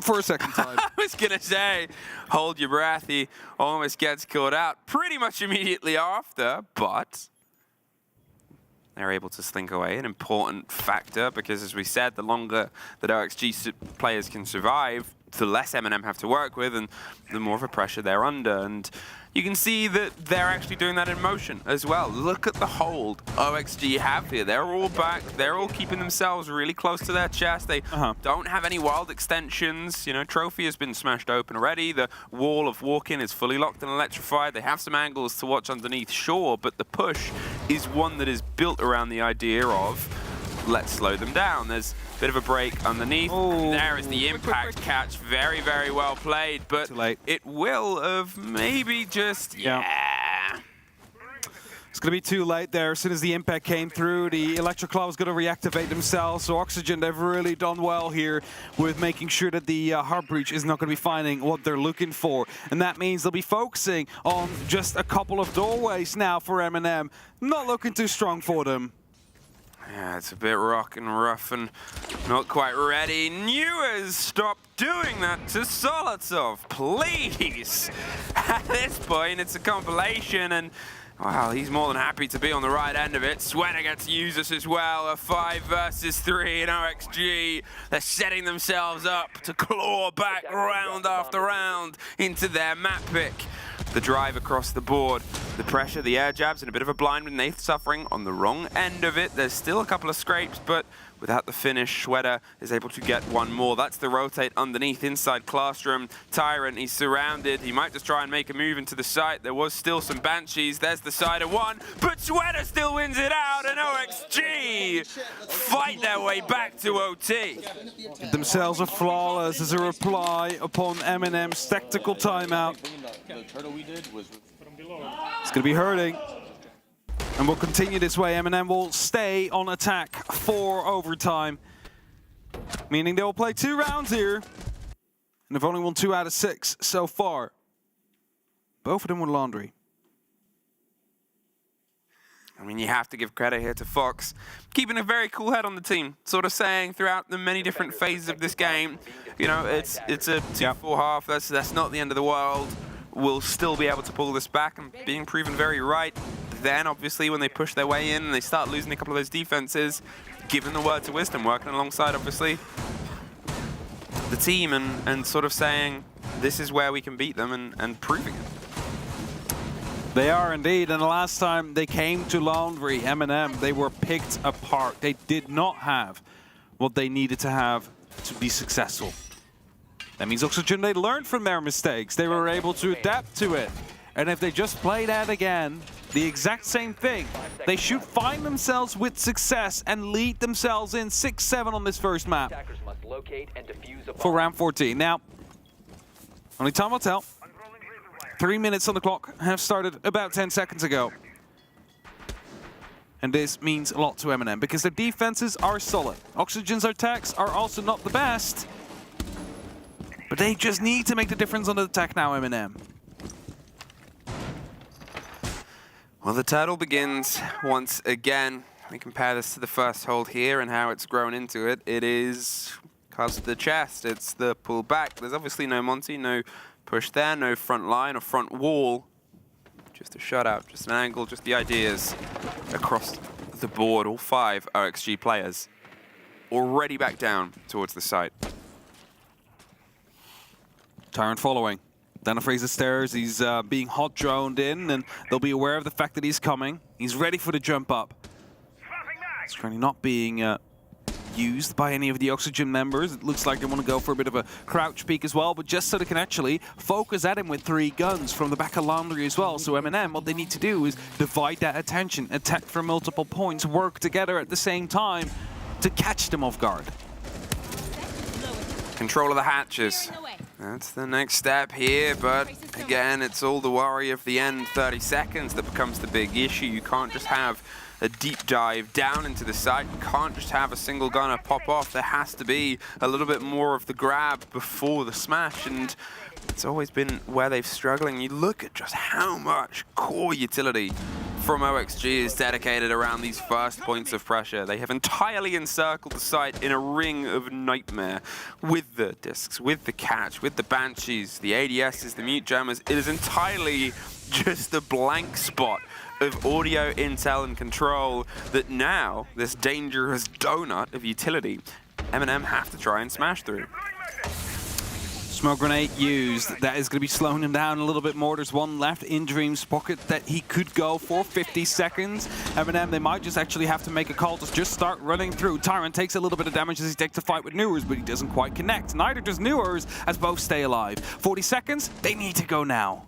That's it. The pressure needs to come. There's somebody quite close. It's Newers holding on. He goes a bit further, gives some of the game away, swings towards the barrel from Shaiko. Spot doesn't get that either. The shotgun close to Dream, and OXG is stepping in to make this uncomfortable. Pops some pellets around the corner, but the timer is ticking here against MNM. There's the first, and it's Newers is to take Tyrant on the back stairs. The spray over the barrels blocks them off. Vertical finds Usus in the meantime. They're trying to drive down elbow. They're going for the push and the pre-fire, but it's Newers! Round on the back for the flawless for OXG. The back-to-back flawless coming through. They are on fire right now. Let's get it. Let's finish this fucking map, boys. Come on. And they are on map point. They've turned it around from 6-2. You mentioned it. We've seen these comebacks happen this tournament. Well, this was another one. And now it's Oxygen's to close out on the attack. Again, we're headed towards Laundry, it seems like. MNM, can you hold on? Can you bring this to a round 15? Now, of course, their attacks haven't looked too great, but if they couldn't make the difference in that last round, they might be able to do it in the next, as long as they stay in it. And stay in it, they need to win this one. MNM suddenly became, well, not really the tournament favorite, but one of the teams that people could agree with seeing them win, as they went flawless through their groups. And now they might, you know, face their first true hurdle, which is Oxygen, who's looking to take that first map away from them. I mean, this is, what, 2 for 2 of Oxygen being on the back foot today and coming back into the series, and we know how the second map went for them earlier on today, and you have to give so much credit to this roster for being able to sort of go, we can evaluate this, we can push, there's a tension around it, but it's a different focus. You can see it there on US when they're going for the swing. There's a sort of need to get back into the game. Get me in the next round, coach. I'm ready to send this one home up to the top. Nave pulls back, though. Not going to sit around and find out what happens next. It's already a bit too much pressure, and, well, they're going for the pace on the clear here. For a second there, I thought he was pulling off before he actually had the good opportunity to go for, you know, the vertical fight, but he was actually on the wrong window there, so wasn't even going to be able to stop Newers. So right call to fall back at that point. And Newers is quickly going to be taking control of that first floor now. He's descending the tower quickly. Switter is going to be joining him with the Inox scanner. He's going to be trying to find out if there's any footsteps. There's some green on the ground, which means that someone has been here in recent history. It's about to be turning blue, so footsteps are only going to be giving you one scan. Mute on the freezer stairs. No longer have to worry about it. They've got the force on the player, and, well, they're there. You know this at this point, but it buys you some more of that safety.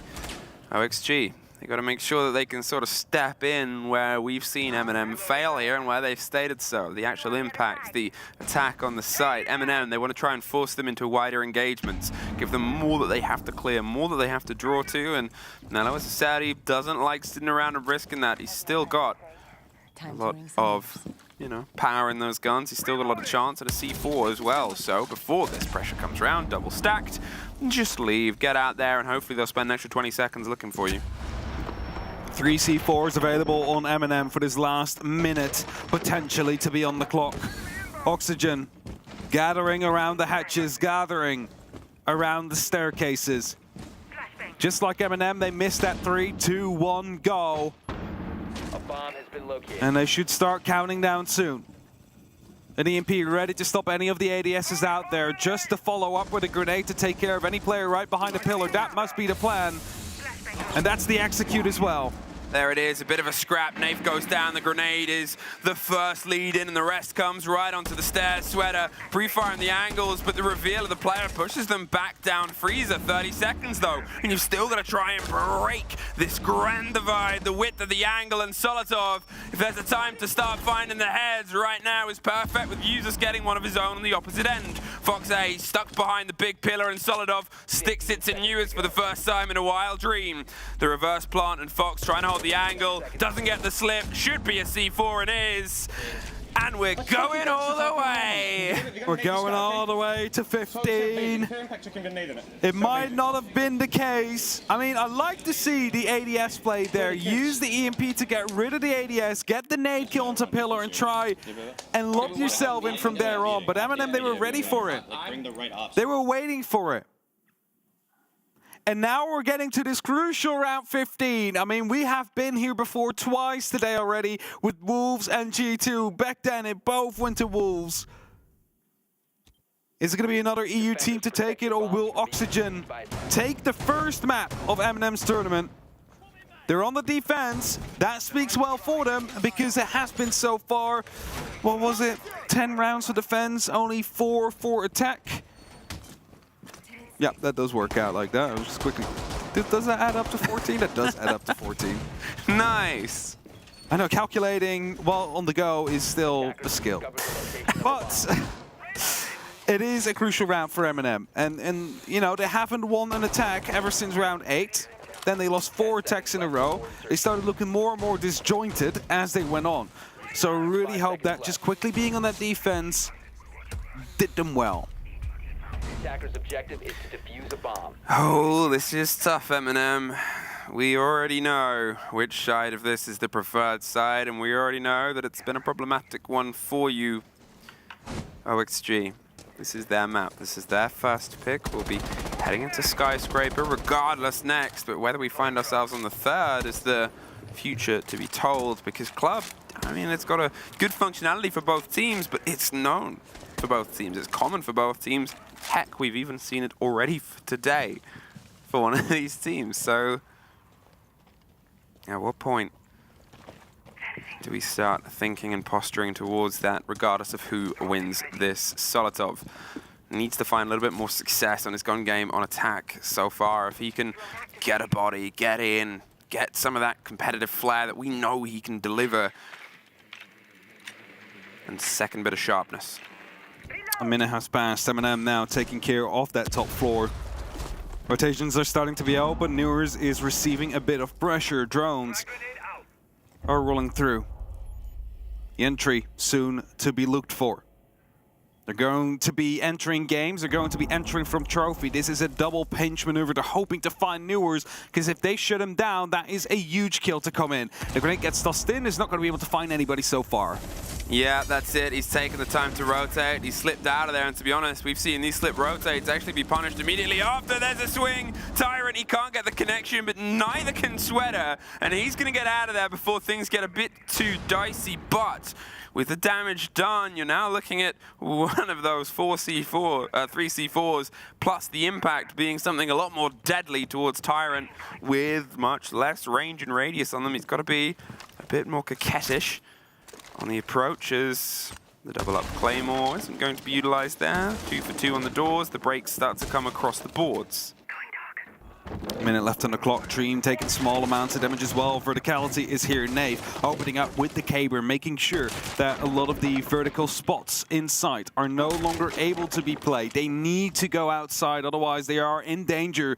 Solotov aware, he has a ping, he gets the kill. That's the first. Newers drops. What a perfect time for that battle of back and forth to swing into Solotov's favor, and Newers can only watch now and hope the 30 seconds they've got left from the time that he was wasted before is enough for OXG to clutch this on. Talking of Dream, he's holding, waiting for the approach via Zulu as the kit is being touched. Nello caught though. Dream, he has been the man of the moment for just this. Solotov caught by Sweater as well, fighting their way back across it. Naif picked up, but it's about to be a double. The cover's there, but the kid is caught once again. Got to make the death dive for the distance. There's one more fight, and that is OXG's map.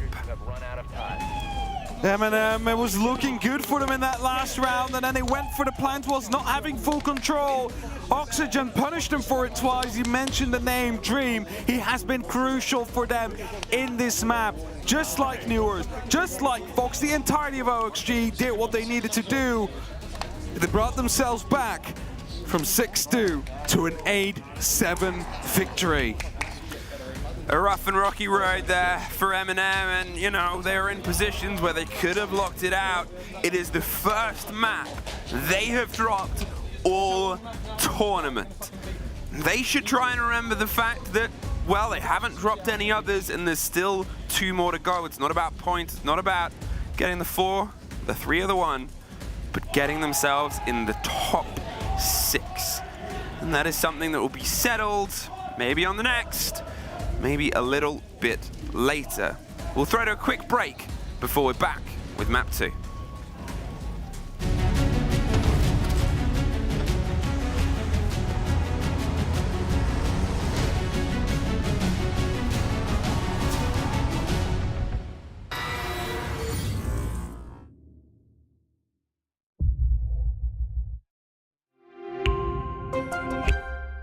I'm Nicholas Martin, but you know me as Pingu. I'm a 2-time Rainbow Six Siege World Champion and former top Rainbow Six Siege player in Pro League.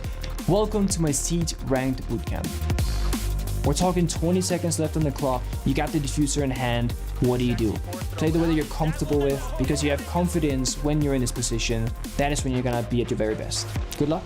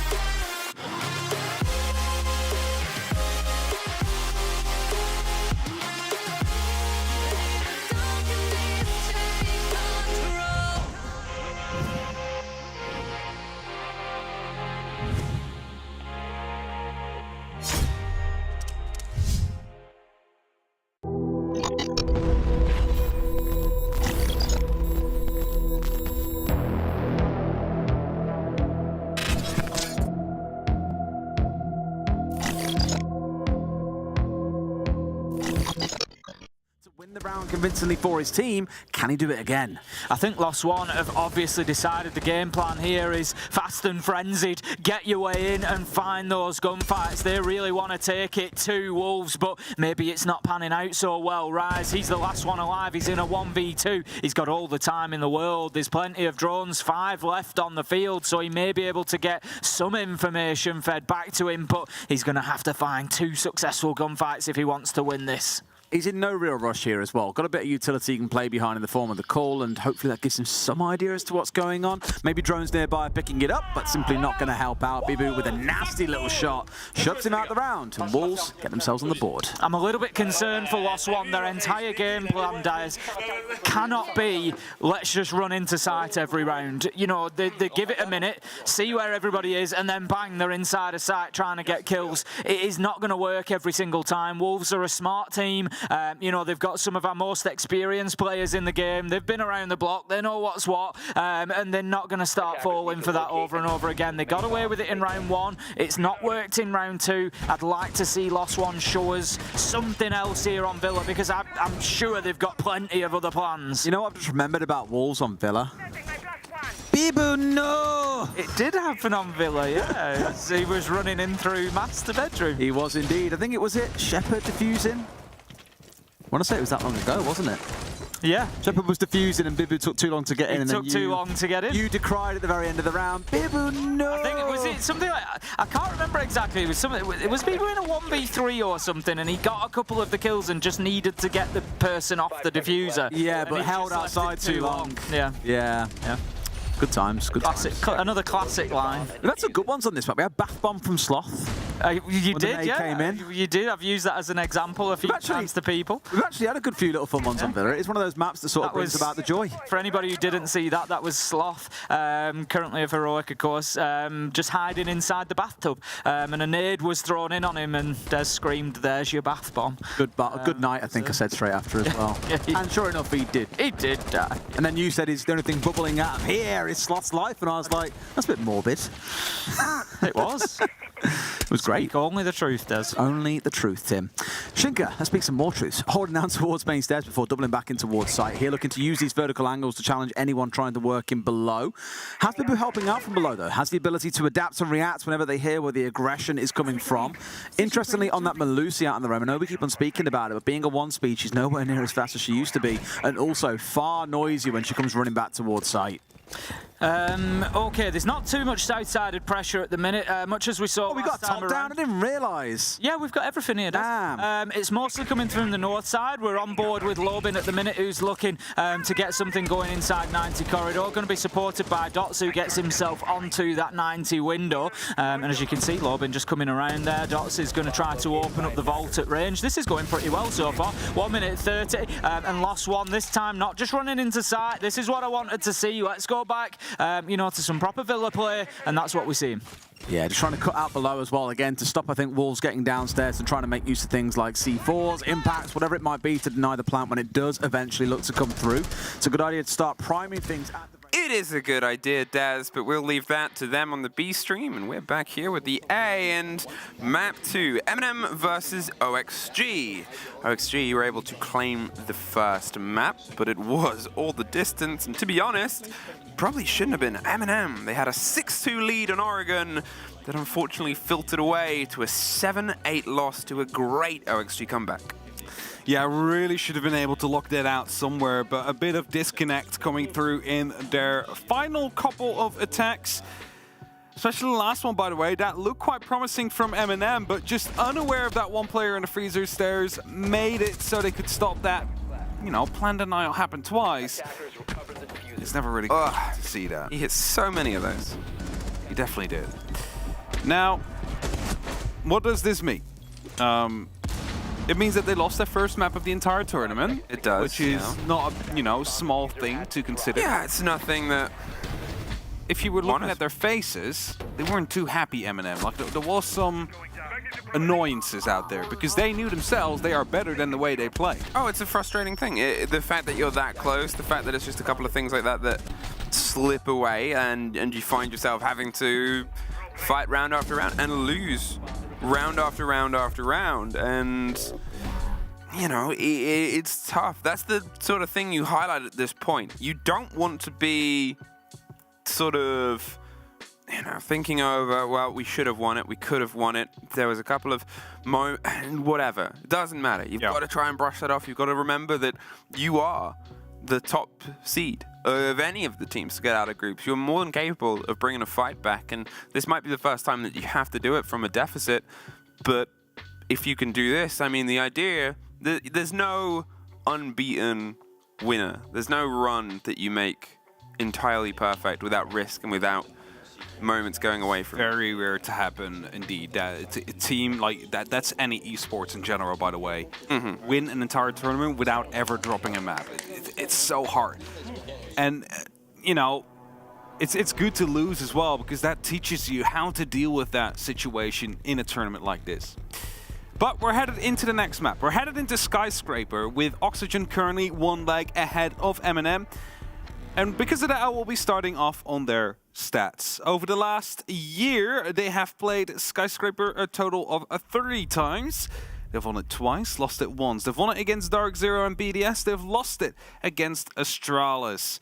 So it isn't like one of their favorite maps. They banned it a total of 22 times over the year. It was banned against them 19 times over the year. So, that's pretty 50-50, which means pretty indifferent about whether or not they play it. But usually it ends up not being the case. For MNM, this is considered to be quite a good map of themselves. 27 times it was banned against them. They've played it 6 times, lost it once against Black Dragons, and they've won it against Soniqs, Wolves, Astralis, BDS, and G2 over the last year. So this should be the confidence that they need to get back into it. It's got to be, because, you know, we sort of highlight Skyscraper as one of those maps that's a little bit awkward to attack. It's a little bit awkward to control. You're trying to find parts of land. You're trying to find a fight across what is a lot of boxes, a lot of small, sort of insignificant corners. And then suddenly there's somebody behind you. Suddenly there's a problem. Yep. Time can be so problematic. You have a good gunner on the loose there, and they don't have too many places to escape, because they don't need them as much as other maps and sites. There's, I wouldn't call it specifically clutter, but there is architecture built into the hard brick and mortar of the map that you can really use to your creative advantage here to slow people down. Yes, but that could also haunt both these teams, considering their attacks were overall quite slow. So if one of them can speed it up here, that team is probably going to be in favor. MNM will be starting off on that attack. Let's see if they can speed up instantly as we go. Karaoke NT is going to be the first site we approach. Valkyrie is going to be in play. It's probably like the second time in this tournament I have casted a Valkyrie being in play.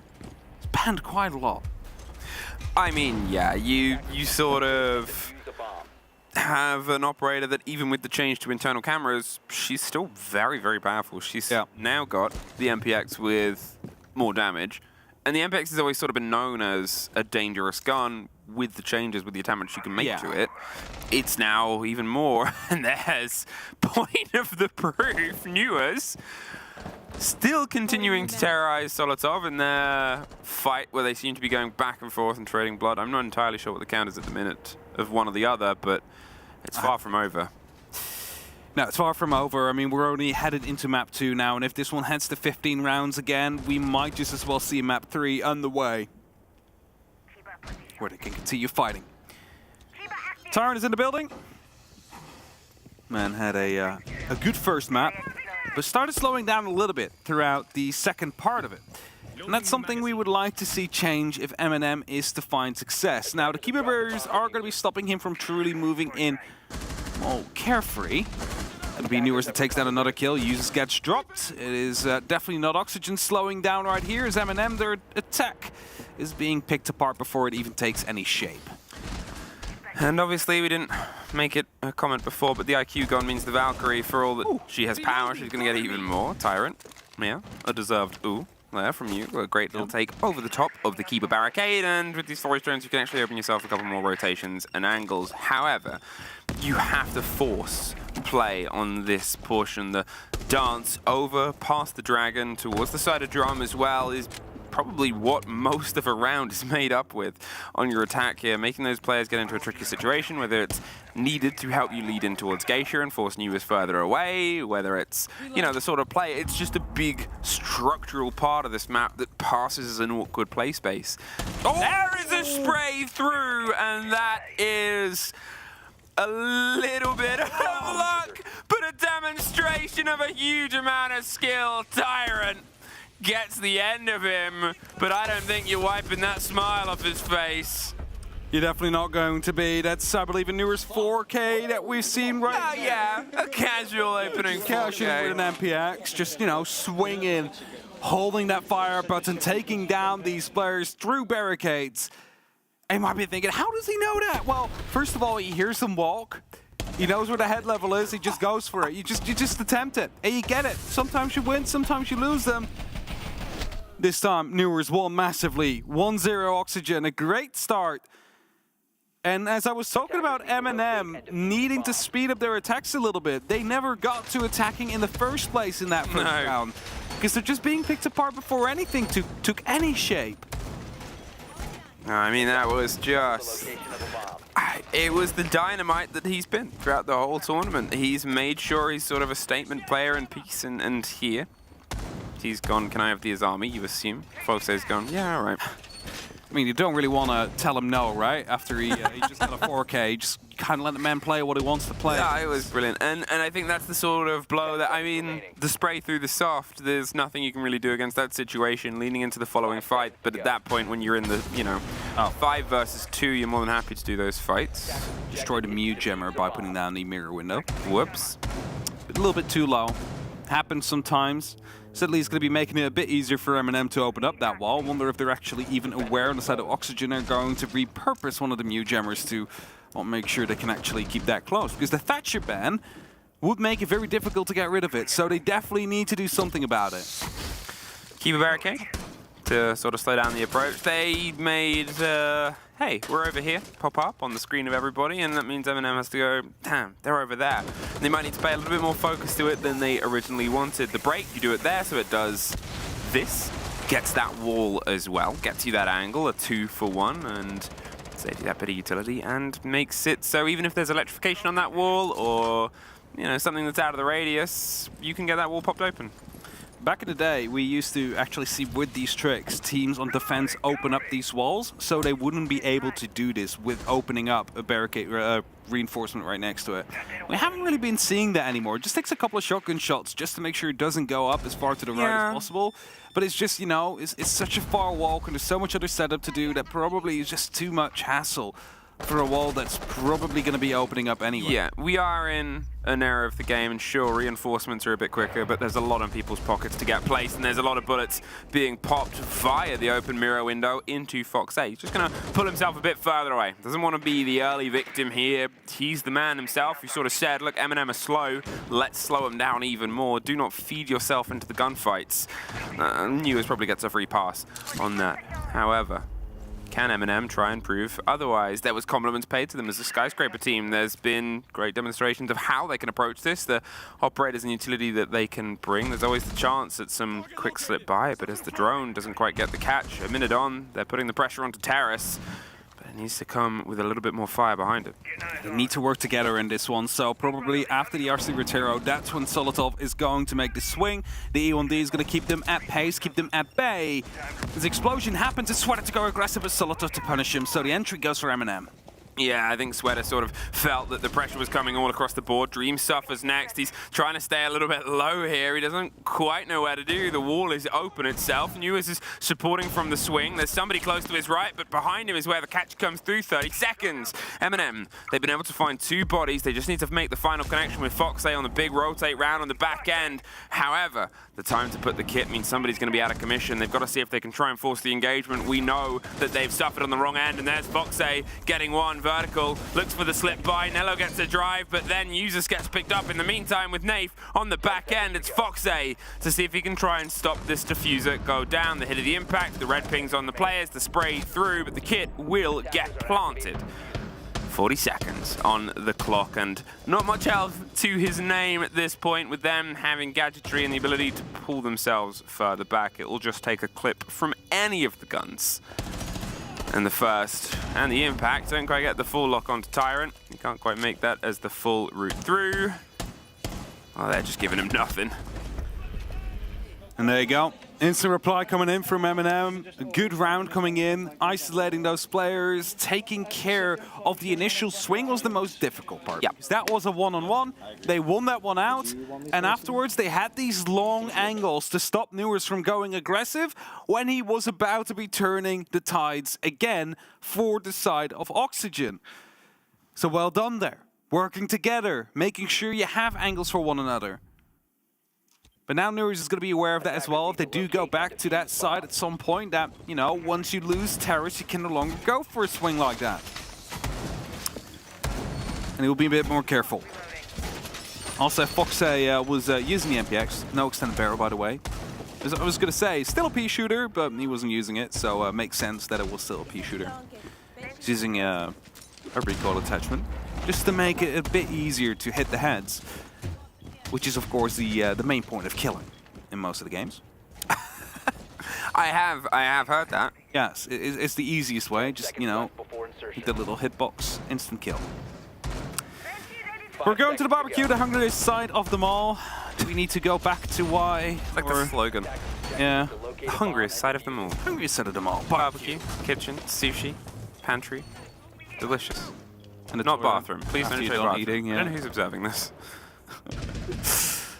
Newers, once again, angling himself up for a fight, hoping a long-distance rappel comes through, but No, everybody has drifted off. You don't have to give that one up so quickly, though. Obviously, if they drone you out and pre-fire, you're in a bit of a dangerous spot. Yep. But you're quite close to the site, closer than he was the last time. He did a little bit of a run out onto the balk, so he can make sure that he can do this, play around the space, push himself actually further away, and cause those engagements to happen later on. There's no immediate pressure, because that will actually come probably towards this, the second story. We can hear the break going, the mirror window's there to do exactly that. You pop it open so they cannot get the full rotate, and you do that, the impact. So now it's been a big cost to Salmers. I think it's breachable though, walkable, faultable rather.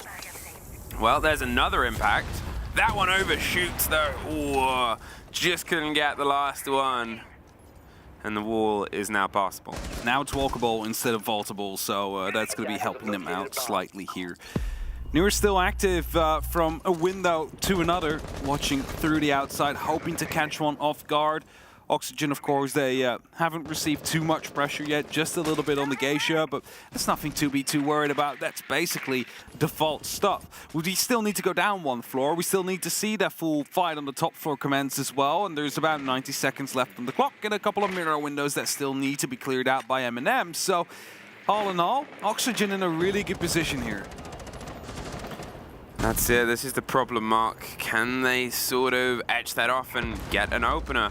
Bit of an explosive, a bit of an explosion. They're forcing themselves angles, so if the hop-in comes through, it's going to be dangerous. There's the player tucked right around gold, Foxay. He's going to hope he goes unchecked here. It could be a dangerous bit of damage. There's a bounce of a grenade. They seem to have a bit of keen awareness. Somebody's around there. The drone rolls on through. There's another reveal, but it's all time being pulled and filtered away from this, the push. We know our XG can rotate. We know they can go for aggressive retakes. Solotov finds a bit of danger and destruction, but finally someone is gone. Usus does get the first. There's Foxay popping right back up to get the revenge. Vertical's holding the support cover. Fox is just spraying down Tyrant, but there's Vertical, as I said, exactly with the support. Solotov.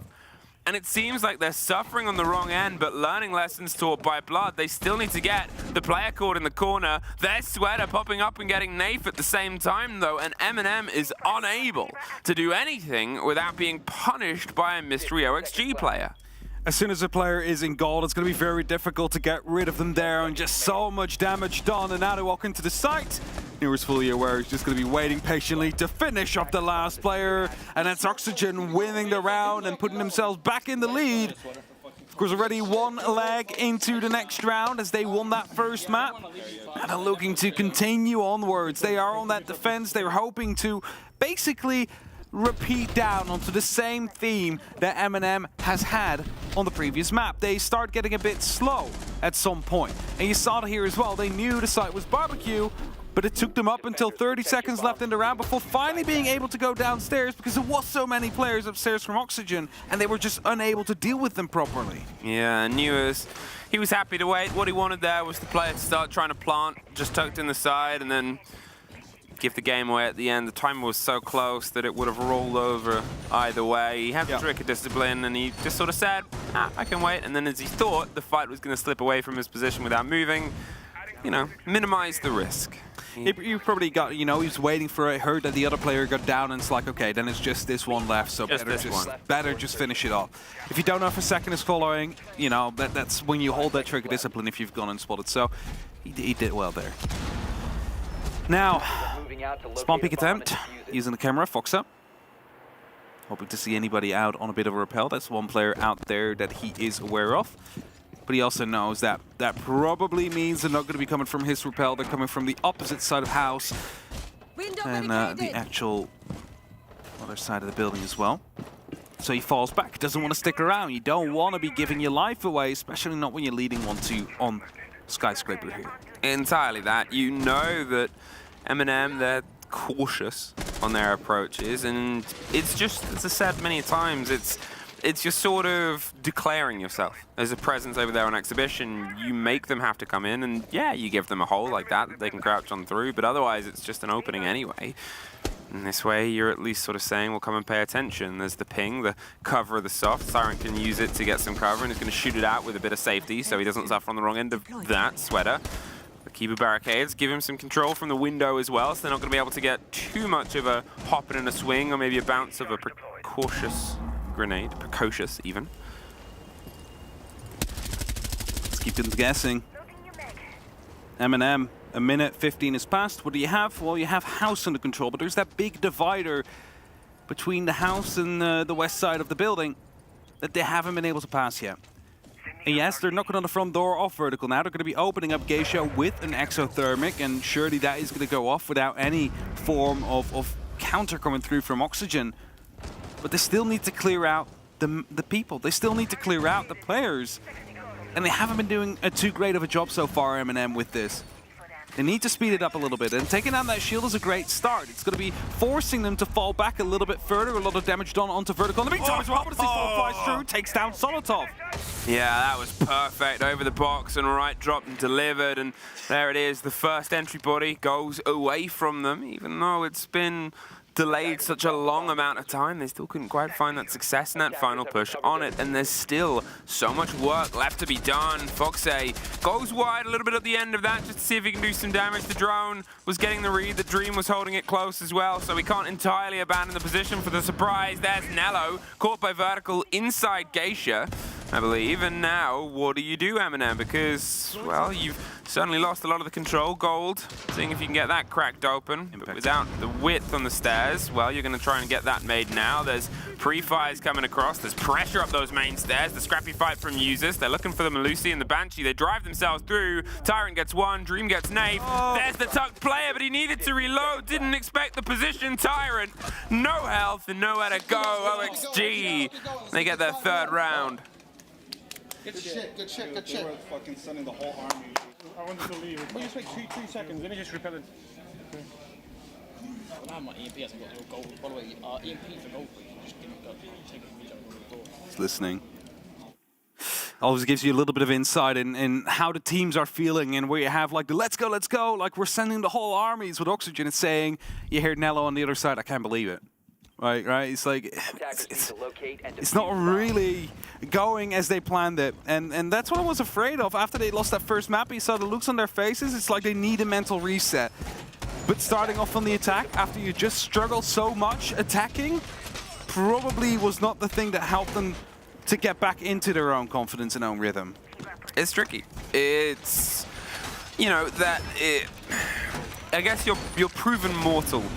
Yes. And that's the one point that you come off riding the high. The high could last for a very long time, and you can build behind that. If you put, I'm not saying they put all of their eggs in one basket, but if you have a basket of delicious eggs and you finally find the bottom of it, sometimes it can be a little bit like, oh, okay, gotta go back to the store, gotta recollect more eggs.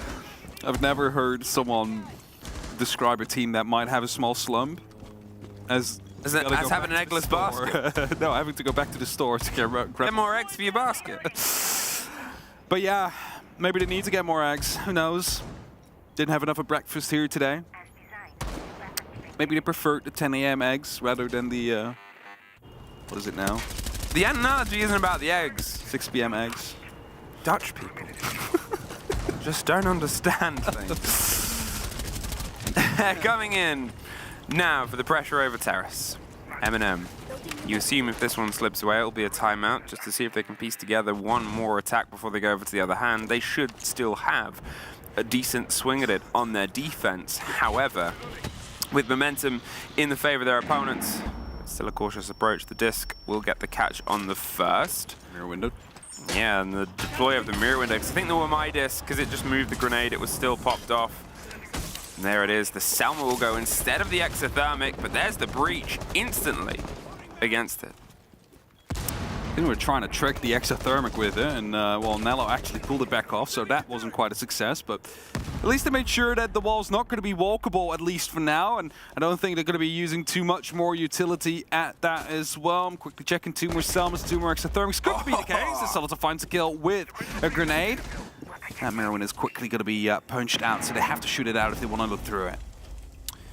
Now, as the break starts to come through on the main breach, they don't quite have the stuff to stop it going off this time round, but they do have a backline, they have an angle, and they might have a problem with the player underneath.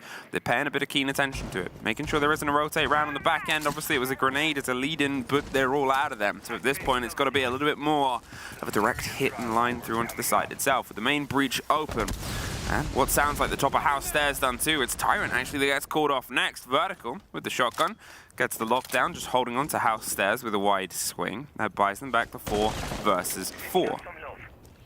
Yeah, they were very aware of the fact that Tyrant was starting to move in, so quickly took him out before he became too problematic. Talking about problematic, Newers in a position where he could go for a swing in just a couple of seconds. Sweater takes down Solotov, the jump in, and the side is actually there, but it seems like they're fully aware of it. If it's not for the crossfire, takes down Sweater, protects his teammate, brings it to that 3-on-3. Newers is still holding the distance, but the kit is the most important part, and that's got to make a bit of a death dive distance across the board. Nafe finds one. Newers gets dropped as well. It's the 3 versus 1 Dream. He's been able to clutch these situations. That C4 gets shot out mid-air. He goes for the fight and wins the next. Nello should get this diffuser stuck. He's on the other side of the hard wall. They can't quite get the width, and they have the cover as well. There's a second attack round for MNM. Well done there again, some long angles working in MNM's favor, making sure that they're able to pick up these players from Oxygen, trying to rotate through, trying to provide some cover. You saw it there with Newers as well. He was wanting to look through the breach, but he was being shot up by 2 other members from MNM at that same time. He looks over to them, and then the breach shoots him down. So it is good teamwork we saw from MNM. But it's the second time they've won Exhibition. It's the second time we've seen them do this kind of stuff on Exhibition. Just need to see it on these other sites to come through. And as we're headed towards barbecue again, maybe a more direct approach through horizontal means would be better than to take full top floor, because they are just too slow to achieve it. I mean, that's sort of the idea there as well. As he highlighted, we got some width from MNM's hold, and by that I mean there was multiple different angles watched. There was, you know, pressure on the window where the diffuser had done the hop in. They had the big breach being watched, and it was the synergy of that width that led to a result. It was one that was missing on Oregon. It was what Nello was calling and talking about. We're not having the 3-2-1 of your guys push on the same side. We're getting away from what we can do in terms of that coordination, in terms of that approach. Finding it there and seeing if they can get one more attack at the even half could do them a lot of good as they head over to try and stop them on the defense. Newers again attempting for a spawn peek here. That's from the helicopter side. I don't think anybody's going to be giving anything to him. Not early on, at least. Jesus is thinking about just quickly opening up the Geisha here. Jammer is going to be stopping him from achieving that goal. His rotation needs to come around from Nave to get a impact EMP on point. C4 pulled. Fox is just waiting for a repel sound or repel in sound, so he could just start throwing that towards the attacker up on the balcony. But Users knows that. He's aware of it. He's staying up on his rappel rope. He's not going to be going inside quickly, because he knows as soon as he does that, he's kind of a sitting duck. Yeah, that's it. He's aware of a huge bit of pressure. He gets the eye on the Wamai, pulls himself back. Still doesn't know about Fox. Doesn't want to get caught out by the drone there. And as long as Fox A is here undeterred, unstopped, unpressured, he's going to become more and more of a problem. Nello gets the C4. The risk didn't quite work. Now they have the ping on the player, and he Commander crawls out of there. The wall should get popped open, and will. So Fox A will find somewhere else to escape to. MNM, about a minute 30 past. They've put the pressure onto Karaoke. They've survived some of it so far. They've survived breaking open Geisha wall. It was the next step where things proved kind of dangerous. It took him a minute, though, to get the impact EMP over from Nath, and that has cost them a lot of valuable time that they might now run out of. Calls are coming through. Fox's position might be compromised as a result of it, so he falls back. Nath gets a couple of shots down onto vertical. That's the entry kill for MNM, one that they do desperately need. In this last round, they strike back on either side. 4v3, MNM still in an advantage, but they need to go down to barbecue. There's the fight onto Newers, taking it right into the site itself. Sweater, he's buried on the back. Solotov is looking for the fight up towards the hatch. Does Sweater know that they're right around the corner here? He's hoping he goes for a bit of movement as the Nook waits. The drop and the swing round. There's the take. Do they know of the last? He's right around the corner. They're just able to pop him off, and we get an even first half here. Work every time, bro. Classics always fucking work. These wanted defense so badly as well, by the way. Yeah, because they can't attack from them. I try to go to the knock and get somewhere. Well, they wanted defense so bad. They got it. They got the 3 rounds. Now the defense is coming over for MNM. And as I said, the classics work. And more of a horizontal approach here worked out for them as well, because they had one or two working on taking that horizontal approach, whereas the rest took care of top floor. Compared to what we've seen before, is that everybody was working on the top floor. They lost so many members trying to clear out gold, and then they had nothing left to actually go for a push. So MNM, they did that well, but they don't need to worry about their attacks anymore for a while now, as they're headed over towards the defense. And we're just quickly going to be pulling up some statistics here. You love pulling up your statistics. I love pulling up statistics indeed. And I'm going to be finding out whether or not throughout this event, Skyscraper has been massively in favor of the defense, or if it's just barely. 61%. So that is a pretty decent defense side so far. 5 seconds remaining. T Karaoke on the 69. Yeah. Percent win rate. It's a nice there. So MNM, they should be able to try and pull ahead of Oxygen here. Find themselves in a position where they could go for a third map, because again, they want to continue, and they were a bit beaten down after the first map loss. It's up to them now to climb back into the game. MNM, how much pressure can you now try and hold off OXG's approach on? Once upon a time, you were more than confident in the gun skills that were flaunted across the board, and that was where OXG were failing. But it feels like that was a bit of time and age ago, and the coordination of your attacks, it got you through to the even half on the end of it. Let's see if he can try and do a little bit more before we head into club, where it's really going to be anyone's game and Gadget going ahead. Newers gets himself exhibition, gets himself eyes and ideas onto the house stairs. Is Solotov underneath with the Solus shotgun, not the most common scene. Does Sweater? No. Will Sweater get a free catch? No, actually pulls away. It's not often in the EC. I was just looking at it. It's like, it is a decent shotgun, but just the P90 is so much better. I mean, in the role, right? It's you got to have a specific idea. Yeah. If you want to run Solus with the shotgun, probably play around a staircase or something like that. That's usually where we see shotguns, or underneath and hope they go for a plant. Or that indeed. But there's a couple of tables that should be safe for planting. The breach comes through, not as much shenanigans stopping it. Tyrant pulls back just as the fight comes. Was actually red pinged there, so that was a bit of the lead in, and they've utilized that pressure to do this, force the shield, without having to utilize any of the grenades in the pockets of the Nook. Whether Newers were there first or not, I couldn't tell you, but I can tell you that Twitter's just going to sit here. Hope they try and retake, and there's the constant couple of bullets that come over every now and again as the sort of statement of, we know you're there, like, don't think we've forgotten. Like, you're fine to stay here. Don't move any closer. That's basically just what they're saying out there. Like, you can have Shrine, that's fine. Oh, do they know about the close Jaeger? That's the part Nello.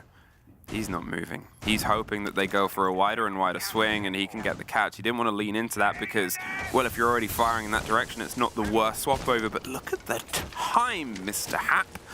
30 seconds. They're still waiting with the shotgun. Sweater's gonna maybe put some pressure underneath. There's the call of the procs, and look at the motion, the swing of the SMG, Solidov, and he's still sitting, waiting, and that'll be the read of they're underneath. We can't just hit this door. He's around prep. He's around that corner. Nello, there's the angle, finally come to fruition. Foxay is caught out. Nafe watching on black stairs. They have that support. Newers might run into them sooner rather than later. Dreams inside, but not for very long. A flawless to open up.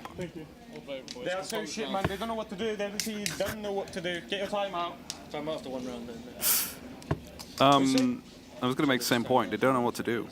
Well, let's see what points they make. Can't be scared. Their whole game plan is to play below C4. So if we're wasting time, not going Geisha, not pushing in, just throw a set of balls. We double up, push in, we trade because they have 3 people down low.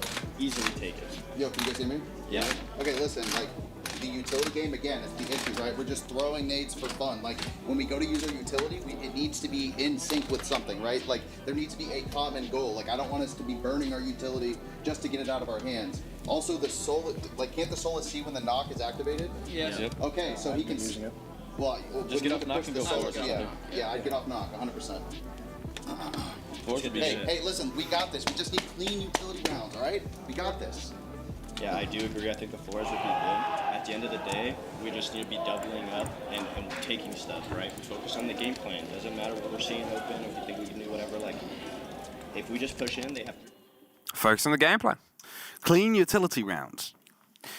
Something we all cry for. Something we all want to see every now and then. Yeah. I don't know if they had the same view as I had. I don't know if there was actually like 3 people actively playing below at C4s. It felt to me that MNM was a bit more fighting back on the actual top floor there. Yeah, obviously, you know, when they got that intel versus when we get intel is very different. Yes. In that they could have that as a droned idea early on and then sort of keep that, whereas maybe they just flirted with it, that I've talked about many times.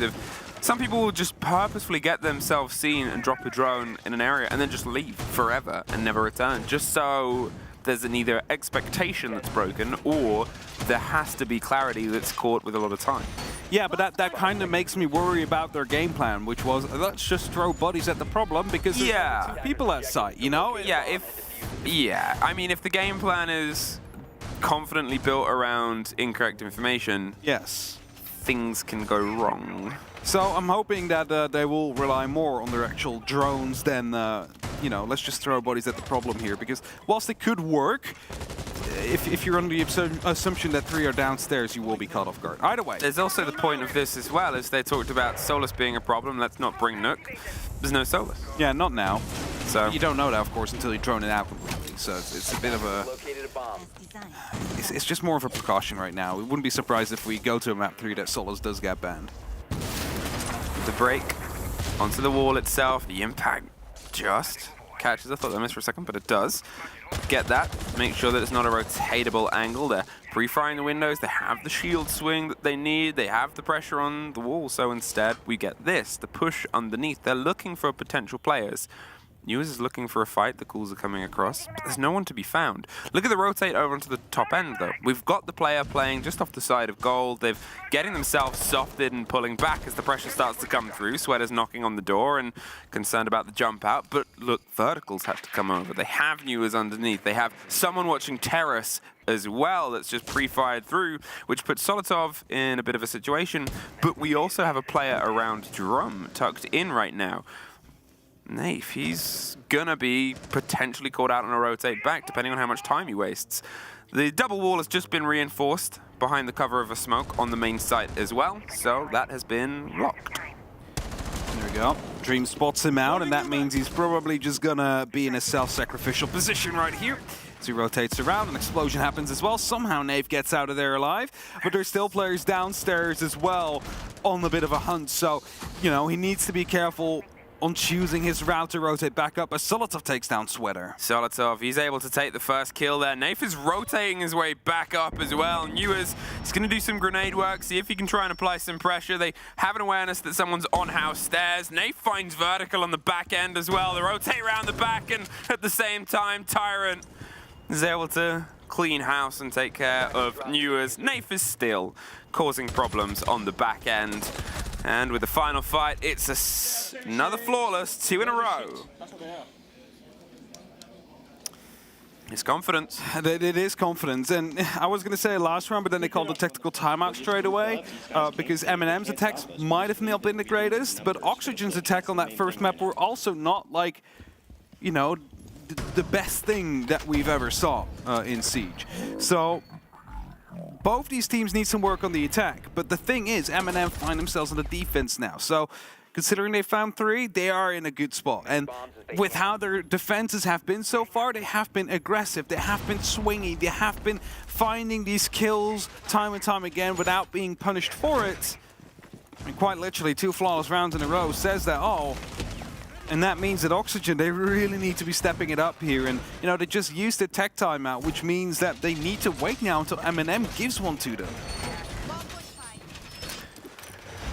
OXG, they've only got the game ahead of them to play at this point, and MNM's confidence has definitely been building, notably Solitov. As I sort of said with a, you know, idea of what he can do. In the first map, he wasn't quite able to do it as well. And to be fair, throughout this tournament, from the meteoric performances that he's been able to have, where he has, at points, dictated an entire match based on a performance, he felt like he was being shut out quite early on. Not even that he wasn't able to get himself towards the end of rounds. And here, he's definitely feeling himself, finding himself. Tyrant, he's dropped off a little, but compared to where he's at, I mean, I think fair enough, he's done a lot of work. He can have Can have a bit of rest, even though it didn't lend them any points or, you know, anything like that. Just slow down. As long as MNM are winning the way they currently are, everybody's pulling their weight, you don't really need to have anybody step up. If you're looking at Oxygen, though, like, everybody is on the board, everybody has kills. Of course, some people more than others, but, you know, you can basically divide that by the entries and the flexes, and then the supports who have a little bit less. So it's not like there's anything that screams panic mode right now inside of Oxygen. It's more that the whole series so far is attack is a challenge. Yes. And it's something that needs to be overcome, because if it's just going to continually be dictated by who is on the defense and who does a bit better on it, well, Clubhouse, where everybody has built defenses and built ideas, is going to turn into a bit of a bloodbath. It might even give attackers a little bit more to work with, because some of it is already written in the stars for you. Solotov, he's going to try and potentially get a catch just on the side of that being open, but nobody's there to gift it to him. And in fact, the barricade, I think that'll pop off slightly wrong in the direction that he wanted it. It'd still close it out, but it's not going to be a little bit. Not going to be giving him too much cover. It's just that the player inside, or if someone wants to go inside drum, have a bit of a safer angle to work with here. Either way, a minute 15 and Oxygen, well, they've opened up a wall. Yeah, they've opened up a wall. There you go. And there's someone at least looking to make a push downstairs. There's some drones coming through as well, but there's not much more than that. And Solotov just leans into the fight, doesn't quite connect with Sweater, but at least keeps them at bay. Solotov, he left for a second there. He's come back in. There's more drones coming around, more pre-fires. They've got support now as well. I think Solotov was like, I can't do this by myself. And Nave's like, don't worry, I'm here to offer it. And Solotov says, cheers, mate, there's Newers. Cannot get the next, and suddenly both of them get caught out behind the back of an E1D. But as he said, so much time to get control of just Geisha. They do have the extra body, they do have that working for them, but they still need to try and find themselves through onto the site. The pop of the default cam, Tyrant Tuck not too far away, he's not going to swing just yet, because at this point they expect it, but in the meantime, Dream is round, and there is the close fight. Surprise, surprise. However, it's a 1 versus 3. Users cannot quite find his way back round, and it's a 5-4. Good ending of the round there from Oxygen to come through. We're calling names. We'll see what happens. Call names, you see what happens, indeed. But the main worry for me here is that they still wasted so much time. They sent in a lot of drones, yes. They were able to get information, also yes. They eventually did get open the wall and they did clear out the players out there. But it was like 2 minutes for just a single room, it felt like. And that's never really ideal. And surely they stepped up their game as they did. They were able to get those kills on the board and they were able to find themselves with the success they needed. But was it truly like everything they wanted? I mean, they got the round win, but it wasn't super clean. They need to be even better than they just were. Because MNM, they might have given it away slightly by, well, being too aggressive, possibly. Lack of information. Either way, we are headed towards Karaoke NT. 5 seconds to go. Back up towards the top floor. We have fought here quite a bit so far throughout the game. And that's not only because Karaoke has been played for the 4th time now, but also because barbecue often revolves around the Karaoke side of the building, because that verticality is so important. Yeah, it's that sort of moment now where MNM, remember they were 6-2 on the last map. It's what happens next that can be the big cost and presence. They've got to make sure that they respond with a round for the round. They had 2 flawlesses and 1 taken away. They still have a bit of a bet, but it was a good break there from RXG, and they're confident with the knowledge, as you said, to call the names, call the teams, and call the plays. The plays are being pinged. They're getting the steady intel. You can see Fox is just feeding all of that. So they get Terror Store open and get themselves eyes closer towards that massive pit, the drive through the middle. Tyrant finds the head of Newers. Gives his hand a wipe and gets himself ready for the next challenger. A lot of damage taken though by Tyrant. Needs to be careful in his next engagement. Yes, he has the shield to play with, but a single bullet is all that's needed to take him out. Oxygen pushing in from the house area. Again, there's that big divider we talk about all the time. It's the wall you're looking at when user swings out. You need to get through there. And these RC Rotero is starting to push in to see if he can take care of some of the shields. Yes. Finds a way around the Mute Gemmer there. Still going to be a magnet on the top of that, so a grenade shouldn't be able, not that there is any, to take him out. Which means that they still stay in that position, still are there to go aggressive. Well, revealed is the gate that they now have to break their way through as well, and obviously with only the single body gone so far in a minute. We talked about how it was a little bit slow from OXG before, but they suddenly found the punch when it mattered. Poor timing. Fortunately, you can never dictate that, and Vertical just misses out on the chance of popping the head of Solotov behind. Solotov still with a C4 as well, needs something else to happen first. He's making sure he stays cautious. There's a catch. They've pushed their way in, concerned about the window, but there's 1 and 2. Solotov, the lineup is his. He sees one more on the window, the shotgun. Gets a bit of a bite. You're suddenly looking at another fight on the window, and Dream is dropped. The C4 will just hit the gate. Oh no, it won't. It was popped open just before. Dream walked by with a flashbang there, actually sealed his own death as a result of it. And Foxay not going to get very far either. It's 6-4 for MNM. As they lock in karaoke. You're actually a drum terrorist. Oxygen, they need to be quicker. They need to be a bit more snappy on their attacks. I've mentioned it throughout the entire half, and whilst we got to see some of that of Barbecue, we're still not really happy with what they've shown. They can do better. And if they want to be winning this in a 2-0 fashion, they need to do better. Exhibition up next.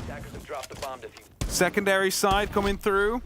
This is where Newers was particularly struggling on the defense against the MNM attacks due to the long angles that were being used.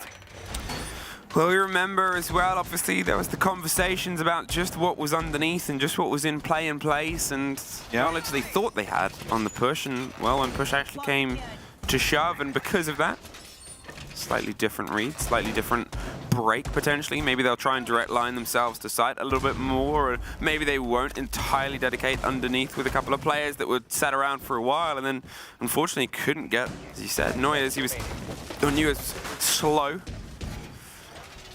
and eventually finished. It's not really having the same impact that we are used to be seeing from him here, and you know, Oxygen in general are starting to struggle a little bit more and more as the match goes on, whilst MNM is getting back into that confidence they have shown throughout the tournament so far. Of course, MNM, they turn themselves into somewhat of favorites considering their approach and their results that we've seen in the group stage. And whilst according to some they might have not had the toughest group to go up against, it's still an incredible feat to go basically 8-0 on maps. And they've lost the first against Oxygen, but now they're looking for revenge. That's it. Bouncing back after your first map loss is something that could be etched into the story. Newers, he's coming in from a slightly different angle this time. Maybe he'll hold off and hope the rest of the team forces a push. Maybe they'll instead see if they can try and play. Remember, it was a big roam from Nafe. He dropped down, he found himself around the back of the stairs and cut 2 down, including the person with the kit. That's something they do not want to happen again. That's something they need to be prepared about and almost hope that they can start to suffer because they'll be able to shut it down and get a big play and a problem fixed. Here it is, though. The pressure, the buck, ready and waiting to start opening things up. Newers is in a position to watch and hope that they can try and find the end of it, and pretty soon a lot of this soft will start to turn into a difficult situation. Player on the other side there, Sweater, has made his position known, and the player on the other side of the house stairs is looking to take a fight. Again, this is a map point. No slip-ups allowed anymore for Oxygen. Minute 20 left on the clock, and they're mainly coming in from below, hoping to find vertical nades or with the skeleton key try and dislocate one of the members and follow up with a C8 right afterwards. But instead, they're going to take it by themselves. It's a skeleton key kill to come through. Nade gets taken down with a minute left on the clock. You got a little bit adventurous there, trying to swing into it and get the angle, but it's a very short roof. Tyrant, he's trying to hold on. There's a couple of players that are itching to go up. A grenade is going to be the first bit of a lean in. Goes underneath the wall itself, so they can instead try and get that popped open and get the route through. There's pings on players, pressure and points, but only about 40 seconds left. And as they're rebuilding the floor, it got a little bit damaged, I think, because of the other one. That's 2 that have fallen to Sweater underneath. Bit of damage done. The shotgun can't quite win out against New as he breaks his way up and gets one more for the trouble, leaving just Nello in a clutch situation all against them. The C4 won't quite get the full bite of Dream. He gets one, cannot find the next. 6-5. Staying in this one round away from bringing this to overtime. That was actually a genius play with the buck. Yes, you were. Nice job. You're fucking It was very good play with the buck. I mean, obviously, the use was good. It's such a short amount of travel distance. On a lot of other maps, that would have been the buck's story written. Yeah, the Skeleton Key just in range there to go for the one shot down onto the player trying to challenge him. And you know, that's how he was able to find a second kill in the end, and that's how they were able to truly push the advantage their way. But MNM is going to rerun this. Exhibition again. Thinking it's a fluke that they lost that one. Sorry, I had to do it. And thus they're going to be rerunning it, making sure they make the changes necessary to find themselves with the control they need. Potentially even send the player downstairs to make sure that the buck is not going to be able to find as much freedom as Sweater did before. Okay, MNM, you do not want to find yourself falling shy once again whilst being so close to map point. It's a much different situation. You're on your defense, shorter distance to go, but doubling down on the site you just lost to try and find the success you had before. That is that moment, that is that pressure, and that is that press. The buck is sticking around. Fair enough. It was deadly the last time, and they're going to see if they can try and prove that problem once again. This is the thing though, like that worked just now. If you're going to do the exact same thing, MNM should have something prepared for it. I'm not sure if they did, but there should be a counter in place to stop Oxygen. Whether that is going to be a rotation to come through as soon as the Skeleton Key makes itself known on that bottom floor, or if it's going to be something else, I'm not sure. But there it is. They now know Buck is down below. Now, what are you going to do about it, MNM? Are you just going to let him open up or rip up that floor freely again? No. Jesus just takes down Dream. Vertical falls as well. That's a double entry to start off with before the trade comes in. Ewers almost gets it back. There's a bit of pressure through the soft on gold. Naif doesn't quite have the width of the rotate, but he now has time. And as Nello covers the rotate back round, a huge change of face. The realization of let's just put the pressure on. We're letting them get too comfortable. And to be fair, they were right. The buck had free reign for a long time. And then, sure, the buck is still on the board. But now they have a lot less support and a lot less they can do. Hey, what else is gone? The hard breach. Yeah, now that's not the end of the world, but it's definitely going to be making things a lot harder, considering you're not going to be able to open up that reinforced wall on the outside. Now, luckily, there is going to be a soft piece right next to it, so I believe... For now, yes, unless they do quickly try and get in and reinforce that. So they need to be a bit quick with stopping that. Sweater just gets a free kill. Nave, unaware of what was happening there. That could be a costly affair here. Sweaty was maybe expecting someone else to swing in. The Flash can't quite shoot that out, but can at least turn around. He's far enough away so he doesn't get blinded. They are waiting for the swing, and Tyrant just rotates. So many examples of the dangers of siege timing throughout this game, but being able to pull back that kill, being able to put themselves into the even game, suddenly forcing yourself through these firefights isn't the worst thing in the world. And with that last canister popped, they probably won't be able to get the wall done.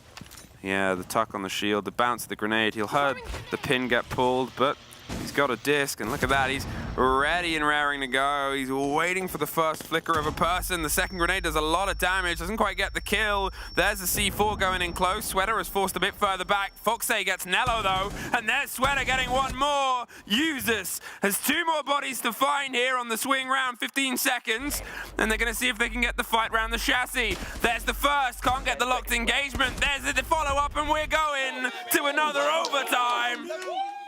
That's what we need. Good fucking patience, boys. Let's go. Come on, we got this. Nice job. 100% correct in that patience there. Come on, boys. We got this. Focus up. 5v3 indeed. MNM, they had that double entry, weren't able to change the numbers advantage in their favor. And that might have been a bit zoning out because Nave just unaware of the fact that someone could be on that balcony. And not that you can blame him, but, you know, when a kill like that happens, when there's basically no challenge happening whatsoever, and that's how you lose your numbers advantage, that is just what Oxygen need to get back into a round like that.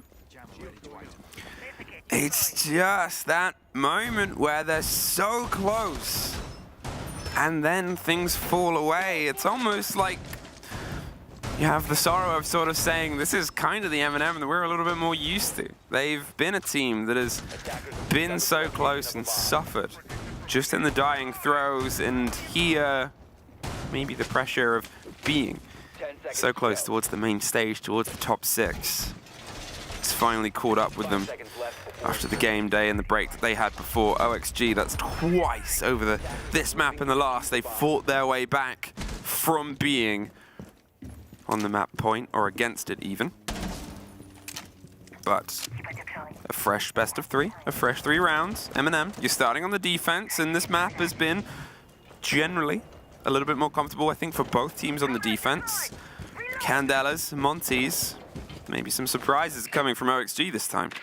The thing is, though, Oxygen has really been has been growing into that second half, for my money at least. So them continuing what they are doing right now after they just came back from a 5v3, I'm not sure if that's going to be favoring MNM here. Now, Solotov has been doing a massive job for them, 16 kills so far. He is the reason MNM is still in this game, is still not down in the lower bracket here. Oh. And that could be a free kill if you just step a bit too far back. No, no, no, no, no, no. They're just waiting. The drone is there as well. I mean, there's pings, there's a rotate, there's so many players close, and it's just that ominous image. It's a hanging guillotine, but there's only so long it can sort of sit there, and they need to do some of the pressure elsewhere. They didn't expect to get so much as Solotov. They did expect to get the mute jammer, and now they can get the wall at least. And Solotov has suffered unknowingly, but is at least still standing. He is still standing. That's the most important indeed, because it's a gun up and firing, but he's mostly fighting with the SMG-11. It is a very hard gun to control, and otherwise it's going to be, I think, a shotgun that he's going to be running on that mute. Either way, a lot of damage done, not meant for Solotov, actually, just for that mute jammer, as you mentioned. That's going to be a big win already for Oxygen. All they need to do now is leverage that into a man advantage and then just see where they can bring it. Again, the Buck opening up vertically, making sure that Geisha is going to be unplayable. The Buck really providing a lot of value here for the side of Oxygen. I mean, it has just been a sort of big change of face for them. It's the realization that we can make things uncomfortable for MNM. We can force them into our engagements, our ideas, and we still have what I would say is the back line of this push, or will eventually be the push, which is the Monty, which is the push and the pressure that's coming alongside the roll of the Candelas, the cover of the smokes, and the push of the Ying. I will stop saying that word. Oh no. Talking of, that's a bit of a broken breach. They're trying to shoot out either side. They do. They're in. Thankfully for them, Fox is in. Fox is going deep all the way to the hard wall, so he has something behind him. And now, in the blinds, in the cover, and the smokes, they can go for it. Solotov, he threads the needle of C4. They jump in and karaoke and get 2 back. But look at the timer. They got to see if they can try and get this pick back up and get it planted, and Nello's causing problems. The swing on the stairs is Nello's as well. They're holding on to the kit. It's 3 versus 2. Are they going to put the pressure on? Dream's able to get some of it, but not quite the right read. They're trying to find the final fight. There's the first. But they're holding on to the diffuser. Nello, he's tucked behind the hard wall that they had as cover before. There's the fight, there's the lock, and there is MNM winning the first of the overtime rounds. Good use of the C4 there to get rid of the Montaigne. Maybe Oxygen needed to be a bit more proactive on that by jumping into Geisha, stop that from happening, because then it would have been a successful round right there. They managed to recover themselves quite well. They managed to get the plan down in the end, but it just missed that little bit of sharpness that would have fixed the issue for them. MNM now again on a map point here. Can they lock it off now finally? They will be on the attack. It was a 3-3 split twice, meaning that it is quite 50-50, but it's been a while since they've been on it. And this site wasn't. This site was taken both times. We saw it from OXG's defense. They're going back to karaoke, going back to what is their most successful site. And, well, maybe we're getting a bit of a change of pace and face from MNM as well. Monty in the pockets of Nath. It's the drive on the opposite end. It was effective in getting into the position and the place there from Oxygen, but it came on the back of a lot of support, and that has sometimes been what's missing from MNM. They got into the rhythm of it late in their half. The last 2 rounds that they had of their attack were some of their most sturdy, but it was a problem for them throughout some of the earlier series. Can they find one, or will we be going to our 4th max OT of the day? Yeah, we have been having 2 already on the Wolves G2 game, then we've had one in the previous map as well, so I'm up to do another 15-rounder here. Let's just bump up our statistics, you know, on casting rounds, because Des and Ace, they've been pulling overtime every time. So it's time for us to catch up. And MNM, they feel the same way. Well, I don't think they want 15 rounds. No, they don't. But they do want a map 3. That's it. They want to see a 3rd map. They want to keep themselves fighting alive. They want to make sure that they're not sent down by OXG, that 3rd place team that's already bit their way through a 2nd place team with eyes firmly locked on one of the ones that slipped by first. MNM. They've got themselves prepped and ready for breaks. There's going to be a bit of a check underneath. OXG haven't gone too loose with their holds here. They've been much more complacent and being closer towards the punch. There was some rotations, but Solotov is in the position that we talked about before. Newers wasn't rewarded for it last time. Sat there for a while, and I think suffered a bit of damage before they pulled back. Here is Solotov hoping that they will be. The Azami, they're kind of comfortable for now. I mean, it's still walking forward, but Joe, that's a ponytail. There we go. Bit of a gunfight. A grenade will follow up. It's probably not going to be finding anything, though. So that's the first grenade taken care of. Sweater aware of the fact that that's one less they have to worry about now. And we'll be leaning back into the fight momentarily. Solotov, though, finds Newers. Finds the first kill for them underneath the hatch itself. Takes out a big player. Takes out a big operator as well in Wamai. So the other grenades they might have to put some thought into. They have themselves, I believe, the impact breach towards Geisha itself. They can force the fight, but look at this. There's a bit of a roam. I talked about it wasn't the most common thing. Doesn't mean it's an impossibility. They have the read, though, I think. Solotov, they're waiting, ready for this engagement. Sweater, how deep do you go? Oh, deep enough. Takes care of Solotov, gets the drone as the follow-up, and a huge bit of movement.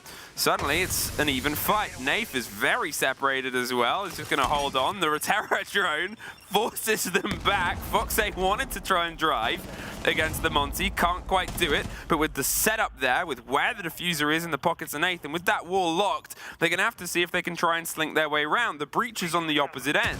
And there it is. There's the motion. The impact hits the bottom. Caught out from behind. They tried to go full guns blazing, and now they're inside with coverage and control.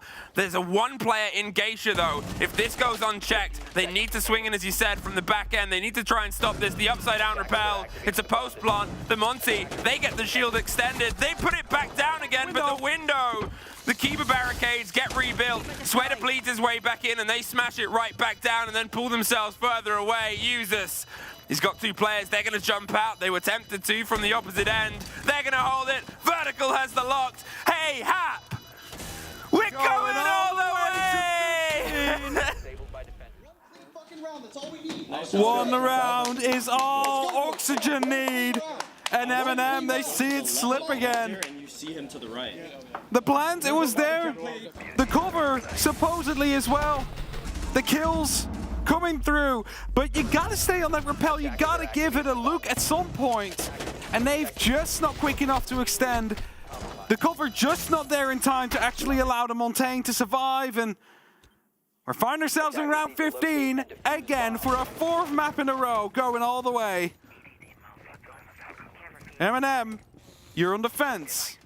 Again, it is a 50-50. It doesn't mean that you are taking it home now, but you have looked better on your defense than you have on your attacks.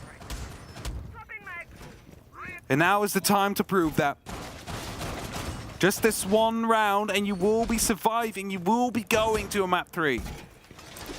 We get barbecue. We get the side that we didn't really get the double down on before. It was generally a lot more tries at exhibition. Yeah. Where they couldn't quite find the success towards the tail end of it. And 1 failure here, but a couple of changes. Usus now with the Oryx, with the mobility, the castle as well to stretch the gunfight. And talking of the guns from the gunfight itself, there's an early E1D. Yeah, just to make sure that maybe no spawn peaks, no run out, something like that. I'm not quite sure. Maybe they're, you know, expecting MNM to try something crazy here. Either way, there must be so much pressure on MNM right now. And of course, there is an amount of pressure on Oxygen as well, but they already have that one leg into the next round. So they don't necessarily need to perform now. Half a minute passed. Foxay opening up with that buck, an operator that has found quite some success for Oxygen as soon as it got brought, and now will be brought for verticality again, but this time from top to bottom, and to create these rotations as well, to allow the attack to be versatile, to move around, to get everywhere they need to be quickly. Well, there's Quick, there's the break onto the pressure onto Drum there, forcing the vertical control whilst also putting it underneath. Look at this, moving under the shadow and the cover of, well, a very noisy E1D. The castles are propped either side. They're sort of limiting a bit of noise, but it allows OXG to get quite deep up. They can get themselves set into this position. They know that, well, if we've got this, then we can get in, we can get droning, we can get some eyes, and then go from this point onwards. It can be a bit pacey, but then it can make things a little bit tumultuous at this point instead. Newers is trying to see if he can maybe angle one of the players close by. There's the fear of somebody above the chasm, the watch on towards the opposite end of Dragon or Drum, but otherwise, Nafe has kept himself out of arm's length. It's definitely some information indeed that they know people are up above. Valkyrie cameras are going to be playing a big role here with 1 minute and 10 left, counting down. Foxay aware of the fact that someone could be coming from behind. Oxygen still not really in a position where they can go for a strike, and a rotation again coming through, as it's now going to be 3 up top and 2 down below, because they need to find these first initial kills before they can head down. And they need to do it in the next 20, because 30 seconds for execution on Barbecue, that is still going to be enough. But the longer they wait, the more harder it will become. Oxygen, you need to move if you want to not go to map 3. Tricky camera to pop there, but gets it in the end and allows them to do this. They have eyes towards the site. It is watched generally from above. They've got themselves a bit hands-off, and again, under the cover of this, Newers is in a very explosive position. If they don't know, they're about to find out. Sweater gets caught. Nello gets the first with the cap can. There's the swing round. There's the reveal that Newers is up on the stairs. There's the bite back, and he somehow finds users, but Tyrant does stop the fight. It's gold as the next step in cannot find Fox. Vertical is down. Nafe and Dream are 1 versus 1. They're going for the pickup. He's trying to play it instead. Do they have time? They just need this. The last fight. There's the catch, the reveal. They can't quite get the angle. They're going for it, but it is OXG! They will be moving across. They will find an underdog story today. Becomes a mighty roar of American power. They find themselves with victory, literally with seconds to spare. Going for that pickup, I was afraid they would not have enough time. That gave the moment to actually go for vertical preparation. But that was the cover they needed in the end. They succeed, they get themselves that victory and move on to best of 3s. 60 rounds played for them as well. A long, long day, but maybe one that they'll remember for a long time, and unfortunately for MNM, one that they'll probably want to forget. They were so close, and they know they still have the capability to keep fighting through the series. There's a reason they are where they were, and there's a reason that they will keep fighting to see just where they can end up. It is a heartbreaking defeat here for MNM. They haven't lost a single map up until they met Oxygen. And then after 30 rounds, they lose 2. They'll be knocked down to the lower bracket. They will not be confirmed. What was it, top 6? No. Oxygen will. And with that, they have a bit of a longer road ahead down in the lower bracket tomorrow. We'll throw to a quick break before we're back with the desk to break that one down.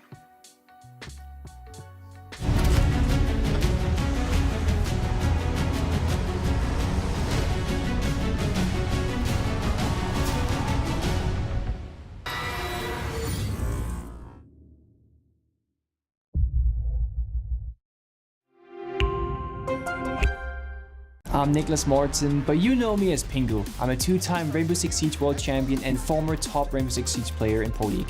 Welcome to my Siege Ranked Bootcamp. We're talking 20 seconds left on the clock, you got the diffuser in hand, what do? Play the way that you're comfortable with, because you have confidence when you're in this position, that is when you're gonna be at your very best. Good luck.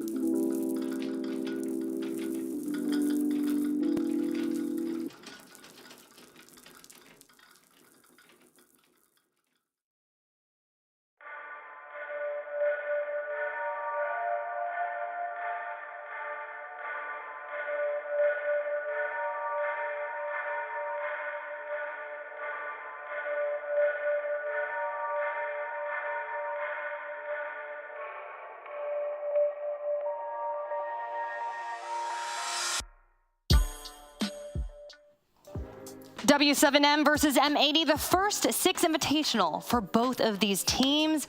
They have certainly come far, and they've never played each other on stage before, so just up in the ante there a little bit. I'm Jackie Jing. I'm feeling a little bit left out, though. I'm going to be completely honest, because Dev and Mandy are wearing pink. They got pink in their hair. Hello? Jackie, didn't you get the memo? On Mondays, we wear pink. It's Wednesdays. Oh. But it's fine. Y'all I thought it was Wednesday today. It's my bad. I love Mandy just like, hi. But let's get to this amazing series that we have ahead of us. W7M, the tournament favorites, versus M80, the underdogs. Dev, things are heating up here. Absolutely are. Of course, we saw W7M play BDS earlier today. That could have been a grand final, but it wasn't. W7M won it, and now they play M80, nigh undefeated in groups. The only loss they had was one that technically didn't even matter because they'd already secured first seed. This is also one of the longest running rosters at Six Invitational. They haven't made any changes since they formed as X at 11 months ago. Yeah, Dev, I was just going to say, they've only been together 11 months and they have achieved so much. It's wild. Absolutely have. They've managed a top 4 finish in their very first season, in fact, and they managed to get to Charlotte, go top 4. They went to Berlin, also managed to get top 4 again. Stage 3, though, was a bit of a drop-off for M80, so for me, coming in, my description for their group was they should be first in their group, assuming they can find their Berlin form, because if not, things could look a bit grim. Turns out there was nothing to worry about.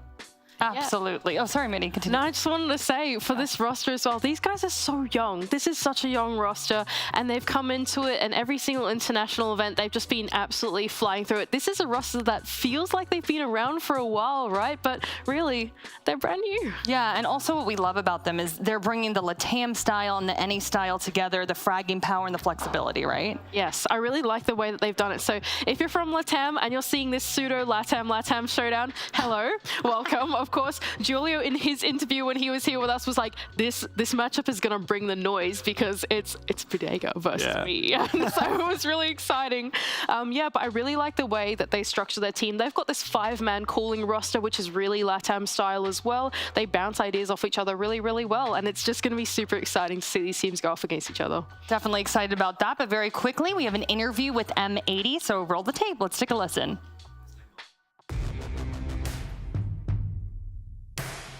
The way I feel about our team's performance in the group stage, I mean, we always do good in groups, so it was kind of expected. So yeah, I'm just happy we did good. We got first. It was a little sloppy in a few maps, but we got it done. Our game in playoffs is going to be either against W7M or BDS.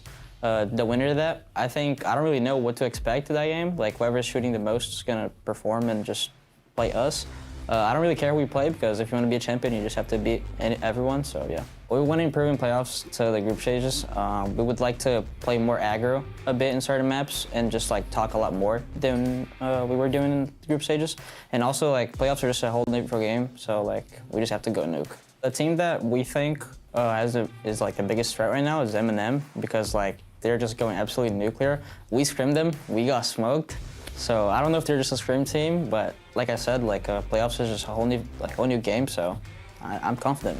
For the group stages, like, we couldn't really counter a lot, but now for playoffs, like, we have time, so we're gonna counter them a lot. So teams, be ready. I just want to let everyone know that we don't really care who we play. We're gonna smoke everyone. We're gonna get first. So yeah, all the teams gotta be careful with us. Definitely feeling confident there. We always love to see that. But let's get to their opponent now, W7M. Dev, we said this off of the top. They are favored to win the whole thing here. They are a powerful team. Well, W7M have had a cracker of a 2022 season. They made it to every single major. They got first place in the global standings. They haven't yet won a championship outside of Brazil. And to be honest, I reckon that it's been a tougher group stage than expected. They were in the group of death, and they only managed to get third place. They've started to redeem themselves here in playoffs already by taking down BDS, though it wasn't convincing. It was a very hard-fought 2-1. Okay, and Mandy, W7M, favorite team? You're like, Yes, I like do them. like You were talking about Julio's interview a little bit earlier. What really stood out to it about it? You were saying that they scrim each other, right? Yes, that's exactly right. Julio on the interview was like, so these guys, they're our scrim partners. We know them inside out. Like, they know each other's mannerisms inside of the lobby. So Julio was saying in the interview, they're going to try and bring out some stuff that's specifically going to work against M80 to try and counter their playstyle because they know each other so well. Okay, so Dev, I know that you're looking through the spreadsheets. You're bringing up some cool facts here. Anything particularly exciting about this matchup to you? Well, one thing that I really noticed in the BDS W7M game earlier today is just how good W7M are at getting opening kills. Turns out they're actually the second best opening kill team in the tournament. They get that opening kill 58% of the time.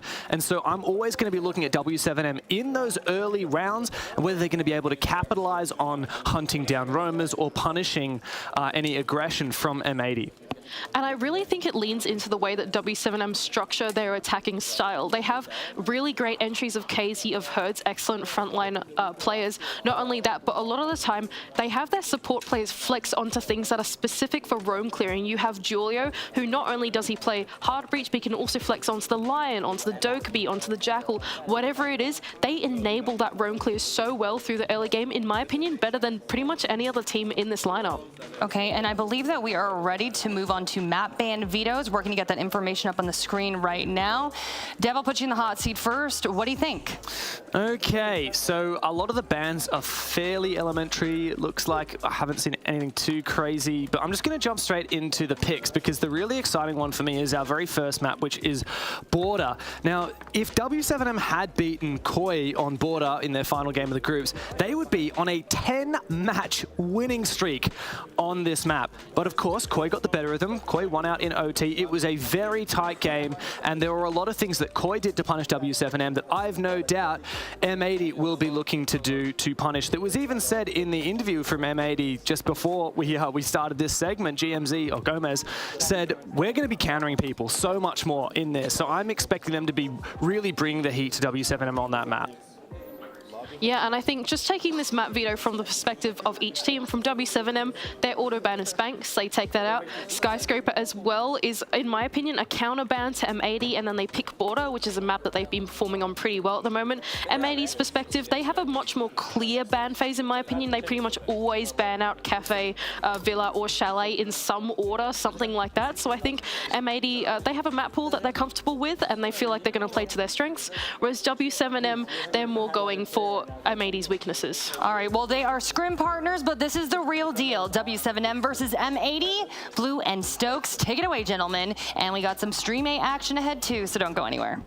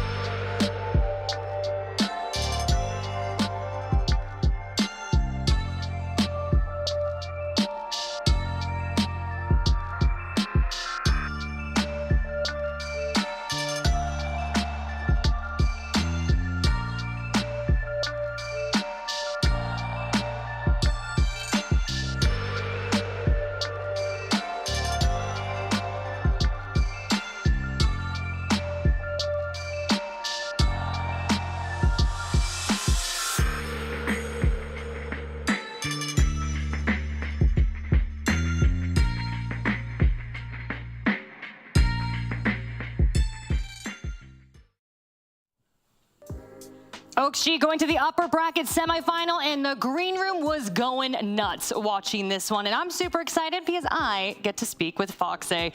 I don't even know where to start. Y'all have had a fantastic day. What emotions are you feeling? I'm sure you're feeling pretty emotionally charged.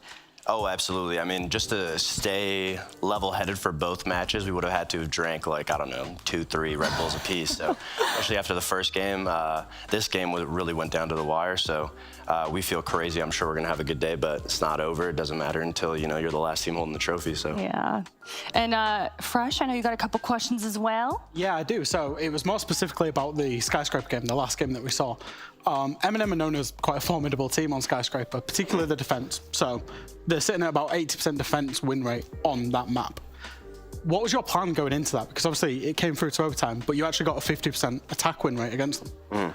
Well, I think you brought it up before today that we only really showed like 2-3 maps during group stages. So we knew that as long as we bring MNM to a map that they didn't really know what we were doing, they're a very logistical team, strategical, and they rely a lot on counter strats and just being comfortable in their nature. So the fact that we brought it to 2 maps that they had no info on us and we were able to pretty much see them play it, I think it was like the last groups day, you know, we felt very confident with our map picks. And then attacks, I mean, it's just been stuff that we've been practicing. We threw out a lot of adaptations. MNM's a great team at what they were doing. I don't think the 2-0 scoreline shows how well they played. And since the last time we played them, they have just gone so much better.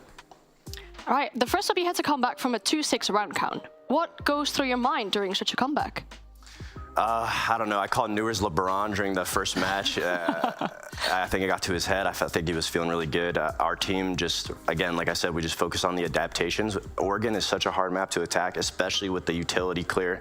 You know, we have teams in NA like DZ, SSG that are really good at using that utility to stall us out. So it was kind of similar to playing those guys. And we just knew that if we made it to defense with a nice little cushion from attack, we'd be able to bring it back. You know, 6-2, hopefully we can get a little more attacks in, and that's something that we're going to prepare for the next games. But, yeah, at the end of the day, it's all heart and how badly you want it. So our last team, honestly, could have never gotten to this point with going down 6-2. Just the mental that we have on this team, the fortitude is just unbeatable right now. So, you know, hopefully I don't eat my own words in the next matches, but we'll have to get there first. Aw, well, you guys certainly look fantastic right now. Last question, anything that you want to say to the fans? See you guys at Invite. See you guys in Montreal. We're the first team qualified for main stage, so win or lose, you know, we'll be there, and hopefully it is win. Yeah, I don't know, love the support, everyone that was with us, and the biggest thank you to the people that really did not want to see us win. I don't think a single person voted us winning, and I guess that makes a perfect matchup with Wolves, because I know a lot of people weren't saying they were going to win either. So. Aw, all right, Foxy, thank you so much for that fantastic interview. I wish you could see we got sweaters dancing in the background behind the camera right now, but all right, we got to talk about this matchup, and let's bring it back to map 1, okay, Fresh? I'm going to put you in the hot seat first here. I mean, 8-7. Nail biter, barn burner. Break it down for me. Well, I think Fox just mentioned it there, is that they, you know, MNM were 6-2 up. And I think that was the thing, you know, attacking Oregon is a very difficult process to do, especially that laundry site. It is absolute hell in a cell when teams want to make it like that. But it's the mental fortitude. And especially after the way that Oxygen lost those first 2 defensive rounds, 10 seconds left and MNM just finding a 5v5 execute, which does never happen. Happened twice in a row. So to then come back from that and just take it step by step, round by round, that was really impressive stuff for me. Perhaps more impressive than actually winning the map was the way that they won the map. We saw it again from MNM, where their attacks were kind of slow paced. There were 2 rounds where the first entry engagement came with around 10 to 12 seconds left on the clock. Yeah. That is insane. MNM managed to take a few rounds in their favor that they probably shouldn't have. But on the other side, maybe it's the same for Oxygen. We saw a huge clutch play coming out from Dream. We saw it coming out from Newers as well in the overtime first round. Huge clutch plays. And, well, eventually, as you said, the mental, or as Foxy said, the mental fortitude helped them to pull out this victory towards their way. And, I mean, no surprise here, Newer stepping up huge. Dream as well, though, Fresh. Yeah, he's had a massive one. I think he's had a tricky tournament, but I think across particularly Oregon, but also Skyscraper as well, he came in big. And, you know, that's what you want when you players, you've got these experienced players, and Dream can make those hero plays on the back line. You're not always going to see him particularly getting those high frags, but he does get impactful frags. Okay, and you were just talking about map 2, one obviously touching that, another 8-7 Skyscraper. Whew. And I mean, I'm sweating still. No. Yeah. So talk to me about this one here.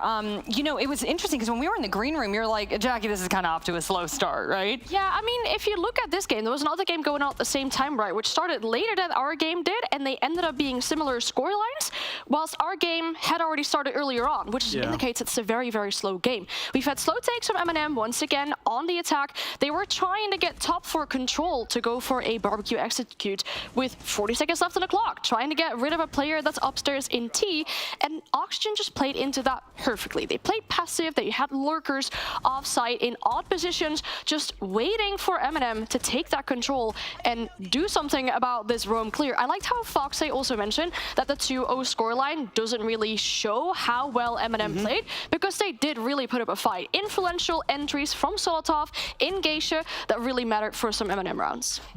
Oh, sorry, Fresh, continue. The curious thing about this map, I think, for me, was the operator bans. Was actually we saw a Kaid, we actually saw a Bandit ban, and a Thatcher ban, which means walls were genuinely going to get opened on Skyscraper, but the 3 big defensive operators, Azami, Valkyrie, Solace, all in play. I expect it to be very defender-sided. It was very defender-sided. Okay, and Vertical at the top of the leaderboard here. So I gave a big hint. Who's our MVP? Who do you think? That was way too obvious, but it's Vertical. And, you know, Vertical is always a consistent, strong player, but this is when they needed him, right? 2 maps, extremely close. He knows he has to go to town, right, Ian?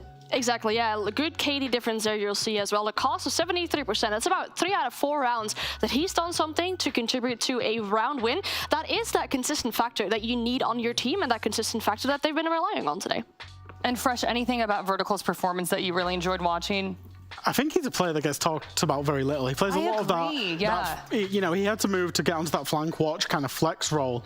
You know, was used to talking about Newers or Sweater, you know, even dreaming the backline when he's making those hero plays. Fox is the IGL, and Vertical kind of just gets forgotten about. So the fact that he's had a tremendous day today, Newers had a tremendous day in the first series that we watched today, Sweater stepped it up, Fox seems to be playing well.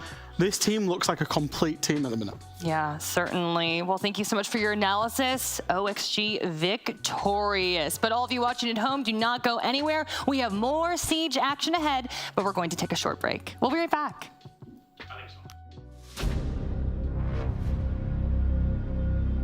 When you have 2 teams from the same region going up against one another, you're best friends. But in the server, you want that win. You want it so bad. Our 2 Brazilian teams in the grand final for the first time ever.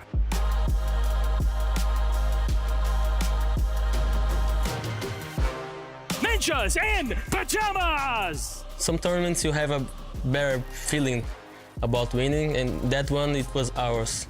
Our second Brazilian team, Team Liquid! NIP was very well prepared. They were like top 1 team in Brazil. It goes to Brazil no matter who wins it, but for NIP, it means a lot. We lost to SSG a year before, and then we knew like in our hearts that this is an invitation we need to win, you know. It was a very difficult time for us as a team. It was pretty hard, like especially because of what happened to me at the moment. Like I lost my dad during the competition. In that final, I think Liquid kind of won people's hearts because of the tragedy that had happened, but because they had also played incredibly well throughout the tournament and through the grand final. They gave us an incredibly entertaining game. Psycho goes big with 4 kills to push them over the line on Cafe, and that is going to be NIP 2-0 on maps. There you go, the kill comes in. He knew exactly where the man was coming from, and that's going to be Team Liquid taking our second map of Chalet. Palu, 1 second left to go. Diffuser goes down in the absolute nick of time, but Moringa, he gets a huge kill, Des! He gets a huge kill! We're going all the way to 5. We're going to find out who really is the best in Brazil. Palu cannot find the kill. Out comes the Nitro. Shot out by Pino. That is the round in 2020. Brazilian hearts were broken, but like a phoenix, NIP rise from the ashes to claim the hammer at the 6th Invitational 2021. It was one of the best days of my life. I think we can compare that as a Brazilian team winning the World Football Cup. I think winning the Six Invitational was the best feeling ever I had. Was the best moment of my life in the sports scene for sure. I was crying a lot. I was out of control. We were very sad to lose, but we understood the limits of the team at the time, and we were very proud. But also, it was very nice to see another Brazilian get a title. After that, SI, I think it was a motivated thing to grow as a region and make it through a lot of other tournaments. At the end of the day, everyone is just friendly. So yeah, we have a very nice relationship. The friendships run deep and it goes beyond shouting and cheering on stage. You know, all of that is part and parcel of this. It's a respect that is given and earned between these players. It's an awesome feeling for everyone, you know, not just us. We win for everyone. Koi versus DarkZero. They both work purple, but who works it better and who is winning today? I'm Jackie Jing, and I am with Jesse and Jacob, who are not wearing purple. What? Apologies. Blue? I mean, to be fair, we didn't know we were going to have an all-purple game until a couple of hours ago, so I didn't prep for it. Okay, fine. My so you weren't anticipating this? No. Yeah, I mean, honestly, Nope, I was not. Real talk. But both of you were closely watching the Soniqs game versus DarkZero, and whew, Jesse, that was a fun one to watch. Oh yeah, DarkZero coming off of a very close, insanely close match against the Soniqs just a couple of hours ago. Koi themselves, it's their first game today, right? They come off of 6-map win streak through the group stage, so they haven't really played as much as DarkZero have. We've played many, many rounds so far this tournament, but I'm sure both will be coming into this this final game with their all. Yeah, how are they going to line up against Koi? That is the big question, right? And Jacob, multiple analysts have been telling me that Koi, even though they're doing quite well, are not playing up to their potential. Do you agree with that or no? I mean, I think a lot of people never expected first place in their group. I think that was the big thing that caught everyone by surprise. But the fact that they're here definitely isn't nearly as much of a mistake as people think, because they are a team that can play reactive to basically any situation. They're super fluid. We've heard the comms videos that Leon keeps putting on YouTube. The way that this team communicates is flawless when it works, but when it starts to fall apart, when they're not all on the same page, suddenly you start to see the cracks develop. And even without needing to hear their comms, you can see moments where they aren't nearly as coordinated. So I think that's probably what a lot of people are referring to when they wonder, is Koi getting first place in their group something that's actually deserved, or is it kind of a one-off thing? They're here to prove that that first place finish was not a fluke. Yeah, I mean, I don't think you can argue that they had a great group stage, right? Yeah. I mean, they have been fantastic so far throughout the groups. They, of course, were that #1 seed, as you mentioned. Yeah, I think their attacks have been creative. They've been interesting. They haven't always worked out, but I think on general, like, their defense has been really, really good throughout this tournament. They have been on top of their game. So I'm not too worried for Koi. I think that this will be a tough game for them, and there's certainly some things about DarkZero you've got to be really ready for when you go up against a team like DZ. But Koi, you know, they're major champions in the past, right? And they've dealt with adversity, and I think they're going to do okay here in these playoffs. I mean, technically, they're both major champions. True. So, did you not think about that? Okay, Jacob, flexing a little bit here. You know, Koi is certainly a lethal team, but I've been wanting to say this to you. They're like a wolf pack, and they go hunting as a pack. I've been wanting to say that to Jesse, but particularly when it comes to defense, right? Absolutely, Jackie, and we've got some stats for that as well. Of course, Koi, a 70% defensive win rate. Now, that's through the group stage, the #2 defensive team through the entirety of groups, just behind MNM. Now, they're hoping to fare a little bit better than MNM have. Their entry win rate is actually below 50%, but that conversion, 84%. If they get the opening pick when they're on defense, they are almost certainly going to lock that round down. KPR of 0.69, survival rating of 29. That's an average of the 5 players on D. Very, very impressive stats to be putting up here on the defensive half. And again, I think everybody really does their part. You know, Spoit is kind of insane, roaming off multi-kill after multi-kill after multi-kill. Cryan and DPEC kind of clean things up late, right? DPEC in particular, the plant denial, really, really good. Kanto, I think, has also been really good throughout the late rounds. So yeah, I'm excited for this Koi team. I think their defenses are always going to be one that you have to watch out for, and it'll be a big challenge for DarkZero to try to take that on. Well, talking about Koi, we chatted with them about their SI hopes and dreams, so take a listen to this interview.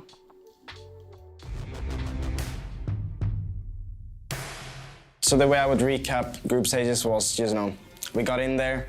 I wasn't personally feeling too confident. I mean, first SI, but then again, bad first game. We were very distinct in the way we play. Attacks were very poor. As throughout the group stage, we improved. And, you know, against W7M, we smacked them. There's a lot of teams that I would like to play, but I don't have any team in particular to play in the playoffs. Just a good team, show that we are capable of winning this tournament. To improve on in playoffs, I would definitely say our attacks were a bit poor. They bounced back on the W7M game, and we're slowly getting there. But so far, defense has been really good as well. So we just gotta keep up, be confident, and just go in. I don't think there's a biggest threat in this playoff. To be honest, any team in the way Siege works right now, any team can take it home. Just the team that's in the best form and shoots the best in the day is the team that's gonna take it home. So. Preparing for the playoffs, I would say we're just going to keep doing the same thing, just be confident. Siege is all about adaptations and stuff, and that's what we're really good at. Throw the strat pick out the window, it doesn't matter. Just shoot heads and do it together, and coordinate everything, that's how you win. You guys better watch out for us in the playoffs. We are a force, and we showed it at Berlin. We're going to show it here at Six Invitational as well.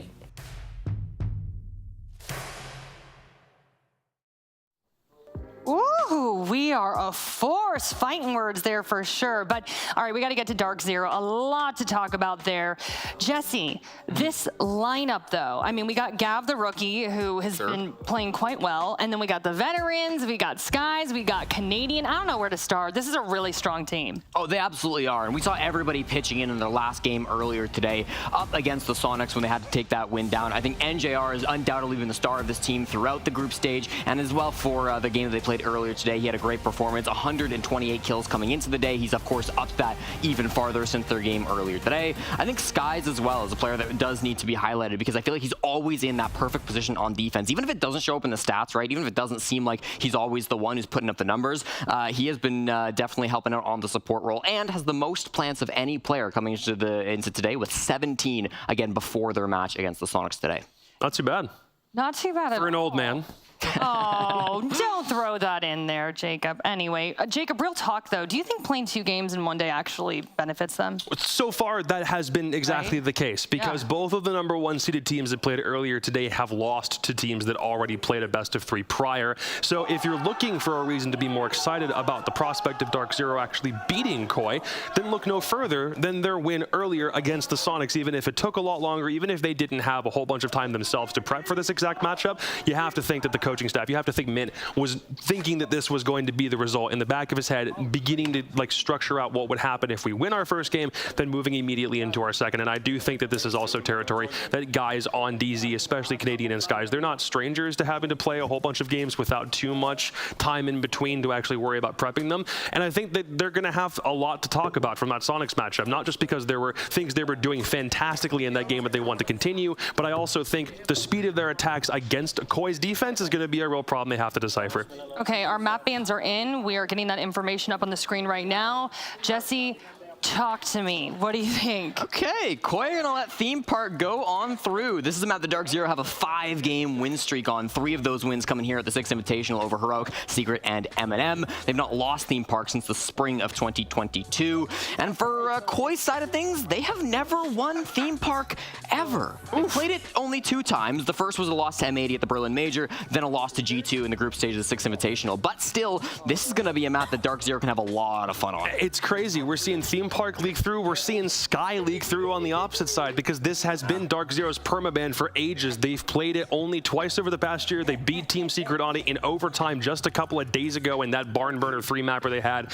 But we're seeing it again in spite of it being such a low preference map as far as Koi is concerned. This is one that they do not have a problem playing over and over again. Last time they played it, they beat W7M. They lost to FaZe Clan in the grand final of the Berlin Major just before then, which means they don't have a lot of play time on this map. Yeah, we're going to end up on Bank. That's Koi's most played map of the year, including 2 plays, both wins throughout the 6th Invitational, beating Elevate 8-7 and then SSG in a much more dominant 7-2 game. So we'll see from Koi. That's going to be one that they're very, very comfortable on, but again, lots of footage for DarkZero. Well, which purple team will come out victorious? Koi versus DarkZero? We shall see. Penguin and Taro, take it away. Thank you so much, Jackie, and thank you so much, The Desk. I wore purple in anticipation of this matchup, despite it being a very different color. It's a bit more pinkish, a little bit more reddish. Yeah. It still looks good on you. Also got pink and blue, and when you combine pink and blue together, what happens? You get purple? I'm pretty sure it's purple. I was gonna say, but I'm no colorologist. I don't know my colors. Pretty sure it's purple as well. I know you look at purple all the time. He's paid by DZ. Don't bring that up. Like, we're about to cast him, Parker. Isn't it always funny? Non-biased cast, by the way. It's funny that he always casts DZ. It really makes you wonder. It's almost like I worked in AL for a full year, where they happen to be playing. Really makes you wonder. Sure. Wonder about what, huh? Well, that's the question, isn't it? This is a tale of two teams. You know why? Because there are two teams playing? You're a real piece of work, yeah. Oh, wait, tell me why. Koi have played the second fewest maps of any team at the event. The lowest amount of maps that have been played so far is 8. You cannot play any less than that because in the group stages, even if you lose 0-2, 0-2, 0-2, 0-2, you go out with those 8 maps. Koi either winning 2-0 or losing 2-0 in all but a single series. And they await DarkZero. Koi, 9 maps played. DZ have played a third of that today. They played 3 maps earlier today against the Soniqs. DZ have played the second most maps. The only team in the entire tournament that has played more maps than DarkZero is BDS, who themselves just played earlier. They played 3 maps. They're at 15. And because of this, it skews the stats a little bit. But coming into this matchup, Shaiko is the all-time kill leader at this 6 Invitational with 186 kills. Newers is second with 175, but he has a game on both Shaiko and NJR. NJR is third with 158. So he is only 28 kills away from leapfrogging over top of Shaiko to be the all-time kill leader at this SI. And Pambazoo, he's in 5th place with 142. Because they've only played 9 maps. The top fragger on, and I put that in quotation marks because it's not a lot of fragging. It's Spoit with 93 kills, way down the list. And the rest of the team is like 60 and 70 kills. I mean, it has been a slow start for Koi during groups, and a lot of teams, a lot of talent being Koi aren't showing up. Are they just not gonna make it? Are they gonna go out of groups or something like that? Well, no. They ramped up towards the last 2 days of groups in particular, finding good results for themselves, and of course, landing themselves in the arms of DarkZero in this matchup. It's going to be Theme Park, one of DarkZero's their most played map at this event over the last course of... Tied with Bank. So, okay, tied Which with is Bank. the third pair that we will go to. So a lot of experience here from DarkZero. They will feel quite comfortable in Theme Park. Also, talking to the nature of how these two teams play. DarkZero, a very structured team, leading the chart on plans and playing the objective throughout all of groups. Whereas Koi, we know them as more of a reactive, aggressive team, playing off information, and it's why we see time and time again, Deepak on the Yokai, on the Echo. Hold on. Let him cook. Hold up. Stay close to Let him cook.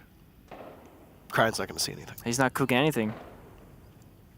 Information, though. The Valkyrie and the Echo from Koi, answered by the roam clear capabilities of the Monty. Peeking towards bumper cars, but not seeing anything at all. The Monty is coming out in the hands of Skies. He also holds on to that diffuser, and we talk about a tale of 2 teams. That doesn't just count for kills, that also extends to objective play. Skies tied for 2nd place with the most diffusers planted through this entire event. He's at 18. The only person who's ahead of him is Dream, and guess what? Dream is on that same OXG squad that's played an extra game.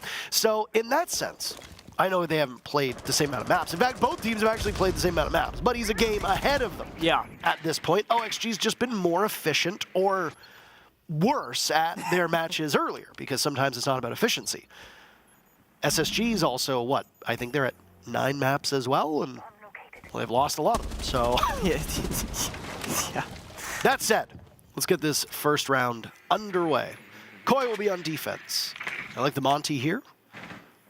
Love the IQ. Canadian normally finding himself in the jackal of these aggressive kind of roam clear operators, but they're paying respect towards the information gathering of Koi. Canadian so far outside the building, just spotting all the yokai, all the cameras. You see it right here. NGR tapping away, denying information the moment DC enters the building. That's the first way to counter Koi's lineup. Hunt him down as Canadian sees the Oryx of Spoit, and the top kill getter on Koi is no more. Gavin removed from action to follow next. Kanto Richetti. Do we see an early appearance from Mr. Lanto Richetti? was gonna say, Kendo also had a rough year across the board statistically, but showing up in these kinds of games when it matters the most. Him finding 2 kills is gonna do good for his mental, but he only has a sliver of HP, and as I say that, NGR, it is a headshot, but a single shot in his toes would have done the same job, to be honest with you. With 45 seconds left, the Monty's still alive, got that secondary heart breach in hand. The difficulty now is the time. 35 seconds, and Grunt is still fighting upstairs. Oh, he's been on the roam, and he's going to get hunted down by the Monte, now breathing down his neck. Canadian a pinch. He's old as blank. He doesn't have the worst gun in the game, actually. That Commando really does do some serious damage. Deepak reunited with the Supernova. That means that it's 2 shotguns to control these last 2 players from Koi. The problem for DZ is that Skies is on Monty, so Canadian will need to be the one to fully cover in this plant. And he doesn't seem to be that near. Is there a Yokai drone still up? Canadian will drop. They're both by split. Skies walking in. Leon Gids reads into it correctly. And he finishes what he started, taking matters into his own hands. And both the final kills go in his favor. Let me get up on him. Let's just hide, hold an angle. 54, by the way. That's how much damage the Commando does per bullet. With the extended barrel, which I didn't see if Canadian had, but my point is, he does have it. Does a ton of damage with these changes to the extended barrel itself, and it has such a small recoil that, or low recoil, that you can apply that piece of muscle attachment. That slight recoil increase won't make a big difference on that particular weapon. On some, however, it definitely will. You heard from DarkZero, on their voice comes from Skies. Why don't we just hide and let that guy do his thing upstairs? Well, they were wanting to fight it out. Got punished for it. The 1-for-1 trade goes in favor of defenders because 2 versus 2 with 20 seconds left. Well, that's where defenders, they thrive. Even if the attackers have the diffuser in hand, getting to the bomb site and planting and having to cover is just too tall of an order. We saw Lane get shot down the injury point from Canadian, and it's Monty in 1v2, and that is just not gonna cut it. Without more space and more time to work with. Well, it's funny here. Theme Park and Skyscraper are 2 of the least played maps in this event. When you look at Theme Park, it usually has the distinction of the most defender-sided of all of the bomb sites, which is that Armory Throne site down below. But it's not. Actually, all of Theme Park's bomb sites are relatively even at the current moment. Armory Throne is at 56% favoring the defense, 56% of those rounds going to the defense. Bunk Daycare is at 58% of rounds going to the defense. Lab Storage is 55% for the defense. And Initiation Room Office, which is the least played bomb site on this map, is at 64%. Skies jumps in, gets a kill on the Leon Gids, and then gets right out of there. Excellent stuff from DarkZero to get that opening pick yet again. Yep, it's all about the conversion, right? If you get this kind of opening pick for DarkZero, there's no reason to stick around. Skies recognizing that, just getting out of there, not throwing back what they just gained. It's about holding on to what you can get here. Pambasu now on IQ duty, looking for these pieces of info. Cameras, no Yokai this time. The thing is, Kenzo Gady on the Solus will kind of counter-combat this information, figuring out what exactly is going to be happening. The Terror drone's coming out, doesn't actually get it, so the shield gets taken down. That's going to weaken Kento's position. They'll be able to draw him out pretty quickly as he finds his way into a tricky spot inside a cafe. Frostmats scouted out as well. Gavin, the newest player from DarkZero. His stats, I don't think, have been where DZ probably wants them to be, but it took a couple events for both NJR and Pambazoo to find the success they've been having recently. And these are the 2 top killers on this team.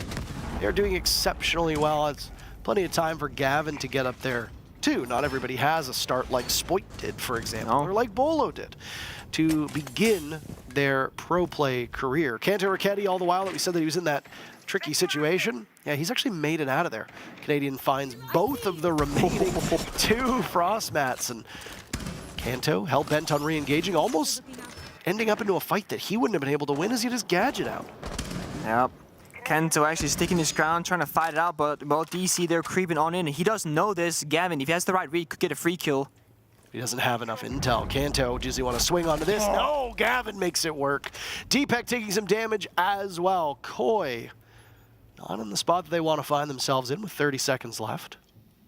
Time, of course, favors the defenders in Pambasu. He thinks a flank is coming, but it isn't. All members of Koi need the bomb site. They were just waiting for the first movement from DC. once that first gunfight breaks out, it's going to be hell afterwards. And nobody is watching this bag bunk component at all. Gavin goes down to Spoit. All of a sudden, Koi kills everybody, leaving Panbazoo as the last player standing for DZ. Party and he time. gets them both, indeed. Get the confetti out. It's party time. Pamba charges in. Like he was a dead body on my screen. Not quite a dead body at all. Nope. Both rounds coming down to heroic efforts from a single player in the final seconds of the execute. Koi coming out in round number 1, DZ coming ahead in round number 2. If you watched the Soniqs DC game earlier, I won't spoil the exact result or anything, but in the very final round, it too was party time. Panbazoo has been finding himself in the late stages of the rounds due to the nature of the operators that he's finding himself on. If Panbazoo was on the entry duty of, let's say, Sky's Iana pick, Panbazoo would be dead much earlier in the round, engaging in that opening fight that started at 5 versus 3 off. But Pamba is playing a much more flexible role for DarkZero these days. He's now playing operators like DIQ, where he's the backbone of the team. Even Canadian is miles ahead of him in the map. But Pamba, he's finding so much success in that last couple of seconds of a round, in the 1v1s, in the 2v1s, etc. And it's really helping DC make some hero plays in moments that we do not expect from them, given the nature of how they play. Very structured, methodical, slow team.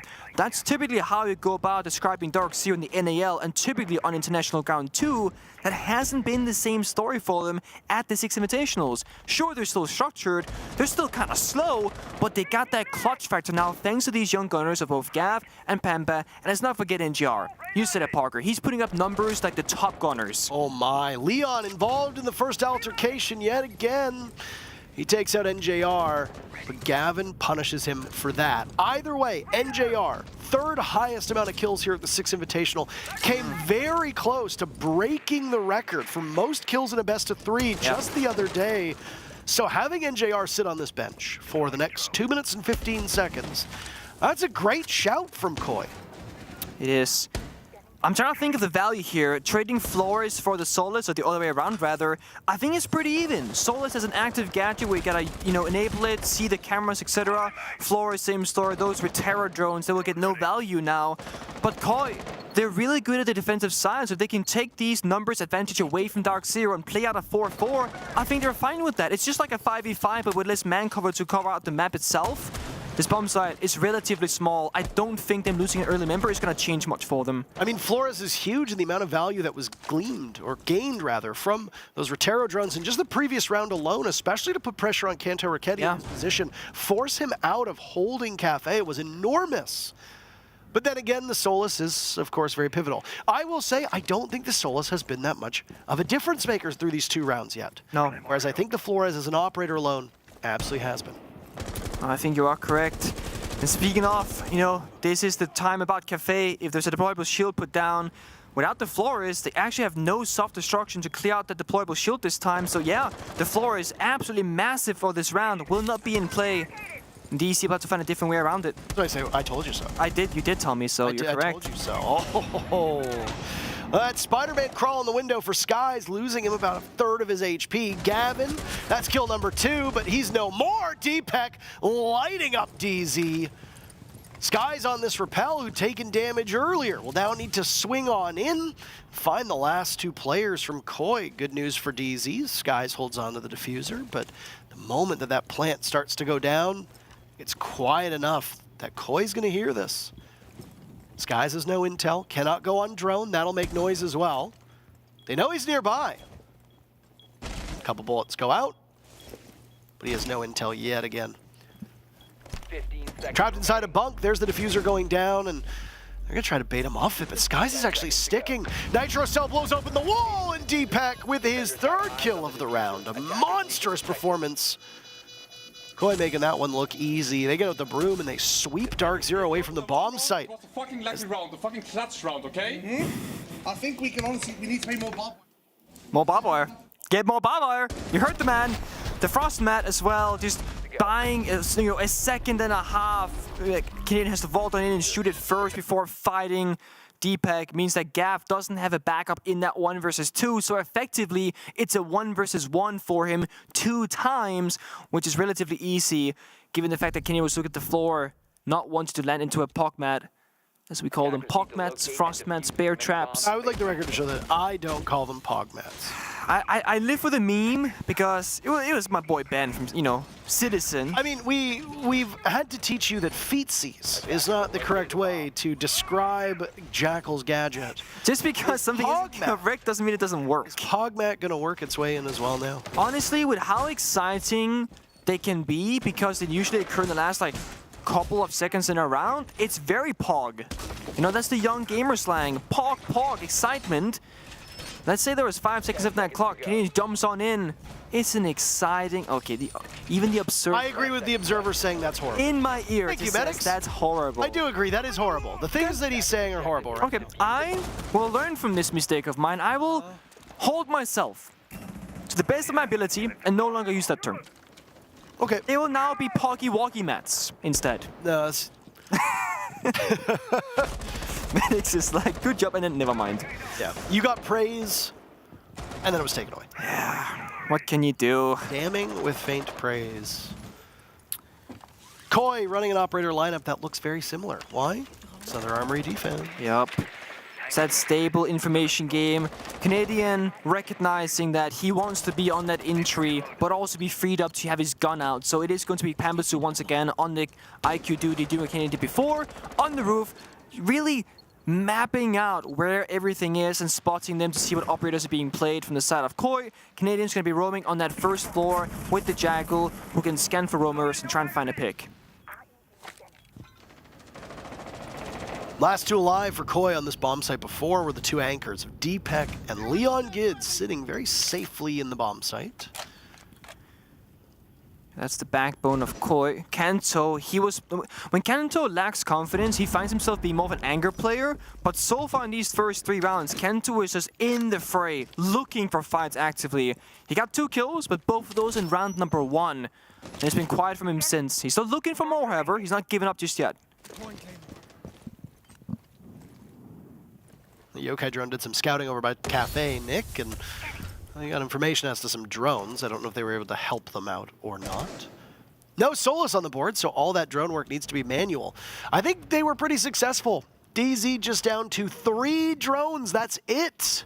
Oh boy. That's not a lot to work with, as you still have over a minute to go. Yeah, and you still have all these active roamers from Koi with Yokai drones guaranteeing information. Bambasu, he can try and guess these locations, but Koi, they will know for sure where he's going to be. This is the IQ, he should know this. And the IQ of Pambasu actually wins the engagement, but traded out by Kanto Ricchetti. Now they've got the ace of Gavin in that position. There's 1 kill apiece. Canadian with 1, Spoit the other. NJR gone, Kanto Ricchetti removed. NJR hasn't been having a very fun match whatsoever. No, with 40 seconds left and a live roamer of Sport still. The bomb site under full control from Koi. DC, they are waiting, but these are very, very valuable seconds. They cannot afford to spend them not doing something proactively. They know where the bomb site is. They know what needs to be done to get in. It's just finding where these last couple players are. That was where the difficulty was with DZ last time. The only question mark is Spoit. What can he accomplish? Looks like he's actually made it back to the bomb site. There's some fire going out. Deepak in the bomb site, taken down. Gavin will engage. It's him and Canadian versus Spoit. Diffuser needs to be planted, and Spoit's been pushed out of split. Gavin gets the drop shot with the sidearm. He loses it. Spoit gets them both. Let's go! What are you doing? He stood up so fast, he lost his in-ears and his headset. Oh no, he threw his in-ears out because he was hyped up and ready to go.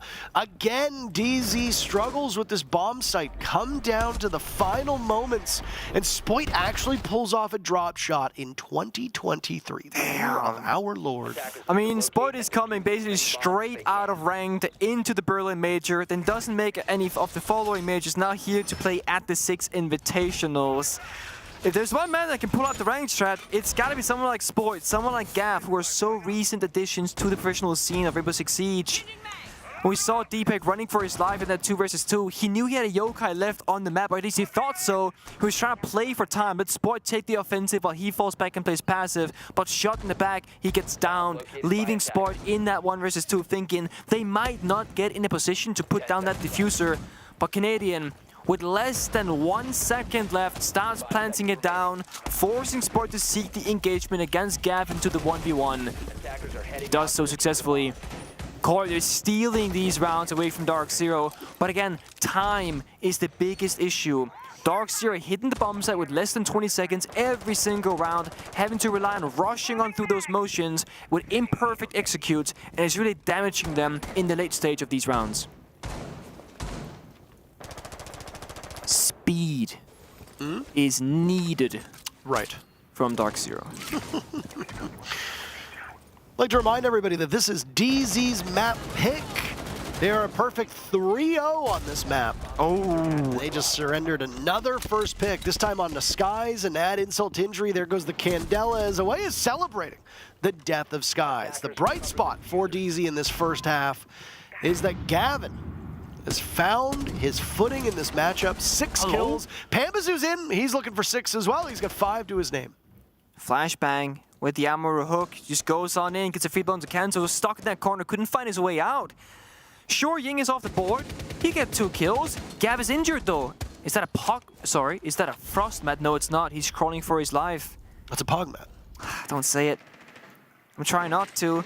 He can get revived later on, but the cross here, being held from Jaeger if Leon gets him finds out of security, is going to make it more difficult. Pambazu should get... Yep, there you go. Bring him back to life. Gavin, up on your feet, soldier. This round ain't over. We got a minute and 30 seconds to go. We needed you. Needing you. Yeah. You tried your best. I messed it up. You tried your best. I messed it up. Pambazu maybe with some caliber-based destruction there. Gavin, the only player left on this team other than Pambazu, who's positive. The rest of the team is currently underwater. Kills spread out quite evenly. I mean, it's basically the same with Koi. They've got Deepak and Spoit currently above 1. DC has to break apart this wall. This layer right here. The map is divided in the center. Initial entry. Shut down. Leon Gids a nice cheeky peek on the Pambazu. There was likely another kill there for him, but Leon retreats after taking quite a series of blows. NJR and Canadian pull off something real nice, and there's NJR's influence when he's still alive. Keep NJR on the battlefield, and good things for DZ will happen. 2 kills to close out the round. I am very curious as to what's going on in the W7M M80 game. It's loud, that's for sure. Oh, that C4 clips the edge of That's actually crazy that that killed him. It looked like it was a whole floor away. That line, once DC, they can break past it. The bombs they get surrendered into their hands. No plan deny from Koi. They gotta fight out with guns blazing, as always. Final round for the half. Now, Theme Park is defender-sided, and it's not just a statistical thing, it's a very large map. As we can tell, DarkZero is spending every second of most rounds going through it. This is a struggle that every single team they have. Unless you're going for a really fast style executor or a rush towards the bomb side, you naturally will need a lot more time to just find the roamers and take that map control than that of like Oregon, Clubhouse. Even Bank is arguably faster and easier to clear than that of Theme. You don't have all the windows and verticality the same way. And the map is a bunch of big rooms, so many spots you can hide in. It's not easy. So that Jackal is such a common ban and pick on this map. Same with Dokkaebi. It makes the roam job easier and faster. None of these 2 operators will be played in this final round, as Canadian finds himself on Thatcher instead. More execution for... Old man, old up. Old man, old up, yeah. It's like I always say. Canadians smile after the game against Soniqs. It brought me life. He looks so happy after that matchup. And I think Troy made a tweet about it. He said that the game against Soniqs was genuinely just like a really good game of Rainbow Six Siege. And Troy, he's a man who cares about competition. He wants a good game of Siege whenever he can. He's up for the challenge every single time. When he was interviewed about where he would rate that game against Soniqs in terms of like stress level and whatnot, he said, about middle of the pack. But to be fair for Troy, he's played in so many historical games throughout his career. He's got so much experience on his belt. Now leading 3 young gunners for maybe another attempt at another title. Just as we saw in the two matches that came before this, Nick, this match, the winner goes on to play on the main stage on Friday. And even if they lose on Friday, we'll see them again on Saturday. So these teams are going to be given multiple opportunities to razzle and dazzle in front of an audience. Canadian knows something about that. He's played in front of a lot of audiences in his time, and so is Skies, who gets the very first pick, eliminating a very aggressive Leon Gids, who decides to peek Cash Door. Liam been trying this so many rounds in a row, gets shut down again! Skies finds both members that are going too offensively for Koi. The 1v1's not going in their favor. That's a bad start for Koi. Really unideal. Got a great close-range operator, though, in the hands of Cryan, who's put together 3 kills, but has been very quiet so far. Just getting those mid-round, mid-execute kills, but making no serious impact beyond that. He's going to play on Ella. Ella, of course, an operator whose gun at close range absolutely shreds. And he was walking into a duel with Panbazoo, and there you go, he loses it out. Kanto Raketti, the very first kill for Koi, but it might be the only one in this entire round, unless he can take down Gavin, but he cannot. DZ recovers. We just work it. Claps from the team across the board. We play our fucking setups. Good half is called 3-3 for both of these teams. Now, Theme Park has 57% of the rounds played thus far being won by the defense versus 43.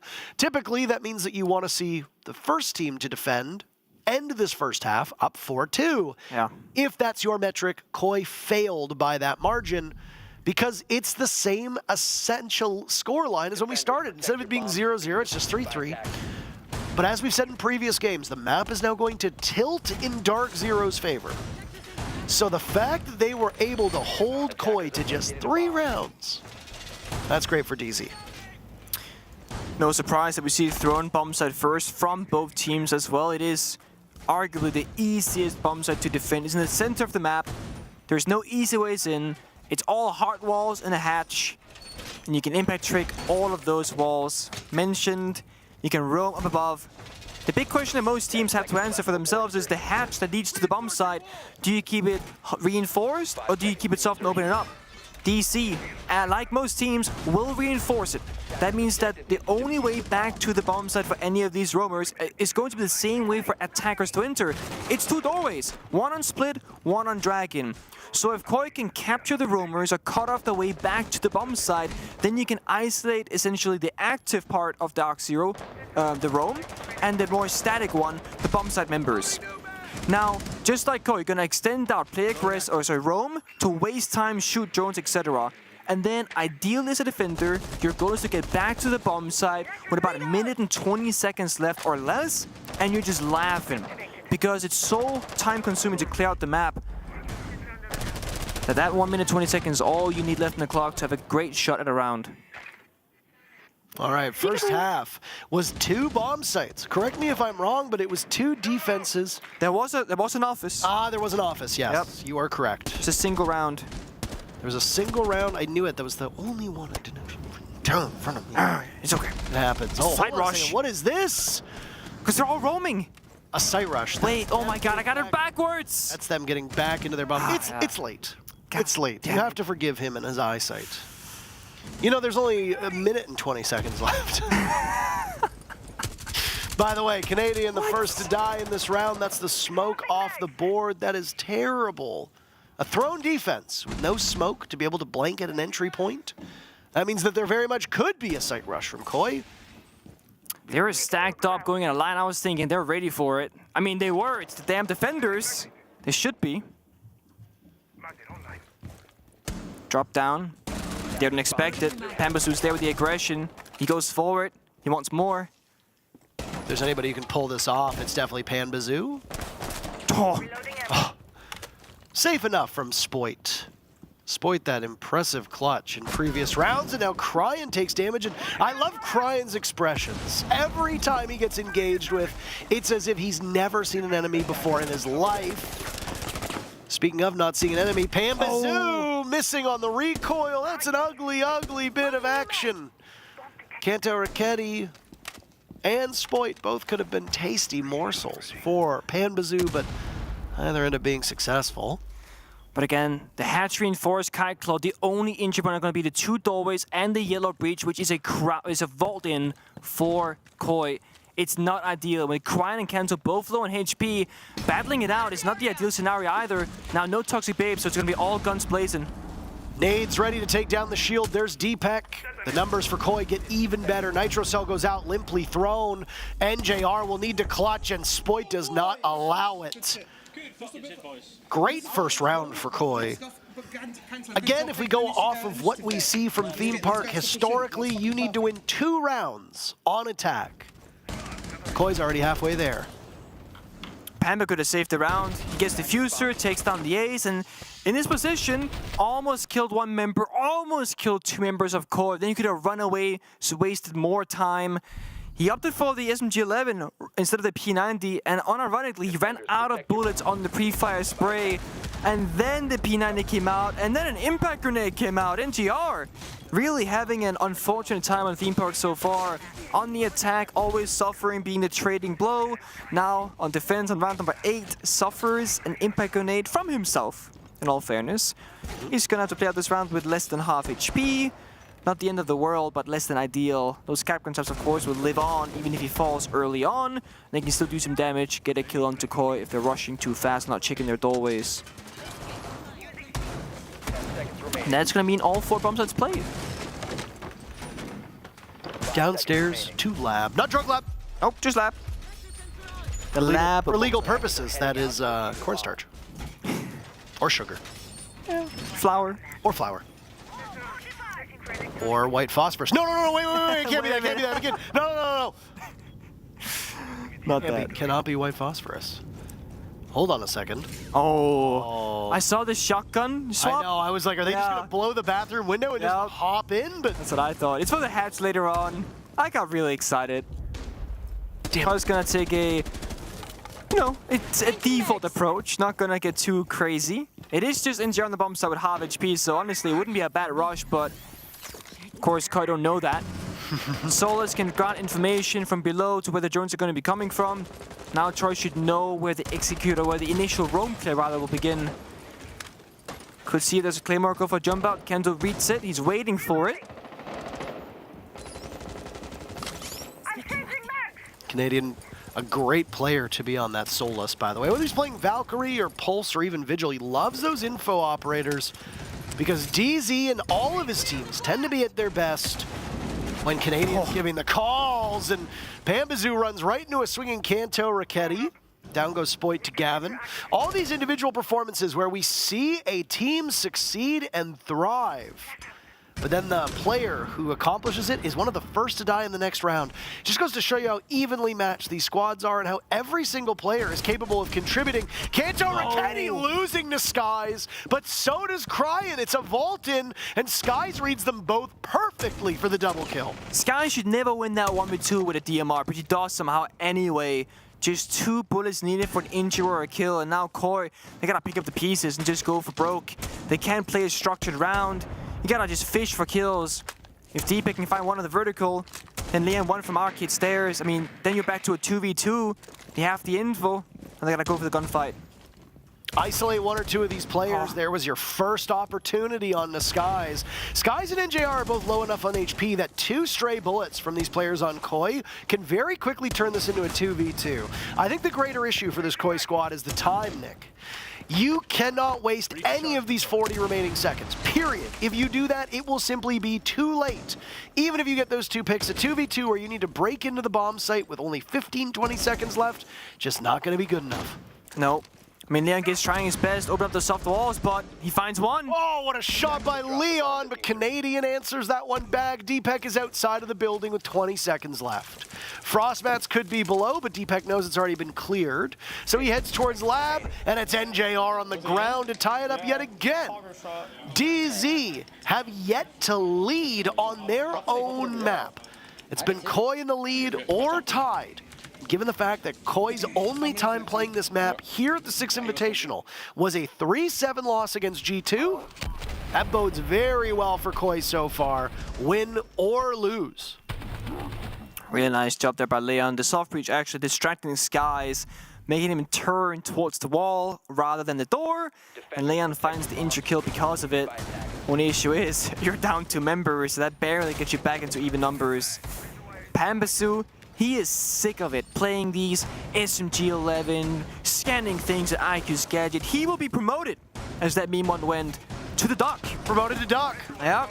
That means he's gonna get activated, absolute just swing everything, take every engagement imaginable, and if you take damage, good news. That stim, it got buffed about 6 months ago. It heals you to full, even from an injured state. That means that as long as Pamba stays alive or injured, he'll get right back on up. You get 3 of them. Incredible value to be had, assuming you just don't get headshot, because then you're dead regardless.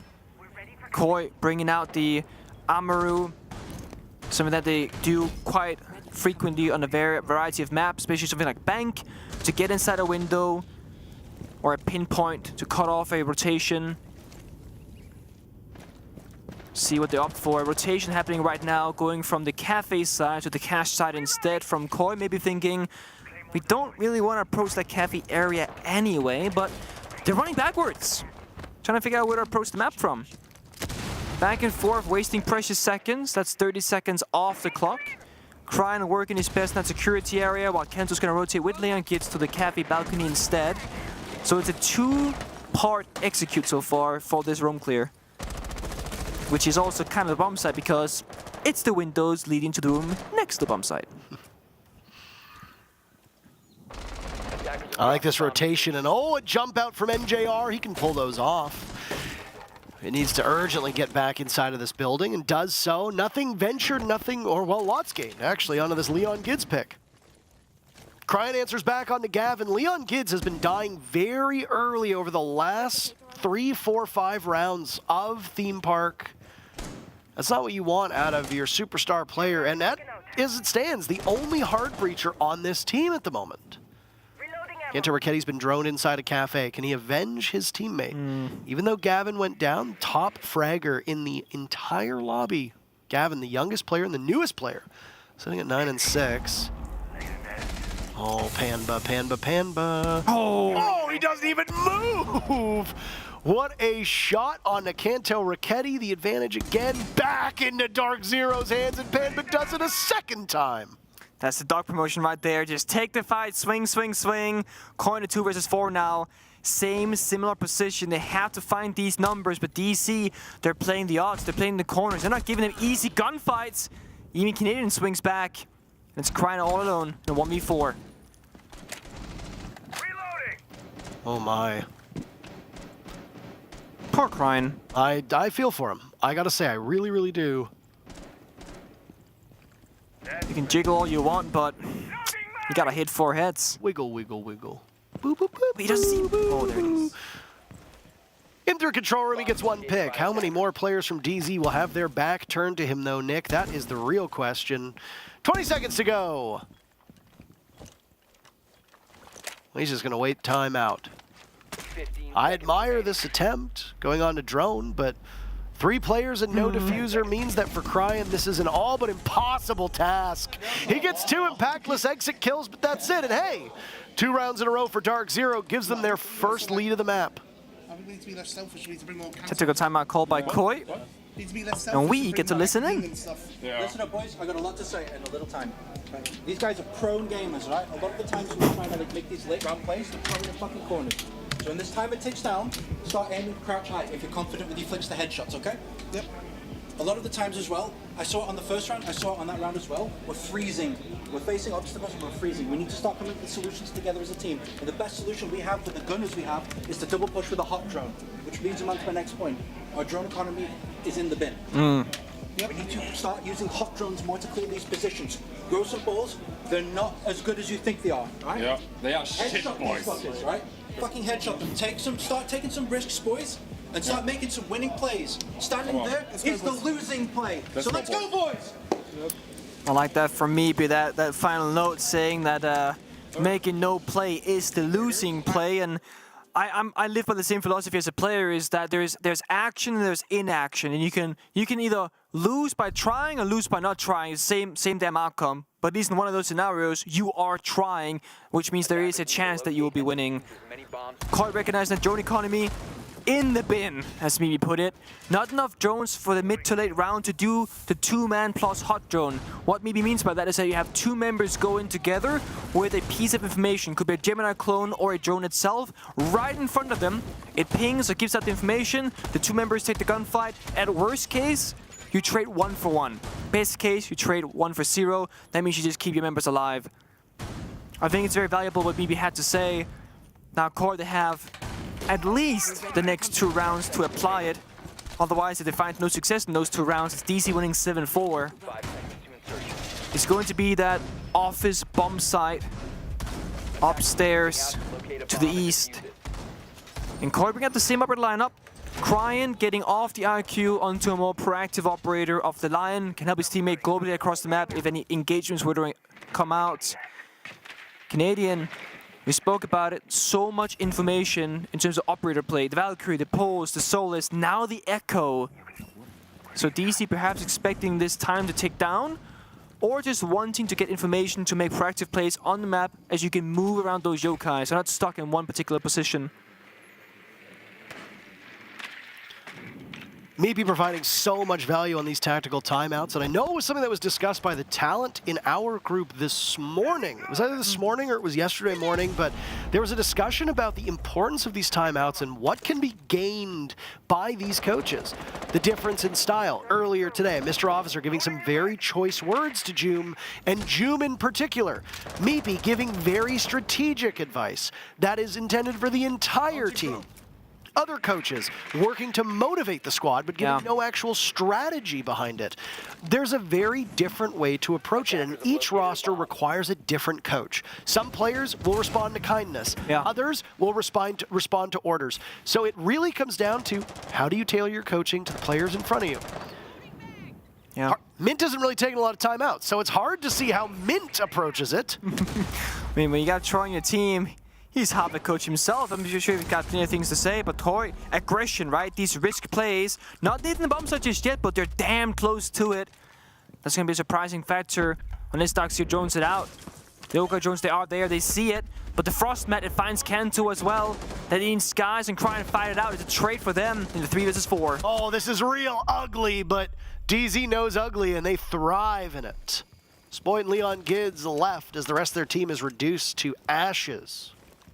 You still got the Yokai in play as well. It's going to haunt Spoy in this position as he works into daycare. Leon Gids now to drop. Rocking what appears to be the Berlin Major Charm. It's not a bad one. These are major champions, Koi, and they're hoping to play on the main stage on Friday. Now, it's still possible that they could get there, even if they lose this match. And Leon Gids losing that engagement means it's all on Spoit in a 1v3, and he's going to do the exact damn thing. Does he have better results? Inside a vault.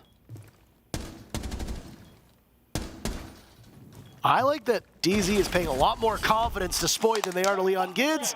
Confidence is rewarded. DZ moved to map point. Spoit so far through this matchup been far more of a threat than Leon Gids has been, and I think that's partially why DZ did that. But also, because you're in a 1v3 at that point. Yeah. You can shoot it from that drone on next to this one. In the 3v2, you still have an advantage, but it's not like a guaranteed round. However, in the 1 versus 3, they can't just start planting. So once you secure that scenario, you just play far back, establish those crossfire, play discipline. The worst kinds of rounds to lose are the ones you basically have already won. That 1 versus 3 that Spark found himself in is one of those rounds that DC should never lose unless they make a massive mistake and Sport plays it perfectly all at the same time. There's been a rehost requested as Pambasu's gun just stopped working apparently. You don't need to play through it. Yeah, just play through it. It's not a big deal. It's just match point. Pambasu can just gadget, hopefully. Leon Gids says mouse 1 mate. Good one. As if Pambasu would know what the trigger is. If only it was that simple. I will say, the reason why Leon Gids is one of the OG pro players, and Sport is a young gunner who just recently entered the scene about 7 months ago. We saw it last round. Did you catch it, Parker? What it was? What? It's a very specific thing. Tell me. When Leon went for the vault up to that rotate near vault, yep. First try. He got it. Effortlessly. That is so hard to do. Sport? 3 times. Exactly. That is the difference between skill diff. Some of the best, exactly. Skill issue, right? Skill diff. Leon is one of the best players in the world. Sport not. By my standards. Sport not. There you go. Quite far down the ladder. It is decided. Yeah. And did you know that Sport, if you're listening right now, you too could pay $7.99 for some pro tutoring from none other than Niklas Moritzen. But you know him as Pingu. You know, I think you should try your hand at it, Parker. Apply your casting skills to a coaching style instead. Say, you know, see what you can do, what you can make happen with that. The only reason why I'd want to be a coach is because I could stand behind the players and look half as good as Meepy does. He has been looking dapper at this tournament, I will say. I will be frank. You see coaches wear a wide assortment of things. A lot of them opt to go with like the baseball route, which is where you wear a jersey, just like a lot of the players do. But it's very common in traditional sports to wear nice attire behind the team. Yeah. I mean, hell, some of the football, aka soccer, depending on where you're from, coaches end up being better dressed than the players ever are. We'd be really upping the standard. Joe Bro, also, when he was behind Sonic. Oh, yeah. Looked incredible. Call Out, always dressed up as well. These guys like to dress to the nines, that's for sure. We did have what was called a suit day in the NAL, a tie day. Right, I remember that. Yeah, that was wonderful. So basically all staff and coaches. That was the last day of like the first stage, wasn't it? Yeah, it was a while ago. Stage 1 and Stage 2, if I recall correctly, where all non-players essentially had to wear nice attire, and it looked so good. Some came up super overdressed, some had some wrinkled stuff on that was like, you know, they got it out, but didn't iron it, like whatever, but overall, the best looking play day of the NAL was definitely that day. Maybe, of course. I think he's the only coach that I remember seeing who's been keeping up this dapper trend so far for like every or most play days. Call Out? Has Call for Out every game? Always, I think Call Out is in a collared shirt every single game. Okay. Respect, honestly. You know, in the morning, when we take the elevators up and down in the hotel, the one team that I always bump into the most is Astralis. They seem to always be on the move. Do they do the thing in the elevator? What thing? Where they turn around and look at the wall? No. So what? So a couple talent have told me that when they got in, Astralis all had their backs to the door and were all facing the walls of the elevators. And I just frankly didn't believe it because I rode the elevator with Astralis, I think like 2 times, and they never did either. No. It was like a day or 2 ago, I rode the elevator with Astralis, and they did the same thing. They all turned around, they're like, guys, there's a door here. Guys, there's a door here. I was, what are you doing? We're not looking in the right direction. Guys, there's a door here. And they're all staring at the walls. And I'm like, is this some kind of performance art? I don't understand. I mean, I don't get it either. I'll say from my side, I have not. Is there a stranger team than Astralis? No. That's what I want to know. No, I don't think so. No. They got some character, I'll give you that. And I don't mean that in a bad way, they just stand out. I'm a big fan of Astralis, I gotta say this. I like their charisma, I like their charm. I believe the kids call it Riz? Yeah, W Riz. Astralis got it. That's for sure. You know where Riz comes from, right? Charisma. Okay, you do, okay. Charisma. Exactly. Not many people know that. Not everyone knows that. No, I did the NA qualifiers, the open quals, with some younger players like Merc, Newers, Sweater, etc. And they kept mentioning Riz. And at one point I was just like, what does that mean? What is Riz? I'm 32 years old. What is Riz? Yeah, explain it to me like I'm 5. Yeah. Well, my mom's learned the slang of Twitch chat because she watches the games when I was a player, and she now listens to the cast. And I'm sure your mother as well. They pick up on these slang words and terms and whatnot. No? What is Pog? Yeah. Well, it's part of Frost Gadget. That too. All right. We're in live action right now. And what was an extended timeout taken by this Koi squad back in round number 9. DZ wins the next round. And then there is a rehost that resets the stats. Unlucky. Top players on DZ were both Gavin and Panba. Yes. For Koi, it was kind of a mixed bag, but Deepak and Spoit were near the top. Just as we saw DZ do In desperate times, you break glass and you bring out the Monty in case of emergency. It's Leon Gids, who's had some trouble finding the scoreboard the way that they expect him to, and so you put him on a shield operator. Yeah. He's going to give calls. I mean, look at the pace. I mean, you're really streamlining your own clear right now. You're walking through it. And that's the benefit of the Monty. Tough call right now is, do you go all the way through the top floor? Or do you just take your half, give DC what they have right here on the cafe side, and go downstairs and start hitting out those side walls themselves? Decision time for Cloys are droning out the rest of the map. It looks like they might just start hitting that maintenance wall, dragging doors, see what they can make happen. Kento upstairs, holding down that flank for now, as he's not needed. The Ying, the important aspect of this operator is going to be that in that execute phase. That's when you want like Candelas and the smokes. Until then, just keep Ying alive, can hold the flanks down comfortably. Nate goes over, EMP on wall, exothermic charge gets up, but the impact grenade is ready. By standing in that corner and tossing it out, if you do it correctly, you will deny the breach. Keyword correctly. Yeah. Koi with the first pick on NJR, and now they've got the wall open as well. NJR's had an okay game so far. He's had moments of brilliance. Overall, his consistency has been not assured. That's Panbazoo hunted down upstairs in bunk. DZ went on a full rotation through the 4 bomb sites, starting on Throne, then going to Lab, then to Bunk, then to Office. They go back to what is typically the most favorable bomb site in the entire game to the defenders. Stats-wise for SI, it's not. Now it's Leon Gids to trudge through the toxic gas. He takes a bunch of damage, but he's in the middle of the bomb site. They see his presence right there, and he's giving calls. Deepak cannot get up as far as he wants because of it, but there's kill 1 for Deepak. There's kill 2 for Deepak. A third eludes him. Spoit gets it. Now it's Skies to fire away in a 1v5 that becomes a 1v4. He's got the Monty right behind him. This is a bad spot to be in. Candelas go off, and Spoit secures the final kill. All 12 rounds are needed between these teams in typical DZ fashion. We do not get quick games. We do not. DZ, one of the teams across their entire career or run as an organization, they always go third map, they always go OT, and they always have to really fight for every single round. Being a DC fan is not easy in that regard.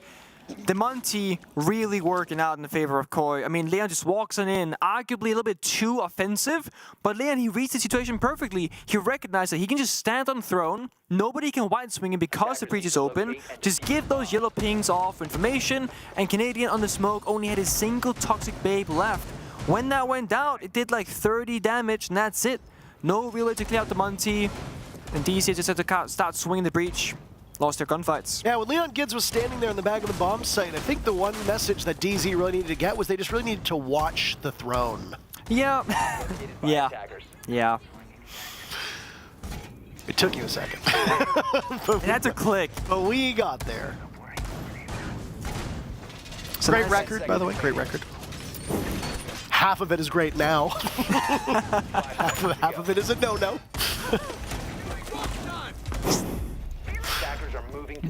Deepak and Koi. What an insane situation. I didn't think that was going to happen, I'll be honest. Anyway.